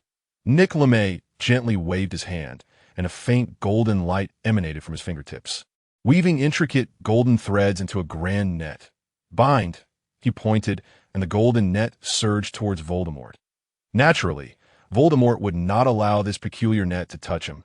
He waved his wand, conjuring a heavily armored knight clad in black.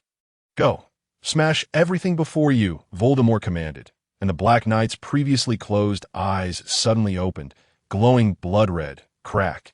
The Black Knight took determined steps, raising its massive hammer to strike at the approaching giant net, a unique application of transfiguration.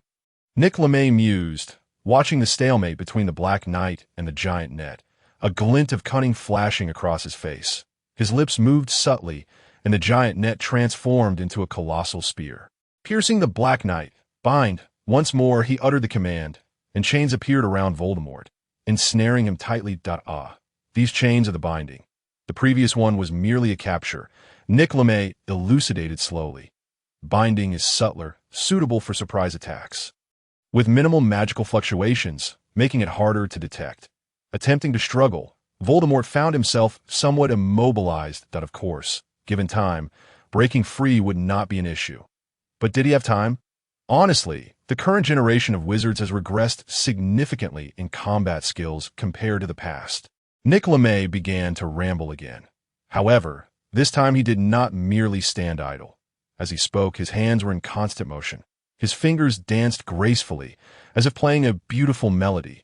The golden light from his fingers traced a complex magical array in the air, captivating the eye with its intricate beauty, as if one could become ensnared within its depths. During our time, we would often engage in battles. Those rascals were truly insidious, specializing in ambushing others, to be honest. Even a child from our era could likely outclass your combat skills. Without scheming against others or being wary of their schemes, such individuals would hardly survive 3 days. The past is not necessarily obsolete. It may be unfavorable, but from my perspective, magic has regressed. Combat is about defeating one's opponent. There should be no rigid constraints that we always scorn the rigid knightly code. Yet unexpectedly, centuries later, our descendants have morphed into such individuals. Thus, I have long told you that you're not my opponent, yet you refuse to believe it. And now, here we are. I merely wish to reclaim the Philosopher's Stone. That fellow beside you seeks your life. Voldemort ground his teeth in frustration. The sensation of being utterly overwhelmed was decidedly unpleasant. Nevertheless, considering that his opponent had survived 3 wars, he could find some solace in that. Yet this individual, having won, continued to prattle on with meaningless chatter. Enough, I shall reclaim my possession. Seemingly fatigued, Nick LeMay rubbed his temples, his expression one of exasperation. This is truly troublesome. Why must you covet the Philosopher's Stone? It is truly not a good thing. Nick, time is of the essence. We should hasten to retrieve the stone, Dumbledore subtly reminded, sensing that Nick LeMay was about to delve back into meaningless discourse. Hill noticed a flicker of helplessness and regret on Dumbledore's face. What was he lamenting? Voldemort, or something else? Indeed, time is pressing. Today is the most opportune day. After uttering this nonsensical statement, Nick LeMay accelerated his movements, pointing at the magical array and slapping it onto Voldemort. What have you done? Voldemort roared, a mix of anger and fear evident in his voice. Fear stemmed from the unknown, as he was uncertain of the purpose of this magical array. I truly wish I could smack you one. How dare you touch my belongings? Nick LeMay's tone abruptly shifted, filled with bravado. Do take a moment to consider your own worth. To merely seize my belongings is not enough. You intend to integrate them into your very being, forcing me to expend immense effort to retrieve them. You, Voldemort, roar in fury, yet you find yourself tightly bound by Nicklemy, unable to extricate yourself for the moment. How audacious! That is mine. Do you comprehend? It is something I obtained with my life alongside a multitude of friends. Do you grasp the weight of that? Nicklemy shot a fierce glare at Voldemort before turning to Dumbledore, hurling a torrent of insults. Dumbledore, you are no paragon of virtue either. Why choose my Philosopher's Stone as bait when there are countless alternatives? Surely, you are envious of my youthful appearance and superior charm, are you not? Ah, though I'm already 666 years old, I still attract the attention of beautiful women on the streets. Unlike you, who has succumbed to age. Hill and Draco stood in stunned silence. Is this truly the greatest alchemist of modern times? He appears more akin to a rogue and a fool. Dumbledore, however, remained unfazed, chuckling lightly as he addressed Nicklemy. My dear old friend, how does it feel? Exceedingly well, unprecedentedly so. This sensation is one I have not experienced in centuries. Nicklemy seemed to bounce with an unrestrained exuberance, waving his arms before exclaiming, Tonight, I shall seek the company of 5 lovely ladies for an evening of revelry. No, make that 10. Hill discreetly wiped the cold sweat from his brow before turning to Draco. Forget everything you have witnessed. Let us preserve the memory of that formidable and reliable Nicklemy. Draco nodded stiffly. Congratulations on regaining your senses. However, if I'm not mistaken, Perennial should also be experiencing a resurgence of feeling. If you fear her jealousy, I wholeheartedly support your decision. Dumbledore remarked with a smile to Hill's astonishment. The once vivacious Nicklemy abruptly fell silent, his body trembling slightly, lips moving as though he were uttering something. I no longer wish to consume pasta, Hill deciphered through lip reading, exchanging a bewildered glance with Draco. Very well, let us commence. Time is of the essence. Nicklemy suddenly quieted, speaking in a peculiar tone. My time is limited. We must act swiftly. Though brief, it suffices, does it not? We shall embark on another journey afterward, and we will await you there, Dumbledore. Nicklemy turned away, his expression obscured. Excess is detrimental. Gains and sacrifices are not equivalent. This is my final counsel. The Philosopher's Stone, my lifelong nightmare. It is time to put an end to you. You should never have existed. With arms outstretched, Nicklemy unleashed a formidable pressure, surpassing even the intensity of his battle with Voldemort. Come forth, Nicklemy grasped, his hand penetrating Voldemort's form. Seizing the undulating Philosopher's Stone, boom! Dumbledore waved his wand, conjuring a silver shield to protect himself, Hill, and Draco. Of Voldemort's visage contorted, as though Nicklemy's actions inflicted great torment upon him. Ah, it seems you have found your next master? Are you abandoning me? Nicklemy replied coolly, yet a being such as yourself ought not to exist. You cursed stone. Hill recalled Dumbledore's earlier words, now comprehending the entirety of the matter.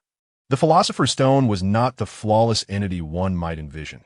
To its creator, Nicklemy, it represented a cursed object, the bane of his existence. That it appeared that the stone granted eternal youth at the cost of feeling, rendering its possessor a mere shell of a person. Now, the stone seemed to have chosen Voldemort as its master, initiating a fusion with him. Thus, its former master, Nicklemy, was cast aside, gaining a form of liberation. However, for both personal and professional reasons, Nicklemy would not permit the stone to remain in this world. In that tome, he had seemingly destroyed the Philosopher's Stone. Yet, just as Nicklemy extracted the stone, Voldemort stirred. The Philosopher's Stone is mine. It belongs to me. Nicklemy was evidently unprepared for Voldemort's sudden movement, nor did he anticipate the depth of their bond. Alone, Voldemort could not break Nicklemy's curse, but with the stone. The situation was different. Was it the foreknowledge of his impending destruction that instilled in him this sense of urgency? Nicklemy murmured, shaking his head. To him, this was merely a desperate struggle of a cornered beast. Under the overwhelming pressure of absolute power, all was but an illusion that he quickened his efforts, gradually extracting the stone. Though slow, it was a persistent endeavor. In all likelihood, within half a minute, the stone would be retrieved. This half-minute was crucial. Voldemort would not allow Nicklemy to proceed unimpeded. Liberated, he prepared to flee without hesitation. Although Hogwarts forbade apparition, like Hill, he possessed methods to escape this place. "Behave yourself," Nickelme commanded, watching Voldemort prepare some device for his departure. With a deft motion, he conjured a scroll in his hand, glancing at it before tossing it to Dumbledore. "Hold on to this. Freedom is a rare commodity." Initially, those fellows created 15 of these, distributing them to the strongest 15 dark wizards. However, the plan was leaked, and they were besieged and perished. There are not many of these scrolls left. Dumbledore accepted the scroll, stowing it away without a second glance at him. Within Hogwarts, utilizing his authority as headmaster, accessing any location was merely a thought away. Yet, authority has its limitations. In the past, he was indifferent, but now he must be cautious that Dumbledore's authority was akin to power, while Hill's was closer to permission. It was merely a key, devoid of any extraordinary capabilities. With a casual gesture, Nickelme had seized one of Voldemort's trump cards, causing the latter's eyes to bulge in disbelief. Simultaneously, Voldemort gained a deeper understanding of Nickelme's strength. He truly deserved the title of a wizard who survived the cataclysms of 3 wars. Another 15 seconds ticked by, and beads of sweat began to form on Nickelme's forehead. Voldemort attempted to flee multiple times, only to be thwarted by Nickelme. Balancing the suppression of Voldemort while contending with the stone was no easy feat, even for Nickelme. Dumbledore continued to shield Hill and Draco behind him, unable to spare a hand. In fact, this was Nickelme's request. He would not allow Dumbledore to approach the Philosopher's Stone even a step. "I do not trust you, Dumbledore. I am aware that your obsession is not significantly less than Voldemort's. Therefore, to preserve our friendship, please refrain from nearing the stone at any moment. Otherwise, I shall regard you as an adversary." This was the agreement between Nickelme and Dumbledore. He could lend the stone, simultaneously concluding all matters. But he would not allow the stone to exist in this world. The next 15 seconds felt interminable. Voldemort was on the brink of madness, employing numerous strategies to escape, all of which Nickelme neutralized. Incomprehensible, this was Hill's sole impression. Nickelme utterly dominated Voldemort. This implied that he would not exert much effort against Dumbledore or Grindelwald. He was likely the strongest wizard in the current magical realm. Nickelme remained at level 8, the pinnacle of that tier, yet his displayed prowess surpassed even Dumbledore's by a significant margin. Perhaps he was on the cusp of reaching level 9. Alas, such a formidable wizard spent the majority of his life constrained by the Philosopher's Stone. And it was only now that he had a glimmer of opportunity for liberation. After achieving this liberation and enjoying a fleeting sense of stability, he would likely meet his end in the stillness of a quiet night.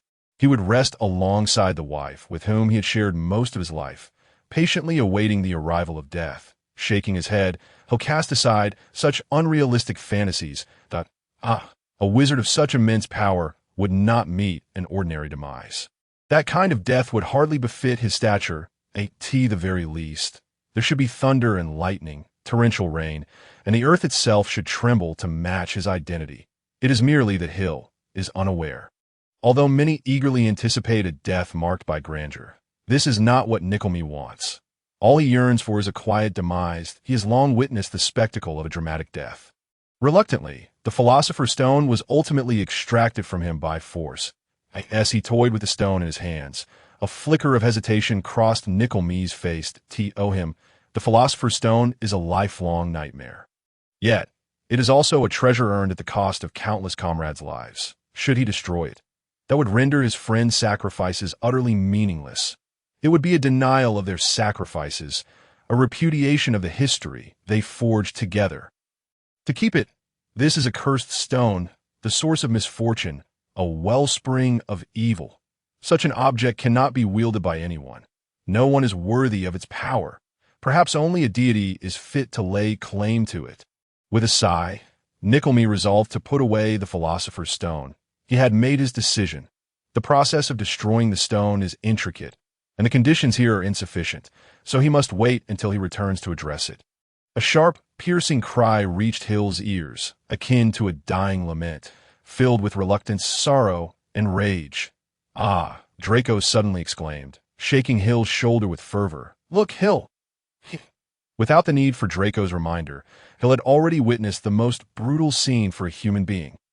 Nickelmee's once tall and youthful form was rapidly aging before their eyes. His body grew increasingly gaunt, his hair mottling until it was entirely white. His handsome visage had vanished, replaced by deep crevices and age spots. To experience the swift transition from youth to old age in an instant must be the cruelest of punishments. Watching his own body wither, akin to a punctured balloon, unable to retain life. Even the strongest among us would find it unbearable. The speed of Nickelmee's aging was astonishing. In almost an instant, he had transformed into a hunchbacked elder, his back bent involuntarily under the unbearable weight of time.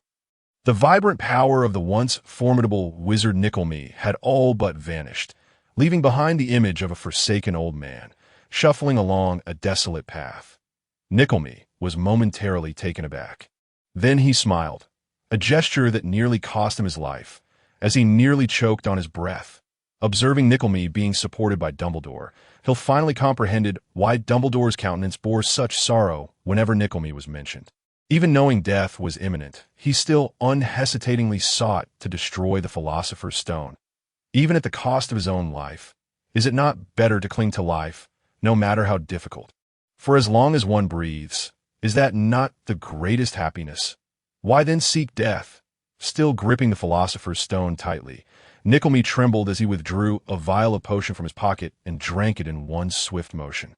The potion evidently proved effective, as Nickelmee's spirit appeared greatly revitalized. In fact, Hill noticed that Nickelmee seemed to regain a semblance of youth, though this was trivial in comparison to his aging exterior. Fortunately, I had preserved some potions derived from the Philosopher's Stone. They can slightly delay the arrival of death. With a smile, Nickelmee signaled to Dumbledore that he no longer required support. He slowly slid down along the wall, taking a few labored breaths before uttering, "I have still triumphed, have I not?" These words were directed at the Philosopher's Stone, for at the cost of his life, he had indeed freed himself from its control.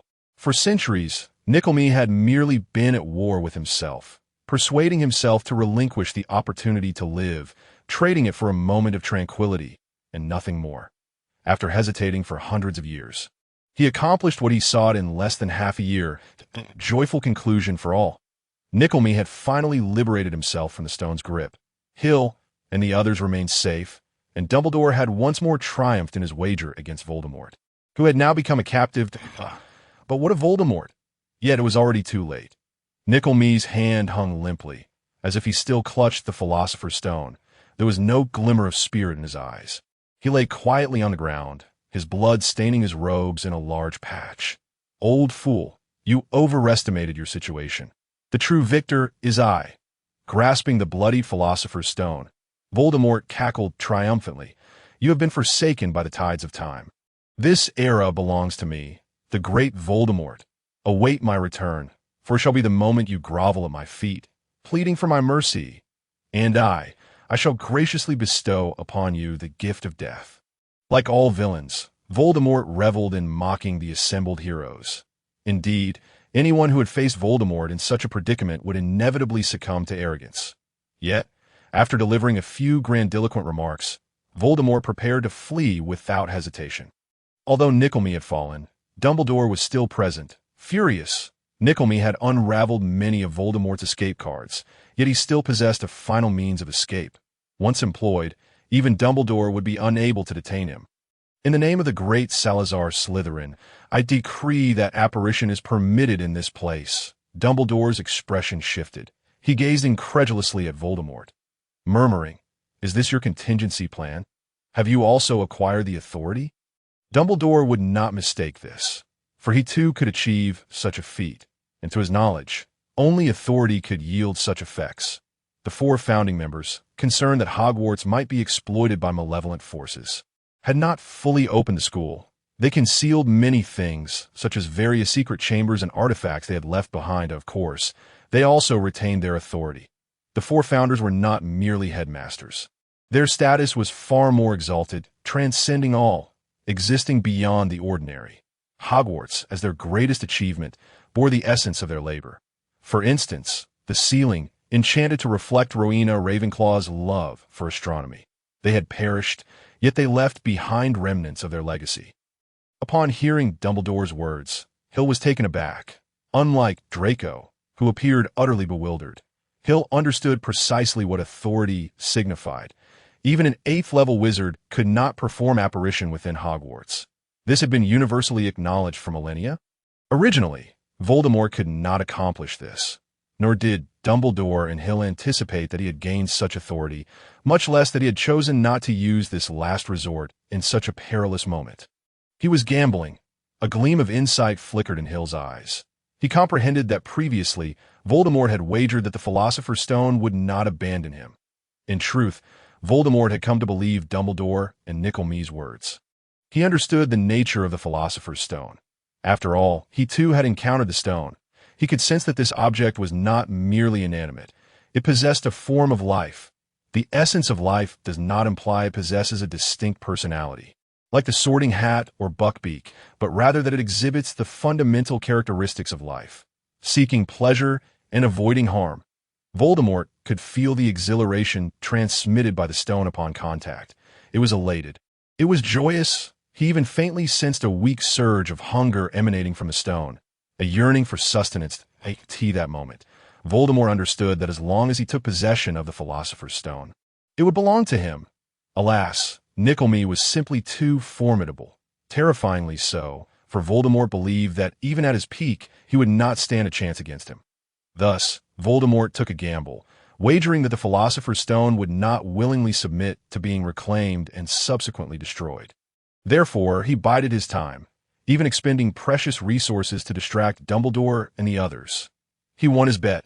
The stone withdrew its protection from Nickelmee, allowing him to age and ultimately abandon its former master.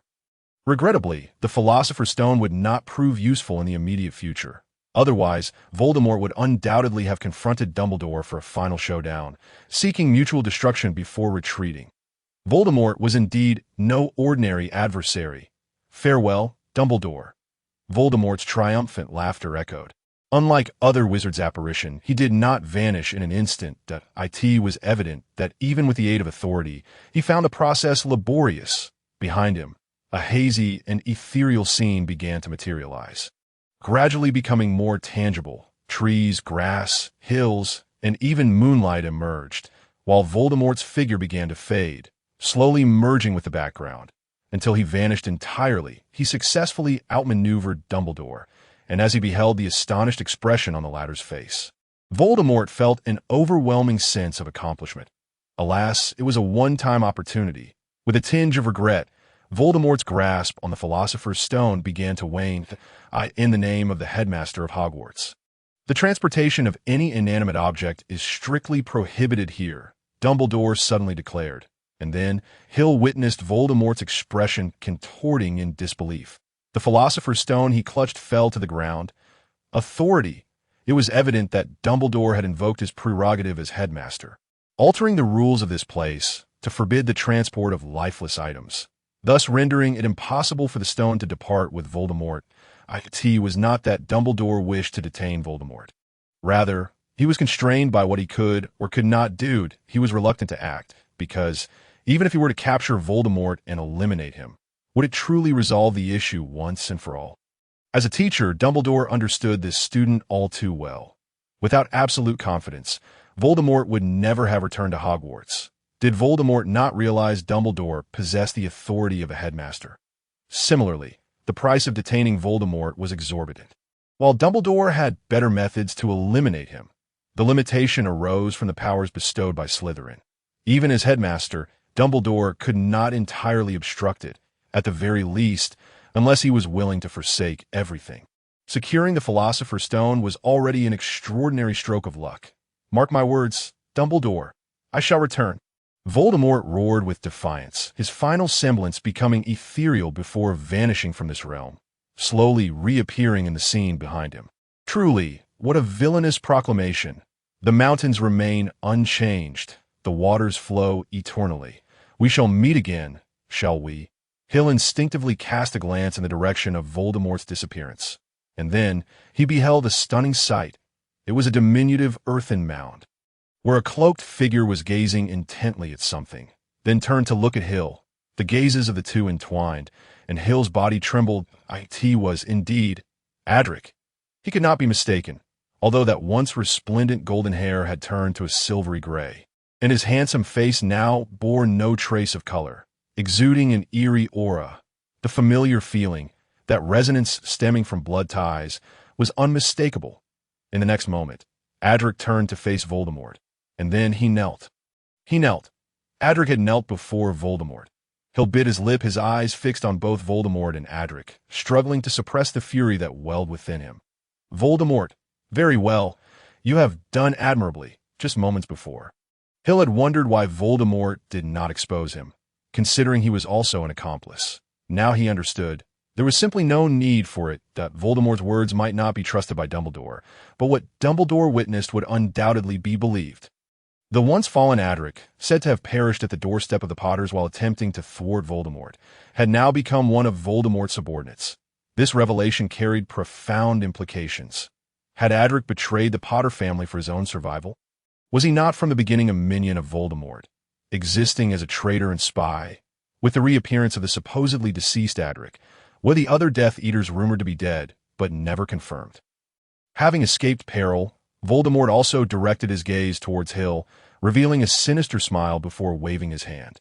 Subsequently, the scene before Hill and the others began to blur gradually until it vanished entirely. Voldemort had ultimately escaped. Dumbledore had halted the moment Voldemort activated his authority to flee, silently observing the entirety of Voldemort's escape, before exhaling slowly.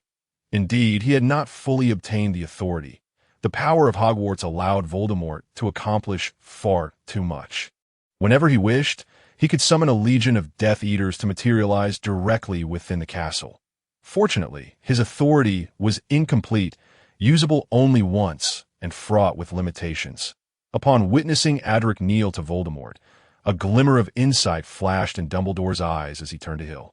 Noting the blood drawn from Hill's bitten lip and the fury and hatred etched across his face.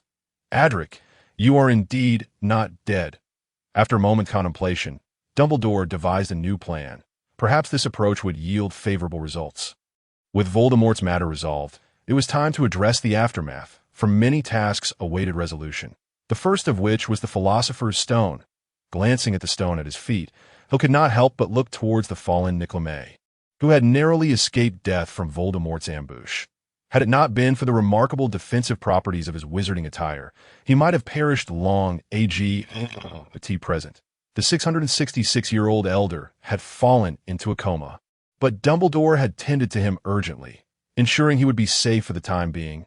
Bending down, Hill retrieved the Philosopher's Stone, all the while feeling an intense gaze upon him, suppressing his discomfort.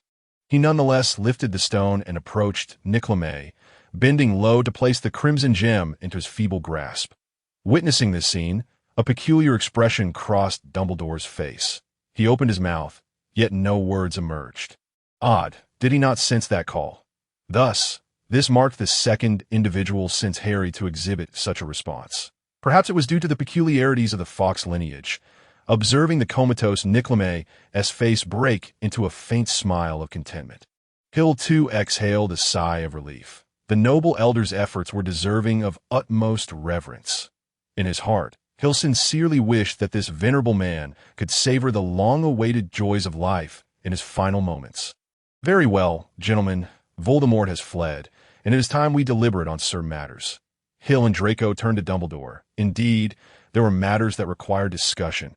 This year, Slytherin has once again emerged as champions. Had they not? That remains to be seen. Hill, do you know anything? Rest assured, a splendid spectacle shall unfold shortly. Engaging in casual conversation with Terry, Lily, and others, Hill was unscathed, thus not confined to the infirmary like Harry and the others. He and Draco had each obtained what they desired from Dumbledore and left contentedly. The Great Hall was adorned in the green and silver of Slytherin, celebrating their 7th consecutive victory in the House Cup. A massive banner depicting the Slytherin serpent hung on the wall behind the head table. Hill wondered what expressions would adorn the faces of those little snakes. He cast a glance at Snape, who wore his usual expressionless demeanor. Even with Slytherin's triumph, he did not exhibit any remarkable reaction. Did Voldemort truly remain unaware of Snape's issues? Surely not. Or perhaps he feigned ignorance. Before long, Harry, having just exited the hospital, entered, and the hall fell into a profound silence, only to erupt once more into animated chatter. He approached the Gryffindor table, taking a seat between Ron and Hermione. Moments later, Dumbledore arrived, and the cacophony within the hall gradually subsided. Another year had passed. Dumbledore proclaimed joyfully, "Before we indulge in these delectable dishes, I must trouble you to listen to an old man's cliché. What a splendid year it has been! Your minds have surely enriched themselves more than in the past, with an entire summer ahead for you to digest all that knowledge before the new term commences. Now, as far as I know, we must first conduct the awards ceremony for the House Cup, with the specific scores as follows. 4th place, Gryffindor, with 312 points. 3rd place, Hufflepuff, with 352 points. Ravenclaw, with 455 points, and Slytherin, with 472 points. A thunderous cheer and stomping erupted from the Slytherin table, while students from the other houses gazed at them with icy disdain. Truly, what an illustrious first place. At the Ravenclaw table, everyone regarded Hill with peculiar expressions, precisely a difference of 17 points. Ravenclaw and Slytherin were separated by 17 points, coincidentally the score Hill had lost in his first class. However, the Ravenclaws bore no ill will, for Hill had amassed 114 points throughout the term, ensuring their score exceeded that of third-place Hufflepuff by over 100 points. Truly maddening, just 17 points short. Everything unfolded as anticipated. To be honest, he had expected a larger and no matter. Soon enough, they would cease their laughter. Lily cast a curious glance at the impassive Hill, her eyes sparkling with intrigue. She sensed that Hill must know something, as he had been mysteriously elusive lately, leaving her completely in the dark about his recent endeavors. Indeed, quite commendable, Dumbledore remarked. However, several recent occurrences must also be taken into account. The hall fell into a profound silence, and the smiles of the Slytherins dimmed slightly. Ahem, Dumbledore cleared his throat. I have a final allocation of points to distribute. Let me see. The first item. Mr. Ron Weasley. Ron's face flushed a deep crimson. Resembling a sun-kissed carrot, he had just executed one of the most brilliant chess plays in Hogwarts history, for which I award Gryffindor 50 points. The jubilant cheers from the Gryffindors nearly threatened to lift the enchanted ceiling. The stars above seemed to tremble in response. Percy could be heard loudly proclaiming to the other prefects, "It's my brother, my youngest brother. He successfully navigated Professor McGonagall's giant chessboard." It took some time for the excitement to settle. Next, Miss Hermione Granger. She faced the flames with calm logic. "I shall award Gryffindor another 50 points." The Gryffindors erupted in ecstatic cheers, their total scores soaring by 100 points. Thirdly, Draco Malfoy. Dumbledore announced. The hall fell eerily silent. He displayed remarkable courage and wisdom, refusing to yield an inch even in the face of such formidable foes. For this, I award Slytherin 50 points. The Gryffindors fell silent, incredulously staring at the Slytherin table, particularly at the irate Draco. Slytherin had gained 50 points. The Gryffindors' enthusiasm gradually waned, realizing the gap between them and Slytherin had widened once more. Draco looked furious, while the other Slytherins appeared oddly calm. Their points had been awarded for thwarting the nefarious plans of the Dark Wizard seeking to steal the Philosopher's Stone. Yet, Draco was the epitome of Slytherin, and both his parents were Death Eaters. Facing the questioning gazes of his housemates, Draco seethed inwardly, cursing Dumbledore. This was not part of their earlier discussions. Damn it! That old fool! How am I to maintain my standing in Slytherin now? Fourthly, Hill Fawkes. Dumbledore paused deliberately upon uttering Hill's name, glancing towards Ravenclaw, where Hill maintained his serene demeanor. Hill, you too have received points, correct? Perhaps, Hill replied nonchalantly, shaking his head lightly in response to the puzzled looks from the Ravenclaws. It seemed that the matter of points had not been mentioned in his conversation with Dumbledore. Was it a strategy to quell the Slytherins' ire by elevating them to third place? Their hatred would not be solely directed at Gryffindor, but Ravenclaw would also be implicated. How cunning! To be frank, I ought to deduct 100 points from him for violating the rules I established at the beginning of the term by entering that forbidden room. Dumbledore surveyed the stunned students with satisfaction before shifting his tone. However, Mr. Fox has proven to be exceptional, navigating all the challenges alone. Moreover, in a final act of bravery, he re-entered to rescue his friends. Harry, Hermione, and the others gazed at Hill in disbelief. He had traversed all the challenges alone. When had that transpired, and why were they unaware? Good grief, he has kept too much from us, Ron exclaimed indignantly. Sensing that Hill's points would be substantial, Hermione and Harry exchanged glances, a flicker of doubt passing between them. How many more secrets lay hidden from them? And so, I shall award Ravenclaw 70 points. The Ravenclaw table erupted in jubilation. With Hill's 70 points, they had surpassed Slytherin by 3 points. Well done, Hill. You are truly remarkable. Congratulations, Hill. You have accumulated a total of 184 points this term. In the face of the Ravenclaw's accolades, Hill could only offer a wry smile, realizing that Dumbledore was likely to award Harry an additional 100 points. Indeed, just as the Ravenclaws celebrated, the Slytherins seethed, and the Gryffindors lamented, Dumbledore spoke once more. Fifthly, Harry Potter, Dumbledore announced, causing the Ravenclaw celebrations to abruptly halt, as an ominous premonition filled the air. He displayed unparalleled courage and extraordinary bravery. Thus, I shall award Gryffindor an additional 100 points. This time, an eerie silence enveloped the hall. Though they were astonished by Harry's points, the previous events rendered them hesitant to react until the final tally was revealed. Courage manifests in many forms. Dumbledore smiled. To confront an enemy requires extraordinary bravery. Yet to stand firm before friends necessitates an equal measure of courage. Therefore, I shall award Neville Longbottom 20 points.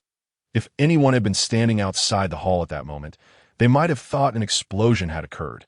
As the cheers from the Gryffindor table swelled to a crescendo, Harry, Ron, and Hermione leaped to their feet, vociferously applauding, while Neville stood astonished, his face paling as he was enveloped by a throng of jubilant supporters. He had never earned a single point for Gryffindor before. Amidst the Gryffindor revelry, the Slytherin table remained silent, yet the fury in their eyes and the warped cutlery betrayed their facade of calm. Shame! This is a disgrace for all of Slytherin. Draco's face flashed with anger. Dumbledore had thoroughly humiliated Slytherin in him. So it is, Dumbledore, you have never regarded us Slytherin students as true Hogwarts students. Have you? Indeed, without power, one must endure. This meant that Dumbledore had to raise his voice to be heard over the thunderous applause, that we need to make some minor adjustments to our decorations. He clapped his hands. And immediately, the green streamers transformed into vibrant red, while silver turned to gold.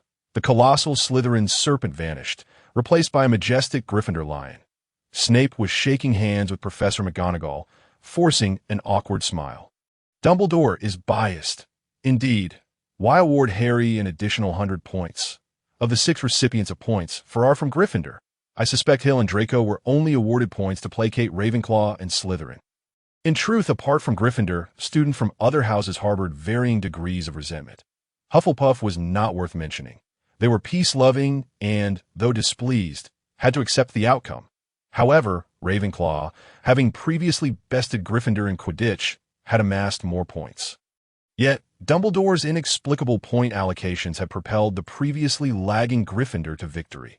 Although they had triumphed over Slytherin, Dumbledore's blatant favoritism towards Gryffindor left Ravenclaw disgruntled. What does it matter?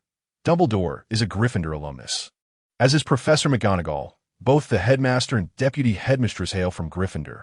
And with the boy who lived Harry, it was destined for them to claim the championship this year. While these words were meant to explain and console, Hill's tone was laced with disdain for Dumbledore. It was an unavoidable reality.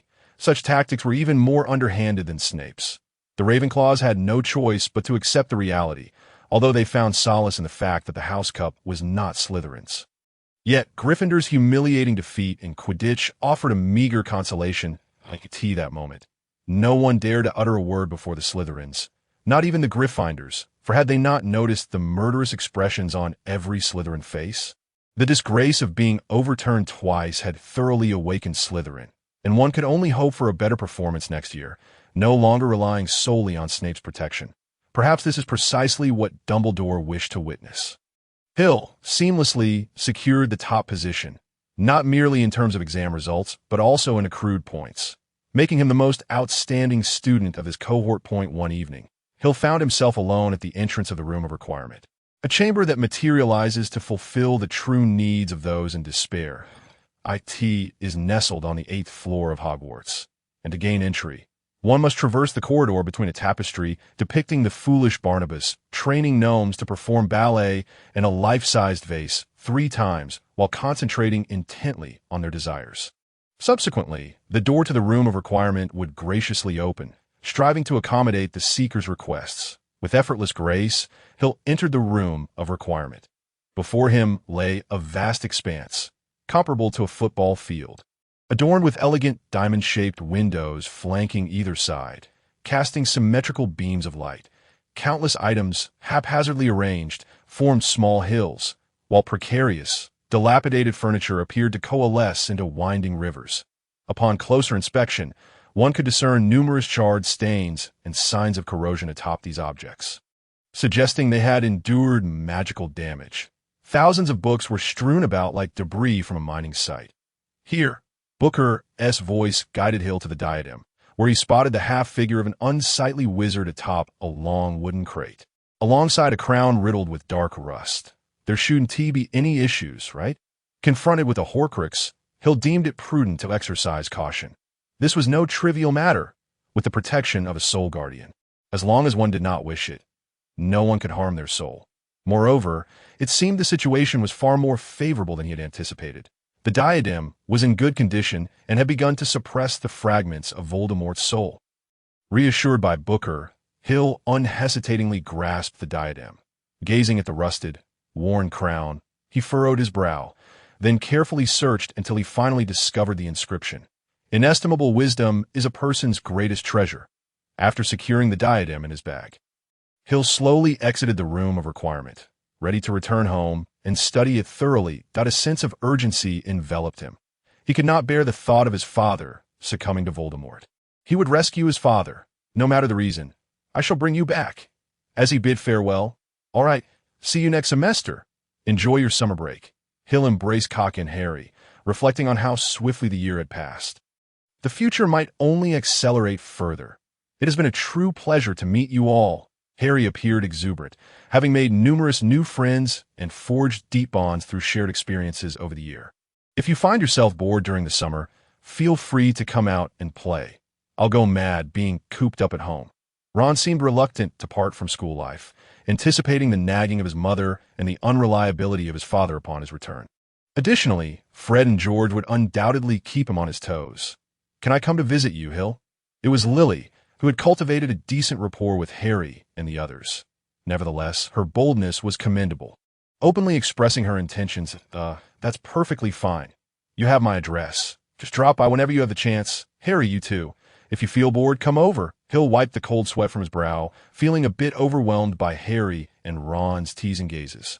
And then there was Hermione, whose lack of visible emotion belied a palpable sense of danger.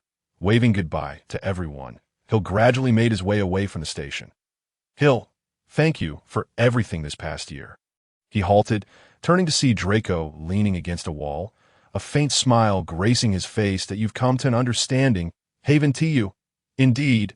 Thank you. If I could be of assistance in the future, I won't hesitate to help. Observing Draco's calm demeanor, Hill gently shook his head. Draco had indeed matured significantly. The impetuousness and arrogance had vanished, replaced by composure and humility, akin to a sturdy tree, firmly rooted in the earth, steadfast against the storms. Well then, see you next semester. Goodbye. Stepping out of the station and gazing at the azure sky, Hill smiled softly, embarking on his journey home. Booker, have you made any discoveries? The situation is not promising.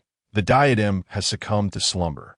It appears it expended its last vestiges of strength to suppress Voldemort's soul fragments, rendering the diadem a mere object. Now I see. So this implies that over the past year, there has been little progress. Correct? Hill lifted his prepared cup of red tea, testing the temperature before taking a gentle sip. The delicate aroma of tea lingered on his lips, bringing him a sense of relaxation. Booker languidly sprawled on the coffee table, listlessly flipping through pages. The research conducted during this holiday had yielded no results. leaving Booker feeling quite disheartened, having boasted of assured progress. What is the main challenge now? Perhaps I could offer some suggestions. Although Booker's research had not yielded the anticipated results, Hill bore no resentment. For nothing in life is absolute, and the intricacies surrounding Horcruxes could not be resolved hastily. What I truly need is a complete Horcrux to serve as a study subject. I must understand Voldemort's methods of creating Horcruxes. Each wizard's approach is unique, that MY records only contain information on other Horcruxes, and while there are a few countermeasures, without having studied Voldemort's Horcrux, I cannot ascertain their efficacy. Remember, we have but one chance. Booker's words brimmed with frustration. The last crucial step eluded him, trapping him in a stalemate. Hearing Booker's response, Hill squinted thoughtfully before inquiring, "What about that diary? Are you referring to Tom Riddle's diary?" "Indeed. It is also a Horcrux, is it not?" Hill's eyes widened, realizing that this particular Horcrux was currently the easiest to acquire. "Wasn't it?" "Certainly. But that Horcrux is unregulated. It will affect the user's mind and may even control those with weak wills." Booker's tone bore a hint of concern, yet this apprehension was entirely unwarranted. Hill chuckled softly, lightly tapping Booker. "Have you forgotten? I am imbued with soul protection. A mere fragment of Voldemort's soul cannot hope to control me. With soul guardianship, any soul attack is rendered ineffective. Any soul-related curse is nullified. That fragment of Voldemort's soul dreaming of controlling me is utterly fanciful. Once the diary is in my possession, it shall be nothing more than a test subject. No chance of rebellion." Reassured by Hill's words, Booker sighed in relief, finally seeing an alternative method to achieve their goals. It now merely hoped to acquire the diary swiftly to avoid further complications. The diary should currently be in Lucius's possession. He will likely find an opportunity to pass it to Ginny Weasley and create a stir as a form of retribution against the Weasley family. Unfortunately, fate had other plans, and ultimately, the diary was destroyed by Harry. Reflecting on the overarching narrative, Hill realized that obtaining the diary was not particularly difficult. He merely needed to seize the opportunity, ideally before Ginny fell under its control. However, this would mean the basilisk incident would not transpire, rendering the entire second year rather dull. Booker recognized the ease of acquiring the diary, but lamented that this would strip Hill of his greatest amusement. Hill shot Booker an exasperated glance. Rolling his eyes, "I am not one to thrive on chaos. I prefer a more tranquil existence. Is it truly entertaining to petrify a group of individuals? In truth, you are indeed someone who thrives on chaos. Yet this time, I genuinely wish to prevent the basilisk incident. Lives are at stake. Those who were petrified can only be deemed fortunate." What if? Hill hesitated, as he held an immense respect for life. Even in past adventures, he had never involved any innocent parties. This time, he could prevent it, and if he remained indifferent, ignoring the possibility of its occurrence, and if something truly tragic would happen, he would regret it for the rest of his life. Observing the turmoil and conflict etched on Hill's face, Booker let out a gentle sigh of relief. Thankfully, Hill remained the same Hill he had always known, unlost in the shadows. Otherwise, Booker would indeed be a significant nuisance, for everything hinges upon it. After much deliberation, Hill could not help but let out a sigh. He glanced at Booker and inquired, "How many potent restorative potions do we have at home?" The kind that can counteract the petrification caused by the snake monster. He resolved to be prepared for all contingencies, aiming to retrieve the journal, while simultaneously ensuring that the antidote for petrification was at hand. This summer, he had taken the opportunity to visit several family hideouts, but regrettably, the yield was meager. Most of the findings consisted of valuable items and various materials, with few truly useful treasures. However, other locations were either exceedingly difficult to locate or fraught with perilous creatures nearby, rendering them inaccessible. With a handful of scrolls in hand, a disheartened Hill could only return home in frustration. Alas, holding a level 1 privilege is quite the pitfall. It proves to be of little utility. After some contemplation, Booker provided Hill with a response.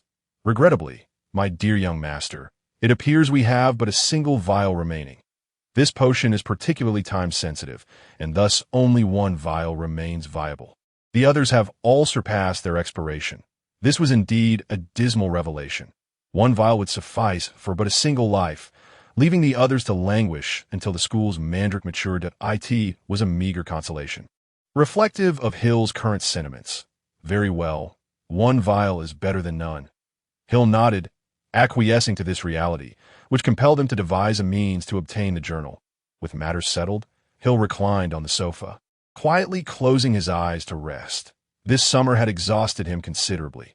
However, he could finally afford a moment of respite. Just then, he reluctantly opened his eyes to find Kaka perched atop him, licking his face, nearly having lulled him to sleep. "All right, Kaka, what is it?" Kaka leapt down from Hill and scurried behind the sofa, returning with a letter clutched in its mouth and new correspondence. Hill took the letter, discovering it was from Lily. Speaking of which, he had written letters to his friends over the summer. Though he knew he would never see Harry's reply, the others had all responded. Among them, Lily's letters were the most frequent, as she consistently invited Hill to visit her home.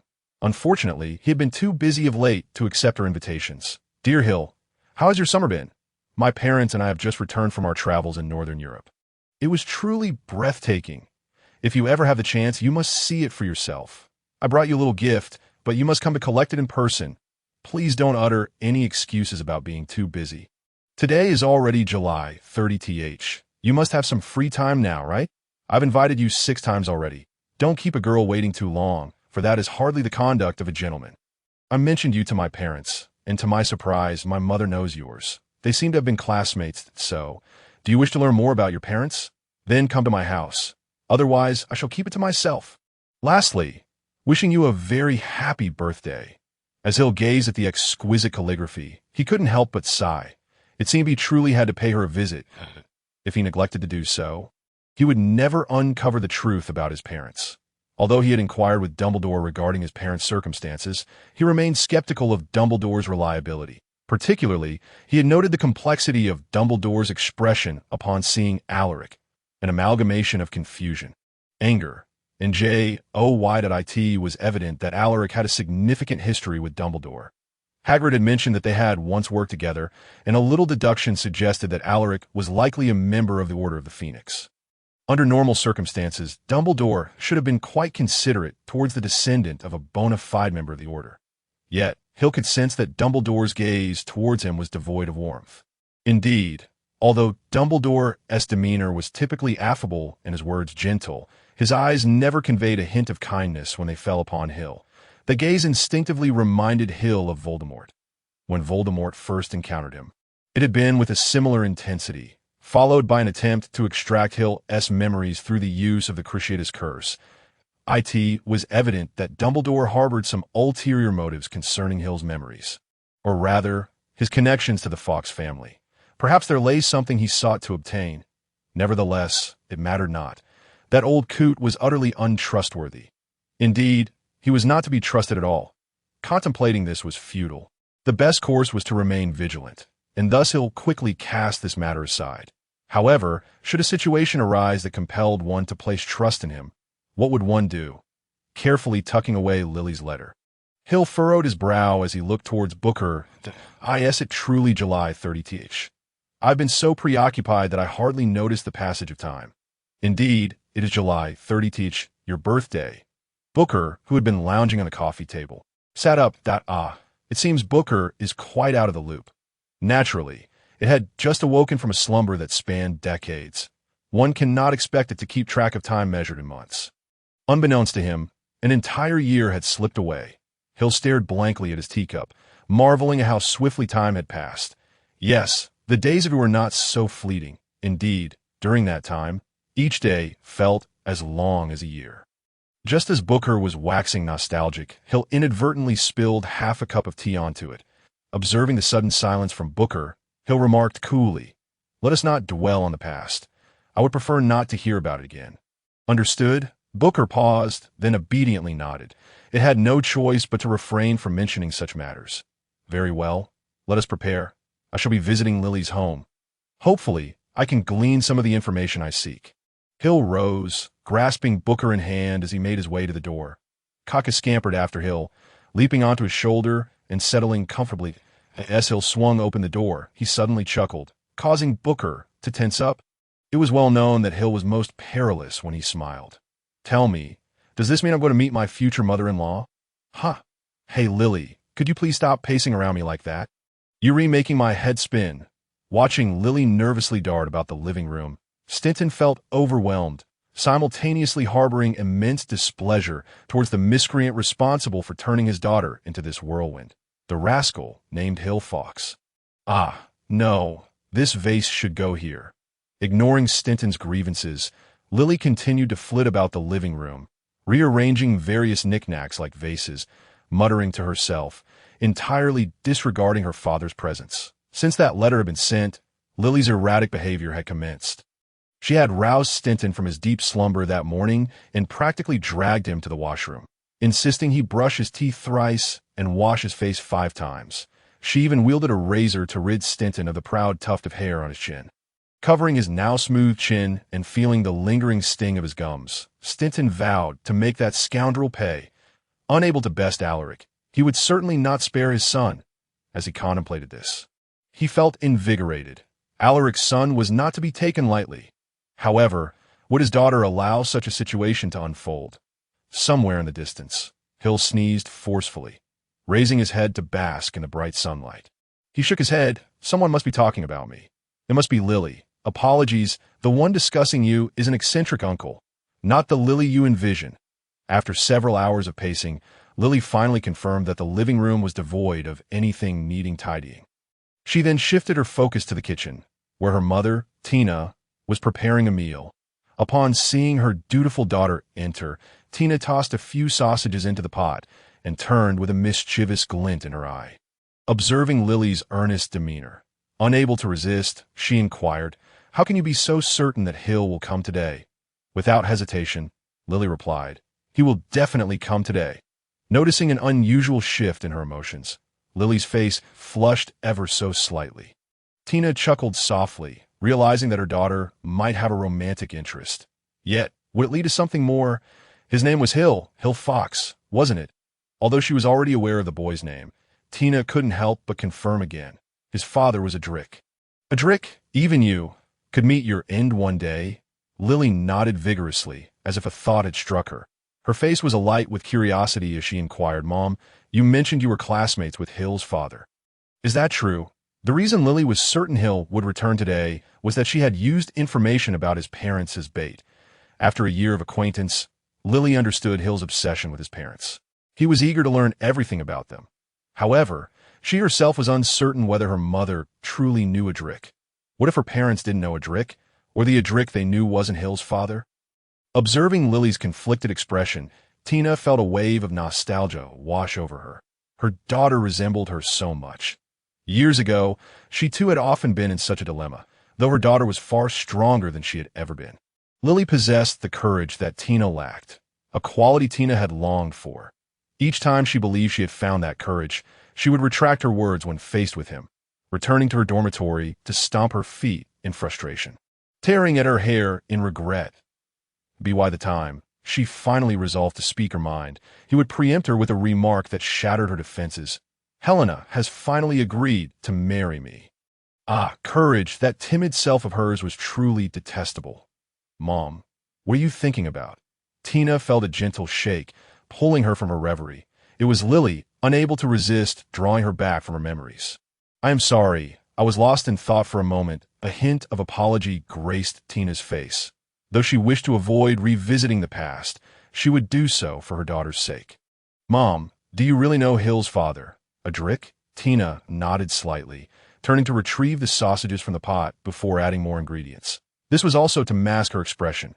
She couldn't bear to let her daughter see her vulnerability. "A Drick Fox, right? I certainly know him. We were quite good friends back in the day." Upon mentioning this, Tina's body trembled involuntarily.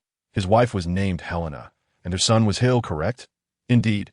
Your father was a Hufflepuff, while I was a Ravenclaw that we graduated in the same year as a Drick and many others. Even Harry Potter's parents were from that cohort." "Oh, right. You're also a Ravenclaw. How could I forget?" Lily lightly tapped her forehead, realizing that knowing a Drick was hardly surprising. So, what kind of person is a Drick? "A Drick, well, he was 21 years ago at Hogwarts." "A Drick, where are you headed?" A timid girl with faint freckles asked a boy beside her, her voice barely above a whisper. Ravenclaw. Our family has always been Ravenclaw. The boy with golden hair adjusted his slipping glasses and smiled reassuringly. His words possessed a soothing charm, at least in the girl's eyes.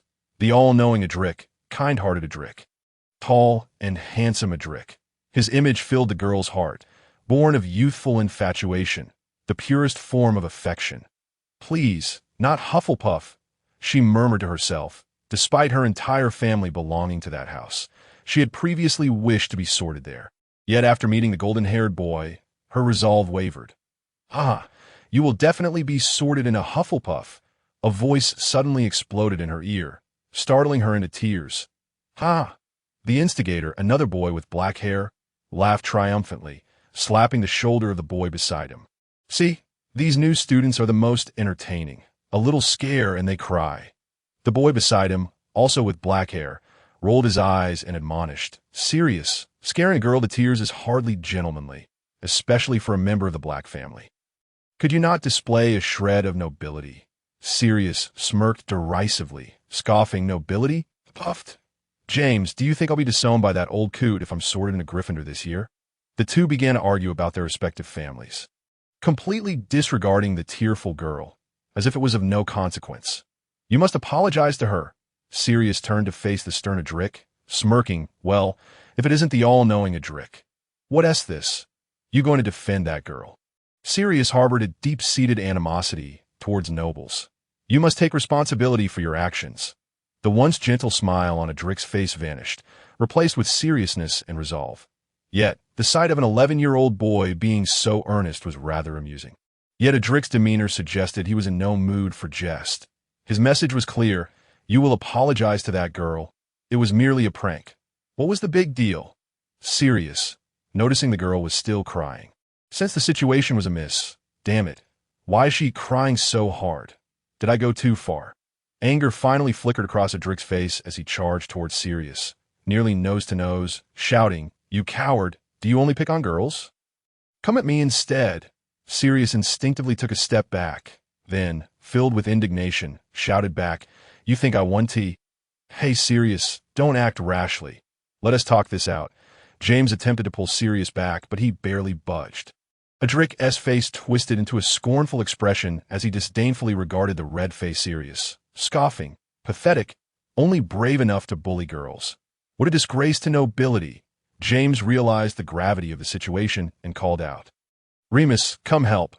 Adric's words were like a spark, igniting the powder keg that was Sirius. He roared, breaking free from James's grip, charging at Adric, and landing a heavy punch to his face. Screw your nobility. Knocked to the ground by Sirius's blow. Adric began to bleed from his nose, but his anger only intensified. That you've got guts. I'll match you blow for blow. Struggling to his feet, Adric shouted, lunging at Sirius, and the two fell to the ground. Engaging in a fierce brawl, the freckled girl had stopped crying, her eyes wide as she watched Adric land a brutal punch on Sirius's nose, followed by Sirius retaliating with a strike that shattered Adric's glasses. Stop fighting! A tiny voice attempted to break through the chaos, but their battle had transcended the need for apologies. They were now fighting for their dignity. In truth, Adric was still no match for Sirius. But he was tougher, enduring several hits without a sound, retaliating with ferocity. Gradually, Sirius too began to unleash his fury, no longer holding back, pummeling Adric relentlessly that I'll help you. Seeing Adric at a disadvantage, a greasy-haired boy joined the fray, striking mercilessly at Sirius's face, nearly turning him into a swollen mess. Snape, how dare you? Upon witnessing the audacity of his opponent to summon reinforcements, particularly that insufferable individual, James could no longer restrain himself and charged forward, delivering a series of vigorous blows to the greasy-haired boy. Hey, James, Sirius, you two must cease this. You'll get expelled, exclaimed a tall yet exceedingly slender boy, attempting to intervene amidst the fray. Expelled? So be it, replied the quartet engaged in the brawl, momentarily pausing in unison before resuming their melee with fervor. Shaking his head gently, the boy approached the four combatants, bent down, and extended his hand. And who might you be?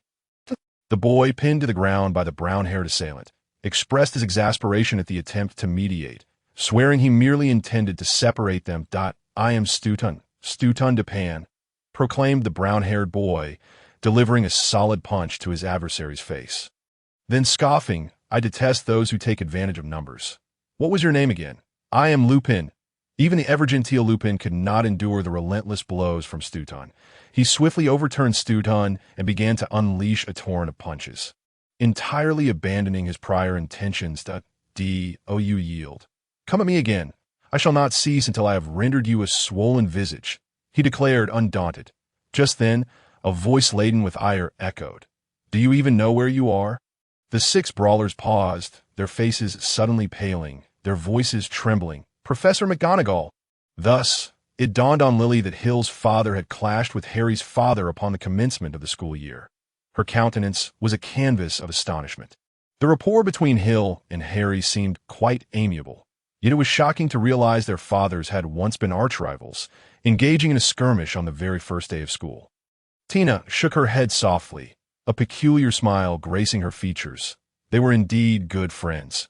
This is what one might call a friendship forged in conflict. After their bout, they became acquainted with one another. Though there was still a hint of rivalry, their relationship thrived as both adversaries and allies. Lily found herself perplexed by the impulsiveness of those boys. She shook her head, realizing she knew them not at all. Their actions were often chaotic, driven by the most obscure of motivations. By the way, was it during that time that Mother met Father? She ventured, noticing the dull-witted boy named Stutun. To her surprise, she mused that her father had once displayed such courage. She had always perceived him as a coward, the image of Stutun, the hapless fool who had joined the fray without understanding the situation, and who, despite being battered, still wore a grin, elicited a bright smile from Tina. Ah, he truly embodies the spirit of Hufflepuff, foolish and oblivious. After all these years, I have lost count of how often I have remarked upon his unchanged demeanor. He remains as he ever was. An enigma. Seated in the living room, Stutun sneezed forcefully, rubbing his nose, casting the blame for his predicament squarely upon the innocent Hill, for he had never intended to let Hill off the hook. After discussing Hill's father, Adric, Lily's attention shifted to Hill's mother, Helena, the youngest daughter of the Black family, who had passed shortly after Hill's birth. Mother, do you know Helena? Tina nearly cut herself as she paused mid-motion with a knife. Though Lily remained oblivious to the near mishap.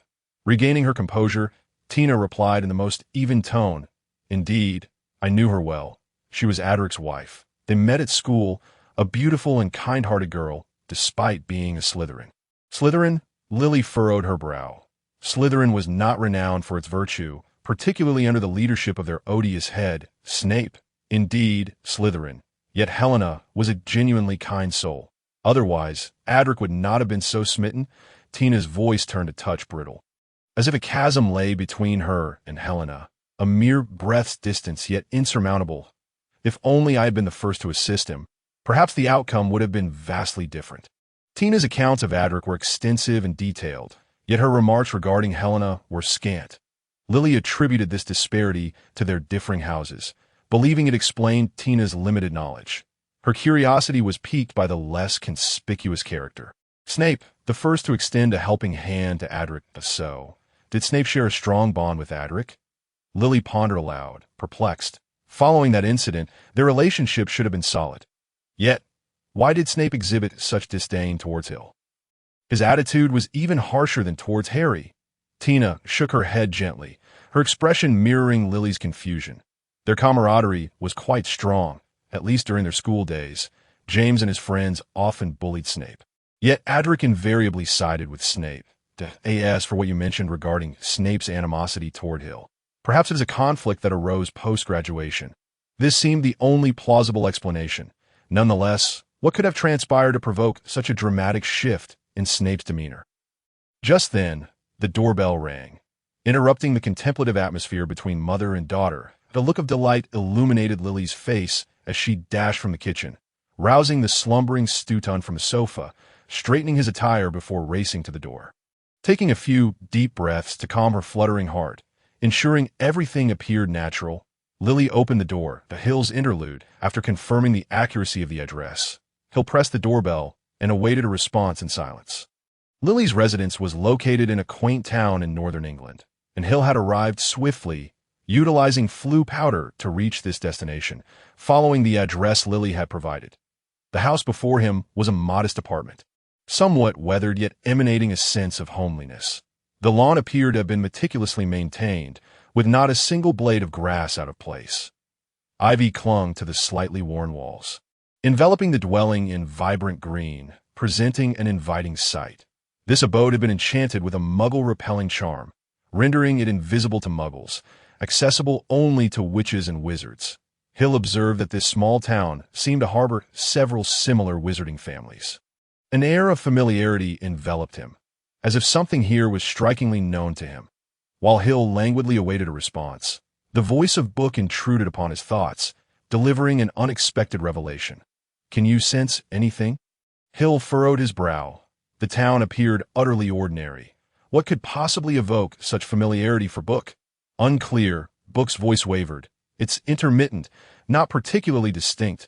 Book hesitated before concluding, "Perhaps it is merely my imagination. I've been rather jittery of late."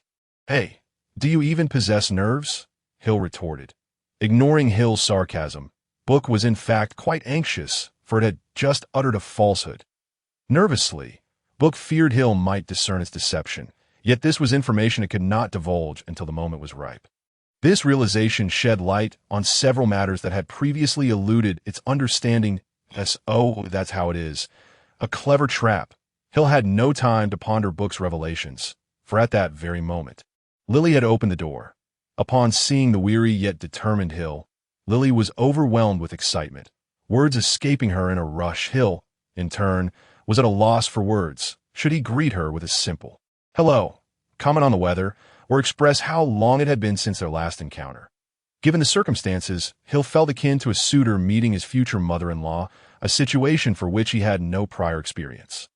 Despite his extensive reading, he found himself woefully unprepared for the nuances of interpersonal relations between genders, only slightly more adept than those who could not utter a single word. In fact, one of your ancestors penned a book of a similar nature, recounting his escapades with 19 women. The lewd voice of Booker echoed in Hill's mind. Yet astonishingly, Hill felt no revulsion. On the contrary, he was quite intrigued and eager to uncover the secrets of seduction bequeathed by that notorious ancestor. It seemed he had perused every book in his household, yet he held no recollection of such a volume existing. Of course, it wouldn't exist. Booker's tone was laced with a sense of inevitability. How could such a book possibly reside on the shelf? Did you assume that the matriarchs of the past were blind? Hill fell silent, recognizing that such a book, no matter how audacious that ancestor might have been, would never dare to occupy a place on the shelf, lest it be discovered by his own wife. Thus, he must have concealed this tome within my records. Hill's eyes brightened. If this manual of seduction were indeed available, well, setting aside the more risky implications, it would surely suffice to navigate interactions with girls like Lily. Alas, this book requires a level 3 clearance to access. Booker's voice brimmed with the glee of mischief. And speaking of which, 3 days without a beating, and the roof comes down, aptly described Booker, that he seemed to have completely forgotten Hill's earlier terror. Hill's previously composed smile shattered entirely, although he had engaged in a lengthy dialogue with Booker. Only mere seconds had elapsed in the real world. Struggling to suppress the urge to extract Booker and give him a thorough thrashing, Hill faced the expectant Lily and managed to utter, "Ah, what delightful weather we have today." He forced a radiant smile, only to be met with a sudden downpour, an unforeseen deluge. His mouth quivered slightly as he conjured a waterproof charm on himself, then turned to Lily, who was stifling laughter at the doorway, and wearily remarked, "All right, shall we go in?" "Of course." With that, Lily cleared the path, leading Hill into the house. After changing into appropriate footwear, they made their way to the living room. Lily's home had a more minimalist layout, in stark contrast to the opulence of Hill's residence. The apartment's sparse decor exuded a warm ambience. Indeed, standing within the room, Hill felt an enveloping warmth, as if he were being embraced, a sensation entirely different from the warmth of his own villa. A complex expression flickered across Hill's face. 10 years prior, his own villa had possessed a similar charm. "Father, this is Hill, my classmate from Hogwarts." Lily's silvery voice broke through Hill's reverie, and he turned to follow her gaze, his brow furrowing slightly at the unexpected situation. Humph! Stutton glared at the silver-haired youth before him, clearly unimpressed. Indeed, this was undoubtedly the son of that scoundrel Adric. Their signature smiles were unmistakable. Adric, humph, I can't deal with you.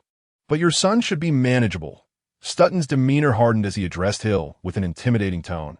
You must be Hill. Indeed, Hill Fox, Hill replied with a slight nod.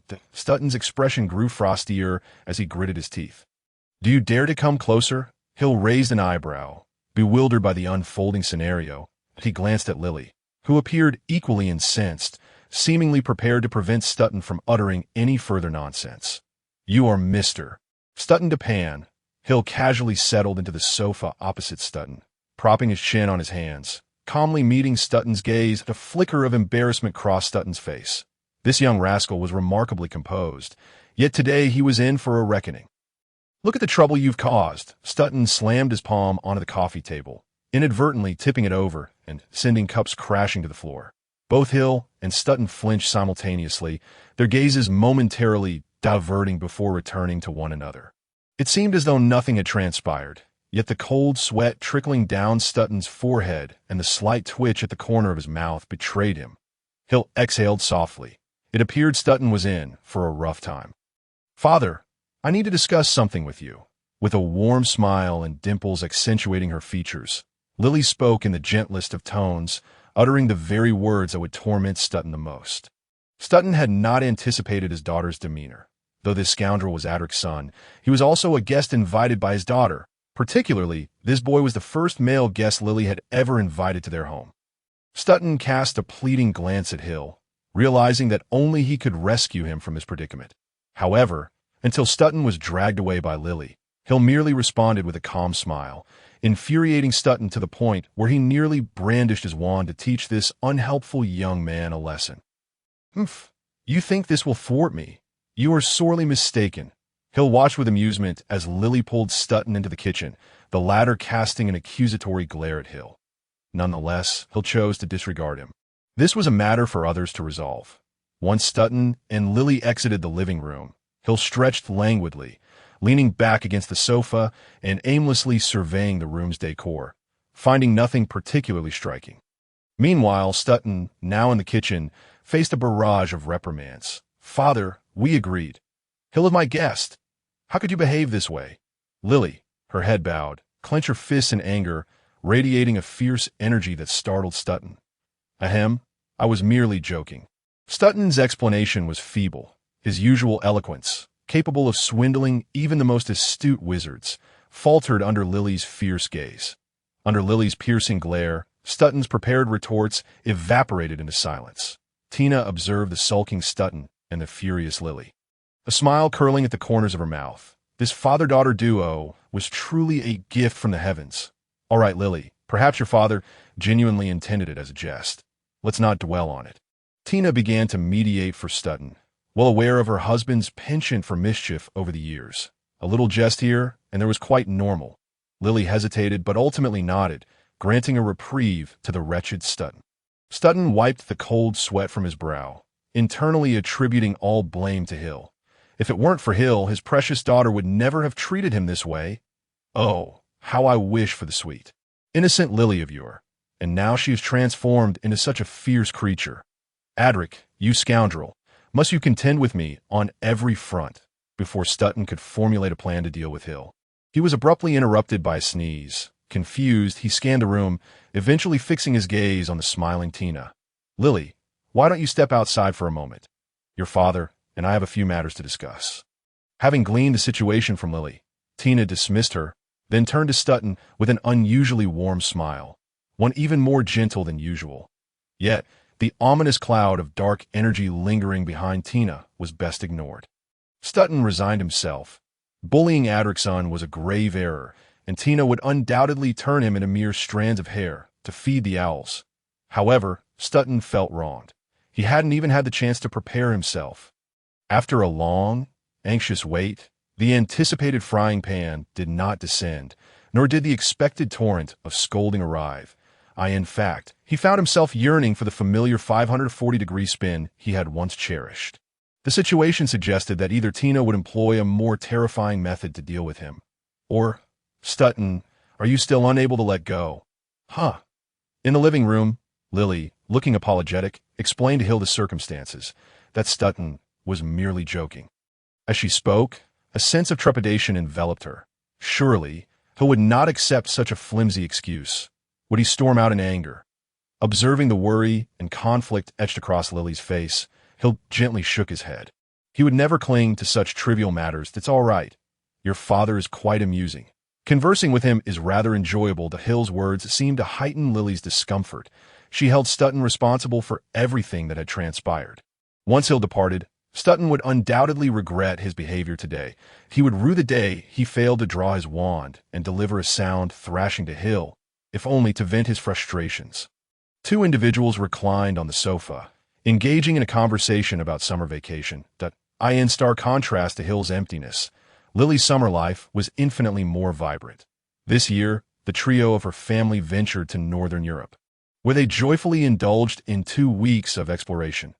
Hill, what did you do during your summer break? Hill shrugged. His summer had been limited to visiting a few family storage locations to retrieve a few items. Those places were hardly more than 200 miles from his home, leaving a significant distance yet to traverse for an actual getaway. He had not gone anywhere, merely lingering at home, engrossed in books and such. Why not venture out? I have no idea where to go or what to do there.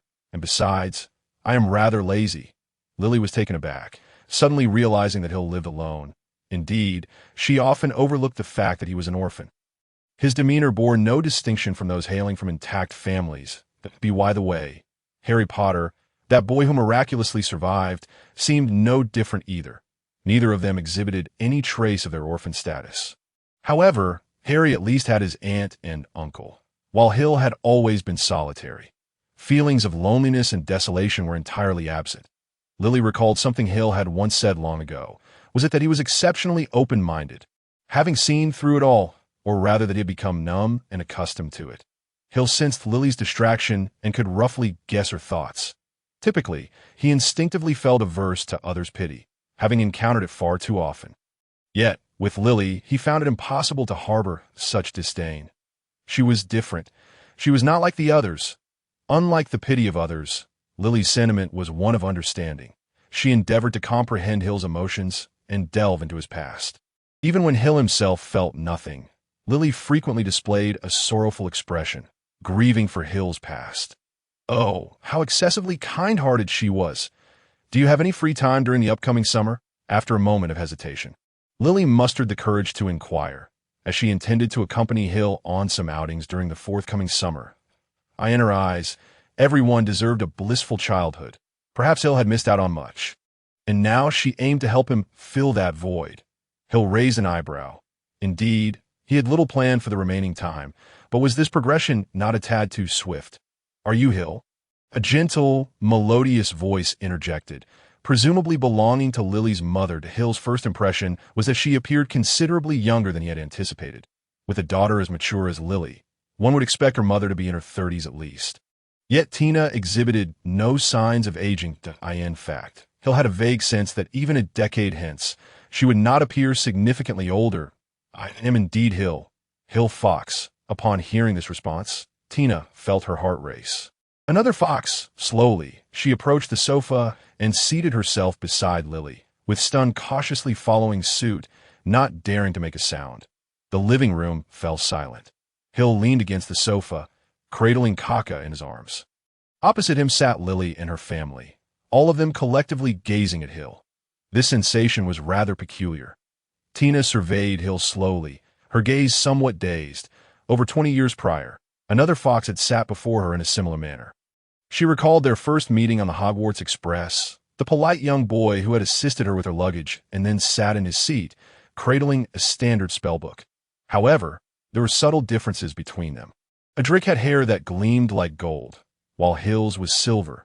Adric's eyes were ice blue, framed by glasses, while Hill's were silver without spectacles. Beyond their appearances, their temperaments diverged significantly. Adric was perpetually brimming with confidence, exuding pride and radiance, while Hill, as Tina perceived him, was far colder. Indeed, cold was the perfect descriptor. Though he wore a smile, it lacked warmth. His eyes perpetually reflected indifference, as if nothing could stir his interest. Was this a form of wariness toward strangers? I knew your father, Adric. We were classmates. Ahem, I knew him too. We once had a fight. That fellow, Stun interjected, only to be silenced by a sharp glance from Tina.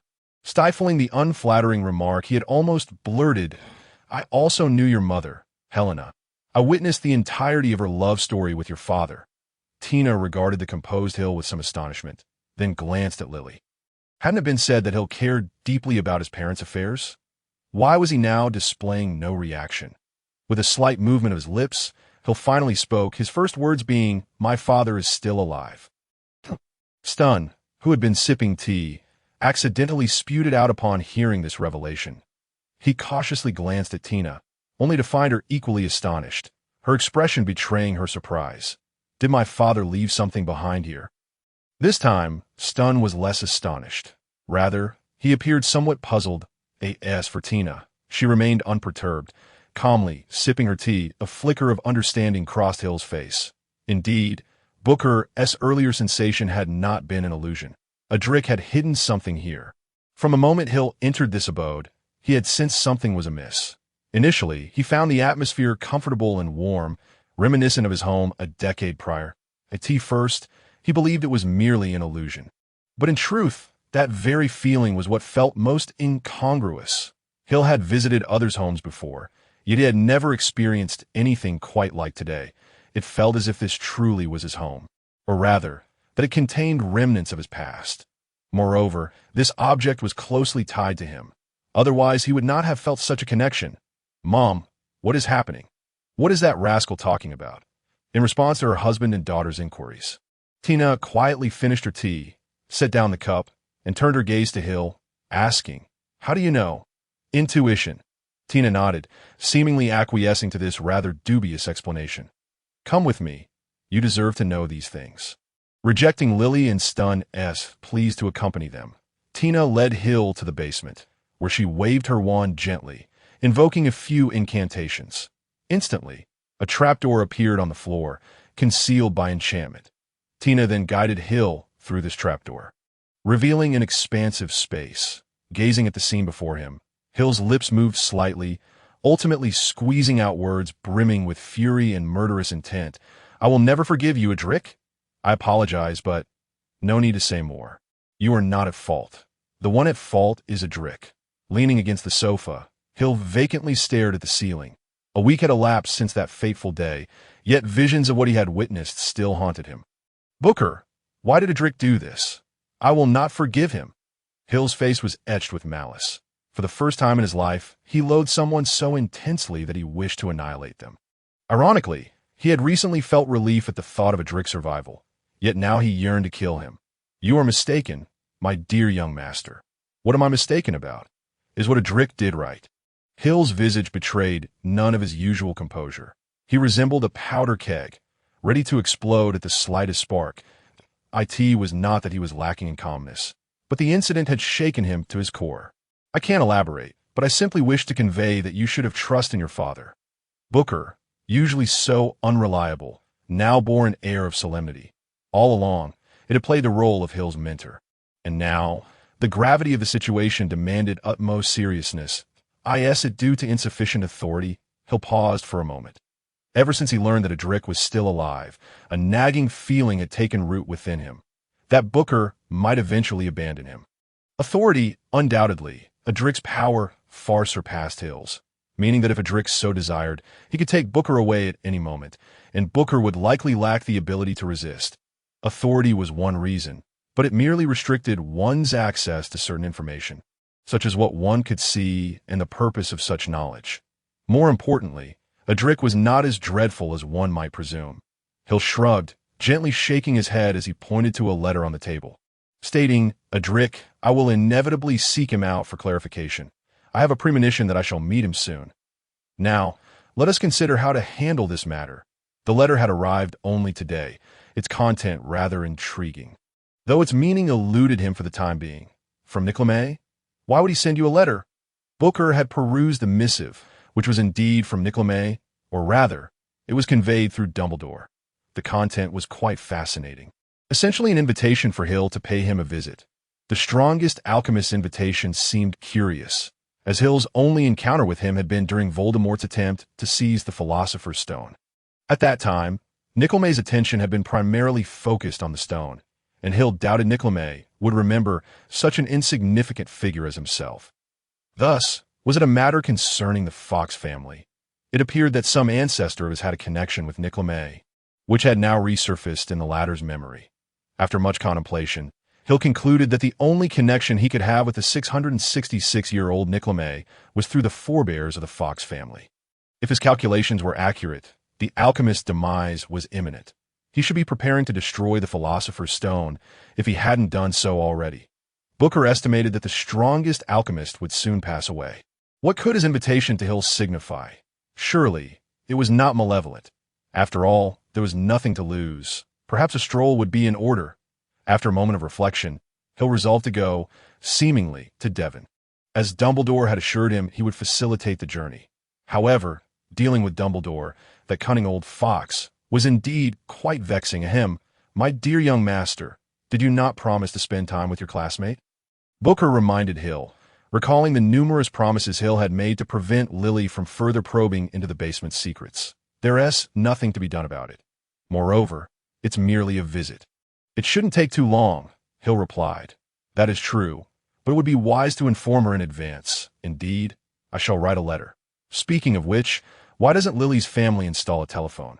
That would certainly simplify matters. An inexplicable invitation on a certain morning, Hill and Dumbledore apparat to Devon, materializing directly before Nickelmay's residence. The locale where Nickelmay resided was quite picturesque, presumably a village inhabited by wizards, with neatly arranged fences lining the roads, adorned with various climbing plants that brimmed with life. Following Dumbledore through a thicket, they emerged into a breathtaking landscape of verdant hills and tranquil waters, dense woods, akin to the legendary peach blossom spring in Eastern lore. Nestled beside a small lake was a house with brown tiles and white bricks, from which a chimney billowed forth thick white smoke, suggesting that its owner was preparing breakfast. This is our destination, Dumbledore announced, halting about 10 meters from the house. He turned to Hill and said, Well, I shall leave you here. The rest is up to you. What do you mean? Hill inquired. As the headmaster, I am quite busy. Nickel wishes to meet with you, so I shall not intrude. Hill nodded lightly, signaling his understanding. In the next moment, Dumbledore vanished using apparition. Taking a deep breath, Hill cradled Kaka in his arms and stepped forward. In an instant, the world spun, and Hill felt as though he were plummeting from a great height, the sensation of weightlessness prompting him to instinctively reach for the sky. Yet he grasped nothing but air. As anticipated, it was not so simple. Dumbledore had previously hinted that the remaining tasks were for him alone. Was this some kind of test? Everything unfolded as Hill had predicted, and the next moment, a familiar scene materialized before him. Isn't this what the Mirror of Eris shows? Observing the idyllic life of a family of three, a smirk crept across Hill's lips. This was intriguing.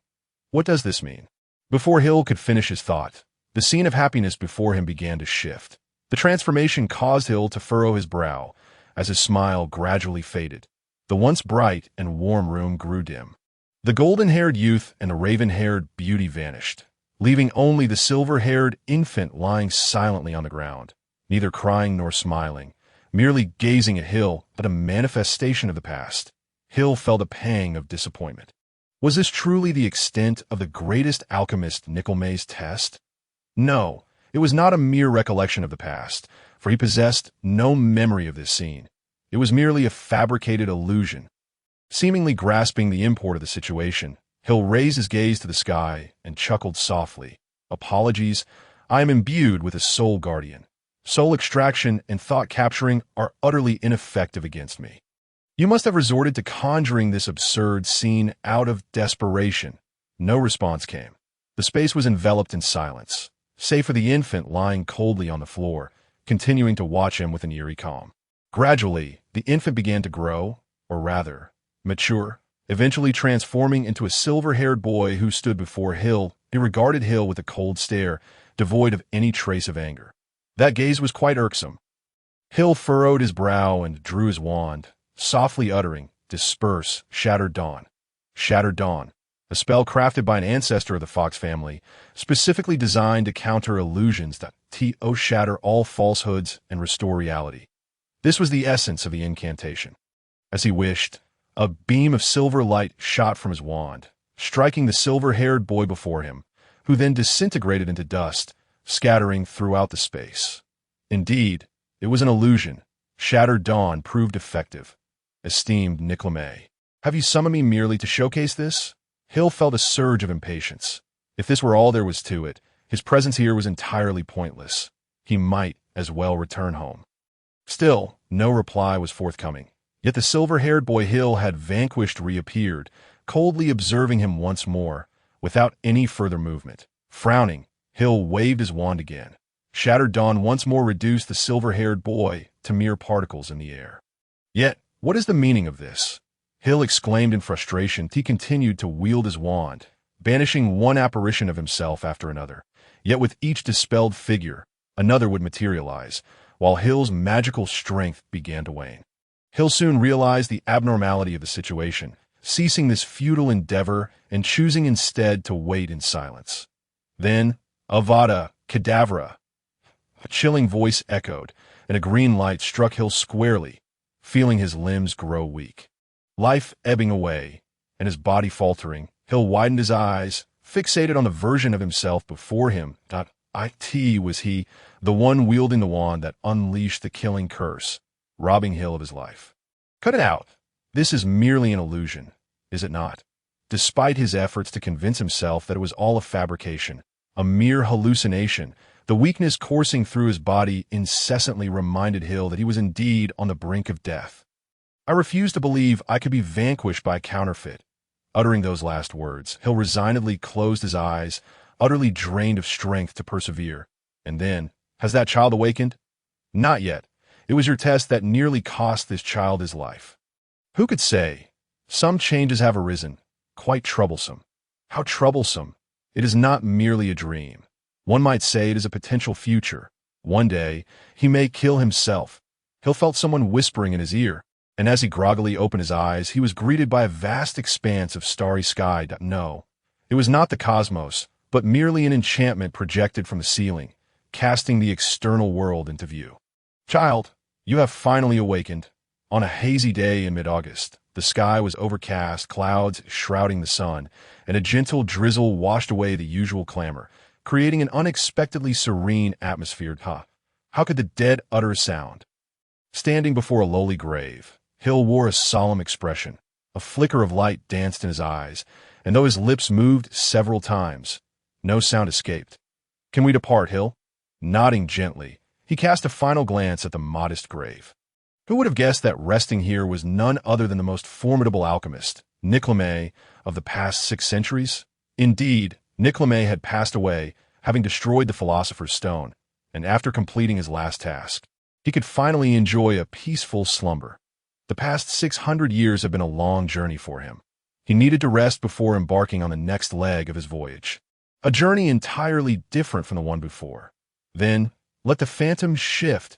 The bearded headmaster waved his wand lightly. There was no sound, no light, as this graveyard bid farewell to its final guest for a considerable time hence. No one would visit this place again in the blink of an eye. Hill found himself back at his point of departure, at his doorstep. Nick was at ease in his departure, so I am fine. Casting one last glance at Hill, Dumbledore nodded before waving his wand and vanishing once more. With a heavy sigh, Hill exhaled the pent-up breath he had held for so long and slowly took a step forward. His gait was somewhat unsteady, reminiscent of a toddler learning to walk, teetering precariously. Clinging tightly to Hill's clothing, Kaka struggled to avoid tumbling off his shoulder. Perhaps sensing his master's troubled mood, it emitted only a few gentle calls before settling down quietly. Though it was a daunting task, Hill gradually made his way to the door. The short distance left him drenched in sweat, as if he had just engaged in vigorous exercise. Indeed, the balance has been disrupted. He mused, leaning against the door as he gazed at the still, overcast sky. The figure of the teacher he had known for merely half a month flashed before his eyes, an elderly man who, even in the final moments of his life, had not forgotten him. But I shall not yield. I cannot afford to lose. As he observed the Malfoy father and son before him, Harry felt the last vestiges of his good mood evaporate. Although this summer had been utterly dreadful, resembling a prisoner's existence, his time at the Weasley household had provided some respite. Despite the unexpected incident of wandering into the perilous Nocturne Alley, he had fortuitously encountered Hagrid and Hermione. Mysteriously, he had taken a photo with Gilderoy Lockhart, and before he could collect his thoughts, he found himself face to face with the loathsome Malfoys. Indeed, loathsome! Draco needed no elaboration. They had been at odds throughout their first year. And while their relationship had slightly eased during the dragon-rearing period, their rivalry had persisted unabated. Predictably, they would continue their feuds. As for Lucius, though he appeared relatively composed, the chilling aura surrounding him irked Harry. Especially when Lucius brazenly mocked the Weasley family, Harry felt no desire to engage with him further. In response to Lucius's provocation, Arthur Weasley wasted no time in confronting him, and chaos erupted within the Flourish and Blots bookstore. Hagrid strode through the strewn books, effortlessly separating Arthur and Lucius in an instant. Arthur had split his lip, while Lucius bore a bruise from an unfortunate encounter with a toxic mushroom, clutching Ginny's tattered Transfiguration textbook in his hand. He thrust the book in her hands, his eyes glinting with malice. "Here, little girl, take your book. This is the best your father can provide you." He broke free from Hagrid's grasp, beckoning Draco, and dashed out of the store. As Lucius departed, a silver-haired boy, previously unnoticed, set down the book he had been holding and approached the bewildered red-haired girl. "May I borrow your book for a moment?" The girl, momentarily taken aback, instinctively handed over her worn Transfiguration textbook to the boy before her. Accepting the book with ease, the silver-haired boy squinted, gently flipping through its pages.